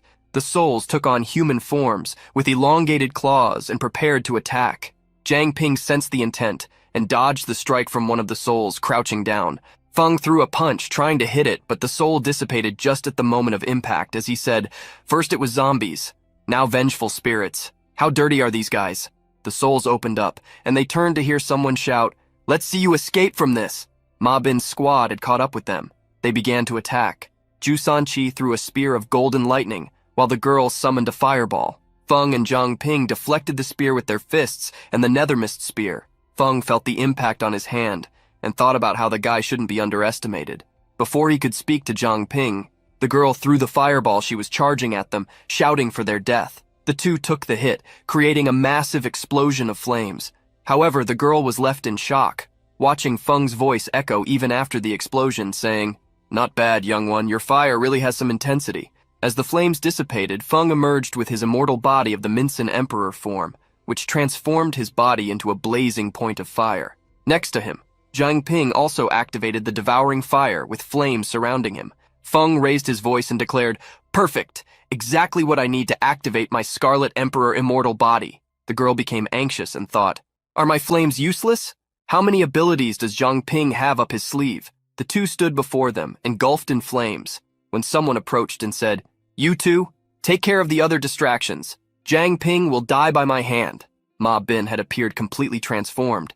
Leaning his sword on his shoulder, he had long platinum hair flowing over his shoulders, and his body had grown.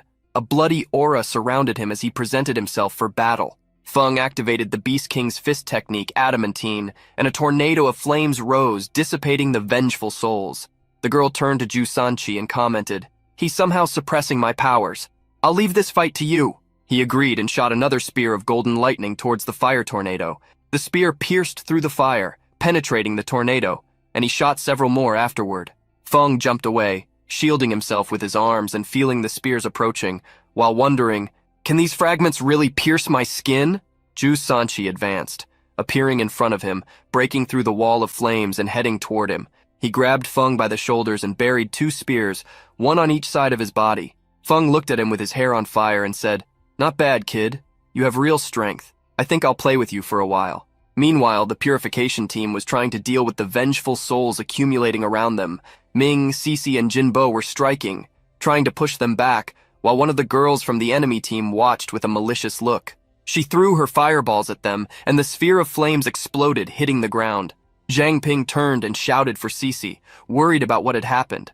Ma Bin struck him with his sword, saying, "Do you think you're in a position to worry about others?"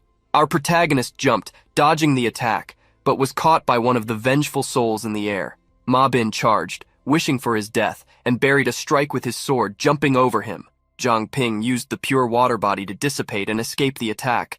Jiang Ping moved away from Ma Bin, who was covered in a bloody crimson aura, and while in his water form, he thought, "Why is this guy suddenly going berserk? This rage, is there some hidden power in that armor taking control?" He watched Ma Bin covered in shadows and blood, and saw the eye in his chest move on its own.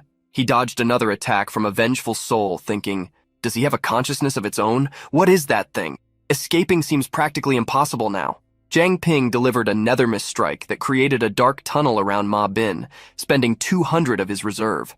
From within the nethermist tunnel, several red jewels emerged on the tips of spikes aimed at Ma Bin's body, who soon realized what they were. Jiang Ping entered the tunnel and traversed the nethermist, saying, "Martial Pact, release the water element from Cece." The jewels pierced through Ma Bin's body, and ice explosion points formed on him. Jiang Ping cut him with a nethermist scythe attack, and Ma Bin fell to his knees. Jiang Ping turned. A notification appeared saying, "Reaper of Fear returned 160 points of Underworld Mist. Underworld Mist reserves, 760 out of 1,000. Our protagonist was impressed, thinking about how surprisingly easy it had been to bring him down, but soon he realized something was wrong. Ma Bin hadn't even tried to defend himself. The face of his opponent was now transmuted. Tentacles were emerging from his mouth, growing larger, his muscles inflating, and the eye in his chest rolling and glowing. Jiang Ping realized and thought, his body, is it under some kind of curse and now turning against him? A voice urged Jiang Ping to run, and he recognized it. It was Su Jingyao's voice. Ma Bin's body exploded into several vengeful souls. A being of pure darkness had emerged before him. Zhang Ping's nethermist reserves jumped from 760 to 870. Our protagonist watched the creature in front of him emanating an intense black aura and immediately recognized that the voice he had heard moments ago belonged to his friend Su Jingyao. He wondered if she could be trapped in that concentration of condemned souls and what the eyeball connected to the creature that radiated pure fear could be. Zhang Ping used 50 points from his nethermist reserve and created a shield in front of him. Then he looked more closely at the chest of the tentacled creature and used his analysis skill on the eyeball. The analysis was successful, and the replay of the memories involving the eyeball was initiated. Zhang Ping saw a group of people gathered around a hole in the ground, at the center of a circular mandala. Among these people, a small girl clung desperately to her mother, screaming, "Mommy, I'm scared!" The mother hugged her back with all her strength, replying, "Don't be afraid, my love. Mommy will protect you. Everything will be all right." One of those present, standing at the edge of the hole, turned to a hooded figure and shouted furiously, "You Jew family are nothing but scum! The three main factions of Pearl City won't let you get away with this." The hooded figure shouted back, "Enough of this nonsense!" and kicked him straight into the hole. The man fell freely, screaming, and another hooded figure told the leader that everything was ready. The leader replied that it was time to begin, and the hooded figures agreed. The remaining prisoners were thrown into the hole. One of them raised his gaze to the top and saw the leader of the hooded figures, now with his face exposed, and immediately recognized him, exclaiming, Captain Ma Bin? You are from the investigation team?" Ma Bin gave them no more time. All the hooded figures took their positions and touched the ground at different points, igniting the lines of the mandala with a bright crimson energy. The prisoners panicked and screamed, trying to understand what was happening.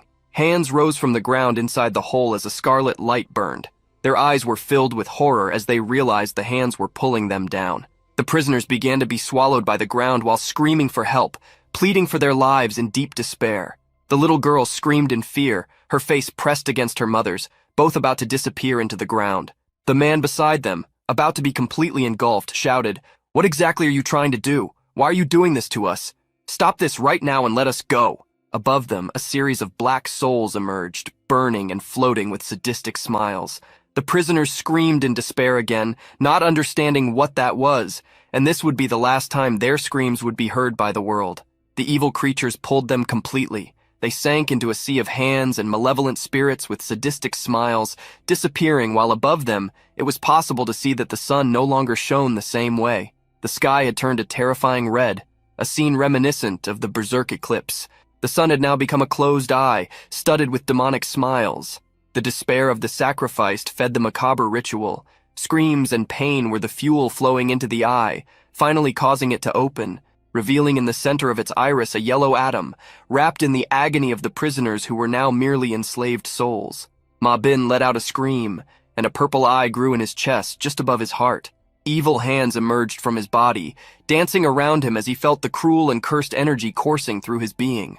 Zhang Ping could read the description of what had been created there. It was called Eye of Malignant Resentment, Level 34, and had the following description. Born from the demonic scorpion and sealed with countless evil spirits, this eye of terror overflows with resentment and malignant energy. The malevolent and terrifying aura that emanates from it devours the souls of the living, attracting spirits that wander in an endless cycle. The souls trapped within it were once innocent, but their obsessive quest for revenge solidified them in this form. The depth of the world's sin is reflected in the empty eye of darkness. Zhang Ping read that and thought, it has a level? And it is a parasite just like the nethermist essence? The demonic creature that had once been Ma Bin stood before Zhang Ping, holding a large sword resting on its shoulders, with a series of tentacles dancing around it. Zhang Ping activated the king's jewel and said, "Sorry, Captain, but I have to deviate from the original plan." Captain Situ asked from within the bracelet, "What are you planning to do? Everyone is fighting to buy time for you. There's no need to waste it on him." Zhang Ping placed the jewel to his lips and replied, "I know, but this man's sins are too great to be forgiven." Zhang Ping swallowed the golden jewel, and it activated. The chosen contracted beast was enhanced, its connection with the nethermist intensified, and a black aura enveloped Zhang Ping, who with a fiery gaze declared, "I will execute him here right now." Our protagonist began to walk towards the creature, and then jumped over it. He held the scythe of terror, and wore a black cloak engulfed in dark flames. Zhang Ping made the first attack, swinging his scythe at Ma Bin, who ducked, immediately dodging, and then countered with a strike. making a cut in front of him. Zhang Ping was forced to throw himself back to evade. Ma Bin aimed his eye at the opponent and shot a laser beam in his direction. Zhang Ping bent backward and dodged the attack, but before he could return to his original position, Ma Bin appeared behind him, swinging his sword for another attack. The grotesque creature buried its sword into the ground, sinking Zhang Ping's body, who quickly used his water body skill, and liquefied. Zhang Ping projected himself again from the waves of water, transforming into the black energy of the nethermist and observing his opponent while thinking, did he gain some total power increase by transforming this way? Zhang Ping's scythe blazed with black flames, and the system informed him that by spending 500 nethermist, his attack power had increased by 500,000. Our protagonist observed that while still floating among the black flames and thought, an increase of 500,000, that's more than enough to deal with what's coming. Zhang Ping spun in the air and reappeared behind Ma Bin, piercing one of his tentacles with the blade of the scythe. The stinger on the tentacle was torn off, and Zhang Ping landed on the ground, walking while thinking, thanks to the enhancement of the King's Jewel, I can now control 2 abilities at the same time, and some of them can even be combined. Ma Bin held his sword in front, exploding his black aura around him. However, he felt the effects of exhaustion in his body compounded by Zhang Ping's strike, and fell to his knees on the ground, holding his face. Zhang Ping watched him from a distance, thinking, this is the result of the fusion of the nethermist body and the devouring fire. I'll call it Nether Flame. Zhang Ping used 100 points of nethermist and 100 points of devouring fire. His aura burned in wide black flames made of nethermist that consumed the severed stinger in front of him. He extended his hand, believing that the eye in his chest must be his weak point, and sent a hand of black flames to rip it out. The nethermist fire hand pulled the evil eye from the creature's chest, leaving a bloody hole behind. And then, in a precise move, Zhang Ping clenched his fist around the eyeball, crushing it. The system showed him a notification confirming that he had defeated the so-called Eye of Malignant Resentment, and by exceeding the level limit, his own level increased to 20. Furthermore, Zhang Ping was now classified as a High Awakened. Zhang Ping observed everything, thinking, taking that eye really pushed me straight to the High Awakening level. Additionally, another notification appeared informing him that the King's Jewel had unlocked its additional effect limit. However, the user could no longer absorb new abilities through it. Zhang Ping looked at his arms after reading that and thought, the enhanced ability is automatically assigned to the jewel. It seems my choice during the level up was really important. No wonder I haven't been able to obtain new abilities from the jewel lately. This might be the path to an even greater evolution. Obtaining new abilities through the omnivore still works, so it's not a big problem for me. Before him, Ma Bin had returned to his human form and was still kneeling. The hole in his chest bled. He extended his hands and leaned on his sword to rise. He coughed a few times and then spoke. I never imagined that this thing would grow so much and become so powerful. But because of that, you won't get out of this either. Ma Bin gave a malicious smile looking at Zhang Ping and continued. Now, the Eye of Malignant Resentment is completely out of my control. The sky above him turned into a vortex of malevolent energy. Zhang Ping watched everything in silence, wondering exactly where Su Jingyao's soul was. Then something happened. Condemned souls began to descend from the vortex, fallen spirits drawn directly to the reappeared evil eye, pulsating in a demonic crimson and expanding. Ma Bin raised his voice again and shouted, You can't even comprehend the hell that's about to happen, kid. Just wait and suffer the consequences of your own actions.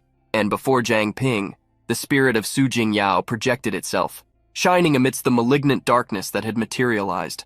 The condemned souls advanced towards the team. Shou Zhong appeared next to Zhang Ping, shouting, Oh man, come on! We just dealt with the last wave and now there's even more? The rest of the purification squad joined in. Cece appeared and shouted alongside Manny. Something feels strange about the aura of these souls. They're different from the previous ones. One of the souls passed through Zhang Ping's chest and went right through him. Our protagonist crossed his arms in front of himself to resist, but soon realized that nothing had happened. It was just as if a gust of wind had blown through him. However, that sensation didn't last.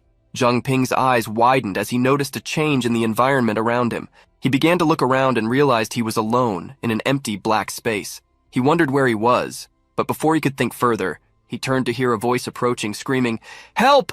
Someone help me! A boy appeared, being chased by a pack of raging wolves while desperately shouting, Is anyone there? Please, someone help me! Help me! The boy passed through Zhang Ping and went right through him.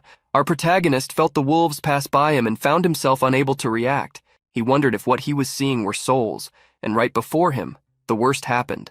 The wolves caught up to the boy, and he fell to the ground, succumbing to their bites, screaming in pain as the animals tore at him.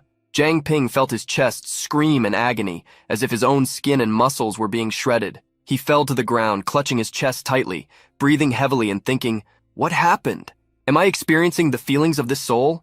The boy hit the ground hard, being thrown by the wolves, and Jiang Ping felt the impact on his back, screamed in pain, and then fell to the ground again, thinking, "I was pulled into this place by the power of the soul. Could it be that these are its memories, its last moments before death, which condemned it with unresolved pain?" The boy continued to scream in agony, his body writhing as he was attacked, and Jiang Ping clutched his chest again, sweating and trying to endure the pain of death while attempting to understand how to escape this situation. It was then he understood. That was the true power of the eye of malignant resentment. Outside, the team fought while their bodies were consumed, disappearing into the air as if something were devouring them.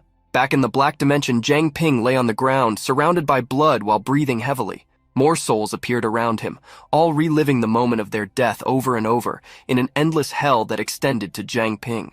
Our protagonist lifted his gaze upon noticing a change, a presence that differed from the others. He wondered what it could be, and upon realizing the shape before him, began to scream desperately, "No! No! No!" He now saw Luo Shiyu in her natural fox form, standing in front of his friend, Su Jingyao, who was sleeping silently. The fox touched her face with its giant claw, and Jiang Ping screamed, pleading for her to stop. However, it was useless. He would see her die again. The fox bit into Su Jingyao's neck and sank its teeth into her skin. Jiang Ping felt the pain in his own flesh and screamed, engulfed in agony, feeling his muscles tear and understanding in his own flesh the pain of his friend. He screamed in fury, cursing the fox, and began to crawl towards the projection of the fox, saying, "A celestial fox like you? I could easily—" Jiang Ping stretched out his hand, and it passed through the fox. After all, it was nothing more than a projection of a memory. Jiang Ping's face sank into desolation upon realizing that he was once again powerless in the face of his friend's death. Our protagonist stretched out his hand again, desperation consuming him as he thought, making me relive her pain. Is this my punishment? My karma? He lifted his gaze again and saw the spirit of the fox covering Su Jingyao's body. But just ahead, it was possible to see a projection of the girl, like a ghost watching the scene of her own death. Jiang Ping stood up, still with difficulty, and said, "Old Su was right. You really used your ability to separate your soul from your body before you died. You watched helplessly as your own body was devoured. What a moment of despair it must have been." Jiang Ping continued walking towards the girl and extended his hand to touch her face, saying, "I found your soul, but I can't save you. I'm sorry. I couldn't fulfill my promise." Jiang Ping was surprised to realize that his hand did not pass through the girl. He could actually touch her. His eyes opened with a desperate hope upon realizing this, and he quickly grabbed her by the shoulders, repeating that he could touch her. Then he stopped and began to analyze the situation. Her soul hasn't disappeared. On the contrary, it has become a fallen soul for overusing her power. If this is the world of souls, then she, just like me, should be a living soul. Jiang Ping looked up and saw a wine-red eye forming in the sky at the center of a vortex of malevolent energy. The eye of malignant resentment turned its gaze towards him as black flames surrounded it, and he thought, "This formation, it looks exactly like the last one. Don't tell me Ma Bin is trying to use the power of these wandering souls and us, the living, to feed the eye of malignant resentment again? To make it even stronger? Once you're sucked in, there's no chance to fight back." Jiang Ping opened his hand. It shone brightly, holding the golden jewel. He sent it towards the projected image of Su Jingyao that floated before him, now surrounded by small golden flames, while thinking, "This time, I have to give everything I have. I can't fail, no matter what happens. I have to make a contract with Su Jingyao and free her from her decaying state." The souls began to fall from the heavens. Jiang Ping collapsed with them, all descending like raindrops from a blue arcane circle that had formed. Streams of nethermist energy emerged from Jiang Ping's waist and anchored themselves to the ground. He turned and grabbed Su Jingyao by the wrist, starting to speak. "You're not one of the lost souls. You're not dead yet. So come on, wake up. Have you forgotten your dream? You once wanted to join the city guard and protect our home. How can you forget that?" Upon hearing Jiang Ping's shouts, Su Jingyao opened her eyes and, as if recalling a distant memory, asked, "My dream?" The fall continued. Jiang Ping was being pulled forcefully downward, and the black chains began to break. Giving everything he had to pull her from that passive state, he shouted, "You wanted a future where we would fight for the same cause. Every time I faced impossible odds, weren't you always there to protect me?" Jiang Ping's body was increasingly being dragged to the ground, but he did not let go of her. Su Jingyao began to regain her color. Her soul slowly started to resemble a living body again. He pulled her closer with all his strength and offered her a golden jewel. With a gentle smile on his face, amidst all that chaos, he said, "Take this, Su Jingyao. Don't lose yourself anymore." This made her remember an old memory kept inside her heart. Jiang Ping offering her a green jewel and asking if she wanted a sweet. The girl shrank back, making a disapproving face, and replied, "Get lost, as if anyone would want to be controlled by you." The girl stared intently at the shining jewel in her friend's palm. Her eyes reflected its form as she considered silently. Finally, she reached out and took it. The golden glow transformed into green. She brought the jewel to her lips, and at that moment, the nethermist chains broke apart. Right there, the system confirmed. Su Jingyao had become a summoned beast, and the contract had been made. Jiang Ping then looked at her, and with all the hope and feeling he had, declared the key words for the situation. "I command you, free yourself." A few moments later, Su Jingyao opened her eyes, slowly regaining consciousness to realize she was in Jiang Ping's arms. She recognized him and asked if it was really him. However, when she turned, the scene that greeted her terrified her. She screamed, questioning what was happening upon seeing Jiang Ping trapped with half of his body sunk into the arcane circle. Only part of his torso and one arm were free. He gave a bright smile and replied, "Thank God, you finally woke up." The people around them were sinking, screaming as they were consumed by the circle, and Jiang Ping calmly explained, "This formation seems capable of refining souls, and once devoured by it, there's no escape. I'm glad I woke you up. At least now we can say goodbye without regrets." Jiang Ping lowered his gaze as his body sank further into the energy, but the dramatic farewell he expected didn't last. Su Jingyao pinched his cheek, floating in front of him, and shouted, "Don't give up so easily, idiot!" Jiang Ping smiled and thought, "You're still optimistic in this situation. You really are unique." He asked how, and then realized something. Su Jingyao was standing on the formation. He shouted, asking how she could do that, and without even a warning, the girl yanked him by the arm with all her strength, throwing him out. Jiang Ping fell freely, flailing his arms in the air desperately as Su Jingyao descended right behind him. Our protagonist hit the ground face first, while Su Jingyao landed gracefully beside him. Jiang Ping got up once more, massaging his head with a pained expression. He sighed and mumbled, "Wow, I'm already sore all over. Couldn't you have found a gentler way to do this?" However, before he could continue his complaint, something unexpected caught his attention. His injuries, which had been evident before, had completely disappeared. Surprised, he looked at himself and questioned, "Wait, how is this possible? Why am I already healed?" The girl beside him chuckled softly, crossing her arms confidently, as if she had anticipated that question. Then, in a calm yet proud tone, she explained, "No matter how strong an awakened one may be, without soul-related abilities, the growth of their soul and spirit will always be limited. Physical strength has its limits, and even the most powerful eventually reach a point where they can no longer evolve."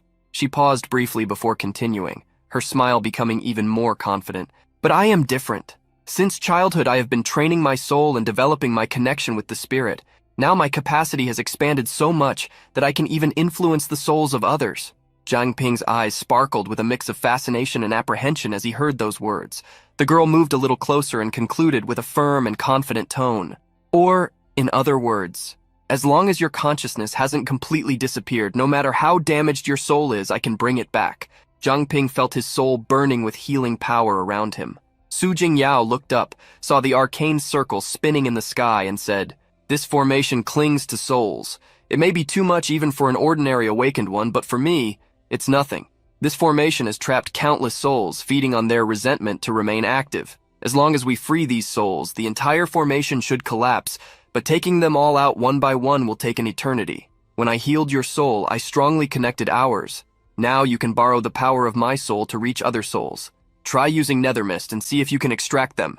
Jiang Ping smiled and activated a purple flame in his hand, saying, "All right, it's time to free them from their prison." And around him, a series of nethermist chains emerged, rising from the ground and reaching up to the sky. The chains anchored themselves, piercing through the arcane circle to reach the souls. Sometime later, Jiang Ping appeared in a cloud of nethermist and announced that they were back. However, he looked around and saw no one from his team. He wondered where they could be, and suddenly a familiar voice reached his ears.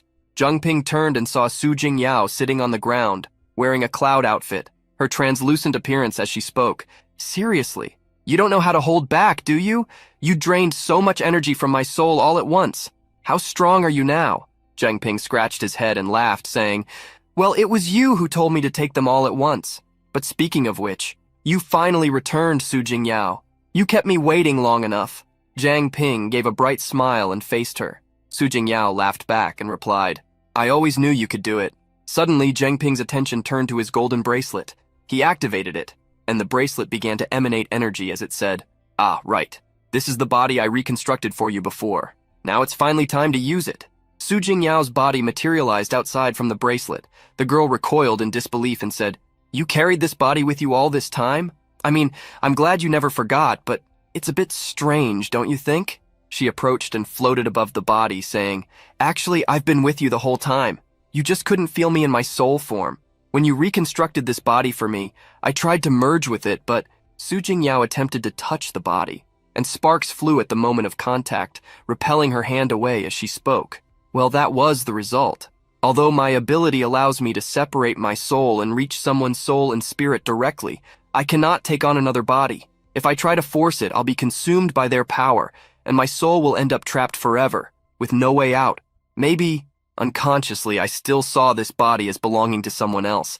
That's probably why my soul rejected it. The girl seemed disheartened by the whole situation, but Zhang Ping was clearly excited, with a smile on his face, saying, If that's the case, the solution is simple. I command you, recognize this body as yours and return to it.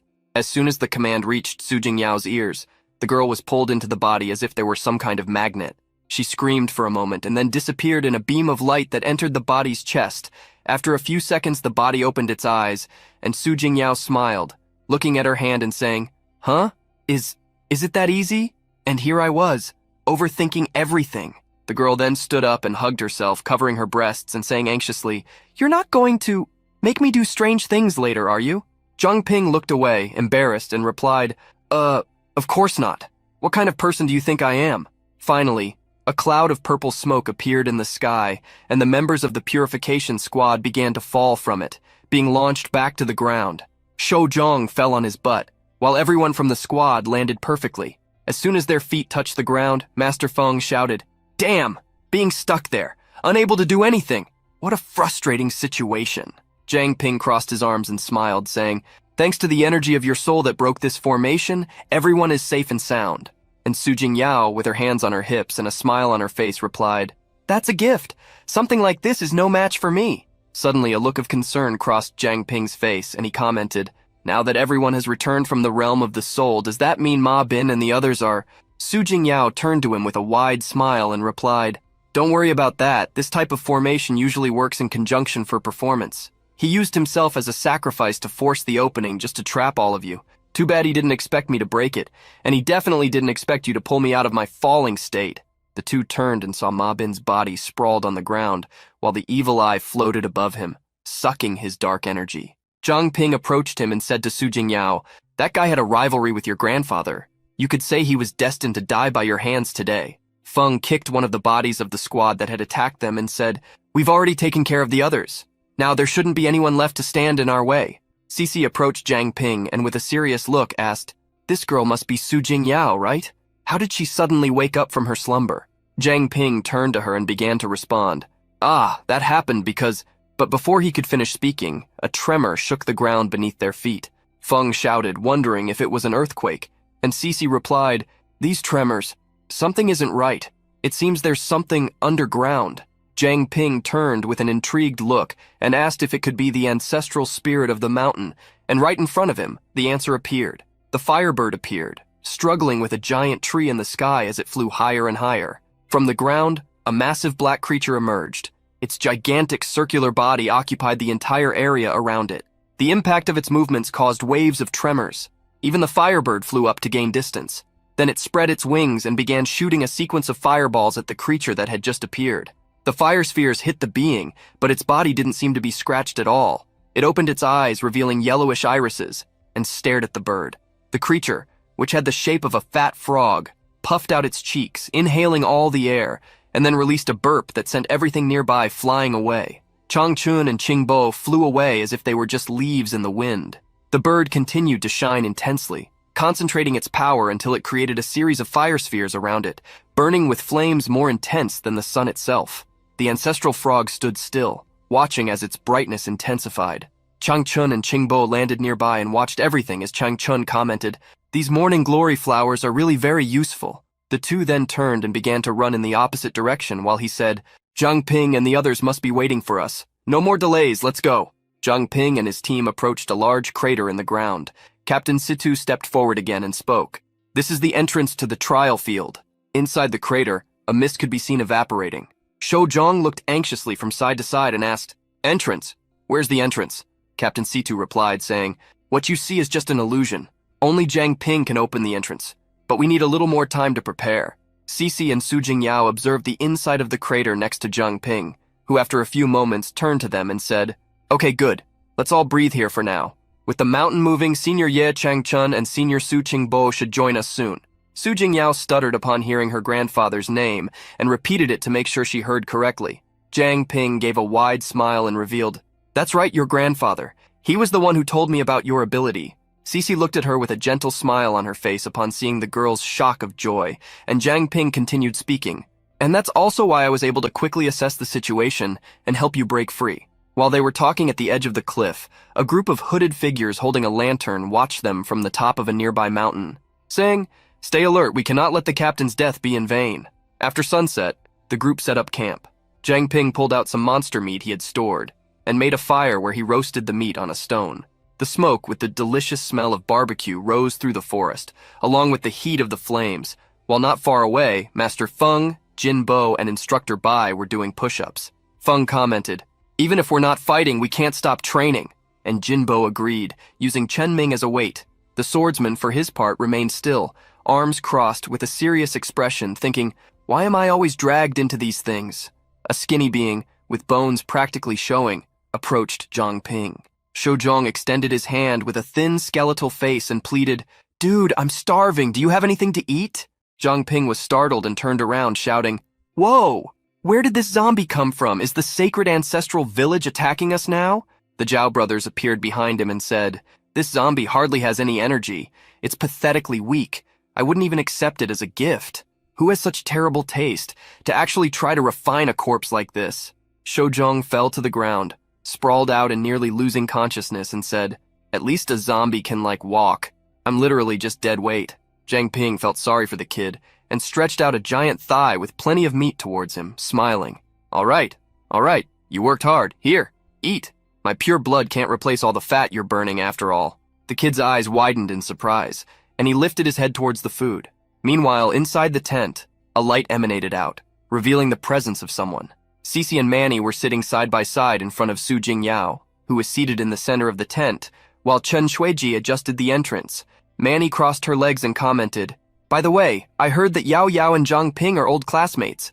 Does that mean you also know Cece?" Su Jingyao smiled at Cece and replied, "Zhang Ping always talked about Cece when we were in school. I'm really happy to finally meet you."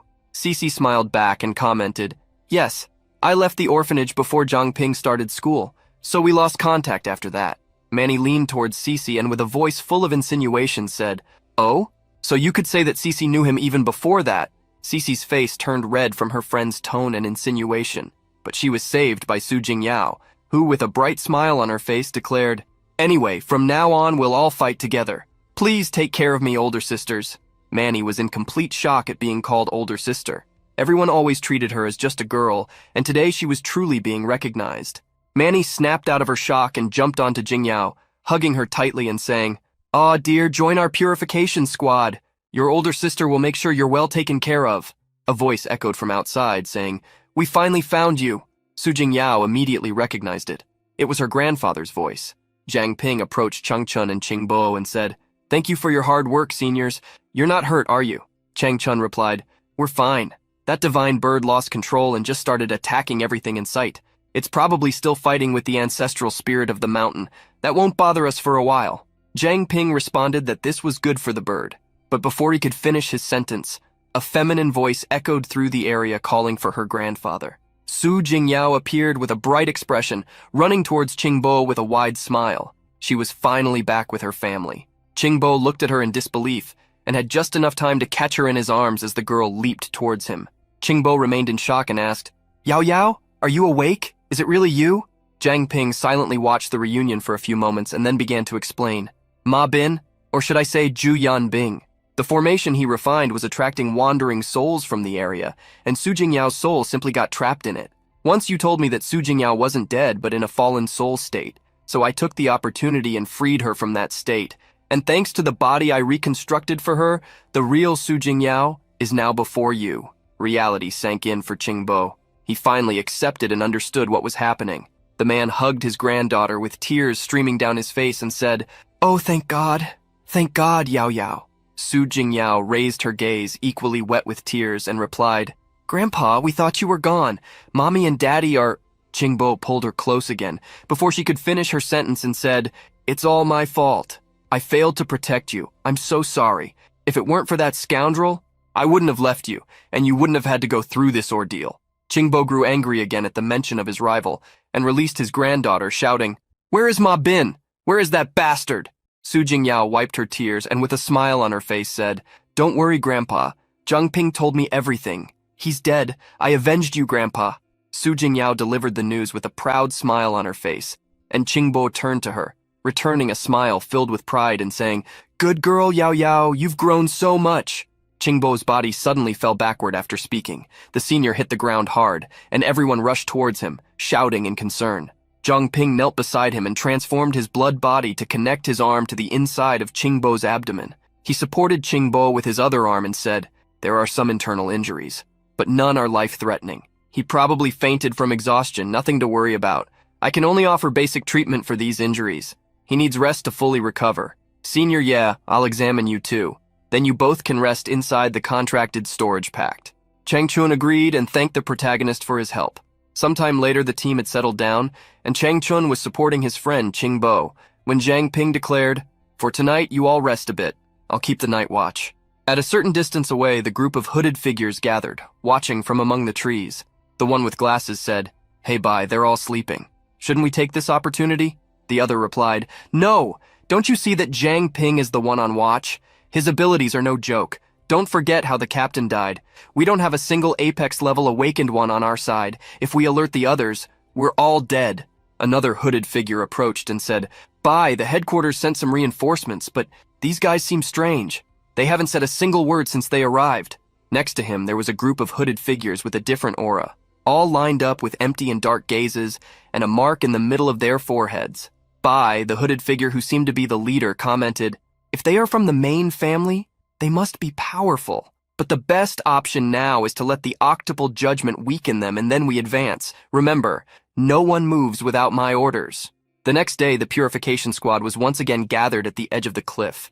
Captain Situ projected himself from the bracelet and began to speak. The judgment field has 8 trials, each with its own challenge. They are the tropical forest of serpent worms, the poisonous swamp, the desert of flaming scorpions, the snowfield of the pack, the island of monsters, the lost plains, the plateau of corpses, and the sky-piercing peak. Only by completing the first 7 in this order will the 8th trial be unlocked.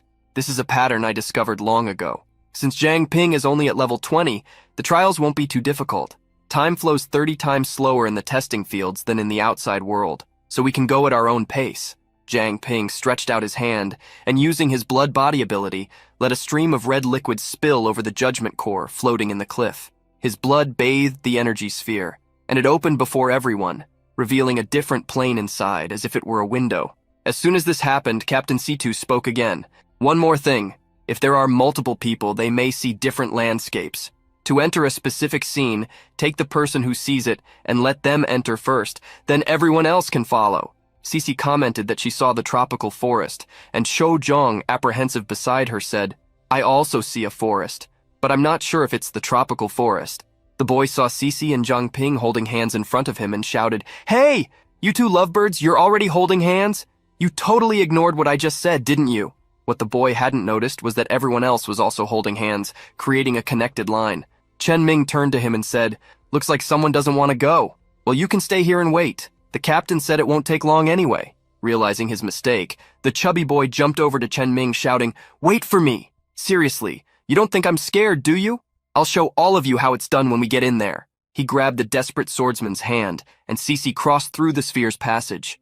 The others followed, and they were all transported, disappearing into the air. The portal remained open behind them, and the hooded figures followed, shouting, "Follow them! Don't let Jiang Ping escape!" The Purification Squad team walked among the trees, with tropical leaves rustling in the wind, in an environment with typical fauna and flora of a tropical rainforest. Among them, the members commented, "It really is a tropical rainforest. This place is completely different from the world outside. The air is so humid, it's as if you can feel a real connection with nature or something like that." Cece paused for a moment and pointed up, signaling for everyone to look. A notification appeared in the sky saying, "Judgment objective, tropical rainforest. Mission objective, hunt the boss harpy of lamentations." Jiang Ping looked intrigued at the notification above them, thinking, to think that the test fields actually use system messages for mission updates. He then raised the golden bracelet close to his mouth and said, "Captain, what is a harpy of lamentations? I've never heard of such a monster. Is it some rare species, like celestial foxes?" Captain Situ leaned forward and replied, "I'm not sure. Although the layout of the test field is always the same, the missions are different every time. The last time I was here, my target was the flaming blue vipers. Even though these creatures are everywhere, they are excellent at hiding their presence. If you don't concentrate, it's almost impossible to track them, just like those right behind you."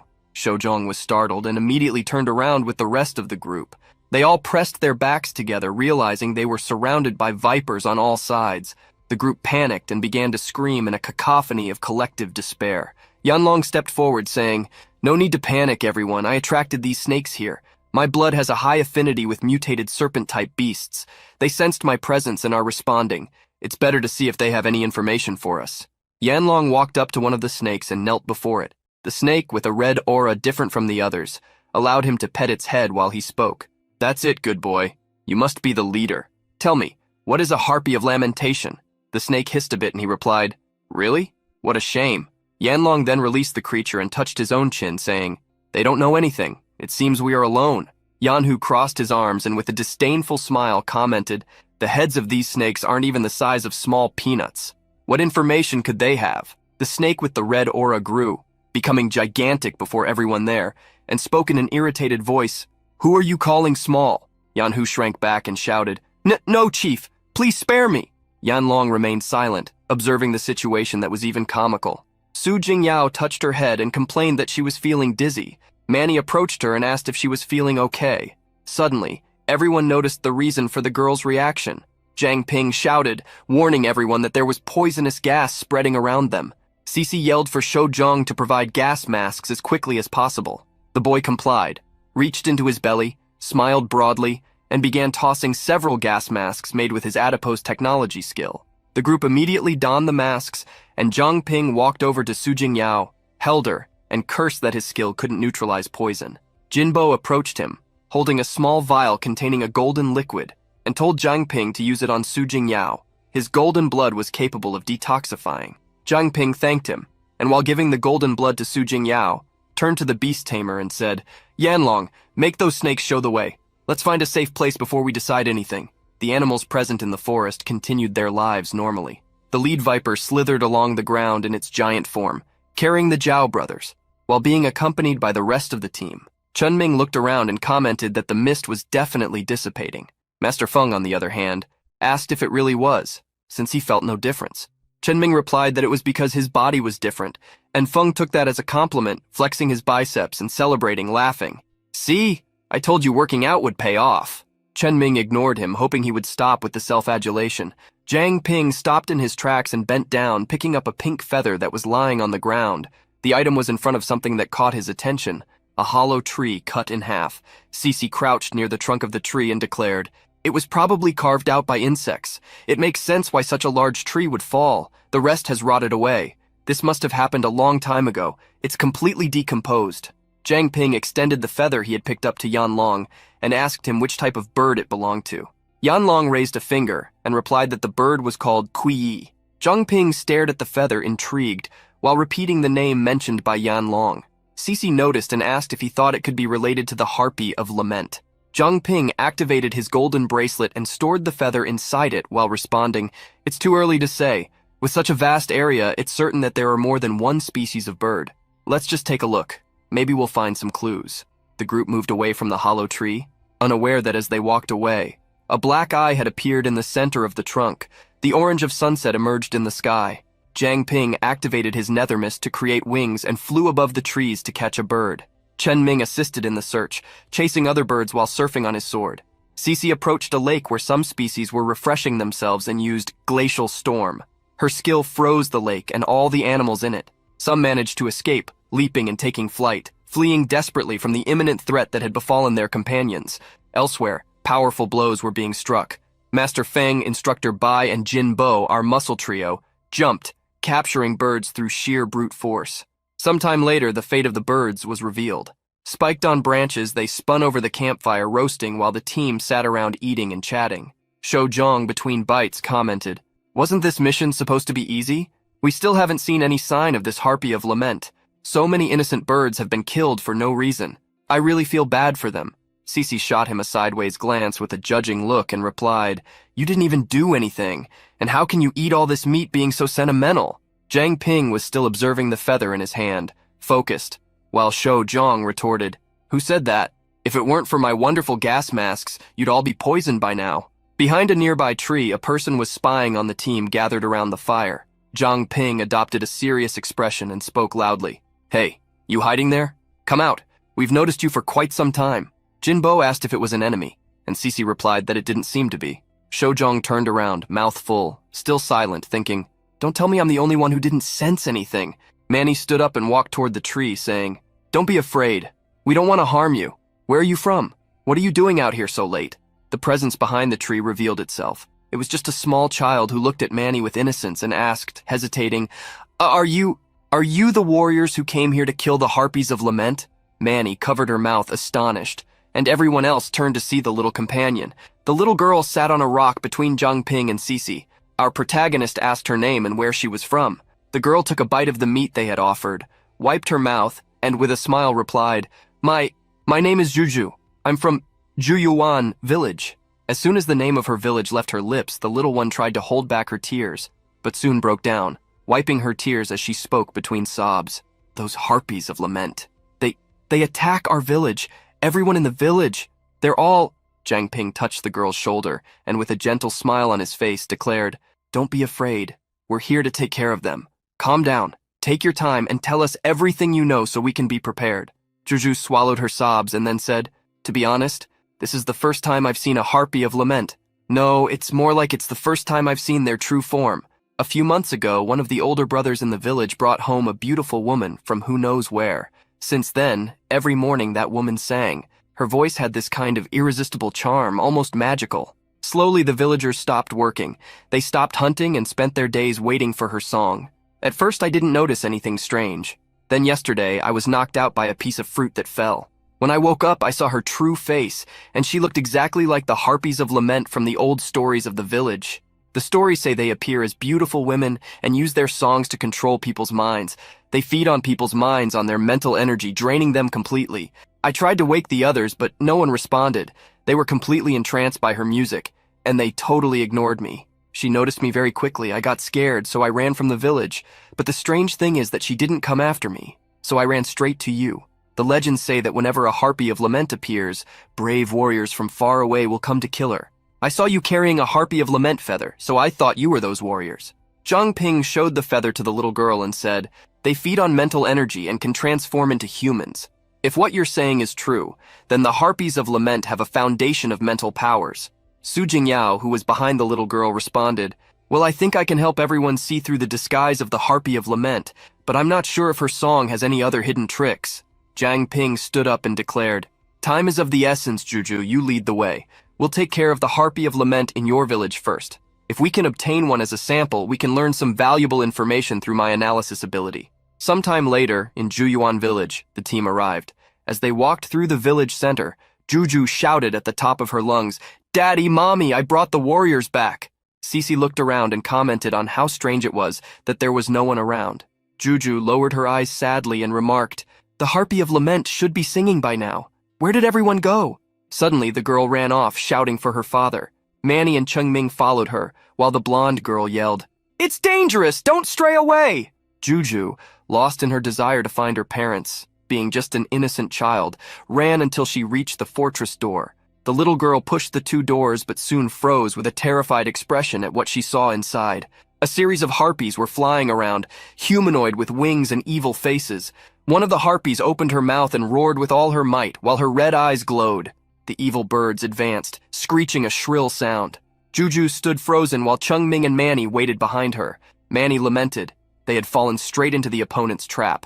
One by one, the squad members began to faint. Manny, Chungming, and Jin Bo fell unconscious for being closer to the creatures.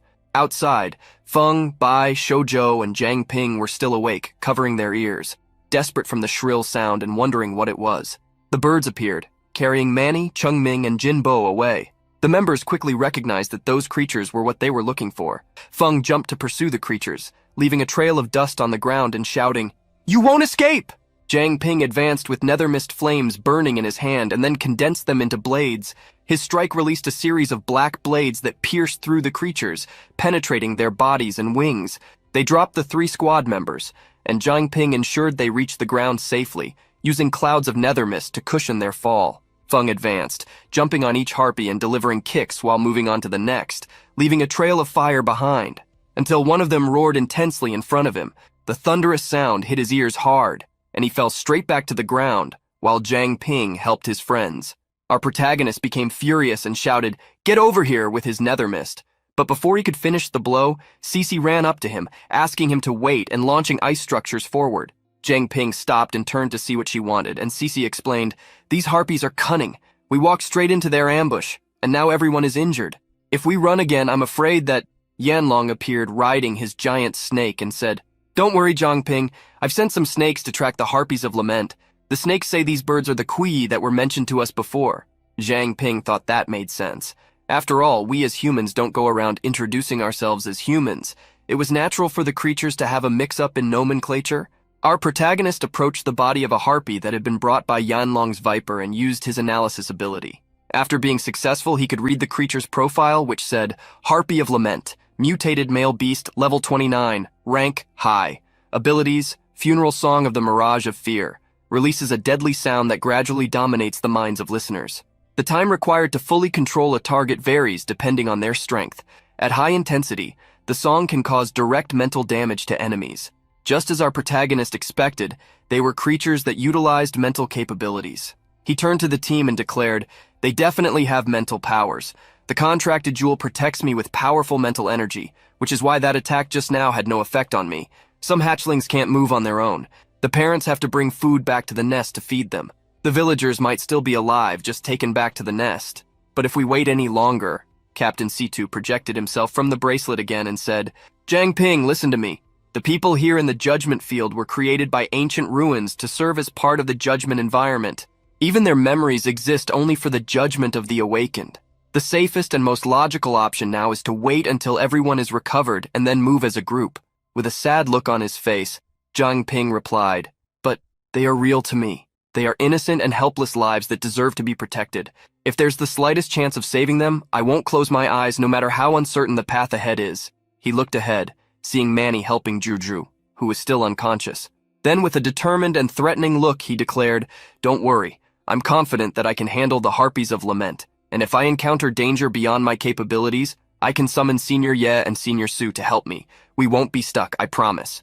Cece and Su Jingyao declared in unison, "Then I'll go too." Cece showed a sharp look and said, "I'm also an expert in mental energy. If I'm prepared, I shouldn't be affected." Su Jingyao raised his voice decisively and declared, "I can provide mental defense. Leave the support function to me." Riding on the lead viper and accompanied by the 2 girls, Jiang Ping thanked the great snake for carrying them and showing the way. Sitting behind Cece, Su Jingyao asked, "Jiang Ping, do you think the team we left behind can really hold off those harpies if they come back?" Jiang Ping smiled and replied, "I cut the wings off half of those male harpies. They won't dare return to the village of Juyuan anytime soon. Besides them, the only other threats around here are snakes. But with Zhao Yanlong on watch, we have nothing to worry about. Zhao Yanlong, I won't forget this favor, man. Thanks for dealing with those snakes." Our protagonist leaned down and gently touched the head of the viper. Suddenly, Captain C2 projected from the bracelet, startling Su Jingyao, and said, "Something isn't right. This nest is arranged exactly as it was 100 years ago, but we're passing through it too easily." Jiang Ping asked if he thought the ruins were going easy on them, and the captain replied that no, they were actually trying to let their guard down. The viper stopped and raised its head, hissing. Jiang Ping asked what was wrong and then followed the creature's gaze. That's when he spotted something ahead, a bloody tree, standing out in height from the others. The harpies perched on the branches looked around. Jiang Ping observed them while carrying his lantern to conceal their presence and used his analysis skill. The creature's profile was the same as the one he had read earlier. The only difference was that these were female at level 33. Jiang Ping realized he couldn't see any others besides those two and thought they might just be the guards of the nest. He turned to the two accompanying him and said, "Level 33, females. Same abilities as the males. Their weak point is the throat." Cece conjured a blue flame in her hand and said, "2 quick cuts should be enough."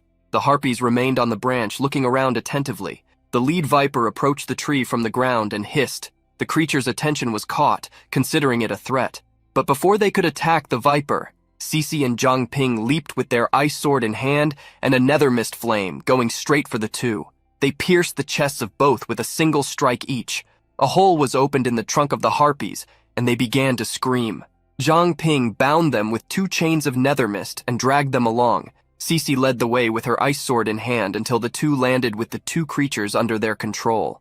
On the ground, Su Jingyao approached, saying, "I checked the area, and these were the only 2 around. This must be the entrance." The 3 stopped in front of a hole the size of a person at the base of the tree trunk. Jiang Ping turned to the viper and said, "You're a bit too big for this, wait for us outside." The viper hissed as if in agreement, and the 3 entered the passage. Inside there were small trees and moss, as if there were a new forest inside. Su Jingyao looked around in awe and commented on the massive space beneath that tree. Jiang Ping continued walking and replied, "We don't have time to waste. We need to split up. You 2 stay together, take care of each other. If you run into trouble, don't be reckless. Contact me immediately." Cece nodded, and thus they broke the classic horror movie survival rule: never split up.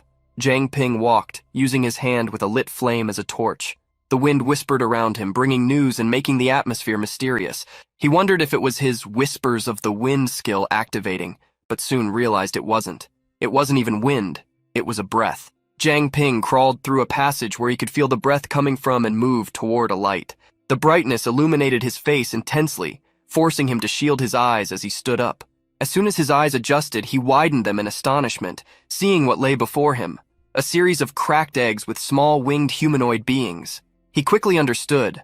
Those were the offspring of the creatures. His attention turned to a particular egg when he realized that the breath he felt was coming from there. He approached and saw the little creature curled up in its small wings, sleeping peacefully. For a moment, he thought about how those faces resembled humans so much and hesitated. His gaze became distant, observing those little beings that he would have to kill and that reminded him so much of people. Suddenly, the voice of one of the girls came from his communication jade, saying, "We found the villagers. They seem to be sleeping. Let's start getting them out of here." Jiang Ping looked around again, observing each cracked egg and thinking, "The villagers. They probably must be sacrifices for these hatchlings. No matter how human they seem, it's still just predator and prey." Our protagonist drew his nightmare scythe and then, in an explosion of nethermist flames, struck in front of him, shattering the eggs and slaying the creatures while thinking, "Every second you hatchlings live is another second innocent lives are lost." He then turned and responded to the jade, saying he was on his way, and he continued walking, leaving behind the remnants of cracked eggs, a small massacre of innocents. Suddenly, a terrifying sound came from inside the jade. A scream of horror echoed, catching his attention. On the other side, Cece was carrying a villager on her back, holding her sword and saying, "No wonder we found the villagers so easily. They were trying to lure us into a new trap all along." Above them, right in front of them, a group of harpies flew alongside a giant male harpy. Su Jingyao dropped the villager she was carrying and used her mental shield power on Cece, shouting, "Cece, hold on! We can't let them win!" And meanwhile, inside the bracelet, Captain Situ thought, "The field of judgment is much more sinister than it seems." Su Jingyao expanded her mental shield into a large sphere that enveloped the 2 of them and the villagers. The harpies began to scream, emitting a deafening and hypnotic sound, but it had no effect inside the shield. Inside, Su Jingyao thought, "This place is airtight. The sound waves keep ricocheting. My mental defense shield won't last much longer." Suddenly, the girl was surprised to notice that the sound had stopped. Her shield dropped and the creatures advanced. Su Jingyao shook Cece, pleading for her to wake up. The girl was in a deep hypnosis with empty glazed eyes staring into nothing. But all of a sudden, Su Jingyao's pleas were answered. Cece stood up and created a wall of ice in front of them, protecting them from the creatures. The giant harpy landed behind the wall and shouted angrily, "Damn it! Why did the damn song effect stop?"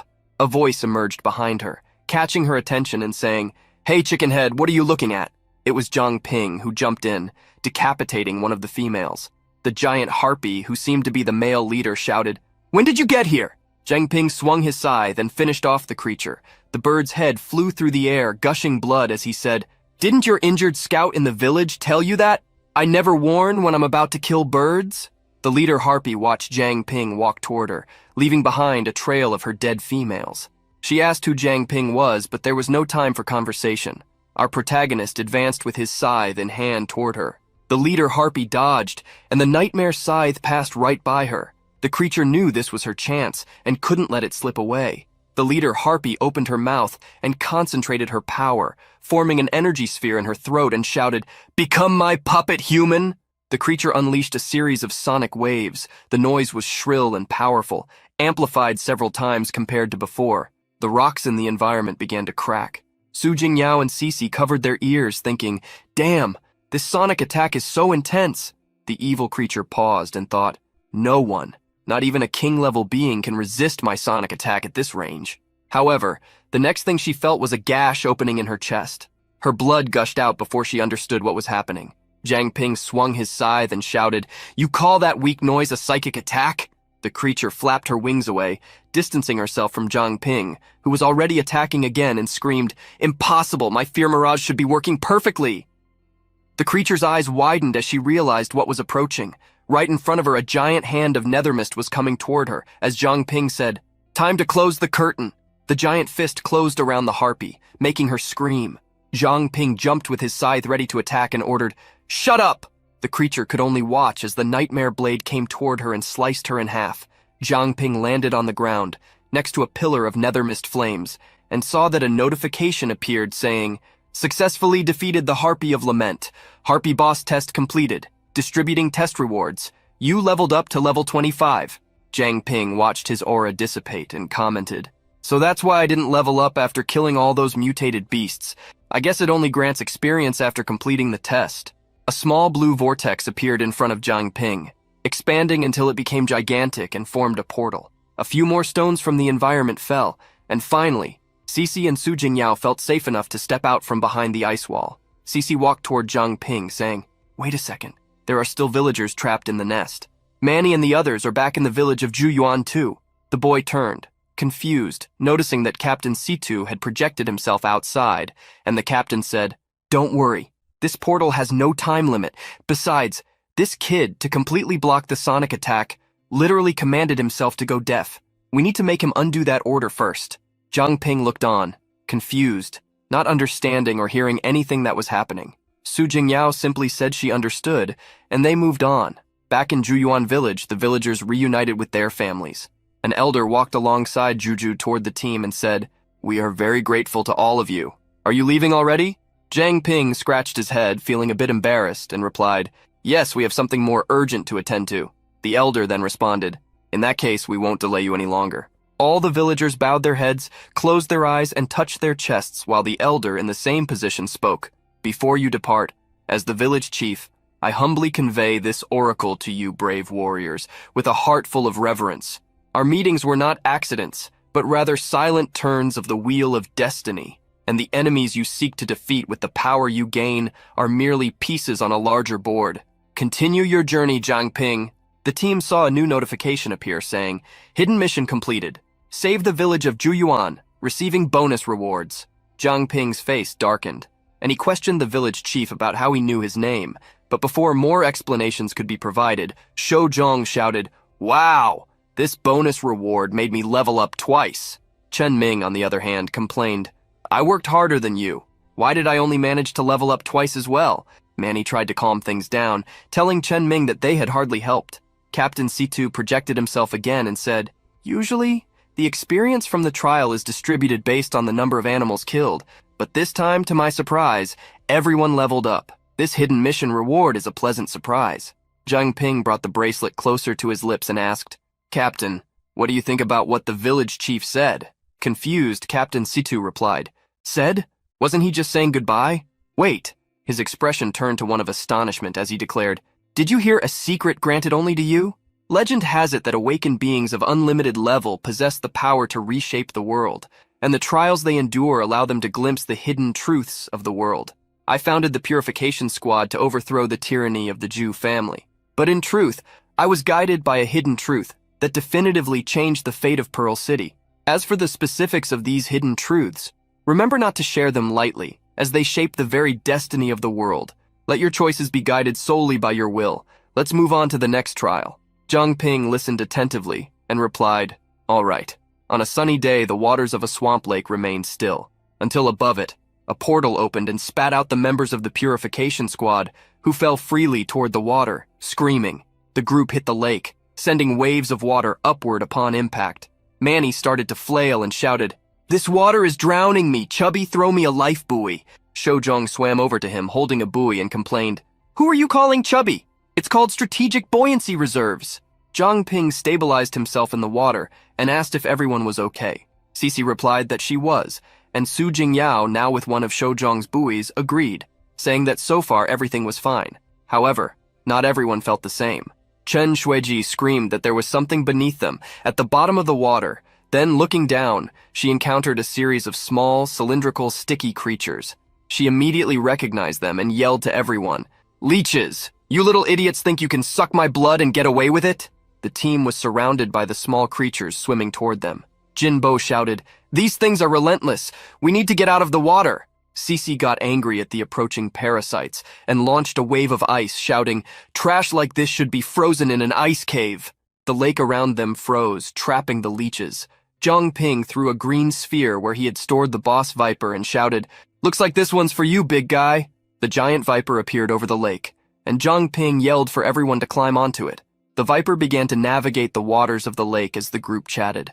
Su Jingyao commented, "This swamp is surprisingly huge." Shojong, leaning over the viper and observing the water, replied, "We're not going to be stuck here until nightfall, are we?" Chun Ming, who was sitting at the back, reprimanded him, saying, "Can you at least try to be optimistic?" Cece, who was sitting behind Zhang Ping, asked, "Isn't this the snake from the last test area? How did you bring it here?" Zhang Ping replied, "Blood contracts are like Wi-Fi. You can transfer data packets between dimensions anytime, anywhere." Cece, who had never encountered such technology, asked him to please speak in English. Zhang Ping then explained again, "Well, when this big guy and Zhao Yanlong formed a blood contract, I wanted to see what would happen if, under the contract, Zhao Yanlong ordered the serpent to accept my jewel. And to my surprise, it worked. So I stored it in the contracted jewel storage pack and carried it through the portal. It doesn't seem to have any adverse effects so far." Yanlong was further ahead, hugging the viper's head with a wide smile on his face, saying, I'm so happy. I thought I would never see you again." Yanhu, on the other hand, was hiding his face and taking deep breaths, saying that his brother was embarrassing him. As they continued navigating through the swamp waters, Captain Situ caught everyone's attention, saying, "Something isn't right. Did anyone see the mission notification for this test?" Cece touched her chin thoughtfully and replied, "Now that you mention it, no, we didn't see it." Su Jingyao looked around and commented, "Maybe we were too distracted by the leeches to notice." Suddenly, the girl shouted that she felt a soul in the direction of 3 o'clock. Everyone turned their attention to the point she indicated and saw the shadow of a boat with someone emerging from the fog of the lake. They wondered if it was a person, and the answer came quickly. An elder was rowing in the boat while speaking. "Finally, brave warriors, you have finally arrived. Please follow me." Shojong saw the perfect opportunity to put his fantasies into practice and jumped onto his boat, shouting, "Is the princess in a castle or on an altar? This hero is ready to rescue her." Meanwhile, Zhang Ping warned the others that this could be a trap, so everyone should remain alert. Shojong shouted back, "Oh, whatever, let's just follow them." Chun Ming laughed and commented, "I think this chubby guy is our real test." The Viper followed the elder's boat across the lake until they reached their destination. The group arrived at a place called the Swamp Junko Village. The boat and the Viper stopped near a small staircase leading to the village, and the group climbed up. Zhang Ping commented, "Even the village is built on water. Maybe there really isn't any dry land in this test." The sky was already showing signs of dusk. The group walked side by side while Shojong proudly said, "Look, my brilliant judgment, double rations for me tonight, that's it." Chen Ming, walking beside him, replied, "Yes, you're brilliant. Too bad you talk so much." The group arrived at a house. Upon entering, they were greeted by an old man sitting on the floor with a smile on his face, saying, "Welcome, brave warriors. Please come in. Our Junko village has finally been graced with the light of hope." The group sat around the old man, who continued introducing himself. "I am Wei Zongbo, the elder of the village. Our humble village doesn't have much to offer in terms of hospitality. We apologize for the inconvenience. We hope you understand." Captain Situ leaned forward and asked, "Elder Wei, what is your relationship with Wei Sihong?" The elder replied, He was my great-grandfather." A talking bracelet. The mysteries of warriors are truly extraordinary. According to the teachings of our ancient villages, whenever we face difficulties, heroes emerge, bringing us hope. Brave warriors, I'm sure you are already familiar with this. So I'll get straight to the point. In the waters south of the village lives a giant black turtle known as the Moon Hunter Black Turtle. It has always been gentle and friendly, a creature revered as a guardian deity by all the villagers. However, recently it has inexplicably become aggressive, attacking many villagers. We are perplexed by its sudden aggression. That's why we implore you, brave warriors, to investigate the cause.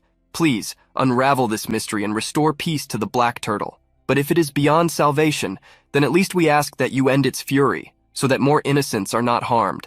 Jiang Ping stood up and smiled, saying to the elder, "Don't worry, elder, we will do our best." Elder Wei took our protagonist's hand and began to thank him repeatedly. Then he stood up and declared, "Brave warriors, if you don't mind, please take some of this soup to fill your bellies. It's nothing special, but it will stave off hunger." The elder led them to a large pot in the middle of the room. They could see various sea creatures floating in the boiling soup. The elder withdrew, walking toward the door, and said, "It's getting late, so please rest well." Jiang Ping used his analysis skill on the soup and obtained the following result. Questionable dish. Emits a suspicious aroma. Edible, but you'd prefer not to be seen eating it. Chen Ming mocked, saying, "Enjoy your double rations, chubby." But Shou Zhong shrank back and shouted, "I'd rather die of hunger than touch that abomination." Jiang Ping, on the other hand, calmed him down, saying, "Don't worry, the soup is safe. The villagers don't seem hostile." Su Jingyao approached Jiang Ping and asked Cece if she was sure it was safe. Cece replied that she hadn't sensed any hostility since they arrived, so it should be fine. Captain Situ leaned forward again and said, "A century ago I made my judgment here. At that time the elder of the village was Wei Shang. I helped them find a rare egg to raise the turtle, which was no bigger than a sink back then." Su Jingyao adopted a serious look and commented, "That's strange. A person's soul fluctuates according to their emotions. It was the same with Juju in the Last Judgment. But the souls of the Junko villagers are like a frozen lake, alive, but..." Jiang Ping interrupted her and asked if she meant their souls were like the zombies from the ancestral holy village.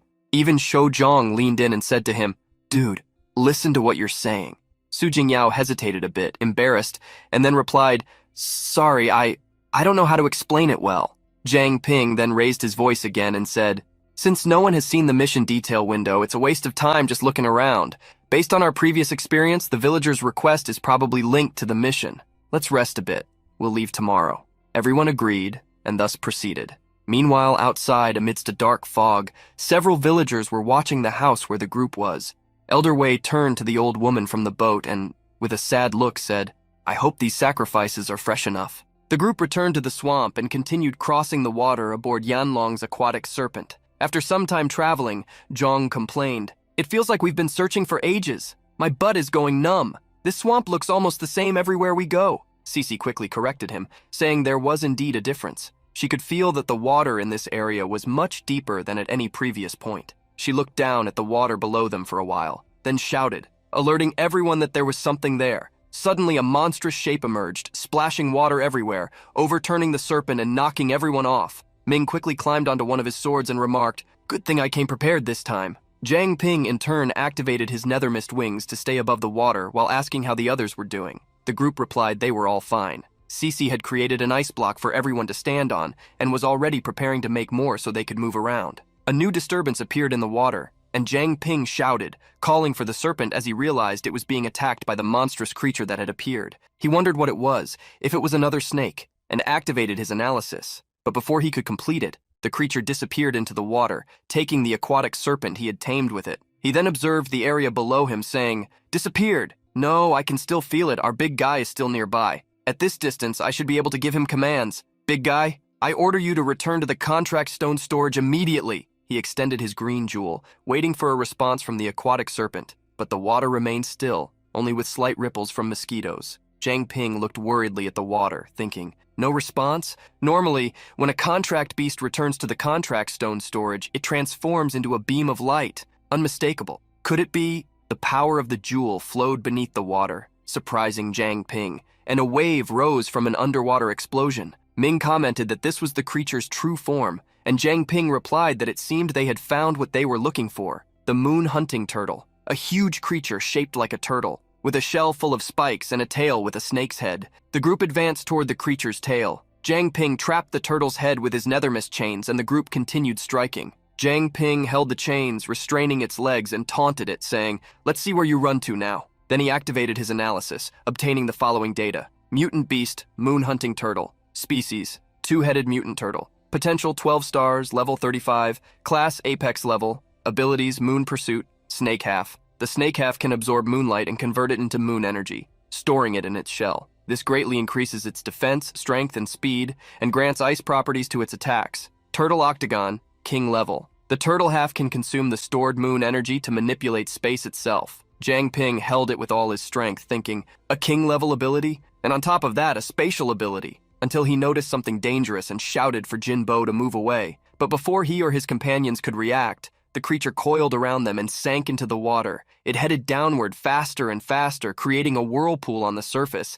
and Jiang Ping cursed as he realized they were being pulled under. Su Qingbo spoke up, saying that the environment worked in his favor, and asked Jiang Ping to let him handle the situation. Jiang Ping pulled the blue gem that protected him and replied that he would leave it to him. The three who had been submerged with the creature continued being pulled down until a mass of water appeared, enveloping the creature and freeing them. Then, Su Qingbo released the reverse flow and pushed the creature back up, along with the three who surfaced, flying, while the creature was pushed by a water tornado. The mass of water formed by Su Qingbo's transformation kept spinning until he appeared shouting to Cici, "Miss Liu, keep creating those ice platforms. I'll handle things down here." Su Jingyao shouted upon seeing his grandfather, and quickly responding to the command, Cici created a block of water beneath the three. The creature's tail turned toward the group and shouted, "Greedy invaders. Not only did you torment the villagers and take the village, now you come to take my life as well?" Jiang Ping replied, "Invaders? So there are others here?" While wondering what the village elder was hiding. He then took flight with his nethermist wings and slowly approached the creature, saying, "Don't misunderstand us. We don't intend to be your enemy." The creature shouted back, "I won't let you get what you want." Yanlong saw the creature moving toward Jiang Ping and shouted, "Wait, I swear on my life, we can just talk about this?" Blood began dripping from his arm as he tried to use his beast connection ability. His brother was shocked, and the huge creature watched silently, until a shadow cast over everyone, and the turtle responded, "Keep your life. That thing in the sky is the real problem. If you can defeat it, I'll consider talking." Then it dove, disappearing into the water. Jiang Ping raised his gaze and used his analysis ability, saying, "You must be kidding me. What's wrong with the mutant beasts in this place?" Above them, there was a huge black bird soaring through the sky while Jiang Ping read its details. Mutant beast, frost frigate. Species, mutant frigate. Potential, 1 star. Classification, apex level, level 39. Abilities, icy hurricane. Using this ability, the mutant beast can store cold air in its throat pouch and summon icy hurricanes with its wings. After finishing reading, still flying over the waters, our protagonist shouted, "Are all the levels around here this insane?" The creature in the sky inflated its throat, creating cold air around it, then lowered itself and unleashed an icy breath toward our heroes. Jiang Ping created a nethermist shield to protect himself and shouted for everyone to maintain formation and not be intimidated. Ming and Zhong also created shields and protected themselves from the blizzard that struck them. Su Qingbo was hit, still in his water form, and froze. Cici created a shield with her ice abilities to protect the girls with her, and Chen Shuiji shouted, "Is this bird's breath worse than a northern blizzard?" Cici held the ice wall in front of them and replied, "It froze the whole damn swamp at once. This creature's control over ice is way beyond mine." Master Feng stood upright, arms crossed, and taunted, "Playing with ice in broad daylight? Let me show you what sunlight can do." He activated his Crimson Emperor ability. His body burst into flames, and he shouted at the creature, "Ready to be roasted?" Then he passed through the icy breath, clearing a path with a tunnel of fire, and shouted, "Big mouth, so what? Shut up!" finishing by burying a fiery punch in the creature's throat. The bird was thrown far away, and tree trunks extended toward it. The trunks wrapped around the bird, strangling it, and Chang Chun shouted, "Don't hog all the glory, young one, come here!" He then used the trunks to slam the creature against the frozen water with full force, and Su Qingbo approached in water form, shouting, "The frozen water is perfect, now stay still. An icy punching bag? Not bad." He landed a series of blows on the creature, aiming especially at its swollen throat. Chang Chun was impressed and commented that he thought Su Qingbo was still frozen. Su Qingbo kept delivering punches and replied, "My ability allows me to merge with any inorganic matter. Whether water or ice, I can move without problems." Suddenly, the winged creature broke free and took flight. Feng, Bai, and Jin Bo, the trio of muscle-bound fighters from the Purification Squad, appeared walking toward the creature, while Jin Bo, with his activated fiery aura, said, "Divine Sunbird, Morning Owls. Looks like I'm going to have a full bird feast today. Hey, veterans, want to bet on who rips off this grown chicken's wings first?" Bai replied, "Loser does 100,000 push-ups," and the three advanced toward the creature. Feng activated his adamantium body, covering himself with a mist that struck and trapped the creature. The other two rushed it and struck toward its wings, throwing it to the ground. Jin Bo prepared another Kamehameha-style attack and launched a golden energy ball at the bird, which exploded in the water. Su Jingyao turned to Jiang Ping and asked, "Are they always this intense?" Our protagonist scratched his head shyly and replied, "They've probably been holding back. After all, they've only been facing king-level enemies and psychic attacks lately." The creature lay defeated on the ground, and Feng commented, "This won't do. I haven't even warmed up yet." Jin Bo responded, hands on his hips, "I think there really is a huge difference between common mutant beasts and those at king level." Bai stood beside them with crossed arms. The creature remained motionless on the ground until tremors spread across the frozen lake and the turtle emerged beside it, shouting, "Don't you smell the scent spreading across the area?" Shojong fell to the ground, terrified, and shouted, "Damn! When did you get up here?" Cece was intrigued by the mention of the scent and quickly ran to the creature. She then cut it with her sword, releasing several purple spheres that had been accumulating inside the bird, and shouted, "Spirit control pills again, just as I suspected." Zhang Ping approached the giant turtle and held out one of the pills, saying, "The smell comes from this thing. Turtle, those intruders you mentioned, were they from the Jew family?" The turtle looked on and replied, "I know nothing about a Jew family, but you clearly are not with them. We, moon summoners, must transform into these beings during our elemental stage to adapt to the cold energy of the moonlight. For the sake of future generations, the village sends a team to help collect the eggs from time to time. But a few days ago, a group came to the village. They used those strange pills to control the cold hawk and managed to steal the eggs. I thought that was the end. But then they started massacring the villagers indiscriminately with the help of the hawks. As the village guardian, I immediately joined the fight. However, I was powerless against them. They inflicted serious wounds on me. They even tried to control me with those pills. So I had no choice but to escape, taking advantage of the moonlight energy." Jiang Ping looked more closely at one of the pills, thinking, "I can't believe all this happened. Why didn't those villagers tell us anything then?" He then turned to Cece and extended the small sphere, shouting, "Cece, freeze this pill. I'm going back to the village to get some answers." The turtle lowered its sad gaze and said, "I failed to protect the village as its guardian and broke my promise to that lord." Situ heard the creature's words and recognized it, saying, "It wasn't your fault, old friend. Now we have a common enemy. You are no longer alone in this fight." The creature's eyes widened, impressed, and it bowed toward Jiang Ping, saying, "That voice? Lord Situ, is that really you?" Situ responded from inside the bracelet, "It is me, although I can't appear in human form at the moment." The turtle then spoke,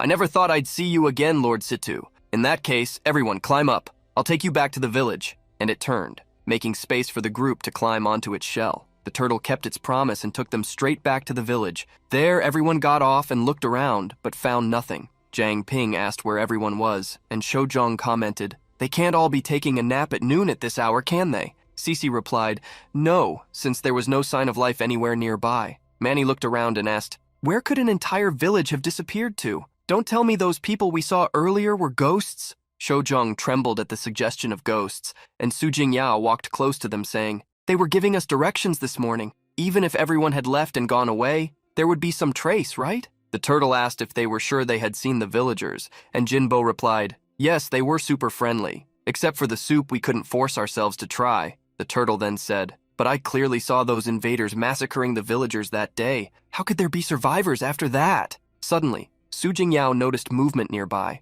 something like floating energy near one of the houses. She ran off without explanation, and Jiang Ping soon shouted after her, asking where she was going. Su Jingyao stopped in shock when she saw what was inside. 3 straw dolls gathered around a blue energy fire burning and flowing from them. Jiang Ping ran up to her, smiling, saying, "The fire is still burning. The villagers must have left recently." Su Jingyao picked up one of the dolls in her arms and touched it, saying, "No, they didn't leave. They were never here. The turtle is right. These villagers have been dead for a long time. Soul-binding puppet art. They infused these straw dolls with energy, making them appear like living people. No wonder the villagers' souls seemed so strangely calm. They knew a simple illusion wouldn't fool me. It seems our enemies know us very well." She then turned, looking seriously at Jiang Ping. The group split up, each saying they would check a different place to cover more ground. Shou Zhong, carrying a pot of soup, asked, "If the Zhu family planned this for the whole village, then why didn't they just poison the soup?" Manny answered,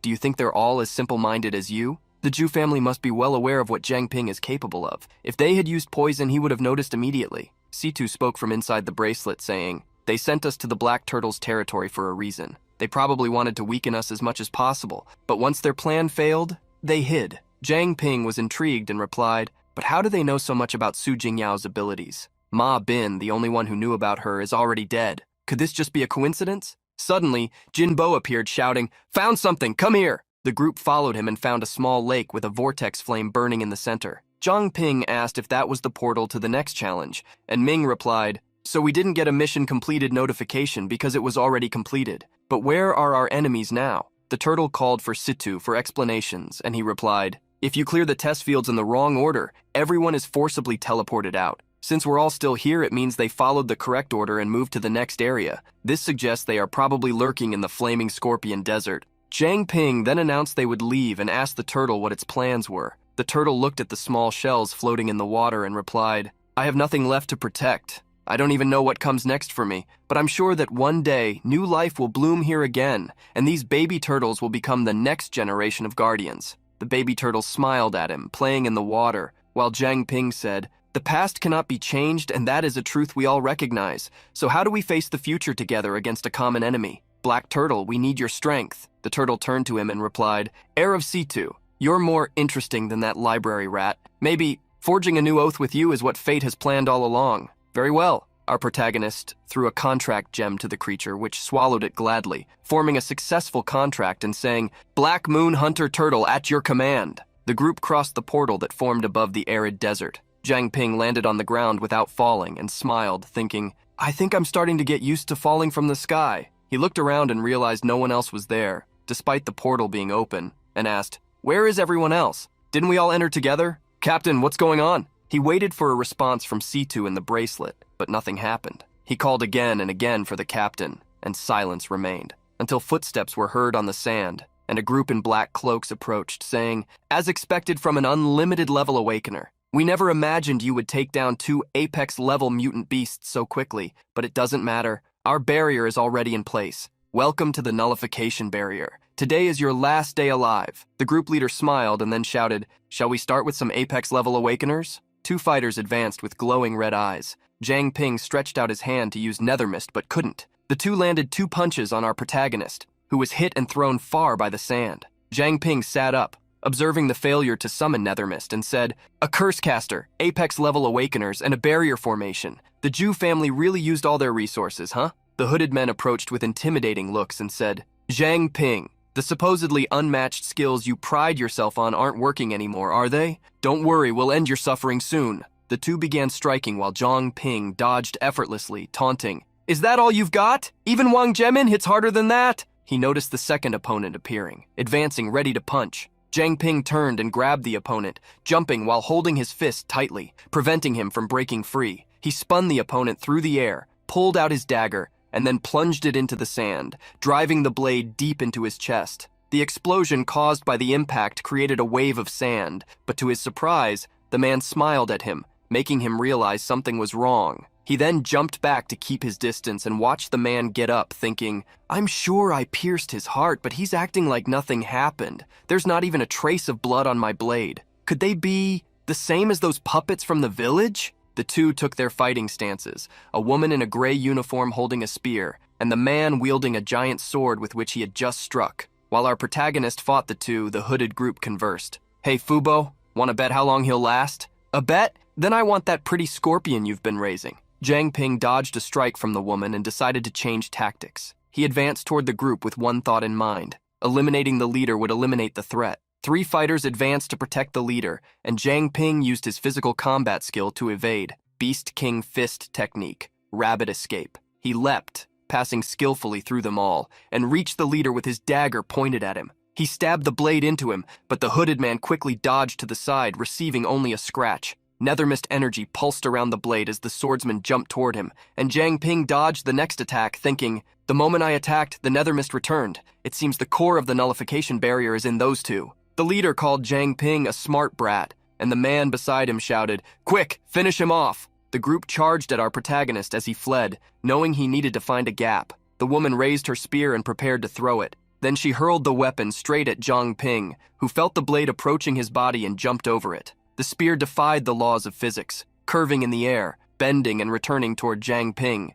who noticed the curved trajectory while it was still midair. Unable to react, he felt the spear pierce the side of his belly and fell to the ground, wounded, while the hooded men quickly closed in on him. They pointed their swords, pinning him to the ground as the leader approached, saying, "They say you're a prodigy with unlimited abilities? Ha! You're nothing but dirt on my shoes." Jiang Ping raised his eyes slightly and shouted, How did you isolate me in this space? Where are my companions?" The leader took the sword from one of his subordinates and replied, "It doesn't matter. You're about to die anyway. Take your questions to hell." Jiang Ping smiled through the blood and responded, "Hell? How about I pave the way for you right now?" A tremor began running through the desert floor. The leader asked what he had done, and Jiang Ping sank into the sand using the order. "Storage packed. Release spirit control pills." He then transformed into a sand tornado and declared, "You didn't bet on how long I'd last with a scorpion?" The group was shocked and began shouting, "What's happening? I can't see him!" Suddenly a flaming scorpion appeared before them, and Jiang Ping taunted,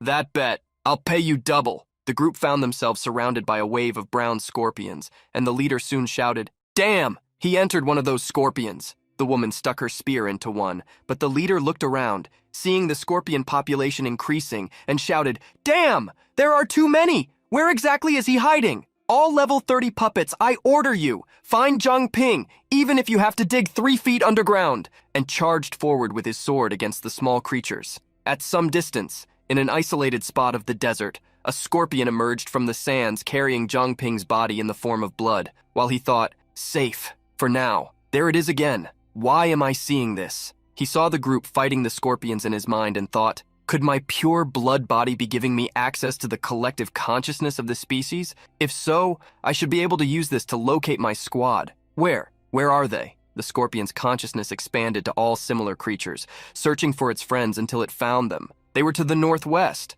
He continued moving as fast as he could, still inside the scorpion's body, and half an hour later exited the barrier area. C2 quickly projected himself out and asked who had done that. Chang Chun also appeared, asking, "Little buddy, we've been stuck in the storage pact for 30 minutes. What happened?" He projected himself out of the animal and replied, "I was ambushed. They sealed my powers." As Jiang Ping's projection finished forming, the pure blood body was deactivated. The wound on his body began worsening and he coughed up blood, saying, "Now we need to gather everyone," and collapsed on the ground while C2 shouted for him to hold on. Our protagonist was surrounded by clouds of nether mist, while the captain kept shouting his name hoping he would respond. The spirit control pills took effect on the scorpions, and the creatures began guiding the enemy group through the desert toward Jiang Ping. Finally, they stopped advancing, and the leader commented, "He was last seen here, so his presence disappeared completely. Unlimited class, huh? More like a runaway rabbit." The man beside him approached and said, "Hey, Bai, maybe we should go back to that old man." Leader Bai turned irritably and shouted, "Go back! Why? We don't even know where to find him. This is our only chance. Stay here and keep watch. I'll send the flaming scorpions to search the area again, alive or dead. We'll bring him back." Meanwhile, in Manny's secret chamber, Jiang Ping lay unconscious on the ground while Cece conducted an analysis. His lung was pierced by the ribs, causing 3 fatal wounds. Good thing he came back to us. According to the captain, the enemy completely shut down Jiang Ping's powers. Since when does the Zhu family have this kind of ability? Situ was projecting outside when he said, "We'll have the full story when he wakes up." Manny noticed movement and commented that it seemed someone was outside. Feng replied that since they had come knocking on their door, they should answer. And Jin Bo asked Manny to let them out to teach whoever it was a lesson. Ming quickly spoke up, saying, "Hold on, we don't know how strong they are." Suddenly, Jiang Ping began to groan as if regaining consciousness, and Su Jingyao announced he was waking up. Our protagonist opened his eyes, saying, Where am I? Weren't we in the test field?" Manny replied, "After arriving at the flaming scorpion desert, we realized you were missing. We tried to contact you several times but got no response. We assumed you might be in danger. The desert is brutal. To conserve energy, I activated the secret chamber. Jiang Ping suddenly stood up, remembering the enemies, and Su Jingyao scolded him, ordering him to stay calm. She then helped him up as he said, "They were remnants of the investigation team and some Jew assassins. They must have tracked us and infiltrated the test field. 2 of them are particularly dangerous, strong, insensitive to pain, and don't bleed. The secret behind sealing my powers lies with their 2 leaders. When I attacked them, I briefly regained my abilities. To test more, I used spirit control pills to attract the scorpions and create chaos. When the sandstorm blocked their vision, my powers returned. That's how I escaped, by clinging to a flaming scorpion. So my guess is that as long as they can't see the target, their ability doesn't work." After receiving this information, C2 said, "If the Jew family had this kind of power before, they would have used it against me. That means they must have acquired it recently. Sacred Ancestor Village? Celestial Foxes? None of that seems right." Jiang Ping touched his chin thoughtfully and said, "And they managed to isolate me completely. Logically, the Jew family can't alter the structure of the test field." Then he started thinking, the village chief might have been right about a mentor pulling the strings. The enemies you seek to defeat with the power gained here are just pieces on a bigger board, but now we don't have enough clues. Our most urgent problem is dealing with the Jew family. Then he turned to the group and said, "Even if we don't know where this new trick of theirs came from, at least we have an idea of who they are and what they're capable of. The fact that the Jew family is there means their ability can't disable the secret chamber. Exactly as I thought. They can't see Manny, so they can't close his secret chamber. That means we can retreat to the secret chamber and recover whenever we need. We can use this to our advantage and defeat them one by one." The next day, the Jew family assassin group was gathered outside when Jinbo came out, accompanied by Feng, who said, "I heard you have some commander-level awakeners among you. Now come and prove it. Show this old man what you're made of." The 2 activated their abilities, ready for combat, and Leader Bai questioned, "Where did you come from? You're asking for it," and ordered the 2 apex-level awakeners to advance. Suddenly a voice caught the attention of the 2, shouting, "Hey, were you looking for me?" It was Jiang Ping approaching, his nethermist flames burning brightly. He clenched his fist and felt the flames extinguish, thinking, "They're tampering with my powers," just as expected. But at least Jinbo and Master Feng are in their blind spot, so their powers aren't affected. He saw the 2 fighting ahead, and soon Leader Bai shouted, asking what his subordinates were waiting for and ordering them to attack. Jiang Ping smiled at them and said, "Looks like you're pretty interested in my powers, huh? But you shouldn't judge a book by its cover." Instructor Bai appeared behind 2 of the fighters and threw them to the ground, shouting, "Manny, activate the secret chamber!" Manny quickly obeyed, and Bai deactivated the Lion King form, falling in free fall with the 2 toward the chamber. As soon as they hit the ground, they shouted, "You bastard! You really think you can hold us off alone?" However, more people soon appeared behind them, saying, "Don't underestimate us. You're getting way too confident, aren't you, pests?" The speaker was Su Qingbo, accompanied by Ming, Su Jingyao, and Yan Hu. The duo recognized Captain Su Qingbo and hesitated. They thought he was dead and tried to explain that Ma Bin had forced them into this. Su Qingbo looked at them angrily and declared, "Spare me. I couldn't finish him myself, so today I'll take it out on you." Su Jingyao hid behind Cici, saying, "I've never seen Grandpa this angry," while Su Qingbo and Yan Hu landed a series of punches, making the 2 scream in pain and complain about their hands being broken. Cici turned to Su Jingyao and smiled, saying, "Senior Su and the others are handling this. I'll go out to support Jiang Ping." Su Jingyao replied, "Me too. I'm tired of watching those 2. Outside, Jiang Ping celebrated being able to use his powers and brought out his golden contract gem. He fused the gem with the Reaper's scythe and enhanced it. It was the perfect time to test it. He bathed it with the Fire Devourer and activated his nethermist body. His weapon now allowed repeated enchantments and long-range enchanted attacks. He swung his scythe forward, and a cut was launched toward the 2 nearby. The cut extended, throwing the rest of the group further away and pushing them back. One of those still standing noticed Cici and Ming approaching and shouted a warning about reinforcements arriving. Cici was quicker and buried her ice sword in his belly. Jiang Ping noticed Su Jingyao's presence and asked what she was doing out there, to which the girl replied, "Manny trapped those suppression ability guys in the secret chamber. Let's focus on clearing these henchmen outside." Jiang Ping then declared, "All right, only these 2 stronger ones remain. Mr. Ye, this XP boost is all yours." And he summoned Chang Chun using the contract gem. Chang Chun laughed and came out. Meanwhile, Jin Bo was jumping, dodging his opponent's sword attack, and landing on his back with his fist burning. There, he found an opening and, with his eyes blazing fire, advanced, striking with golden blood. The opponent flew through the air but quickly recovered. He was puzzled and wondered why the attack hadn't worked. The opponent then landed, burying his sword in the ground and forcing Jinbo to dodge, leaping to the side.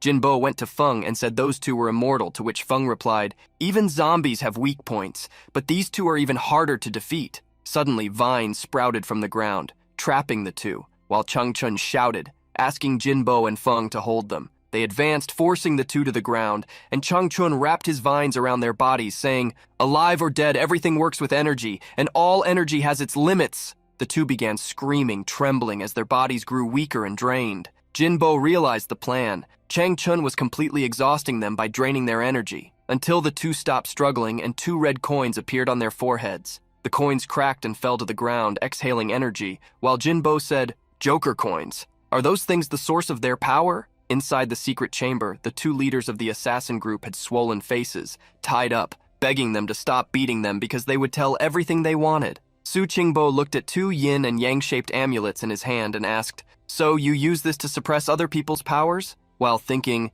the dagger Ma Bin used to kill Ma had the same effect. It seems these devices come from the same source. The 2 replied, Yes, but we need both concentrated to activate it. We also can't use other abilities while it's active." Su Jingyao said she had probed their souls and that they were telling the truth. Su Qingbo leaned close to them with an intimidating look and asked, "In other words, this was specifically designed to face Jiang Ping?" They confirmed, fear exuding from their voices, and Su Qingbo stood up again, his shadow looming over them, their faces terrified as Su Qingbo spoke in an intimidating tone. "It's time to settle the score then. Tell me, who put you and the Zhu family into this? With Yao Yao monitoring, if anyone lies, I'll break all 10 of their fingers. So whose fingers will be first?" They then began to tell their story. About 15 years ago, Zhu Yanbing had them transport loads to the testing grounds non-stop. Beasts were loaded inside wooden crates, and the leader Bai guided everyone, complaining, "Can you stop already? 3 sleepless nights just to serve you beasts?" Fu Bo, his friend with the scar on his face, asked,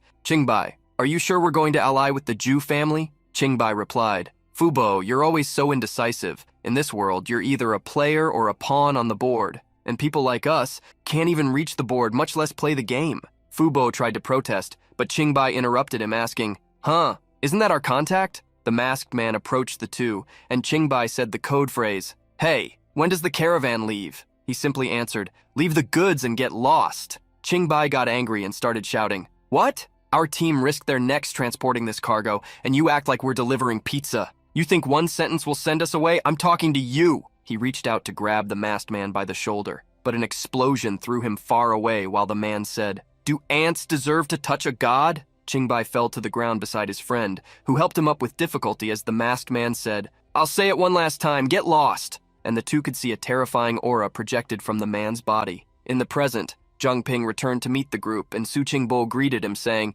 "You're back. Did you take care of those pests outside?" Our protagonist confirmed and asked if they had learned anything useful. Su Qingbo explained the whole situation to the team, and Jiang Ping stopped in front of the 2 prisoners, saying, "I see. But why would the Zhu family want heart-devouring ghost foxes?" While thinking, "And who is that mysterious man they mentioned? He uses dark magic too." Jiang Ping stood beside them with a terrifying nethermist face, and the 2 started sweating in fear, saying, We were just following orders. We swear we don't know anything." Captain C2 stepped forward, surprising the 2, and said, "These 2 seem to be telling the truth. Low-level pawns like them probably don't know anything substantial. Still, the cognitive distortion ability of the heart-devouring ghost foxes is almost identical to that of celestial foxes." Qingbai recognized him and shouted, Is that the holographic specter of Situ Shibai?" The captain questioned them about where the one who took the beasts they carried, the heart-devouring ghost foxes, was. Qingbai answered, "We don't know. He made us follow you during the first 2 tests, then simply disappeared.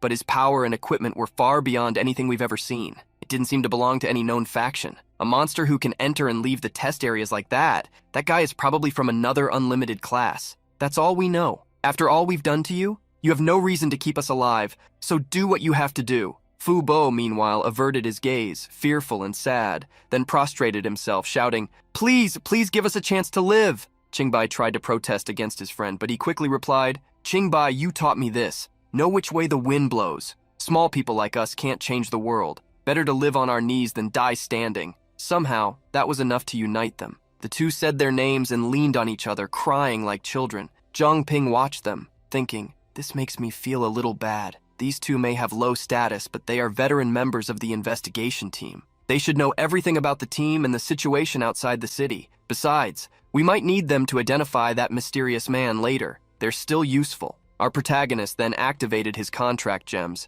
His crimson eyes shone intensely, with green lightning crackling around him, and he began to speak. "I can give you a chance, but from now on, you must follow my orders. This contract is only valid if you swallow the stone voluntarily. If you want to live, you better prove your worth." He leaned forward, intimidatingly offering the gem to the two, and Fubo commented, "This is even worse than the poisonous oath of the Jew family." Qingbai quickly asked, "You're saying if we swallow this, we'll be your slaves forever?" He then clenched his teeth, hesitated, and said, "If it means we'll live, so be it," and opened his mouth, receiving the gem and swallowing it. Heading to the fourth testing field, the Snow Wolf Pack field, snow covered the place as the group walked through the blizzard. Shojong was trembling, almost freezing, saying, "So cold, this damn weather. Did your investigation team pull some trick here or something?" Inside the contract gem storage, Qingbai heard and shouted, "Are you picking a fight, you fatso? Besides the first two test zones, we haven't been anywhere else." Shojong got annoyed at the comment about his weight, but soon everyone's attention turned to a notification that read, "Test mission. A large group of mutant beasts will attack White Iron City in 18 hours. Defend the city and protect the citizens." Jiang Ping kept walking, leading the group, saying, "Another test mission just appeared. Looks like that mysterious man gave up messing with us." Until they stopped and saw an iron fortress in the middle of the blizzard and asked, "Is that White Iron City up ahead?" Approaching, they found White Iron City, guarded by a man who guided them on the path. They crossed deserted streets, covered in snow from the blizzard. Su Jingyao commented, "Wow, I haven't seen buildings like this in centuries." And Shojong replied, "Now this is a decent construction. Why couldn't the previous villages take some notes?" The guide stopped in front of a building and said, "One night's stay costs 10,000 pearl coins. Heating is extra." Shojong immediately complained, "How are the prices here worse than the Pearl City black market? We're the heroes who came here to save you from the beasts. Cut us a deal, man." The guide turned, rolling his eyes, and said, Great. More self-proclaimed saviors. Take it or leave it." Shojong shrank and complained, "I guess people here aren't very welcoming," and the group remained amid the snow. The expedition group ended up accepting the charged price and soon entered the White Iron Tavern, where they could enjoy a warm meal. Shojong delighted in some buns. He no longer cared about the high price they had paid. "It's great to spend money. If I'm gonna live, I want to live with a full belly." Manny was quite happy since the Pearl City currency was valid there. Now nothing could hold them back. The old man shared a memory from the past. "There was a small clan here on my last visit during my trial. I never expected this place to prosper so much." While the group ate, a drunken man approached with a bottle in his mouth. "Hey, are you guys from outside the city?" The protagonist politely answered, stating they were there because of the appearance of the beasts. Thinking about the young man's words, the man imagined he was talking about the wolves of destruction. Legends say that whenever the wolves attack, some heroes from outside the city show up to save the day. Leaning on Jiang Ping's shoulder, the man smiled, recalling that these legends were extremely old.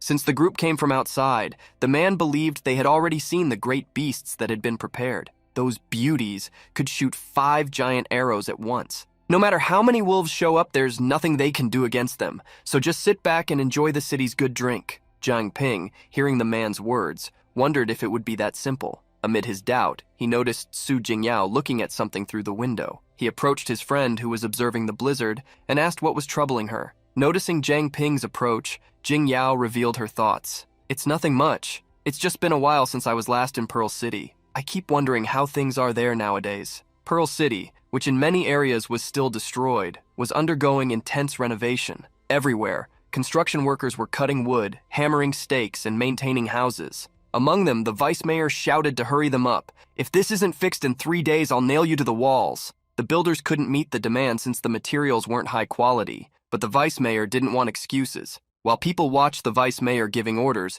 many commented on his corruption and how he had suspiciously come to power. At the same time, in the city lord's mansion, a dark place with a bloody atmosphere, several foxes knelt before His Highness, reporting, "Your Highness, the repairs inside the city are almost complete. People believe the damage was caused by a natural disaster, one the guards managed to contain." Crossing her legs with an air of superiority, Princess Yue asked how the pigs living in the city were doing. The fox immediately replied, without daring to stand, "They are praising you, Your Highness. They say you rule with wisdom and grace." Changing the subject, the fox tried to probe what His Highness thought about the Jew family. Upon hearing the family name, Yue stood up. "I know what worries you. With the king occupied by Situ Shibai, you fear the Jew family will start moving. Don't you trust me? The fox leader quickly bowed even lower, apologizing upon realizing how his words were interpreted. Ignoring the fox's reaction, she continued walking. It's only a matter of time before the king eliminates Situ Shibai, and as for that Jew family, dogs will keep barking like miserable dogs.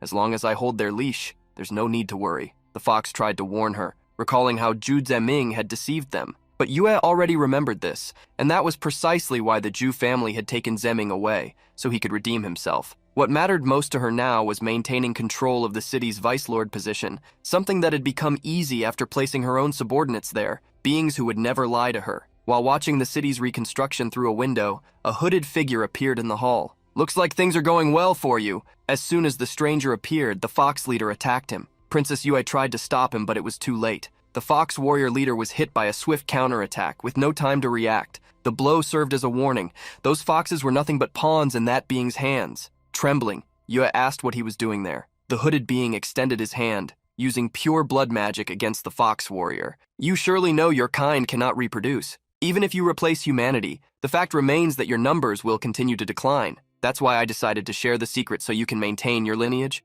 Now that you control the city and have access to enough resources, such a method won't be difficult to use. Princess Yue, receiving such an opportunity, felt that man was as powerful as a blood dragon. Terrifyingly, he gave her two options: accept his offer or return to the frozen desert. The next day, at the Snow Wolf Pack field, people prepared for the wolf attack. Jiang Ping and his team also climbed the walls to inspect the beasts that had been prepared for defense. 5 minutes before the beasts appeared, he ordered everyone to get ready. A bald man, a city resident operating one of the siege weapons, asked Jiang Ping not to be so tense and instead help him. With a monocle in hand, Shoujong could see the army approaching in the distance. Running without care for what was ahead, the wolf pack quickly approached the city gates. At that moment, the order was given, and several giant arrows were launched from the walls. The rain of attacks fell on the beast army, reducing those hit to complete nothingness. Seeing how the beasts were defeated, Feng Laxian crossed his arms behind his back, realizing his help really wouldn't be necessary. Despite the comment,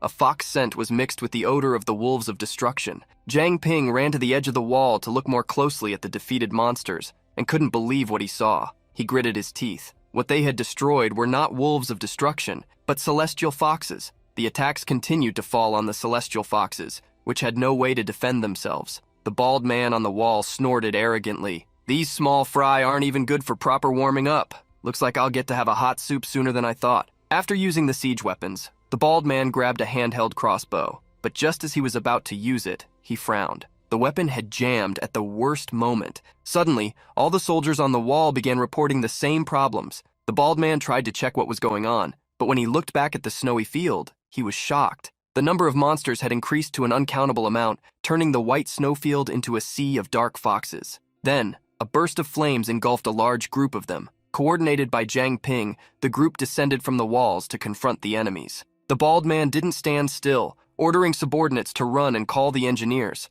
While the situation on the walls worsened, Jiang Ping's group sprang into action. Jimbo's fists knocked out the foxes, opening a path on one side of the front line. On the other side, Master Feng, allied with Jiang Ping himself and supported by Sisi, advanced. The culinary enthusiast, Shoujong, was swinging pans everywhere, defeating the foxes with his cooking tools. Even with a sea of enemies lying on the ground, Zhong kept hitting each one with his pan. Chunming tried to calm him down so he wouldn't turn them into mush, but Shoujong wanted to take advantage. It wasn't often weaker opponents showed up. Confused, Jiang Ping wondered why a mission completion notification hadn't appeared yet. Beside him, Chunming began investigating the sea of foxes, believing some might still be alive. What puzzled them most was not knowing where so many celestial foxes had come from. With the battlefield now silent, Jiang Ping heard an excited voice from atop the wall. "Engineer Huang! Engineer Wang! You finally arrived!" The bald man was trying to explain to the two construction workers that the beasts were failing, asking for their help. The two workers didn't believe they had been called to deal with such small problems,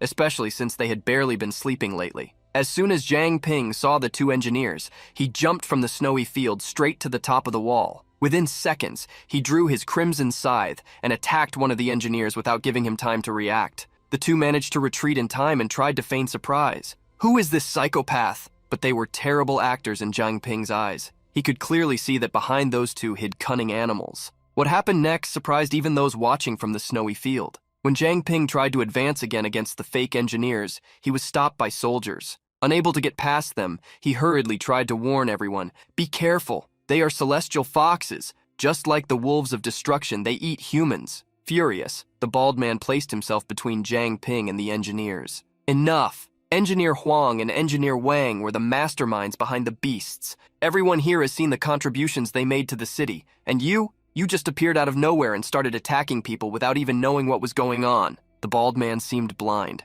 He didn't realize that while the beasts were failing, Jiang Ping and his group had defeated all the enemies. In the bald man's cold mind, all he could imagine was that Jiang Ping and the others wanted to steal credit for saving the city. Maybe they were even responsible for sabotaging the beasts. To him, the outsiders were nothing but troublemakers. Immediately, the bald man began giving orders. "Take the chief engineers to the medical center and throw the outsiders in prison." Shortly after, Jiang Ping and his entire group were locked up in the dungeon of White Iron City. Sitting on the floor, Shojong asked the protagonist why he hadn't allowed them to fight, since they could easily escape that fragile cell. The protagonist sighed the cold air of the cell. "Defeating the foxes is easy. The hard part is finding their lair. I provoked them on purpose so they would bring us here. In this dungeon where no one pays attention, our next move will be perfectly covered." Shojong nodded at Jiang Ping's reasoning, which made a lot of sense. The foxes disguised as humans seem to have high status in the city, so if they attacked them, they would probably be expelled.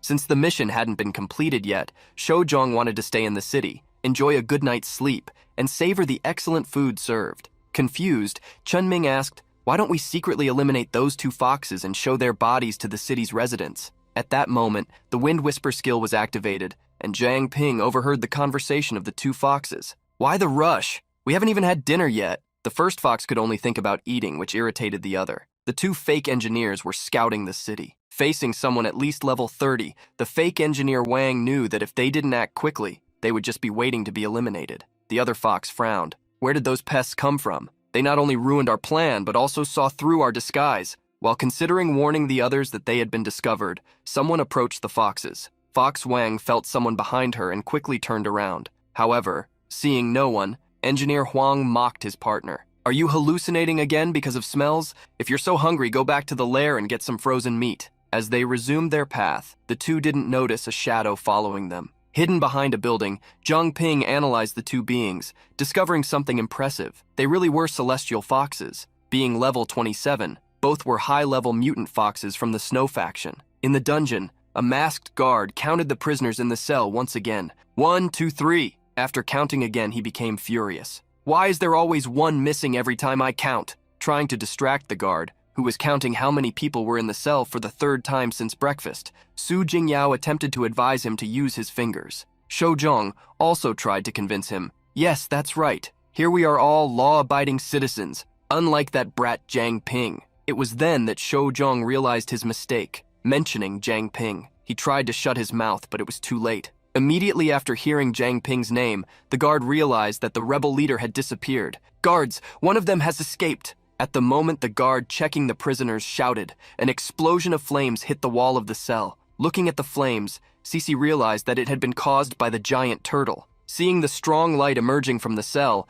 the guard raised his spear. "Hey, what are you trying to do?" In the cramped space of the cell, Cece quickly ordered everyone to spread out. As soon as the others moved away, the wall of the cell collapsed, allowing sunlight to illuminate the interior of the dungeon. Outside, a huge turtle with a dragon tail roared, demonstrating its power. It had been responsible for knocking down the wall. Next to the fainted guard, Shojong felt dizzy. He wished that Jiang Ping would at least warn him before doing something like this next time. It was then that he realized what they had done to the guard. "Oh no, there's no explaining this now. I don't want to sleep in the snow." The turtle approached the group, commanding everyone to climb onto it. "Come on, Jiang Ping sent me to fetch you. He just discovered new information about the mission. Once we complete it, you won't have to stay here anymore." As the group fled the dungeon, the disguised foxes arrived at the den. Upon entering a hall, they found several other foxes already gathered around a table. An orange-haired fox couldn't believe that these two were the only survivors of the 300 brothers sent for the invasion. Furious, she shouted,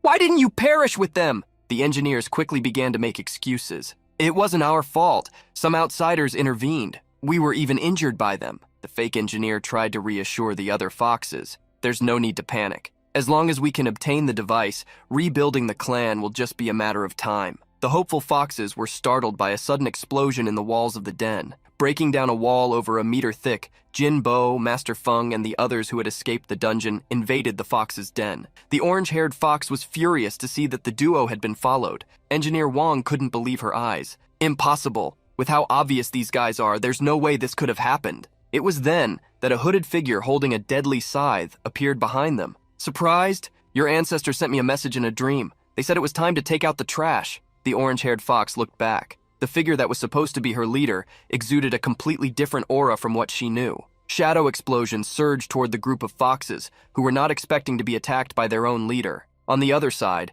an explosion of flames erupted. With a dark look, Feng Laixian cut off the escape route of the foxes. Don't forget about us. Now eat this. Feng Laixian shoved his attack down the throat of the first fox, throwing her against the stone floor. With movements that resembled a dance, Chen Shuijie struck several foxes with her spinning kicks. This move is called Broken Jade Chain. Remember this in the afterlife. Several swords were conjured, and moving them in the air, Chen Ming commanded them to finish off the foxes that Chen Shuiji had attacked, without even moving from his spot. Seeing how her squad mate had combined the attack with hers, Chen Shuiji knocked him down with a celebratory slap. After defeating nearly all the foxes, Zhang Ping and his group cornered the engineering foxes in a corner after they resumed their human forms. Shaking with fear, they curled up, begging the group to back off. However, with a stern look, Zhang Ping confronted them. Spit it out! Where are you? Wasn't it Princess Yue who ordered you to come here? Fox Wang crouched down, shielding her head in fear. I don't know what you're talking about. We were born here! The engineer Fox Huang became furious upon seeing his partner telling the truth.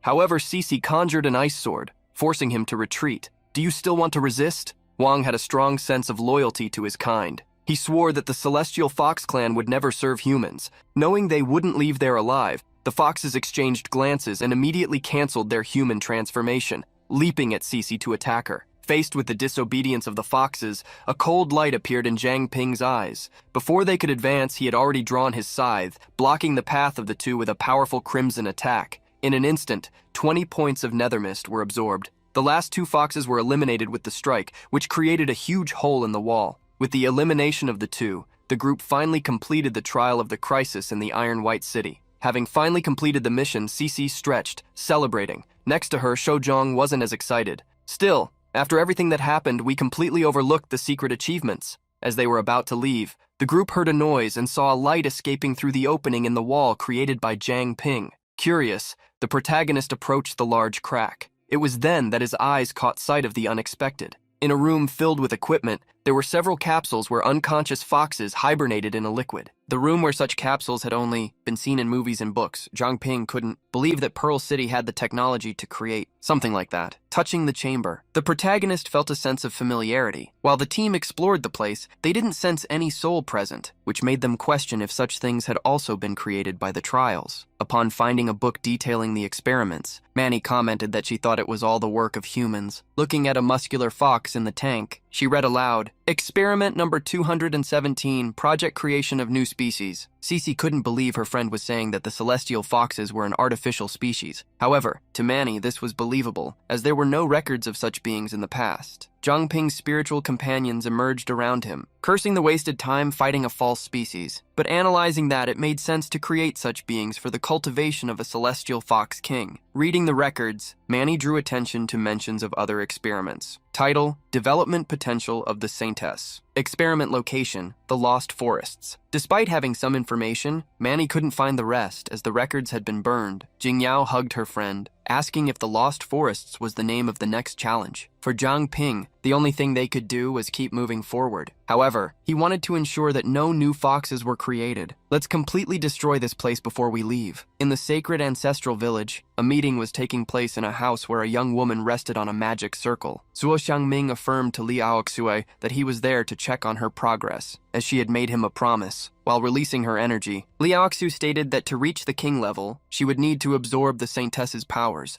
something that, after research, she was 70% sure she could achieve. Immediately, she made Chen Junting's body float with her powers, confidently stating, Today I will become a king-level entity. Divine power surged in the house they were in, reaching the heavens like a pillar of light. Zuo Xiangming tried to avoid being thrown away, glimpsing the power of a king. From Chen Junting's body, golden energy overflowed. Just as lightning sparks enveloped her, Li Aoxu felt that something was strange. Unexpectedly, the energy in Chen Junting exploded, throwing her away. Li Aoxue felt the strong impact and spat heavily. At that moment, someone appeared from behind her, reprimanding her. "What a grand scene you made. If I hadn't appeared, your entire village could have been destroyed." Aoxu was surprised to see the masked man emerge behind her, hiding his identity as usual. He warned, "Chen Junting's powers are continuously evolving. She is a unique case, even on a global scale." With a look of irritation, he stated that Chen Junting could become the strongest person in the world, but meanwhile, Liaoxu was trying to absorb her powers before maturation, causing a colossal loss of talent. Liaoxu didn't care what he said, and questioned him about how he had entered the completely sealed village, showing the several fallen guards. He claimed that vermin wouldn't stop him. Arrogantly, he declared, "These meticulous trials I created for Chen Junting won't be necessary now. But I have new research in hand, so this time I will ignore what you did." Confused, Liaoxu questioned what he meant by trial, and since she had made Chen Junting attack her own father, just to unlock her true potential. Coldly, he reprimanded her. "I came here to help you reach the king level. I can help you strengthen the formation. All I will need are 100 awakened hearts as a catalyst." Even irritated, Li Aoxu agreed, telling Zuo Xiangming to prepare a pot of tea for her. As he watched her leave, the masked man thought about a few situations. He had seen King Yue, the celestial fox king, as well as the divine sunbird. Now he faced Li Aoxue from the sacred ancestral village. Now all the major factions were about to have the power of a king in hand. This made him smile maliciously as he saw all the pieces falling into place, eager to find out if Zhang Ping would dare to make his games boring. In a dark forest, a cold mist made the air even more terrifying. As they walked, Chen Sueji looked at a tree, commenting that she had seen it 3 times, questioning the group if they weren't walking in circles. The team began to blame the mist, as they couldn't even see a hand's width in front of their faces. However, Shoujong's compass was completely useless. Remembering that the mission mentioned eliminating outsiders, he wondered if that meant they would need to fight each other. Hearing the question, Zhang Ping stated that technically they could enter in groups, so the trials wouldn't designate impossible missions. For Shoujong, however, the captain's words about the trial setting its difficulty based on who entered it were still clear as day. It was at that moment, while discussing the rules, that a translucent being approached them. "Judging by your appearances, are you all outsiders?" The group quickly turned around, startling the ghost who had surprised them. The ghost woman apologized, raising her hands. "I'm sorry, I didn't mean to scare you. I live in Black Cloak City. You seem lost, so I came to help you." As soon as the ghost offered help, Zhang Ping looked at Su Jingyao, questioning her. But the young woman affirmed that she had already scanned the ghost, and that she had no ill intentions. The group followed the ghost to the gates of a wall, Black Cloak City. Seeing how the mist was thinner in that place, Zhang Ping asked if there was a barrier there. The old specter appeared behind him, commenting that Black Cloak Village used to be just a small village in the past, unable to believe it had grown so much. He also questioned the girl. "Since you are a wandering spirit, you must have gone through something, right?" The young ghost woman frowned, revealing that her story was long but changing the subject. Upon opening the city gates, she revealed several other ghosts who, with smiles, greeted them. "Welcome to Black Cloak City." Upon entering the city, the group headed to an inn and, as usual, sat down at a table for a large meal, served by the ghosts. Shoujong asked if anyone could really live in that place, inhabited by ghosts. Beside him, Su Jingyao affirmed that not every spirit was dangerous. One of the ghosts smiled, unable to blame the young glutton. "When we were alive, if we saw wandering spirits, our legs would tremble too." Zhang Ping, curious, asked how the ghosts had ended up in that state. With a grim look, the ghost replied with another question. "Have you ever seen a titan 10 stories high?" Despite being surprised, Zhang Ping associated the titans with a certain people. Looking at his own hands, the ghost stated that after they became spirits, their sense of time became vaguer, so they didn't even know how long they had been in that form. Recalling the past, he revealed, "One day the forest mist disappeared in the blink of an eye. Then 4 enormous monsters, which looked more like mountains of flesh,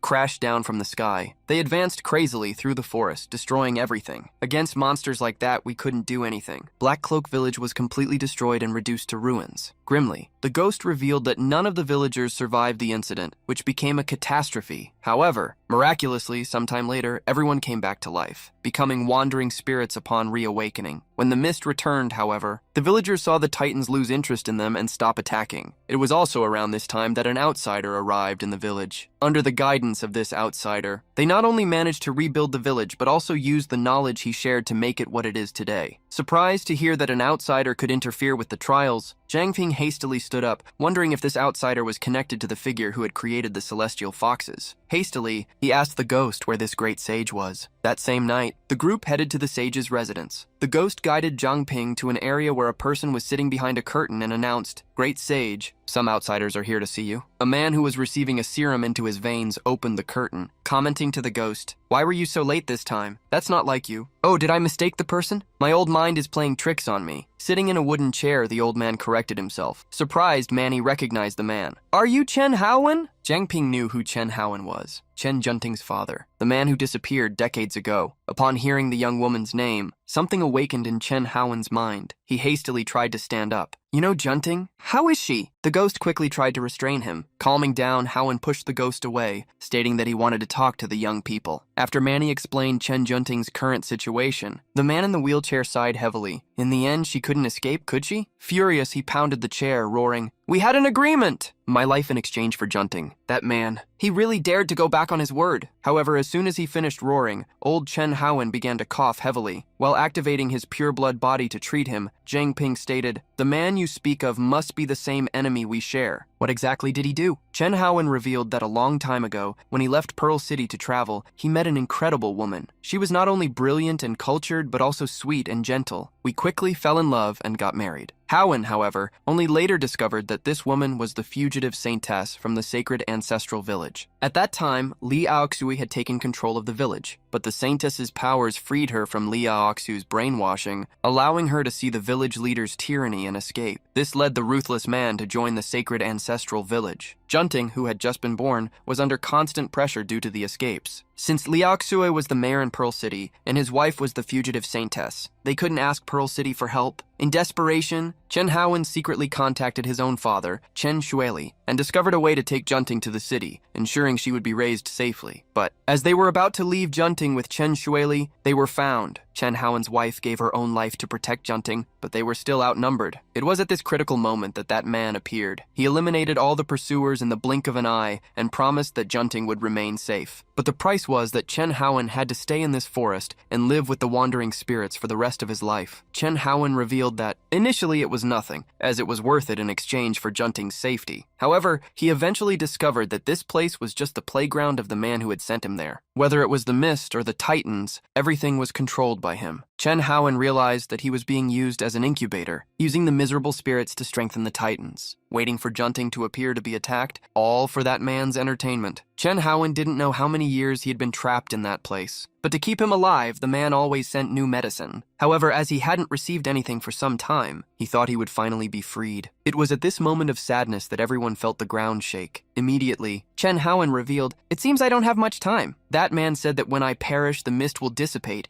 and the Titans will return. Surprised by Haowen's surrender, Zhang Ping roared, "Are you kidding me? I won't let you leave." The man didn't care about living, as he didn't believe things would change. Remembering that Haowen had said the Titans would return if he died, Zhang Ping used his crimson powers and stated, "We will eliminate the Titans before that happens." With a downcast look, Chen Haowen didn't care about the Titans. Even if they were eliminated, nothing would change. The desire to reunite with his daughter was what kept him alive. Now, knowing that both his wife and daughter were gone, he didn't feel that even revenge would reward him. No matter how hard I try, this world always takes everything I have. They won't come back to me. In the face of the old man's melancholy, Zhang Ping felt a chill in his body. Chen Haowen surrendered more and more. He no longer wanted to be in that situation, tired of living. He asked the young man in front of him to end his suffering. It was at this moment that, irritably, Zhang Ping shouted, "Chen Haowen! Is the world unfair to you? Did the world take everything you had? Be realistic." Of course it did. That's how this world works. Zhang Ping ignored the man's age and grabbed him by the shirt. The zombies of the sacred ancestral village, the beast subjugators of the Zhu family. Pearl City is now ruled by the celestial foxes, who treat the people there like livestock, and the spirits of your city. This whole place is full of misfortune. Nothing ever goes the way anyone wants.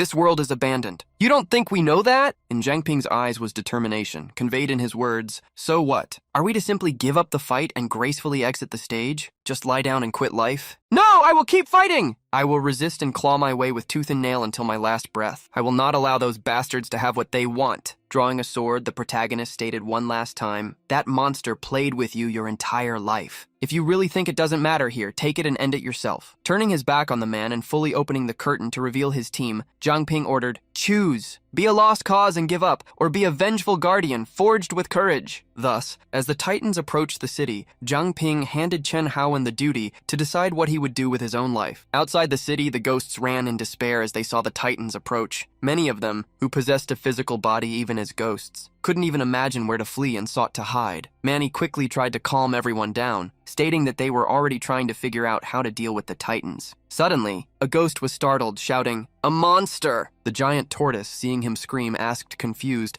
"Are you talking about me?" In the sage's house, Zhang Ping was stabilizing Chen Haowen's condition, leaving the rest to his companions. Several teams had been formed. Team A consisted of Jinbo, Liu Xishan, and Chen Ming. Team B had Feng Lexian, Baide, Zhou Qingbai, and Long Fubo. Team C only had 2 people, Ye Changchun and Su Qingbo. Lastly, Team D included Cheng Xuejie, Zhao Yanlong, Zhao Yanhu, and the Great Serpent. Zhang Ping had deliberately divided his troops into 4 groups to attack the 4 Titans simultaneously, as they had not fully recovered, hoping that no surprises would arise. In the Lost Forest, the mist seemed to dissipate. Team A, seeing this, wondered if the mysterious person truly had the power to cause such a change. At least now they could see the Great Titan, dozens of meters high, that they would face. Chen Ming immediately sprang into action, climbing onto his sword. He advanced to the head of the Titan, which had the appearance of a fat zombie, full of nodules where the jaw should be. Pointing at the Titan, he shouted, "Go!" launching his energy. The attack landed on the Titan's shoulder, causing an explosion. The Titan looked at its shoulder, where a small hole had been made. However, Chen Ming saw the wound heal quickly, just like the puppets they had previously faced. Suddenly, the Titan thrust its cube-shaped hand with a huge mouth toward Chen Ming. Jinbo leaped into action, blocking the attack while reminding Chen Ming to stay focused. With what they had discovered so far, Jinbo figured there were cores that controlled the Titan. Chen Ming confirmed this. Frowning, Chen Ming declared, "Leader, I need to borrow the power of the golden blood." Jinbo was surprised, as Chen Ming could only handle that power for 30 seconds. But Chen Ming believed he could last longer, as he had trained hard with Grandmaster Feng and the others. With a confident smile, Jinbo believed in his companion, passing the power to Chen Ming. The team leader only asked him not to overdo it. Chen Ming drank the golden liquid that would enhance his abilities, but cause strain on his body. As soon as his abilities were strengthened, the flying swords transformed into chi swords. With such power, Chen Ming's attacks reached the speed of light. Before he could even realize it, the zombie was hit by a strike that left a trail of chi behind, the dimensional attack of the chi sword. Chen Ming boasted, "The Titan's healing may be fast, but it won't keep up with my attacks. As soon as I find the core, deliver the final blow, Captain." Enveloped in chi and with his hair turning golden, Jinbo shouted in agreement. Despite the speed of his attacks, Chen Ming realized it wasn't enough. He needed to expand the range of his strikes. He hastily asked Liu Xishan to use her mirror-creating ability to place them around the Titan. Liu Xishan complied with his request, releasing her energy. Immediately, several giant phantom mirrors appeared around the Titan. Smiling, Chen Ming thanked her. In the next instant, Chen Ming attacked a mirror with his light beams, causing the strikes to reflect, surrounding the Titan and hitting it from all angles. One of the attacks landed on the Titan's shoulder, revealing a red pearl, the monster's core. The team leader immediately charged toward the Titan's weak point with a flying kick. Jinbo's powerful kick pierced through the Titan with immense golden energy. Thus the crystal was destroyed, and the Titan collapsed like a fallen tree. Jinbo immediately praised Chen Ming for the plan they created, while Liu Xishan contacted the base, stating that they had defeated a Titan and also instructing, "These Titans are like the puppets we faced. Their weak point is a core in their chests." It was the moment Zhang Ping received the news and informed the others that Chen Haowen began to cough heavily again. Zhang Ping confusingly wondered why so many internal wounds suddenly appeared in the man. It was also at this moment that he heard Liu Xishan's shout on the communicator. They were once again facing the Titan. Xishan screamed into the communicator, "Information update! The core is in the Titan's chest, but they come back to life. In a crimson, translucent form, Zhang Ping wondered if there was a connection between Chen Haowen's sudden injuries and the Titan's resurrection. Seeking an evaluation of Chen Haowen, a notification was revealed to Zhang Ping. Soul Suppression Curse. The host has formed a vital connection with other targets. The power of the targets will be permanently suppressed until the host perishes. A second notification appeared, just as conjured chains wrapped around Chen Haowen's chest. Talisman of Coexistence. If an object connected by the host's vital link suffers a fatal attack, the host will sacrifice their own life to heal the fatal injuries of the connected object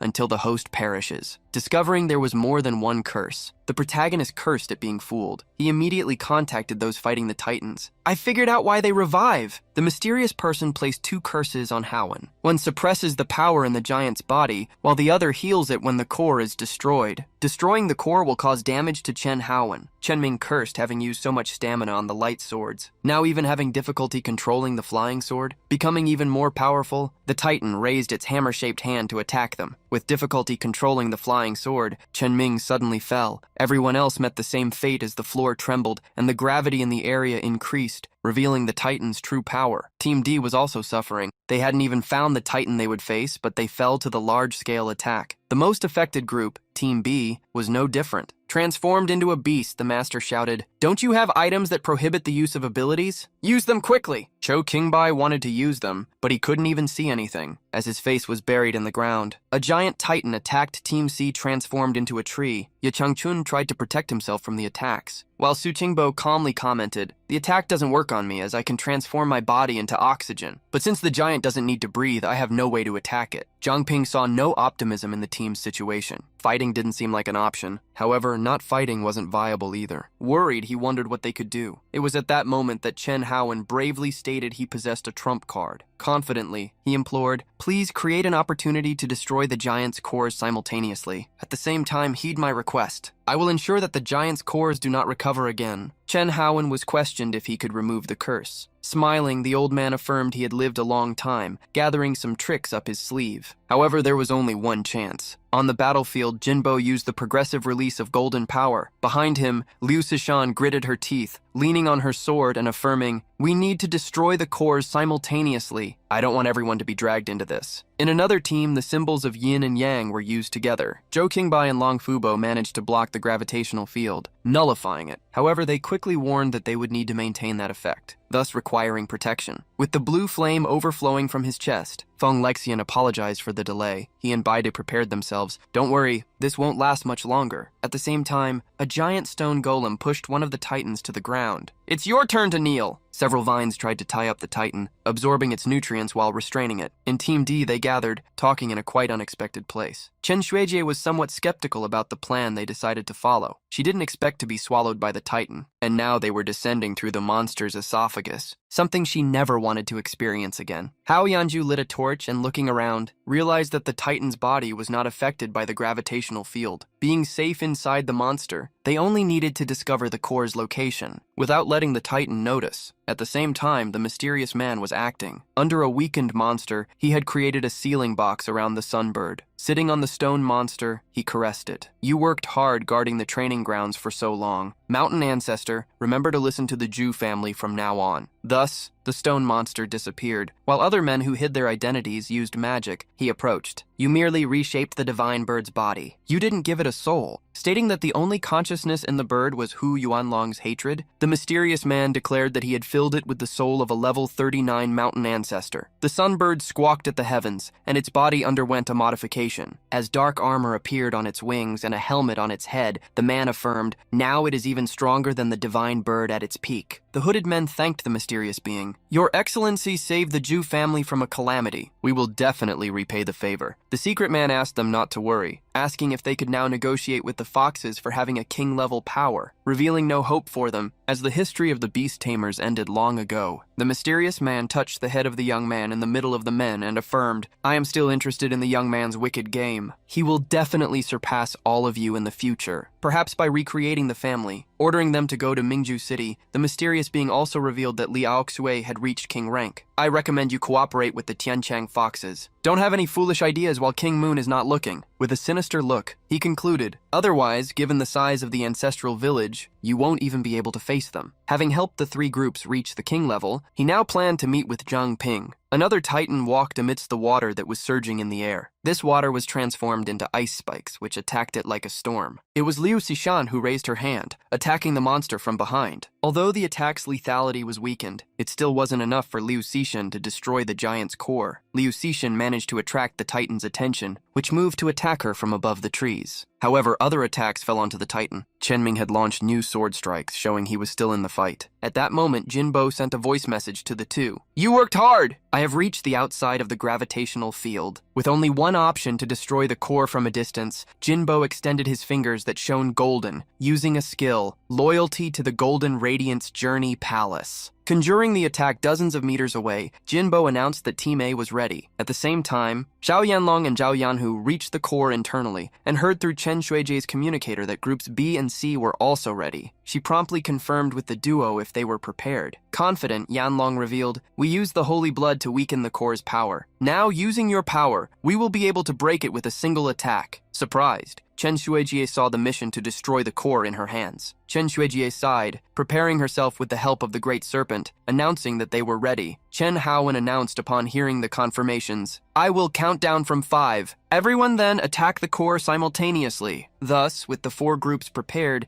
Chen Haowen began the countdown. 5, 4, 3, 2, 1. Jinbo launched a powerful golden piercing attack, which hit the titan in its belly, piercing through it. In Team B, the 5 Profound Truths Wine Punch launched by Feng Laixian also hit the titan. In Team C, Ye Changchun had absorbed all the titan's nutrients, breaking the core with his roots. In Team D, the Great Serpent pressed the core by wrapping around it, and Shuijie destroyed it with her fists. At the same time, Chen Haowen, enveloped in a red liquid energy, began to use his technique, something that could only be activated by him, which was why Zhang Ping should leave him, waiting for the perfect moment. Leaving Chen Haowen in his crimson liquid form, Zhang Ping asked if he would be okay. At that moment, Chen Haowen thanked him. You are the one who reignited my hope. The old man unexpectedly struck himself, piercing his chest with his hand. Zhang Ping was shocked, but he prevented him from coming closer. Pointing to the heart with the curse, Haowen stated that he had lived too long, thanking him for protecting the village and for allowing him to live. As Chen Haowen's vital energy faded,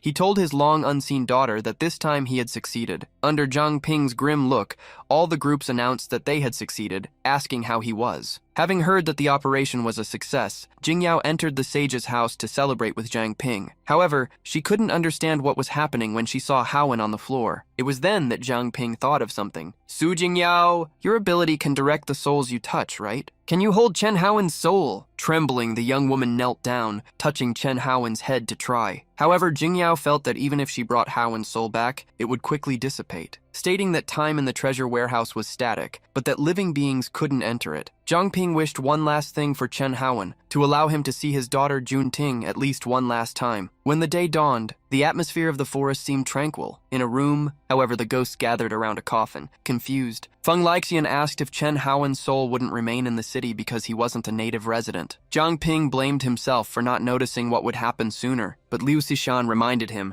that Chen Haowen wanted to fight to the end, as a warrior's fate never ended in a bed. Suddenly, Zhang Ping felt the air near him change shape. Space itself became deformed. Looking at the distortion, he asked if the teleport gate to the last level was forming. However, before him, someone who made the air somber emerged, stating excitedly, the experimental data of the 4 giants has been completely recovered. Not bad, not bad. To think they could defeat my proud work. Before the group, the mysterious man appeared. Immediately, everyone charged toward him, but he analyzed them. 2 seconds. Your reaction speed is good. However, stopping time with his power, he concluded, but it is not wise to move against a master in his domain. Zhang Ping did not understand what was happening, as he couldn't move, stating that he couldn't use a certain thing in that place. The mysterious man wanted to take them to another location. He snapped his fingers, and everyone reappeared in the forest. While Zhang Ping failed to use the investigation ability, the mysterious man looked at his companions, praising the method of destroying the Titan's cores as interesting. Looking at Chen Shuijie's group, he commented with regret, what a shame I still didn't like them. Immediately, a somber energy hit them, burning them. Zhang Ping managed to bite his lips hard. Unexpectedly, he broke the time freeze and advanced, carrying his scythe. He attacked the mysterious man from behind. but the man disappeared. While Zhang Ping ran toward Chen Suiji and the others, the man observed him, wondering if the training grounds had recognized him, even without having reached the divine peak yet. This made him smile, seeing how things were becoming interesting. As Chen Shuiji seemed to vanish, Zhang Ping hastily tried to grab her hand. However, maintaining a smile on her face, she said goodbye. Remember to feed the ants for me. This time, I'll be leaving first. After Chen Shuiji disappeared, the others, as well as the Great Serpent, met the same fate. The mysterious man mocked him. Look, the inferior flame is cutting the contract. How does it feel to be abandoned by the world? Blame yourself for being weak. In Zhang Ping's eyes, hatred and tears welled up. While all his buffs were activated and his somber energy exploded, he shouted, "I'm going to chop you into little pieces." The hooded man was somewhat surprised. Zhang Ping charged toward him, brandishing his scythe and launching several hungry attacks. However, the man easily dodged the somber energy strikes. In the meantime, Zhang Ping managed to shorten the distance between them. His powerful attack landed on the target, causing an explosion of somber energy. However, the mysterious man grabbed the tip of the blade, mocking, "You are not yet a worthy opponent to face me." Upon squeezing the blade with his fingers, he destroyed it. Zhang Ping didn't stop, launching a somber claw attack. However, the strike passed through the mysterious man's body, which transformed into water, recomposing itself immediately afterward. With a crimson energy emerging like a portal before him, the man stated, "Your despair is the best source of experimental data. As a common enemy of the three factions, I am very curious to know who will finish you off first." Disappearing, he challenged the young man by citing the three faction forces. "Strive to stay alive. I will return in the future to collect more materials." The lost forest fell silent as the wind knocked leaves off the trees. Zhang Ping picked up one of the leaves and, with his eyes closed, pressed it against his chest. Furious, Shouzhong punched a tree, roaring, "I was clearly the most useless." Remembering everything he had experienced with Chen Shuiji since they met, he couldn't help but shed rivers of tears. "Why did you leave me first?" Manny fell to her knees, wiping away the tears. "That wouldn't stop flowing. You said you'd teach me how to braid hair." "Liar. Big liar." Chen Ming trembled uncontrollably, gritting his teeth, wishing he had been just a little bit stronger. At that moment, one of Zhang Ping's spiritual beings presented itself, warning everyone, "My body is now like a candle in the wind. I fear I can only accompany you in this form." Seeking a solution, Jinbo questioned what they would do now. Understanding how everyone felt, the spirit asked, "No matter what kind of enemies you face, never give up hope. After months of struggle, I discovered the weakness of the Moon King's illusion. But breaking the illusion requires the Saintess's power. Before you return to Mingzhu City, rescue her from Aoxu's hands. And if I perish, tell the Moon King that his throne is embedded in my back." Thus, the young people were left alone once more. Manny was about to ask what they would do when Zhang Ping stated, "We must save Leader Situ." With a crimson glare, he concluded, "And we need to eliminate that damn mysterious man." Before the portal to the next challenge, he summoned everyone. Before the group was the divine peak that reached the sky, a seemingly endless staircase. Manny, looking at the steps, stated that she had heard from the leader that only infinite-level awakeners could ascend the divine staircase, having to stay. Behind, Su Jingyao and Liu Sishan, worried, asked Zhang Ping to be careful. With a smile, he nodded, saying goodbye. Taking the first step and climbing the first few steps, he swore he would carry everyone's will to the end. As Zhang Ping ascended, various evil beings emerged to discourage him. However, with conviction, he ordered them to shut up. When less than 500 steps remained, Zhang Ping encountered an image of those who had just been eliminated by the mysterious man. However, knowing that if they were real, they wouldn't stop him, Zhang Ping passed through them. When less than 250 steps remained, Zhang Ping unexpectedly encountered the leaders of the three factions. Making it rain, he used the somber mist and the fire-devouring nether flame, drawing a sword and extending his hand. "Let's go together!" The Fox King didn't seem to want to hear him, attacking him with its tails. Zhang Ping was enveloped, but he quickly used the pure water body, the Nether Sea, to destroy the attack. He attacked with the somber sword, delivering the end to the fox for Leader Situ. The fire created by the sunbird soon attacked him as he advanced. Using the somber dragon transformation, Zhang Ping charged against the firebird. The dragon bit the bird as an attack in honor of Mingzhu City. Lastly, the image of Li Aoxue stretched out her arms, creating giant bony hands to attack Zhang Ping. The skeletal hands grabbed the dragon, preventing its movements. However, with the power of the water body and the blood body, the cloning ability was activated, creating several crimson copies of Zhang Ping to attack Li Aoxu in unison. Several crimson axes charged as the young man screamed, "This is for Chen Haowen and Chen Junting!" Destroying the image of the three leaders, Zhang Ping began to advance again. After a few minutes, he reached the top, where he found a crown. Upon taking the golden crown,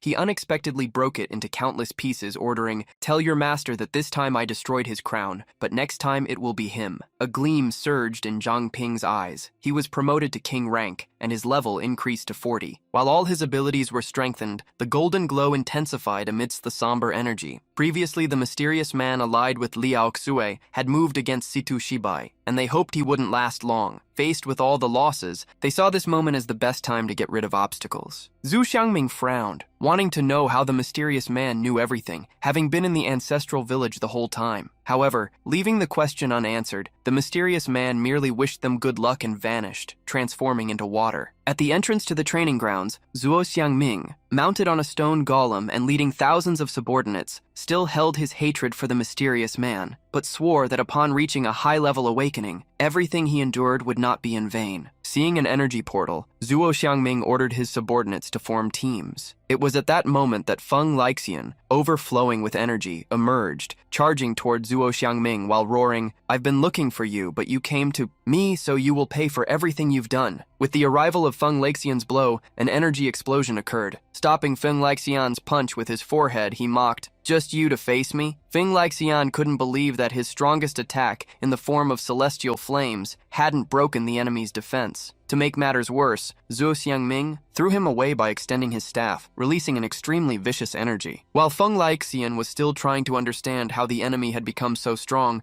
a symbol appeared on his chest. As Zhuo Xiangming roared, "Just obediently become one of my puppets." Before anything worse could happen, a hand with golden power touched Feng Lixian's chest. He was surprised to see the young man heal the poison that not even his celestial flames could. Feng Lixian stated that they should retreat, as the enemy's strength was greater than before. However, the young man reassured him. With a golden glow deep in his black eyes, Zhang Ping declared, "Leave this to me." Passing through the portal with Liu Xishan, Su Jingyao couldn't believe she was standing before Zhang Ping, as she felt that the energy in his body had no limit. Pointing to the sky, Zhang Ping muttered, "Rule the world." In the next instant, a fire cannon swept all the enemies in a straight line, creating a shield around everyone. Liu Xishan analyzed Zhang Ping. He really merged all the abilities together. Jaw dropped. She was faced with the scale of Zhang Ping's power. A golden astral being with a halo behind its head and multiple arms had been created, a being of extreme power. The enemy's power did not instill fear in Xiangming's heart, who believed he could only defeat defective products. Raising his staff, he summoned all his creations, which ran toward him and merged with him. Zhuo Xiangming became a giant dark being. Countless were the eyes and horns on his body, and immense was his aura. While Zhuo Xiangming was still merging, Zhang Ping's astral being attacked. The golden hands struck the dark being, tearing it to pieces. In an instant, the shells of what was Zhuo Xiangming were ripped off. However, Xiangming had not been defeated. Even without arms or a head, the inhuman body attacked Zhang Ping's golden body, throwing him backward. Feng Lixian understood exactly Xiangming's plan: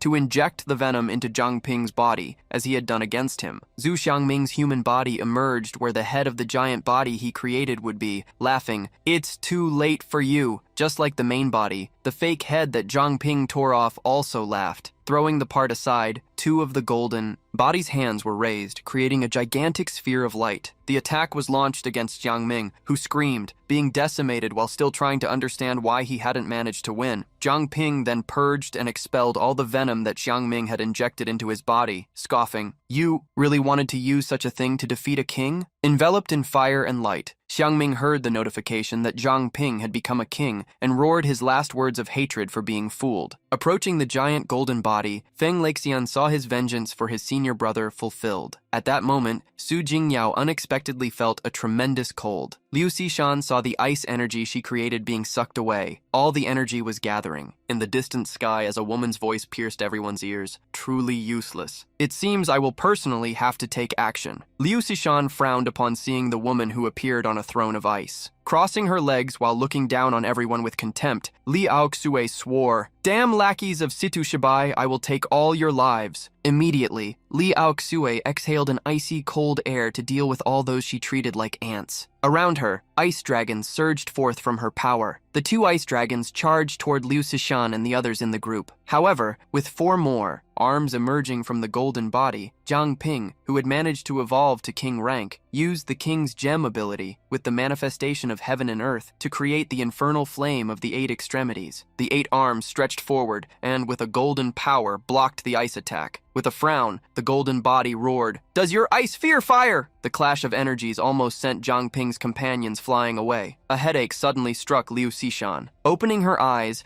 a glimpse caused her to recollect everything she had forgotten. Looking at Li Aoxu, she understood the entire truth her father tried to tell her. 20 years ago, Li Aoxu used her sword to eliminate several men who stood in her way. Before her, Liu Sishan's father pointed at the woman, roaring, "Li Aoxue! My Liu family holds no grudge against you. Why are you hurting our people?" Li Aoxu walked across the floor that froze with every step and arrogantly approached the man, stating, "There are no grudges, but there is something I want." Liu Sishan's father yielded to what she wanted and conjured the Ice Dragon Soul ability, creating an ice dragon. Seeing the small dragon, Li Aoxue didn't think such power was bad, but she destroyed it as she wanted more. She grabbed Liu Sishan's father and, lifting him, stated, "I want the extreme cold ice soul." Gritting his teeth, the man asked his wife, "Protect my daughter." Li Aoxue's sword pierced the man with a somber crimson power, delivering his end. Liu Sishan cried upon seeing what was happening to her father, but she was quickly taken to a safe place. At that moment, a large-scale ability was also used. The 1,000-year ice seal, freezing everything in a crimson energy. Liu Sishan remembered that her father had frozen Li Aoxue just to help her survive. Seeing Li Aoxue now face her friend, Liu Sishan swore, "Li Aoxue, your sins will be punished with ice." Several ice stone attacks were launched, but ice birds surged forth, destroying them. Before the combat, Zhang Ping observed in silence until, using true and real sight, changing the shape of his eyes, he could understand that Li Aoxue's abilities went far beyond those she had shown. Zhang Ping, who had used the evaluation, declared that with a stolen throne, she wouldn't be able to go very far. The energy in the golden body overflowed, destroying the ground beneath its own feet. Immediately, Li Aoxue stretched out her hand, using an icy mist once more. At the same time the ground froze and cracked, Li Aoxue released a somber crimson energy. From the ground, skeletal hands emerged. Such hands belonged to a complete skeleton, the shadow of Luo Jun. The protagonist recognized the skeletal arms. Now complete, the skeleton Luo Jun stated, upon releasing its darkness energy, "It's your turn to become the cornerstone of the new king." Li Aoxue climbed onto the shoulder of the beast Luo Jun, the true nightmare that roared fiercely, striking fear into the world. Facing the attacks of the giant skeleton, Zhang Ping felt it was like the fallen mist. Extending the 8 arms, he blocked the advance of the incredible power, which was even stronger than Grandmaster Feng's powerful technique. Suddenly, from the mist, 2 new hands emerged. They came to grab Zhang Ping and his golden body. He immediately used an ability activating the absolute flames. However, Li Aoxue tried to lower the young man's morale. "It's useless. Give up the fight." A giant block of ice, many times larger than the already colossal golden body, appeared. Zhang Ping already seemed unable to break free from Luo Hai, the master of shadow arts tempered by purgatory. Faced with such a grip, the giant ice block fell upon Zhang Ping. However, that was what Li Aoxue had thought, because when Luo Hai opened his hands, the golden body had vanished. Having used the water and new king bodies, Zhang Ping had transformed the golden body into a formless royalty. He was also not alone, as he had companions to support him. A divine golden power exploded, the king's blessing, which fell upon Zhang Ping's allies, strengthening their powers. Chen Ming, Feng Lixian, and Jin Bo immediately prepared to help. Chen Ming was the first to take action, conjuring something Zhang Ping could use. He created the Celestial Titan Sword, using the Contract Gem, the Absolute Flame, and obtaining the Ew Titan Sword. Zhang Ping fused them, creating the Absolute Divine Fire Sword. However, Li Aoxue scorned such a sword, judging it as nothing more than scrap metal. The skeleton conjured a glacial axe, roaring as it attacked. "Even now, you are an insignificant ant, just like before." Zhang Ping raised the Divine Fire Sword, blocking the glacial axe's attack. The wave of impact was so immense that a circle around both of them was separated from the ground. The Divine Sword was broken, while the skeleton boasted. It was then that the skeleton realized it had been tricked, as the fragments were burning hotter than ever. Li Aoxue had to jump away, leaving behind the skeleton that was burning because of a cheap trick. Feng Lixian's group couldn't help but see Li Aoxue try to move away. Immediately, she turned around, using another attack, the Glacial Lotus.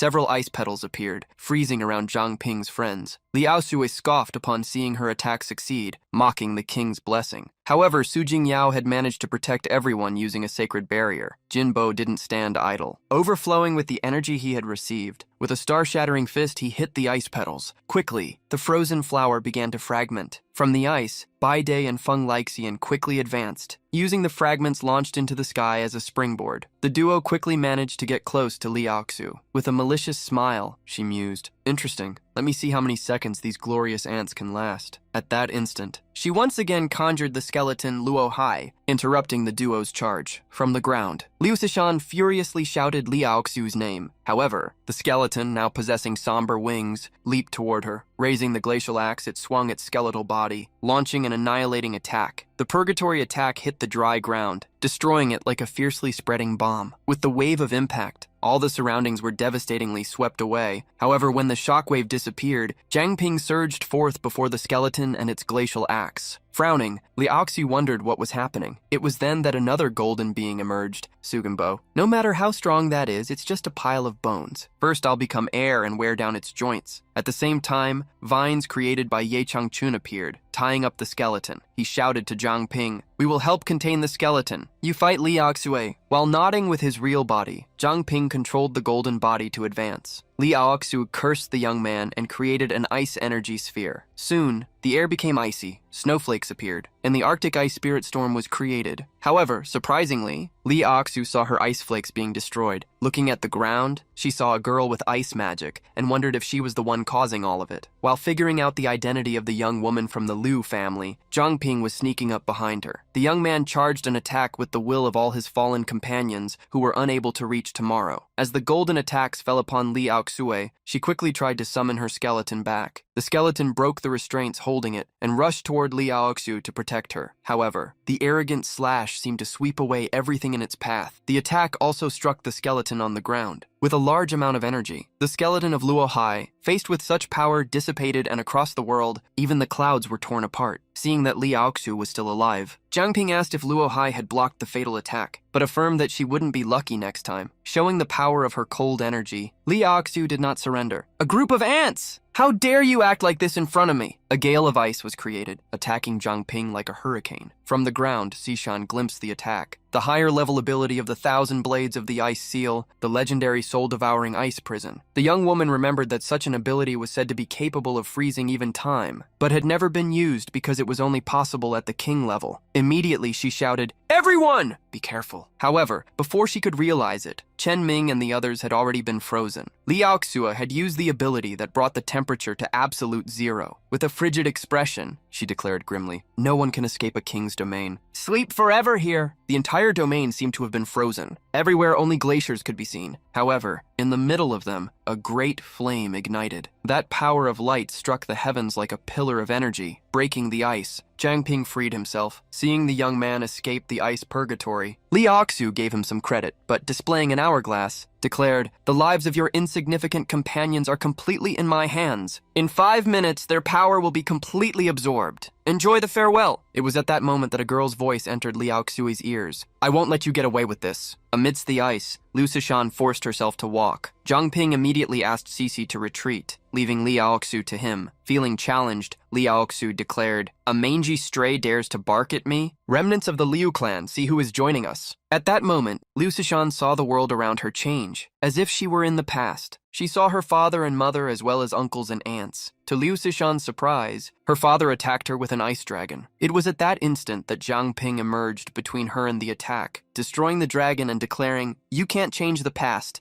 but you can fight for your future." Zhang Ping tore through those memories while instructing her, "The past is behind you, but the future can be saved. Sisi, don't let those ghosts trap you in it." As soon as he freed his friend and brought her back to reality, Zhang Ping asked the young woman to fall back. However, Liu Sishan refused. "No, I won't run away this time." Zhang Ping looked at Liu Sishan and saw the determination in her eyes. Determined, she affirmed, "You are right. Instead of crying in regret, I need to protect all those who are with me now." Thus, she asked, "Zhang Ping, buy me some time." An extremely dense ice aura overflowed from the young woman's body. Her eyes shone with arctic cold as she declared, "I can destroy this domain of hers." returning to the dream world. Wearing magical goggles, Liu Sishan found her master, who in his last breaths declared, "My disciple, I know there are many things you don't remember, but you must not forget Li Aoxu's wickedness." He raised his hand, showing an ice star. "Sealed inside here is the heart-immolating ice melt. It's a technique that burns your life force. Unless you have absolutely no other choice, do not use it." Liu Sishan crushed the ice star. By her own blood, she knew she needed to destroy that domain. Liu's heart seemed to freeze as the cold rushed through her veins. Li Aoxu immediately created ice spikes, launching them at her. However, Zhang Ping's golden body blocked the attacks, and he declared, "Your opponent is me." Using the Shadow Clone's ability, Zhang Ping created several copies that carried a broadsword. The various sword strikes, enveloped in light, hit Li Aoxue, but they were useless. Li Aoxue, unexpectedly, seemed to melt to evade the blows. In liquid form, she walked among the clones, confidently stating that she could not be defeated within her domain. At that moment, releasing a crimson energy, Liu Sishan roared, provoking, "Li Aoxue! This is for the 73 souls of the Liu clan!" The young woman created a red ice sphere with her hands, and at her feet, a giant magic circle appeared. Liu Sishan closed her hands, exploding the created energy, causing a shockwave to be transferred to the magic circle on the ground, activating the forbidden art, heart-burning melt. Immediately, everything seemed to shatter. Whether it was the soul-devouring ice prison or the very evil that Li Aoxue carried with her, it began to break apart. Faced with Li Aoxu's rage, Liu Sishan's determination, and the supportive eyes of Zhang Ping, everything changed in that finished ice domain. When Jinbo and the others were unfrozen, they looked confused. With a smile, happy to have managed to free them in time, Liu Sishan found herself out of strength and collapsed. Zhang Ping caught her, preventing her from falling to the ground. However, Aoxu's voice was still present and even more furious. "Useless ants! Do you think you can defeat me just with that?" The voice drew the attention of Feng Lexian and the others, who were enraged by the villainous. Li Aoxui showed that Luo Hai was not the only shadow walker she could create. An army of undead surged forth amidst the darkness. With a furious glare, Aoxu proclaimed, "O my most loyal servants, annihilate the enemies before you, leave no one alive." The skeletal beings advanced under their mistress's orders. The shadows took to the skies. As the beings of darkness advanced, while still holding Sishan, the protagonist swung his arm, releasing devouring flames. The tide of fire engulfed the monsters, and one by one they began to fall like rain. As Zhang Ping laid Liu Sishan down, Su Jingyao rushed over to him, pointing to a spot. "Zhang Ping, look!" Immediately, Zhang Ping activated his true sight. He could see, behind Li Aoxu, Chen Junting's soul imprisoned by chains. Su Jingyao was the first to understand what was happening. It seems Li Aoxue no longer has the strength to seal Chen Junting's soul in her body. If we sever the connection between them, Li Aoxu will suffer a backlash from the king's power. Understanding what he needed to do, Zhang Ping advanced immediately, carrying flames in his hands. Li Aoxu wouldn't let him advance smoothly. Raising her hand, she created new zombies and skeletons, launching them against the young man. However,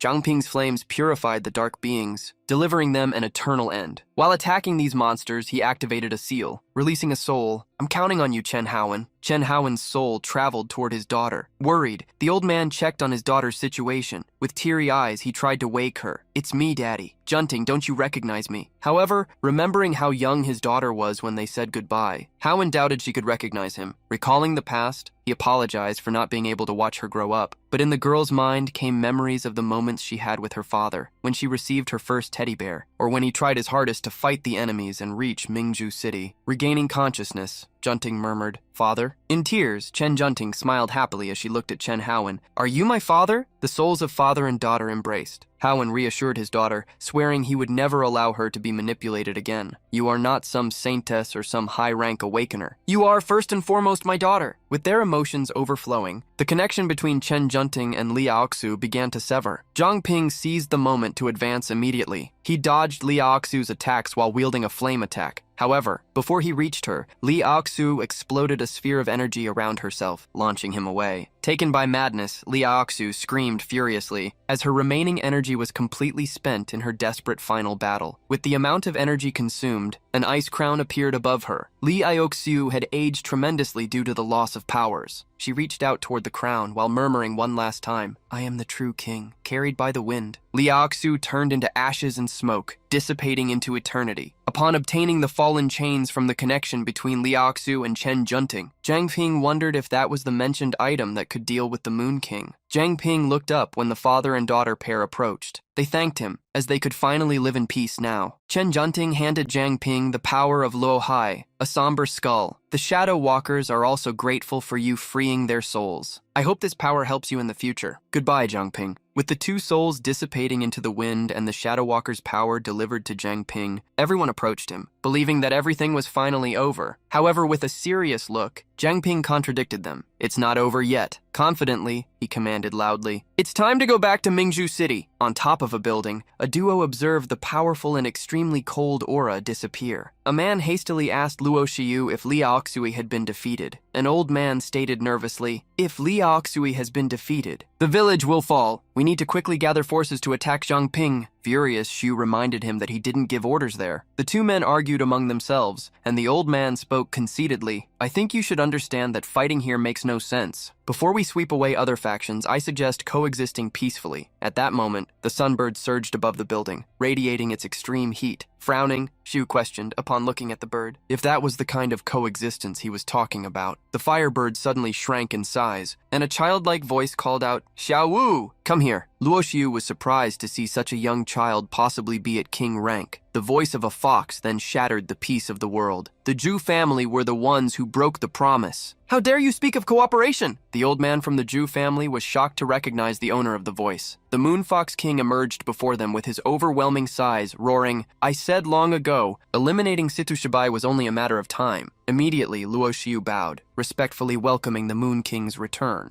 The sect men rushed to state that the previous plans were Zhu Zeming's fault, and that they had only ordered the capture of the Saintess. Not expecting such a commotion, huffing, the Moon King roared, A bunch of lies! If you hadn't obtained the power of a king, you would have been devoured long ago. Faced with the Moon King's threats, the young man raised his arm, letting the sunbird fly. The bird launched several fire attacks against the great fox, who extended his hand, blocking them while mocking. Did the Zhu family's sunbird really recognize a little baby as its master? It would be more appropriate to call it a chick. Hastily, the old man from the Zhu family stepped in front of the sunbird, preventing it from being disrespectful. Bowing, he declared, Moon King, you must have heard about the power of Li Aoxiu and the ancestral village. They had an army and even obtained king rank power. Still, they couldn't defeat Jiang Ping. Only by joining forces can we defeat him. We will fight for our own clans, I hope you understand. The Moon King heard the old man's request and stated with fury, when the ancestral village besieged Mingzhu City, Li Aoxiu's strength was not that different from Situ's. If Situ Shibai had king power, I truly might have lost to him. Now that Jiang Ping can defeat a king rank, he has become an even greater nuisance. The king tore a somber hole in space, denying the help of his soldiers. Don't think you will use them. I myself will lead all the Tianchang foxes. The old man from the Zhu family nodded, stating that he would help completely. The Moon King asked Luo Shiyu how many warriors they had in the clan, and she revealed that they had over 100,000 foxes, thanks to the new birth techniques. Satisfied, the Moon King swore, Jiang Ping, this time no matter what tricks you possess, Mingzhu City will be your grave. With the Moon Fox King uniting with the Sunbird, an army of over 100,000 foxes emerged, marching under the shadow of the day. At secret base number 10, Jiang Ping and the others were received after returning, but were quickly questioned about the whereabouts of Chen Shuijie. With looks of regret, Jiang Ping, who was carrying Liu Xishan, revealed, she and the Zhao brothers, they sacrificed themselves. Immediately, gritting his teeth, Jiang Ping declared, I am planning to take back Pearl City. Who is with me? Fury was ignited in Feng Lixian, Chen Ming, and Jin Bo,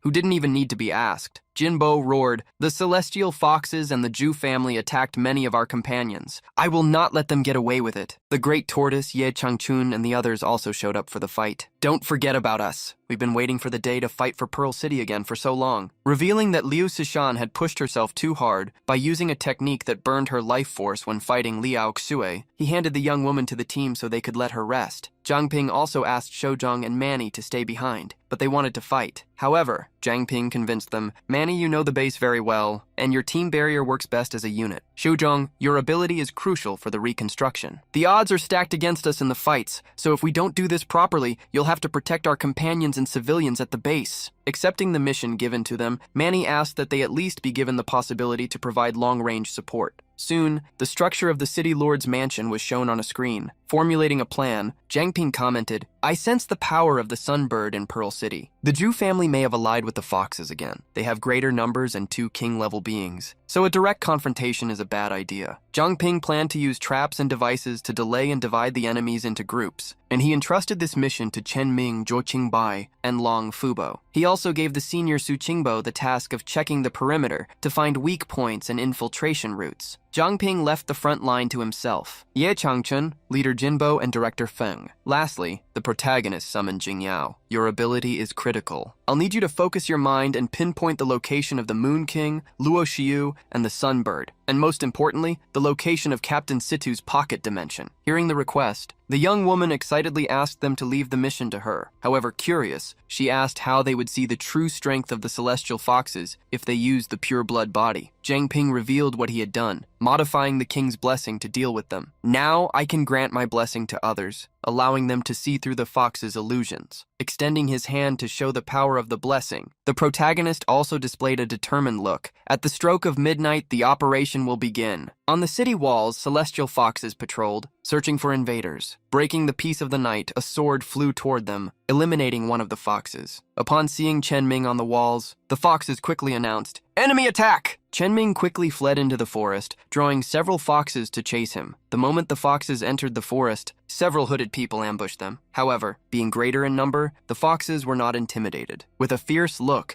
they charged against the human enemies. One of the hooded people was struck, but the attack only caused it to inflate, revealing itself not to be a person, but an explosive puppet. It exploded in a fireball that engulfed the foxes. Long Fubo was impressed by the customized explosives made by Hang Ping and Zhang Shouzheng. From the Lord's castle, Luo Xiu could see the explosions. "Is Jiang Ping here?" Just as she was about to call all the guards, the Moon King stopped her. "Don't be hasty." The king-level celestial fox figured that all that noise was precisely being made to lure him out. He looked in the opposite direction, declaring, "The real Jiang Ping must be over there." In another area of the city, the divine Sunbird was using all its firepower to confront a golden body created by Jiang Ping. The bird launched a fiery blast from its beak, which fell on Jiang Ping like a cannon. However, using the power of Luo Hai's fallen shadow, Jiang Ping protected the golden body, enveloping it in somber energy. Luo Hai himself scoffed. "Is this the so-called sun? Is that all you can show?" At that moment, a second entity emerged, the Moon King roaring, "You arrogant little thing!" With even greater confidence, he didn't even bother to attack, just presenting himself head-on. However, Feng Laixian and Jin Bo presented themselves to face him. United, they launched the star-shattering fist, exploding a fiery energy upon the Moon King. However, the Fox King had easily dodged. Resurfacing in the sky, he praised the duo for their impressive power. But allied with the Sunbird, he questioned them. "Even with such power, do you think you can defeat 2 king-rank beings?" The Moon King raised his hand, turning the moon red, just like the one behind his head that resembled a false halo. The crimson moon released a mysterious energy that fell upon the world. Immediately, a magic circle appeared around Jiang Ping and the others, destroying the ground beneath their feet. Frowning, Jiang Ping used his analysis ability. The scenery completely changed. A full moon had appeared, somber yet with a golden glow around it like an eclipse. In the sky, the clouds had turned red, and beneath their feet was an infinite crimson sea. They had entered the Moon King's domain, the land of the end, a place where its conjurer could ignore all spatial restrictions, teleporting, launching attacks from anywhere, and being immune to physical attacks. In this domain, the temperature would continuously rise 100 degrees Celsius per minute, until all beings within it, with the exception of the conjurer, were eliminated. Roaring that the humans couldn't win even with a numerical advantage, the Moon King teleported behind Feng Laixian and Jin Bo, attacking them from behind. He mocked. "In the end, ants will continue to crawl." Quickly, Ye Changchun used his vines to restrain the Moon King. Jin Bo, who had recovered, announced, "Now is the time." Teaming up with Feng Laixian, they launched a powerful attack against the Fox King. The Beast King's star-shattering fist charged against the Moon King, utilizing magical power and a piercing characteristic to run him through. Seeing the hole through the Fox King's body, they wondered in surprise if they had one. However, the Fox King arrogantly resisted and scoffed. "Look around you." Several foxes had appeared, using moon mirror threads to surround them. With the thread art being used, the Moon King attacked the 3 who dared to move against him.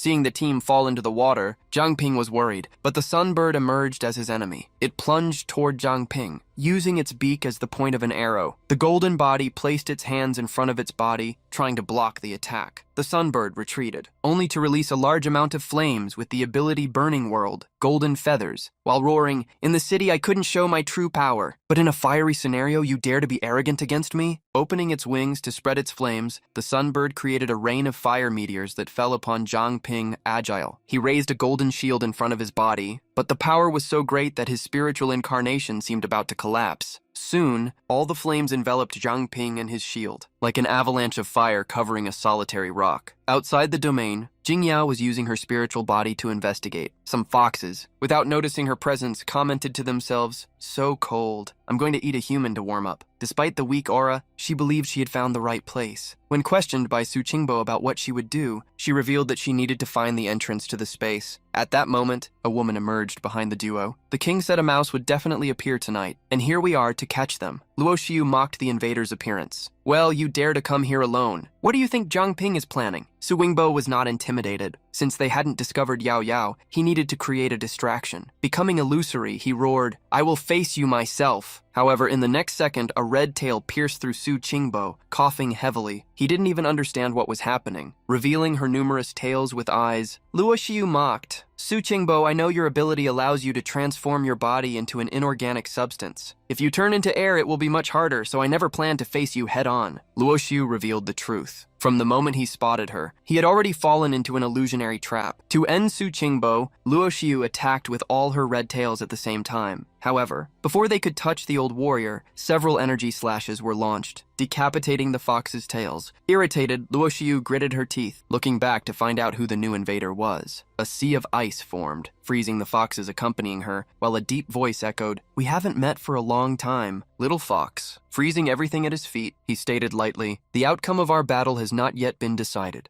The celestial foxes united, facing the captain. With an energy that transformed intent into swords, he used the golden blood copy, increasing the power of his blades to the speed of light. The swords streaked across space, attacking the foxes who couldn't even see them in time. The blades of light pierced the monsters, eliminating them one after another. The captain, finally, clenched his fist tightly, causing a stone hand to emerge from the ground, grabbing a fox and then pulling it underground, burying it. Checking on Su Jingyao, the captain told her to take her grandfather to treat his wounds. Worried, Su Jingbo asked what they would do about the great fox. Since they couldn't fight it to the end, the captain thought it best to let it escape, as treating the wounded was more important. Thus, he disappeared in smoke, leaving the city to them, while he went in search of Zhang Ping. With a serious look, Su Jingyao pleaded for Zhang Ping to be okay. Earlier, Zhang Ping had given her a chain, instructing her to bind herself to Captain Situ's soul. Curious, she asked if the chain could really break the Moon King's illusion, questioning why not use it directly against him. However, having already checked the chain's functions, Zhang Ping revealed that it was a product of the pulverization capability of Li Aoxu's ability when it reached its peak. The captain had conducted an experiment with Zhang Ping before, and the infinite level of the copy ability was unable to replicate his infinite ability. Thus, it was originally impossible for Li Aoxu to pulverize Chen Junting's abilities, but she was able to use the chains to break the rules. The protagonist figured that the chain didn't belong to Li Aoxue, otherwise she would have already used it against Captain Situ. In short, it was only necessary to connect it to the captain to temporarily share his powers and awaken his soul, restoring his body. Worried, Su Jingyao asked what would happen if the captain no longer even possessed a soul. Facing her distress, Zhang Ping revealed that the chain did not have the effect of directly breaking the illusion, but the captain still wanted to use it to defeat Li Aoxue. The confusion arose because, in the training grounds, he had said something different, perhaps to deceive the mysterious person. Zhang Ping knew that the captain imagined he would be able to identify the chain's true purpose and create a plan to save him. Since the enemy possessed the power of 2 kings, the captain's power was indispensable. Above all, Zhang Ping wanted to free him because he believed in him. At the end of the world, the Moon King and the Firebird had joined hands. The red sky dominated, as did the lava waves that boiled the planet's surface. With a barrier around them to ward off the lava, Zhang Ping and the others could step onto firm ground safely. Feng Lixian felt that the temperature was so intense that not even the Red Emperor's body could endure it for long. Worried, Jinbo asked Zhang Ping if he was feeling well. Before Zhang Ping could answer, the Moon King attacked the dome, a coward trying to hide. The dome began to crack, and the Fox King's copies emerged with the leader roaring, "How long will you hide?" At that moment, the voice of a sage echoed, "Don't mind that." Pushing the foxes away with an explosion, the captain appeared, exciting Jinbo and surprising the others. Upon seeing Situ Shibai, the foxes were shocked as they believed he had already departed from this world. Situ Shibai materialized, mocking. "Of course, an arrogant being like you wouldn't understand. Don't underestimate human potential." Situ Shibai passed a chain for Zhang Ping to hold with him, in order to shatter that world of nightmares with hope. The end of the world vanished, and the blue sky emerged once more. Sharing the chain's power, Zhang Ping commented that the captain was now king level, just like him. Captain Situ agreed, feeling that the purification ability would be effective against the Moon King. As the red from the end of the world dissipated, Situ Shibai mocked, "Once this domain disappears, he will no longer be invincible." Waiting for the red sky above the red moon and the firebird to vanish, the duo roared, "In the name of the two kings, the counterattack will begin." Inside the divine bird was a little boy. He raised one hand, creating a fireball, and mocked, "Hope? How disgusting." Immediately, the flames of the burning world surged like rain to destroy the place where they stood. Situ Shibai extended his hand, gathering golden energy. A reverse prism with countless dimensions appeared in the sky above them. Such defensive magic was used to block any attack below level 40. With the prism serving as a shield, the rain of flames that should have fallen upon them was deflected. The Moon King, who was forcing his domain to remain, roared, "Don't be so arrogant!" With the swing of the fox's paw, several tears in space appeared. From those tears, somber hands emerged. Immediately, the protagonist opened his arms, using an invocation magic that created a giant skeleton. The hands coming out of the spatial cracks turned into spikes, which precisely attacked the skeleton. Lightning coursed through the body of the bone monster. Meanwhile, as a precaution, Captain Sidu opened a portal and addressed Jinbo and the others. "The battle will be dangerous. Go back to the city and help Chen Ming and the rest." The little boy inside the phoenix wouldn't allow them to move freely. With the rage of one who loses a pacifier, he intensified the flames once more to use a new ability. Before the skeleton, a tornado of fire surged around the divine bird, with the firebird at the center. With the power of the temperature, everything below it began to melt. Even the Moon King recognized his partner's strength, fearing that space itself would be destroyed. Captain Situ gritted his teeth, while Zhang Ping gave his maximum effort to withstand the gusts of wind. Golden power began to surge in the skeleton, and soon a large crystal, Situ's reverse prism, enveloped it, increasing its physical and magical defenses. As soon as the skeleton completed its preparations, a meteor traveled toward the trio. Placing its hands in front of its body, the skeleton shielded itself, blocking the attack. Zhang Ping and the captain were pushed backward due to the strong impact. With their hands raised to brace themselves, they tried to fix their feet to the ground so as not to be thrown far away. Similarly, the skeleton held firm with the aid of the reverse prism. However, the young boy still had an ace up his sleeve to send them to the afterlife. Laughing maniacally, he prepared himself. At the same time, Situ created a somber sphere enveloped in energy, muttering, "After all, he's just a little child." As the flames tried to engulf them, the sphere created by Captain Situ was raised along with the prism, forming the reverse cause and effect ability, a copied king-level ability capable of absorbing the opponent's techniques, copying them, and then releasing them immediately. In an instant, all the flames surrounding them were swallowed by that black hole. It began to grow more and more, until it became frighteningly the size of the great divine bird. The young boy inside the phoenix screamed as he faced the counterattack, "Little crow, fly!" However, Captain Situ wouldn't let them escape. He controlled the sphere in the sky with a small sphere in his hands. Immediately, the sphere above the divine bird began to shake. When all the energy inside the black hole was activated, a powerful fire cannon fell upon the divine bird. The young boy inside it felt the overwhelming pressure of that power, and even the Moon King hastily tried to help him. However, the cannon created by Situ gave them no opening to counterattack, forcefully pushing the divine bird away.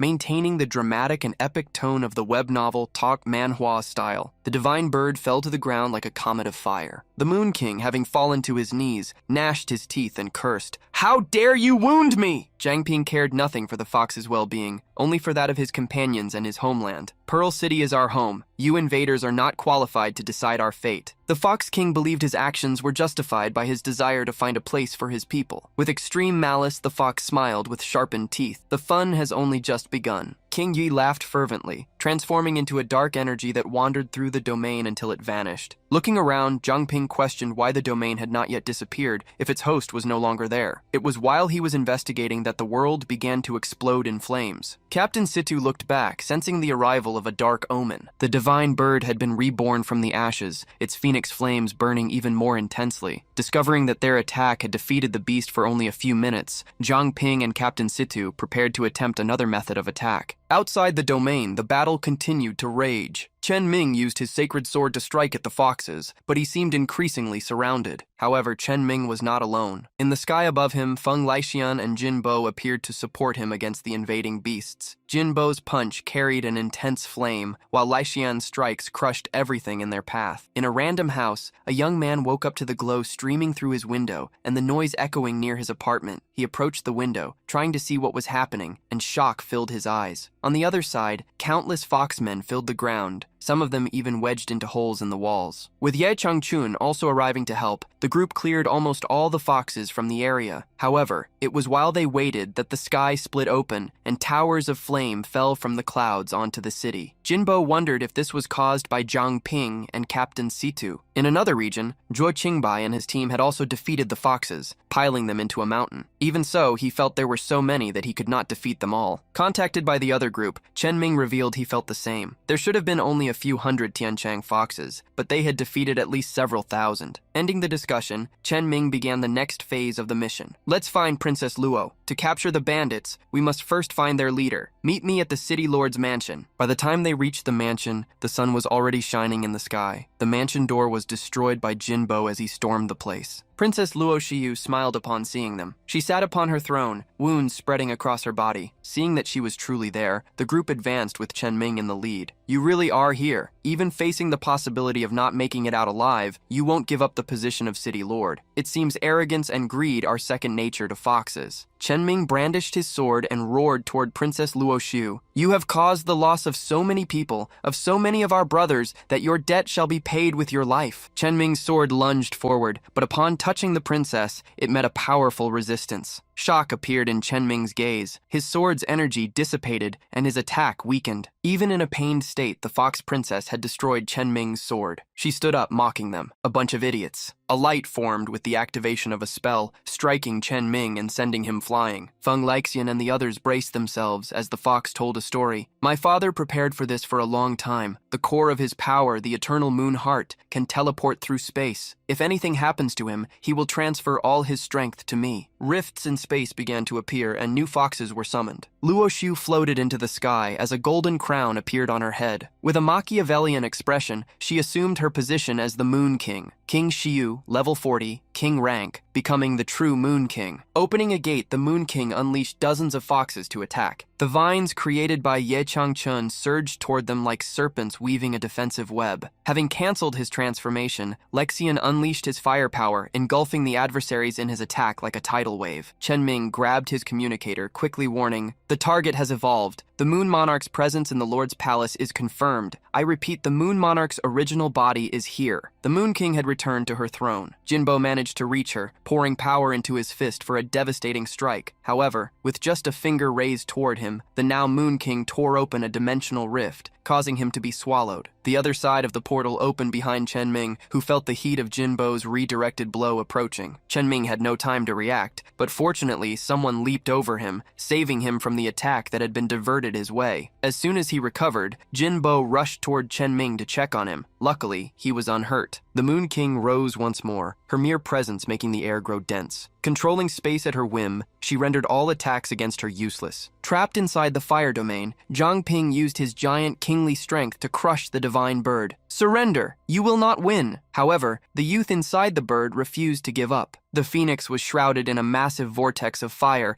as a voice screamed darkly from its heart. Today, only one of us leaves this place alive. Facing an endless battle of attrition, Zhang Ping was certain he would be the first to be exhausted. Thinking of a way, Captain Situ requested, Zhang Ping, find a way to restrict its movements. Unexpectedly, Captain Situ had found an opening. As he prepared, he revealed, that boy from the Zhu family fused with the divine bird and gained immortal divinity, but that also gave the divine bird a fatal weak point. So, while we cannot eliminate the divine bird, we can influence the boy's thoughts and thus indirectly control the creature. To do this, the captain needed direct contact with the boy, so he needed Zhang Ping to create an opportunity. The phoenix continued to strike, and as the target, Zhang Ping summoned his immense energy once more to block the attack. The energy, rising like an inverted waterfall, swirled as Zhang Ping gnashed his teeth, roaring, "I will bring you down!" The energy followed Zhang Ping's will, charging against the divine beast. Like an energy claw, it began to envelop the phoenix, which shrieked fiercely. Using the energy as a starting point, Zhang Ping lunged at the bird and unexpectedly hugged it, pinning its movements so it could not flee. Being so close to the divine tree, Zhang Ping, in his true body, drew his scythe while using his analysis skill. He had found something quite interesting. Brandishing his scythe, Zhang Ping charged countless energy attacks that rained down upon the firebird. He managed to breach the spiritual energy forming the monster and found the Zhu family youth inside. Immediately, using an imprisonment spell, Zhang Ping conjured a chain to bind him. Captain Situ quickly entered the firebird's body, approaching the boy. Situ placed his hand over the boy's eye and activated a magic circle. "Will rewrite!" The boy seemed to lose consciousness under the magic tampering with his inner mind. While Captain Situ performed the reprinting, the phoenix stopped moving. All they had to do was endure the extreme heat. Sometime later, a small egg emerged. The captain hadn't managed to rewrite the youth's entire truth, but at the very least, he had dealt with the greatest problems. Inside the palace, the Moon King sensed that the divine bird had been overcome. To her, however, it was fine. She had expected as much. The situation was still under her control. Before her, Zhang Ping's entire team lay on the ground, unable to rise again. Still, the Moon King would not stop. Both her father, the king, and her clan had been eliminated at their hands. Therefore, she would make them pay. "Zhang Ping, today I will make you taste the bitterness of losing everything, just as I did." It didn't take long for Zhang Ping and Captain Situ to arrive at the palace. Seeing everyone on the ground, Zhang Ping shouted, "Director Feng, Commander Jinbo, what happened here?" Captain Situ quickly pulled Jinbo into his lap, attempting to heal him. Jinbo's wounds were serious. He needed immediate treatment. Jinbo managed to wake up and spoke weakly. We fell into a trap. The Moon Monarch's target is the base." Upon hearing Jinbo, Zhang Ping frowned furiously. Captain Situ volunteered to look after everyone. "Zhang Ping, return to the base immediately to help them." Zhang Ping shot across the sky like a rocket. All he could do was plead, "Comrades, please hold on until I get there." At that moment, the Moon Queen had already invaded the base with her army of foxes. "Devour everyone! Leave no one behind!" The defense systems began to activate as the Fox Queen advanced. The attack-proof layer and the 2-meter blast-proof wall were deployed. Soon, a 5-meter reinforced iron wall was also activated. All entrances were sealed, and air extraction began, plunging the facility into a vacuum state. As she moved through the base corridor, the Fox Queen didn't understand what was happening. She saw everything around her turn into walls, like a barrier. She approached the iron wall and touched it with her energy. The barrier exploded into small pieces, allowing her to mock, trying to show off such weak skills in front of an expert. Inside the monitoring room, Manny and the others were worried by what they saw. She tried to contact the commander and his team, but couldn't. The rest of the team members are also outside. Will we have to stay here isolated without support? At that moment, the space behind Manny was sliced open by the Moon Queen, who replied, "All your signals have already been cut, because I placed an even stronger barrier around your base." The Moon Queen laughed darkly, declaring, "No one in this building will be able to escape." The Moon Queen threw a brooch, which Manny quickly recognized. That was the communication device of the Purification Squad. Manny finally understood how they had been found. The Moon Queen was using the device to track their position. Just then, Liu Xishan appeared, supported by Su Jingyao. Bravely, Cici encouraged her companions. "There is still a chance. Do not fear." Liu Xishan quickly extended her hand, creating ice spikes that flew toward the Moon Queen. However, the fox waved her hand in the air, tearing a rift in existence. Another scenery emerged from the spatial rift as she scoffed. "It's useless! I can transfer any attack to whatever is behind me." Xishan's attack, passing through the portal, fell upon the foxes the Moon Queen controlled. Having her attack dismissed as useless, Liu Xishan questioned, "Are you sure it's useless?" From the ice, someone emerged, someone the Moon Queen recognized. "Su Qingbo? You were hiding in the ice from Liu Xishan's attack?" Su Qingbo carried a sphere of flames, one that Zhang Ping had stored using the Martial Pact contract gem. Using the gem to transform into the flames themselves, Qingbo charged forward, roaring, "Perish, you stinking fox!" However, in the middle of Qingbo's charge, the Moon Queen simply used spatial magic. severing him in two. Su Jingyan was shocked to see her grandfather fall to the ground. The Moon Queen was confident and advised them to give up. I have already analyzed all of your techniques. She felt, however, that her barrier was being destroyed, a sign that Jiang Ping must have arrived. Realizing she needed to end this battle quickly, she used a transformation, allowing her arms to turn into those of the fox species. Sharp claws and long fingers made both her appearance and her aura terrifying. At the same time,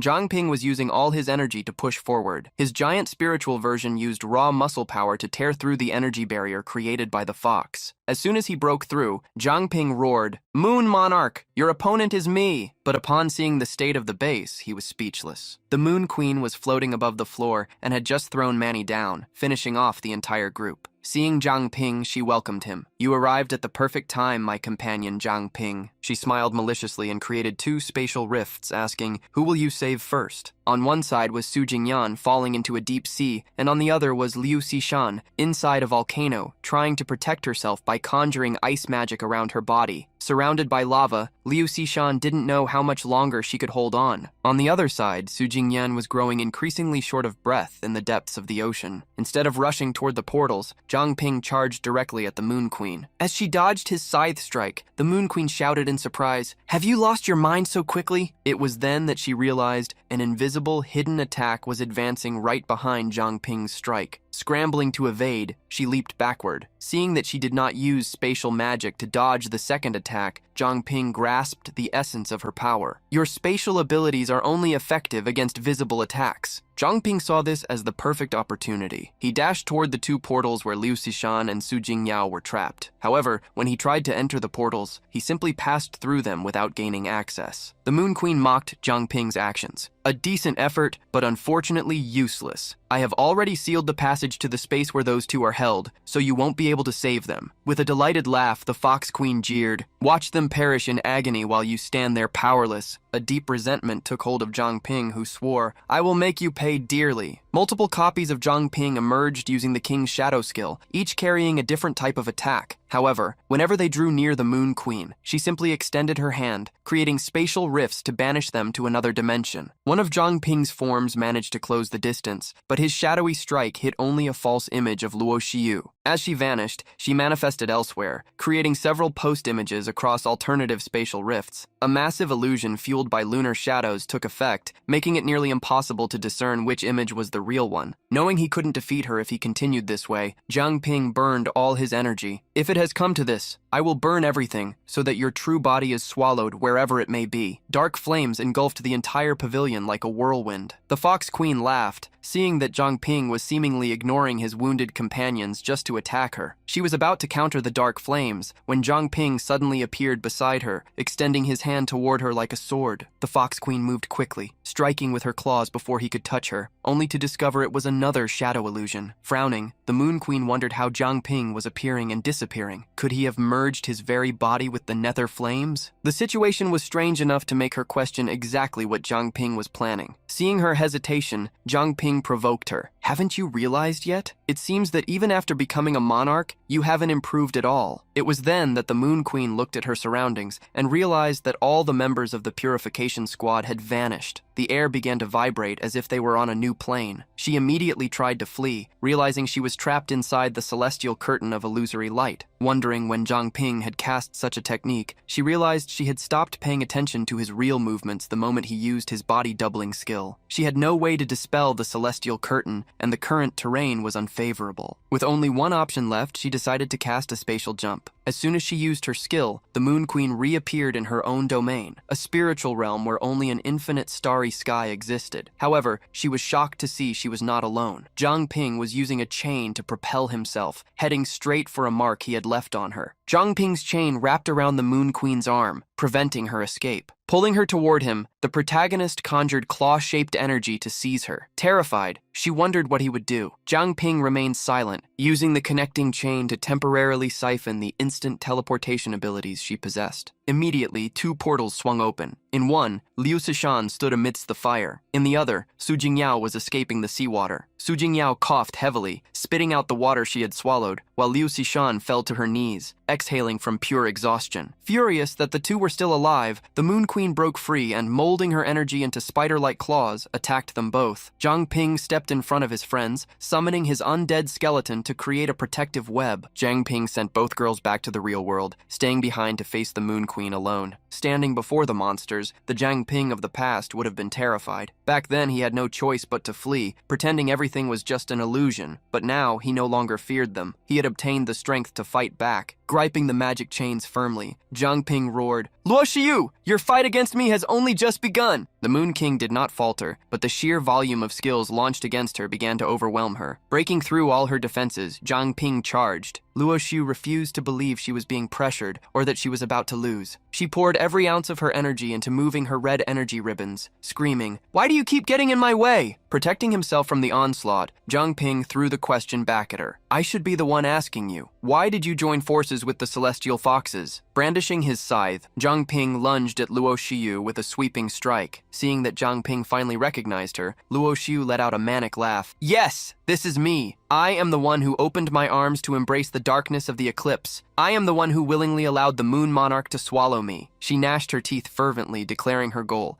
"Only this way can I obtain the power to destroy everything." The protagonist was confused as a melancholy voice began to surface within Luo Shiyu. She showed him how Pearl City had created and treated her with nothing but cruelty. All she had ever received were rotten scraps and endless humiliation. Luo Shiyu had lost everything, including her parents. "They took my only warmth from me, and they took away my hope of staying alive. Despite making me lose everything, no one looked at me with a single glance of pity. It was at that moment I understood. Here, kindness is a burden, and tears are weaknesses. To keep from being trampled, and to make those who hurt and ignored me pay the price, I must become crueler than them, harder and stronger." It was at the peak of that thought that Luo Shiyu first encountered him, the Fox King. He had seen the hatred burning within her soul, a hatred fierce enough to incinerate anything. From that moment on, King Yue and Luo Shiyu became a single entity. Having revealed her memories and motives, Luo Shiyu roared, "You ask me why? It's because I will return the pain this city inflicted upon me,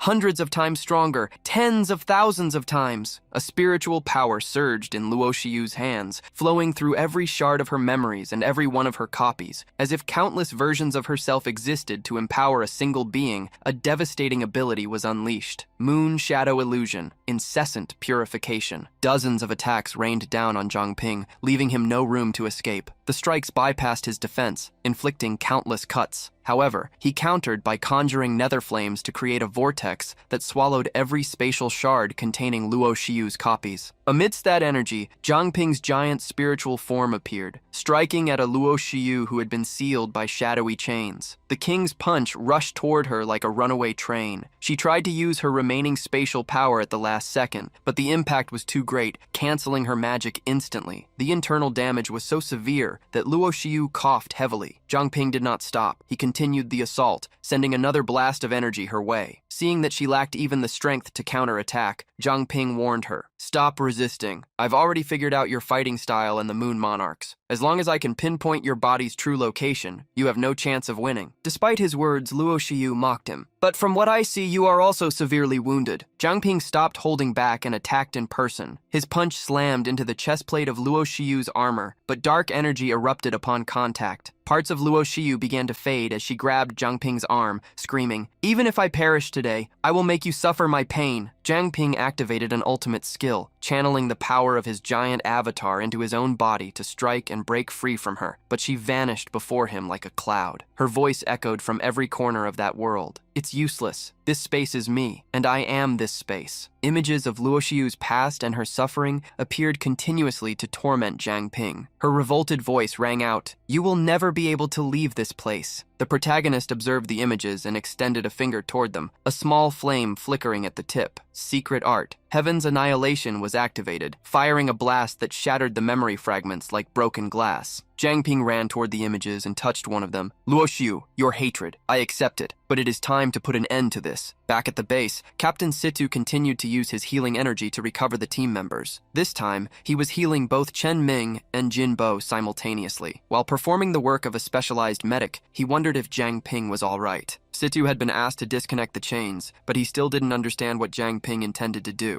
At that moment, Captain Situ heard a man's frightened cry. "These things are here too, what is this?" Two men had entered a hangar after hearing noises, only to find countless foxes and people on the ground in a scene of intense battle. They were about to go fetch the patrol when a fox that had managed to hide attacked them. However, the fox was destroyed before it could even touch them. A man had used a movement skill to reach them and protect them. The civilian who witnessed the scene screamed in terror because the fox had been disguised as a human. Once he removed the fox's mask and revealed it was a mutant beast, Captain Situ proved that it was not a person. Although it was hard to digest, Captain Situ asked the man to hide and only come out when safety notifications were sent to the city. Since the Moon King was now in Jiang Ping's hands, Captain Situ had another mission: to clear out all the foxes in the city. Hours later, Jiang Ping woke up in the streets of a city. He stood up with his body aching, but looking around, he realized he was back in Pearl City. Looking back, Jiang Ping realized he was not alone. Luo Xiu was there amidst countless foxes. A spiritual energy enveloped her, making her disappear bit by bit. With a melancholy voice, she sighed, "I still hate this place, but now it's over." Looking at her own hands as they began to fade, she finally understood the feeling of liberation. Before Jiang Ping's eyes, she vanished completely. At that moment, Captain Situ found Jiang Ping. "What are you doing? Where is the Moon King?" The protagonist remained silent for a moment, and seeing the remnants of energy, revealed she perished. Quickly changing the subject, Captain Situ warned, "When I was clearing the foxes in the city just now, I found the same type of breeding tank I saw before at the city lord's mansion. The Tianchanghu likely relied on this rapid recruitment in a short period of time, but I will deal with all of them.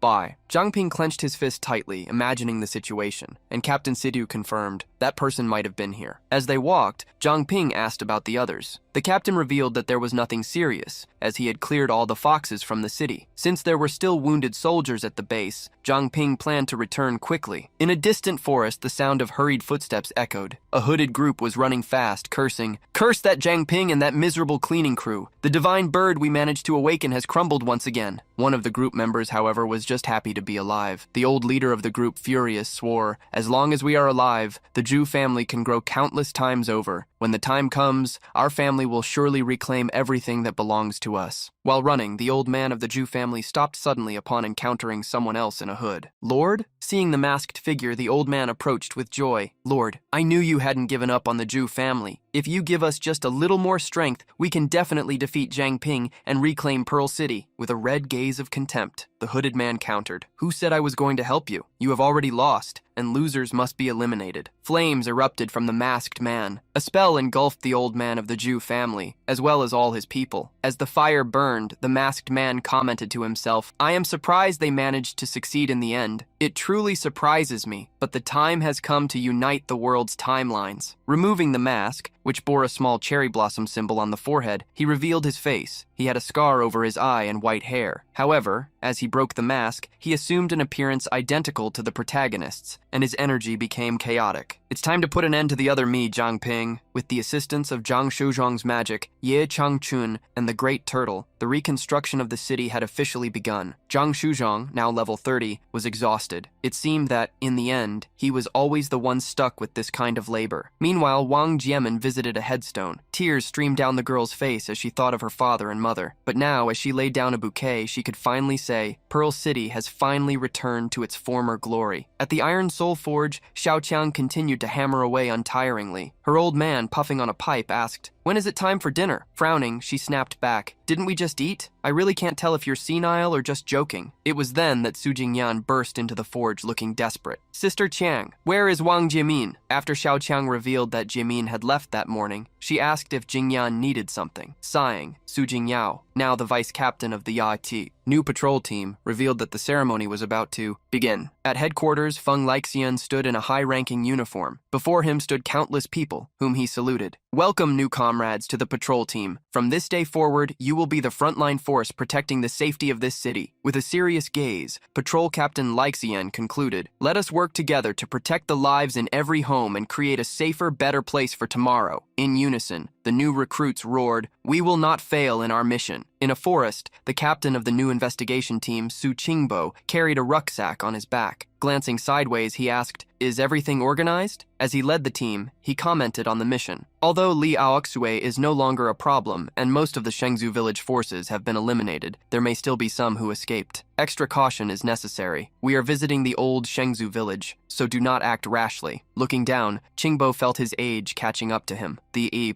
future belonged to the young. You all need to improve quickly, so I can finally entrust the investigation team to you. Faced with words that sounded like a farewell, the team fell into a melancholy state, unwilling to say goodbye to their captain. This, however, made him furious. Su Qingbo spun around, shouting, "I'm just retiring to stay home with my granddaughter. Why are you acting like I'm about to stop existing?" In the office, Manny was weeping over mountains of documents, wondering when she would ever get a vacation. Even with Tian Changhu solved, why am I so busy? To her delight, Shuji and Chen Luowei appeared to take over the paperwork and allow her some rest. Manny leaped from her chair, hugging them with a massive smile. "My dear sisters, you are like second mothers to me." Seeing the joy in the air, Chen Ming, Liu Xishan, and Jin Bo approached, interrupting them. Jin Bo was there to reveal that someone had spotted members of the Zhu family in the north. "We are heading out to check. The Zhu family is extremely cunning. We need to deal with them completely." Making a visit to Pearl High School, Zhang Ping realized how much had happened recently. Seeing him, Captain Situ approached, teasing him slightly. "Are you missing your school days?" Zhang Ping smiled, crossing his arms. "What brings Lord Situ to visit me?" Captain Situ remarked that he was taking a short break from his busy schedule. Since Captain Situ had advanced so far, Zhang Ping noted, "The conditions to reach king level are conquering the judgment grounds and obtaining enough faith. Now that everyone supports you, you will soon become a king." Upon hearing this, Captain Situ bowed, thanking him for everything. "On behalf of Pearl City, I would like to express my sincere gratitude to you once again." Straightening up, Captain Situ revealed his doubt. "Is an award ceremony really necessary? The people of Pearl City are truly eager to meet you, the great hero." Scratching his head awkwardly, the protagonist revealed he wasn't used to such situations. With a serious look, he reminded him, "The city is safe for now, but that mysterious person's whereabouts are still unknown. Since Tian Changhu was trained by him, a new Moon King could appear another day. We must remain vigilant." Captain Situ Shibai agreed. He summarized his thoughts, wishing, "I hope you continue to look after us in the future, Captain Zhang Ping." Hearing the request, Zhang Ping, now the captain of the new cleanup team, nodded. Just then, a furious duo appeared, shouting at Situ Shibai, "We found you!" Captain Situ was shocked as he was dragged away by his team. "You still have so many documents to sign." Zhang Ping felt relieved. It could have been him in Situ Shibai's place, but he had rejected the invitation to be the mayor. When Su Qingbo arrived at Shengzhou village, what he found was a graveyard of bodies. Vultures circled above, landing on the corpses scattered throughout the village. Advancing into the village, Qingbo entered a warehouse and dispersed the smoke lingering inside. Since it was the best house in the village, he believed Li Aoxu had lived there. Crouching down to examine a campfire, he wondered why someone would light such a thing inside a house. He didn't believe Li Aoxu would do something like that. However, those who had escaped from the Holy Ancestor village could be the type of people to ignore the bodies outside and hide there. A member of the investigation team approached Qingbo, showing him a bottle they had found. "These are medicine bottles from Pearl City." Since the bottle was clean and the scent was still strong, Su Qingbo concluded that it had been left there only recently. He immediately ordered, "Inform the city lord immediately. The survivors of the ancestral village must have met with people from the city recently. The rest of us will stay behind and search for more clues." At Zhou Dahao's pharmacy in Pearl City, a scene of destruction could be seen. The pharmacy owner was crying desperately. "My husband was always honest and never had enemies. Why did this happen?" Su Jingyao tried to calm Mrs. Zhao, offering her condolences and swearing, "The patrol team will definitely find the culprit." While Jingyao was calming Mrs. Zhao, a man approached, whispering to her, "The captain said the autopsy results are finished. What happened to Boss Joe might not be what we thought." Immediately, Jingyao shoved a pile of paperwork into his hands and ran. "This is your responsibility. Please reassure Mrs. Zhao." The young man was left with the woman mourning her husband's loss. Jingyao went straight to the forensic identification room, where Zhang Ping was already present. Seeing him, she was surprised. "Zhang Ping, what are you doing here?" Observing a body that had been turned into charcoal, Zhang Ping revealed, "I received a message from your grandfather saying that a medicine from Pearl City was found in Shengzhou village. Since something similar happened in the city, they must be connected." The investigator then proceeded to give his assessment. The body structures were heavily damaged. likely by a massive force before death. If the body had been burned after that, it would have completely crumbled instead of remaining in this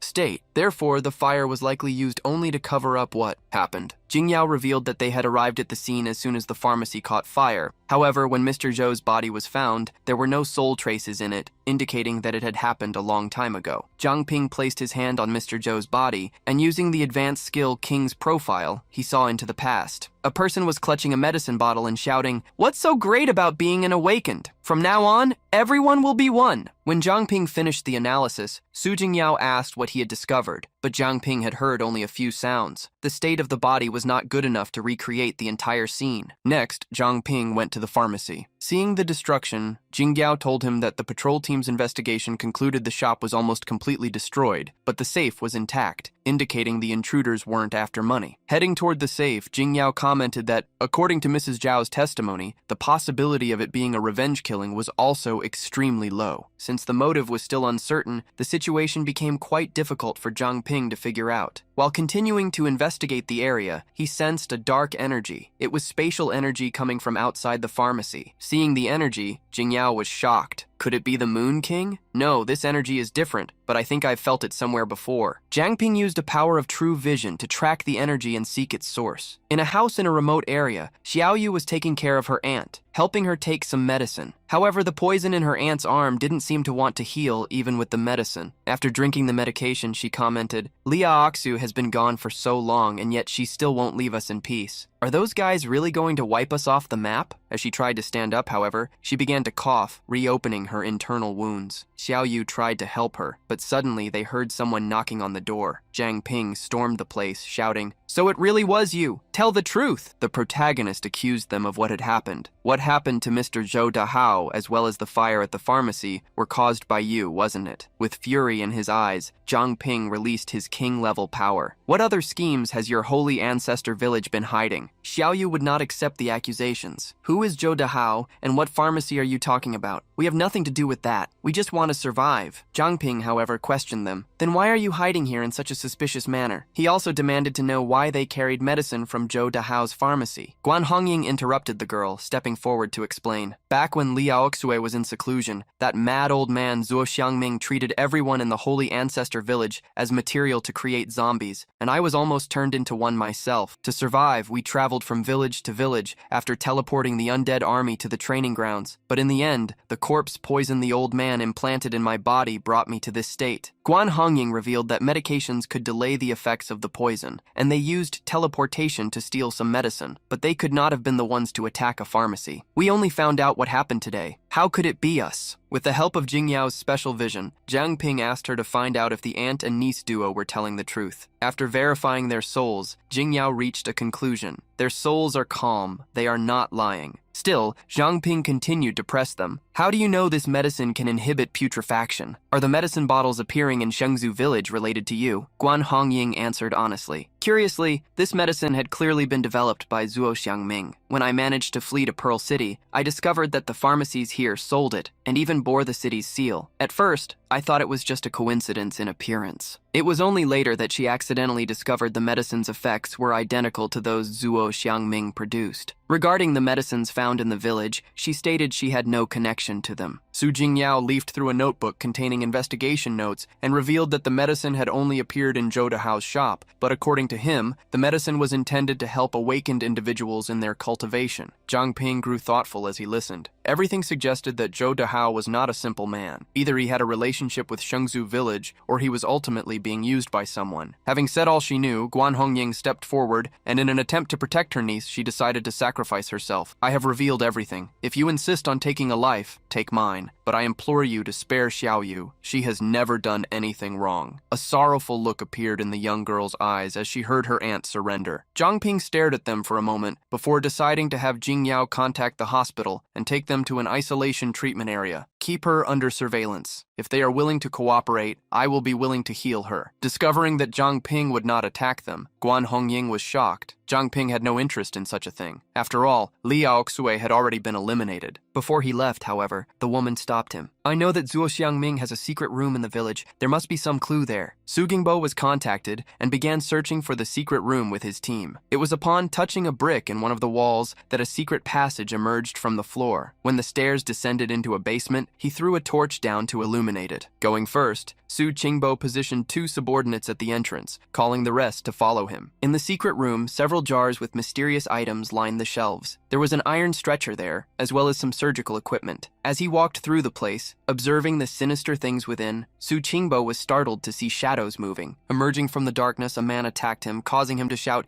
"Enemy attack!" The shadow man had a red face and hollow eyes. He managed to use a magic line to wrap around Qingbo's wrist, but having seen this trick countless times, Qingbo managed to pull him toward himself. However, when it came time to strike him, his fist passed right through. The man had transformed into shadows and disappeared. The enemy reappeared and a portal opened in the walls of the hideout. He was no longer alone. At least half a dozen red-faced men emerged. Eliminate the intruders. Surrounded, Su Qingbo and his team realized they had fallen into a trap. An intense battle began. Qingbo and his team attacked the enemies surrounding them, but each strike caused them to turn into shadows that vanished and reappeared elsewhere. They continued to attack, but physical strikes served only to delay the enemy. They could not deal with them properly. Given the situation, Qingbo created a trail of wind to deceive the enemies while ordering, "You guys use that quickly. The rest of you give us cover." Qingbo joined Zhou Qinbai, while 3 team members positioned themselves ahead of them to buy time. With a powerful roar, a spiritual image of Qingbo grew above the group, sucking all the air out of the room. Even when all the oxygen around the shadow beings vanished, they continued to advance, shocking Qingbo and the rest. "They don't need to breathe?" It was then that a yin-yang magic rune emerged through the use of a skill. Each of the red men began to sway, their weak bodies making them fall. Each of them exploded into a smear of shadows, but only one of them, who seemed to be different, remained kneeling on the floor, unable to resist the skill. Walking toward the man, Qingbo understood what had happened. All those other figures were part of this man's skill. Not only can he transform into shadows, but he can also create clones. Qingbo grabbed the bald, white-faced man by the collar, roaring in his face, "Speak! Who are you? What are you doing here, and who sent you?" On the man's bald head, fire began to emerge as he chanted, "By the great power of the mighty forces, may he endure forever." The man was consumed by fire and fell to the ground before his own skill. Zhou Qinbai checked the man's pulse, but it was already too late. However, the state of his body made it seem as though he had not been alive for a long time. Approaching, Qingbo found a piece of information. "What is the Weili faction?" As they investigated the body, symbols appeared on one of the stone brick walls. Immediately, the ground began to tremble. Qingbo was quick to order, "It's a self-destruct. Retreat quickly." Explosions began to occur in the secret room, forcing the group to retreat rapidly. Upon leaving the secret room, Qingbo contacted the base. "This is the investigation team. We found the secret room with the tips we received from Guan Hongying, but we were attacked by a suspicious individual. He possessed bizarre abilities and was capable of creating clones. After being suppressed by the yin-yang talisman, he sacrificed himself, but we discovered that he belonged to the Weili sect." Qingbo also reported the self-destruction of the secret room, as well as the entrance that was sealed so that no further information could be discovered. Receiving the information, Zhang Ping ordered that they take the mysterious man's body to Pearl City. Currently, Zhang Ping was talking to Mrs. Zhao. There were numerous medications on the table between them. "Are you sure you never dealt with the acquisition of these medications and know nothing about their origin?" With her head down, the woman who had lost her husband replied, "Zhou Dahao was the one who handled the purchases and sales of medications in the shop." Looking at the medicines, she eventually revealed, "Many customers complained that the medications had a strong smell and were difficult to swallow, and suggested that we remove them from the shelves. I didn't care, so I ignored them, but a strange person appeared." Mrs. Zhao revealed that she always ended up seeing him at the pharmacy door when she was changing shifts, as if he were always leaving the shop after buying medication. One specific day came to Mrs. Zhao's mind. "One day, I arrived earlier on purpose, but he was already leaving when I arrived, as if he always found the perfect time." It was at that moment that Mrs. Zhao remembered that some medications needed the registration of patients' names to be sold. She went to the cabinet where they kept such information. In the stack of documents carried by Mrs. Zhao were the names of the customers who had made purchases since the shop's opening. The only problem was that the information from the last few days had been lost, as the notebook where they were being written had been burned along with the shop. However, Mrs. Zhao was confident that in the notebooks she possessed, the mysterious person's name would be written. Later that night, a mysterious man tried to sneak into the entrance of Pearl City. He had a mark of rot on his face and a sharp gaze that scanned the path ahead. It was then that Zhang Ping appeared on the city wall, addressing the man. "I knew you would come, Liu Qiang." The man looked up with shock in his eyes upon seeing Zhang Ping. Gnashing his teeth in concentration, he released all his energy, creating a giant fire serpent that attacked toward the protagonist. Seeing the fire attribute skill snake toward him, Zhang Ping moved to the side, dodging easily. Concluding that what happened at the pharmacy was linked to Liu Qiang, the protagonist released dark energy, creating chains to bind him. It didn't take long for Liu Qiang to be in Zhang Ping's hands, who discovered an unexpected bonus. Seeing the mark on Liu Qiang's cheek, Zhang Ping was certain that he was also one of the survivors of Zhou Xiangming's experiments. When questioned, Liu Qiang pushed the temperature of his flames to the limit. Zhang Ping's chains began to lose energy, and like burnt paper, were destroyed by Liu Qiang, who forcibly broke free. Watching the man escape the chains of the nether mist, Zhang Ping tried to hide his surprise. Empowered by the flames, Liu Qiang began to attack him, manifesting a claw of fire. He didn't say a word, acting as if he had been driven mad. Against that claw, a giant golden hand emerged. With immense power, Zhang Ping simply crushed the attack. The giant, created through the king's power, slammed Liu Qiang into the ground. With incredible difficulty, the man stood back up. Liu Qiang refused to give up. He screamed furiously as his entire body was enveloped in flames, transforming into a creature of stone and fire. With the power obtained by burning through his energies, he roared as he lunged forward. "Supreme power, grant me a new life." This great power clashed with Zhang Ping, who, without taking a single step back, raised his hand to stop him. The protagonist created a barrier, blocking the fire attribute power. Having won the exchange, he ordered, "Surrender, you have no escape." However, Liu Qiang refused to yield and continued to burn the last of his energy. Zhang Ping realized the transformed man's intentions and changed his strategy. Instead of conjuring a barrier around himself, he conjured it around Liu Qiang to contain him. Zhang Ping then moved the barrier into the sky, distancing Liu Qiang as far as possible from the city. In the sky, a massive explosion occurred, even cracking the barrier Zhang Ping had created. The fire spread rapidly before finally dying out. Staring at Liu Qiang's body, Zhang Ping commented with regret, "You chose self-destruction over surrender." Wondering what secrets Liu Qiang was hiding, the protagonist touched the body with the tip of his finger. Zhang Ping managed to enter Liu Qiang's memories. He found himself before a man in a pharmacy, likely Zhou Dahao, Mrs. Zhao's husband. Liu Qiang walked toward him, saying, "This is the ability the organization chose for you. In 3 days, go to Laboratory A. The person there will organize the surgery for you as soon as they find you." The man was excited, as he had received a pearl that gave him confidence. "I'm finally going to become an awakened." Watching the conversation, Zhang Ping, who knew that awakening was innate, couldn't believe someone would fall for the trick Liu Qiang was using. Before Liu Qiang could stop him, the man tossed the pearl into his mouth. It wasn't meant to be used that way. Liu Qiang screamed, "Wait! Stop!" The man laughed excitedly as he knocked things over around him with his mind. "Did you see that? I finally gained abilities." But in that same instant, he began to cough. Internal wounds appeared all over his body. The man's body went limp as he screamed desperately, "No! This is my ability! Stop!" Mid-scream, he collapsed to the floor. Liu Qiang gnashed his teeth at the sight. "What a crazy guy! It doesn't matter if he wanted to give up on everything, but he wasn't supposed to do it here." To prevent the city guards from finding any evidence, Liu Qiang conjured his flames and set the pharmacy on fire. The protagonist observed the end of the memories. He recognized the fact that the Supreme Power Sect had managed to develop something that created new, awakened beings. Zhang Ping remembered the words originally spoken by Zhou Dahao. "What's so good about the awakened? In the future, everyone can be an awakened too." This exposed Zhou Dahao as a member of the Supreme Power Sect. Closing his eyes, Zhang Ping used the king's representation, research. He wanted to uncover what Liu Qiang knew about the Supreme Power Sect through his memories. Zhang Ping found a hooded man with an ethereal and dark voice. "Boy, do you wish to obtain power? We need more companions." This man, hailed by many, was the leader of the Supreme Sect. He was praising someone. "You are the most magnificent masterpiece of experimental laboratory A to date. Lord of the city, what do you think of my proposal?" At that moment, the man realized he was somehow being watched and roared, Who dares to spy on me? Jiang Ping snapped his eyes open and was met with a pair of eyes staring back at him. They belonged to the leader of the Supreme Power Sect, who raged furiously. This is not a place you are permitted to enter. Dispersing his research power, Jiang Ping understood the strength of the person on the other side. Thoughtfully, he asked, who is that person, and how is he capable of affecting my king-level power? Suddenly, Jiang Ping received a call on his communicator. Jiang Ping, an incident has occurred at the hospital. The voice on the other end hurriedly revealed what happened after the attack. Guan Hongying has been kidnapped. Jiang Ping met with a worried Su Jingyao. He ran toward her, asking what had happened. Su Jingyao revealed bluntly, it began during the patrol shift change, as if it had been perfectly timed. Jiang Ping immediately used his king's true vision. He knew that the new patrol team members had undergone rigorous screening, so an internal information leak was unlikely. Believing the enemy had means to track their movements, Jiang Ping searched for trails. Su Jingyao asked in surprise if such a thing was truly possible, but even for Jiang Ping it was hard to say. The only thing he was certain of was that within the Weili faction there must also be a king. Upon leaving the hospital, Jiang Ping found a trail and began to follow it, revealing to Jing Yao that he had gained new leads from Liu Qiang regarding the Weili sect's contact with the former city lord. He commanded her, contact Lord Situ and investigate if the previous lord left anything related to the Weili sect. Taking action immediately, Jiang Ping planned to rescue Guan Hongying and protect Zhong Xiaoyu. Guan Hongying was inside a temple. Her arms were spread wide, bound by magic chains before a group of hooded figures. One of them commented while looking at her, it would be a waste not to make use of such high-quality material. Guan Hongying roared as she regained some strength. Who are you? However, a chain around her neck prevented her from speaking further. The hooded man shot back a furious accusation. Traitors of the village have no right to question me. A red liquid was poured into the magic circle beneath Guan Hongying, causing it to glow. The magic circle exploded with energy around her, beginning a ritual. Guan Hongying's strength seemed to drain away. Before it was too late, Jiang Ping stormed the place. He came across numerous cultists in black robes and asked, is this Laboratory A? You were clever to use a church as a disguise. Upon discovering they were facing Jiang Ping, all those men unleashed their powers. Their robes were torn as countless spikes erupted from their bodies. They all lunged at the protagonist with sharp attacks. Though surprised that they knew him, the protagonist skillfully dodged the onslaught. Turning the tide, Jiang Ping snapped his fingers. A massive flash of light swallowed the room, possessing a power that made even the walls crack. All of Jiang Ping's enemies were swept away like a tsunami of light washing over ants. When the area was safe, Jiang Ping unchained Guan Hongying. Suddenly, other members of the Weili faction reappeared. A man in the center, hiding his identity, praised him. As expected of the king, but it is not over yet. The leader of the group controlling the transformed ones sent new subordinates to attack. In the midst of the assault, the group began to melt until they turned into a puddle of goo. Using a secret art, the leader transformed the sludge into a monster, a hound with a skeletal head and a snake-like tail made of bone. Bone spikes grew throughout its semi-liquid body. This was Synthetic Beast number 101. Jiang Ping frowned,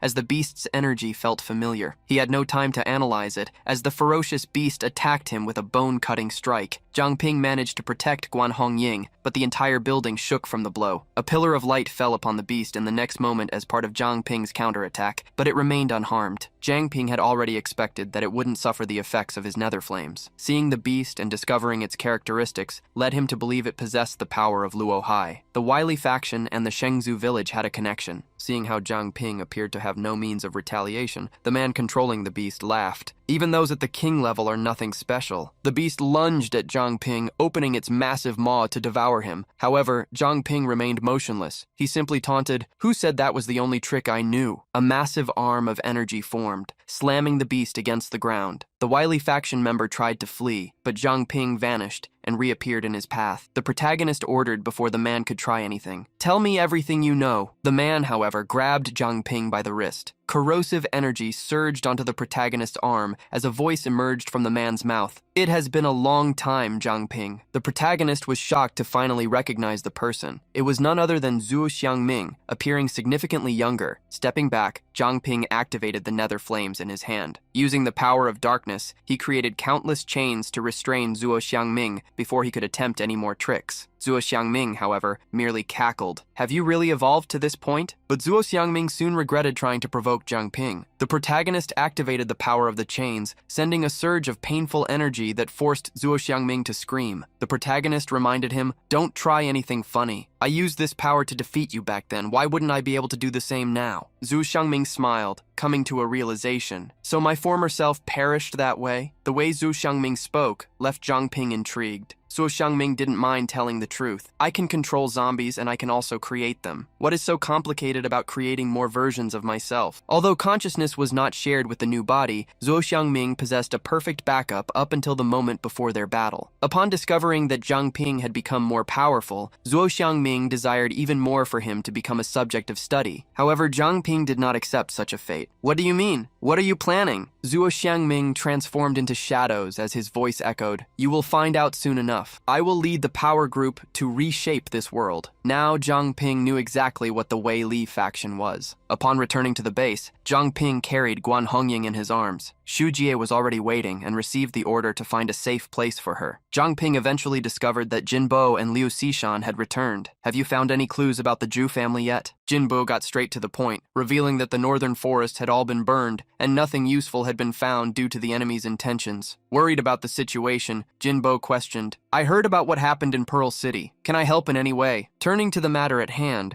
Zhang Ping revealed that the problem was much more serious than they had thought. "We will hold a meeting soon. Captain Su will arrive shortly." From where he was, Situ Shibai reported, "Captain Ping, we found what you wanted." In an office analyzing documents, he transmitted to Zhang Ping. The records of the Wei Li date back 30 years. At that time, Yu Cheng-hai proposed breaking the law of the awakened through artificial awakening. Situ Shibai also found experiment notes that recorded theoretical methods of awakening. The methods basically involved extracting abilities from zombies and transplanting them into living people. Situ Shibai was certain that only Zuo Xiangming could do something like that. The new mayor of Pearl City was shocked as he imagined. "It seems Yu Cheng-hai was Li Aoxui's helper from the start. I can't believe I trusted him." Situ Shibai felt lucky that Tian Changhu had not touched the documents while he was at the mansion. Additionally, since they had already found the location of the laboratories in the city, they managed to list some of their members. Situ Shibai intended to send someone with the information to deliver it to Zhang Ping, as he still needed to handle matters related to the city. After finding the information, Situ Shibai ordered a subordinate, "Contact Captain Feng Lixian and coordinate with the patrol team to strengthen city security. Forbid everyone from leaving the city." The new lord's expression was grim, as he had a bad feeling. At the same time, in an unknown building, dozens of cultists from the Wei Li sect gathered around a magic circle that glowed with an intense crimson and dark shadows. Zuo Xiangming held his staff topped with a giant crimson stone. As soon as he struck the butt of the staff on the ground, the energy of the magic circle exploded. Countless cultists in the vicinity were sucked in, transformed into energy that was drawn into the magic circle. The power of blood, strengthened by the sacrifice of numerous cultists, gathered into a dense ball of crimson energy. It became increasingly compressed until what was once just energy was transformed into a small pearl. Zuo Xiangming received the item in the palm of his hand. Now that they had finalized most of it, they would go in search of more living sacrifices. Pausing for a moment, Zuo Xiangming addressed one of the subordinates behind him. This nourishment should be enough for her to open her eyes. He approached a lifeless body covered in wounds and laughed. "I put a lot of effort into creating her, but an ordinary body couldn't withstand its power, don't you agree?" Zuo Xiangming smiled maliciously until he made the created body float. That body was none other than Li Aoxue's. Reaching out his hand, Zuo Xiangming made Li Aoxue swallow the pearl. As soon as the item entered Li Aoxue's mouth, an explosion of energy occurred. Everything was going according to Zuo Xiangming's plans, and he laughed with excitement. "Very well, very well." Li Aoxue rose into the sky while a dragon appeared flying behind her. Faced with such a sight, Zuo Xiangming's satisfaction became even greater. "Behold, this is true power." In a warehouse, countless boxes were being moved by Zuo Xiangming's subordinates. The leader of the group barked orders. "Slow down. Be careful not to break them." Having lost their pharmacist, they knew they needed to find another method to obtain medications within the city. In the midst of their concerns, the group saw the warehouse doors burst open. Kicking the door in, Su Qingbo shouted, "Don't move!" Upon seeing him, the leader roared, "Protect me!" Immediately, all the subordinates shed their cloaks, undergoing a transformation that turned their bodies muscular, with countless spikes distributed across their entire frames. Standing in front of their leader, they launched a long-range strike. However, Ye Changchun moved,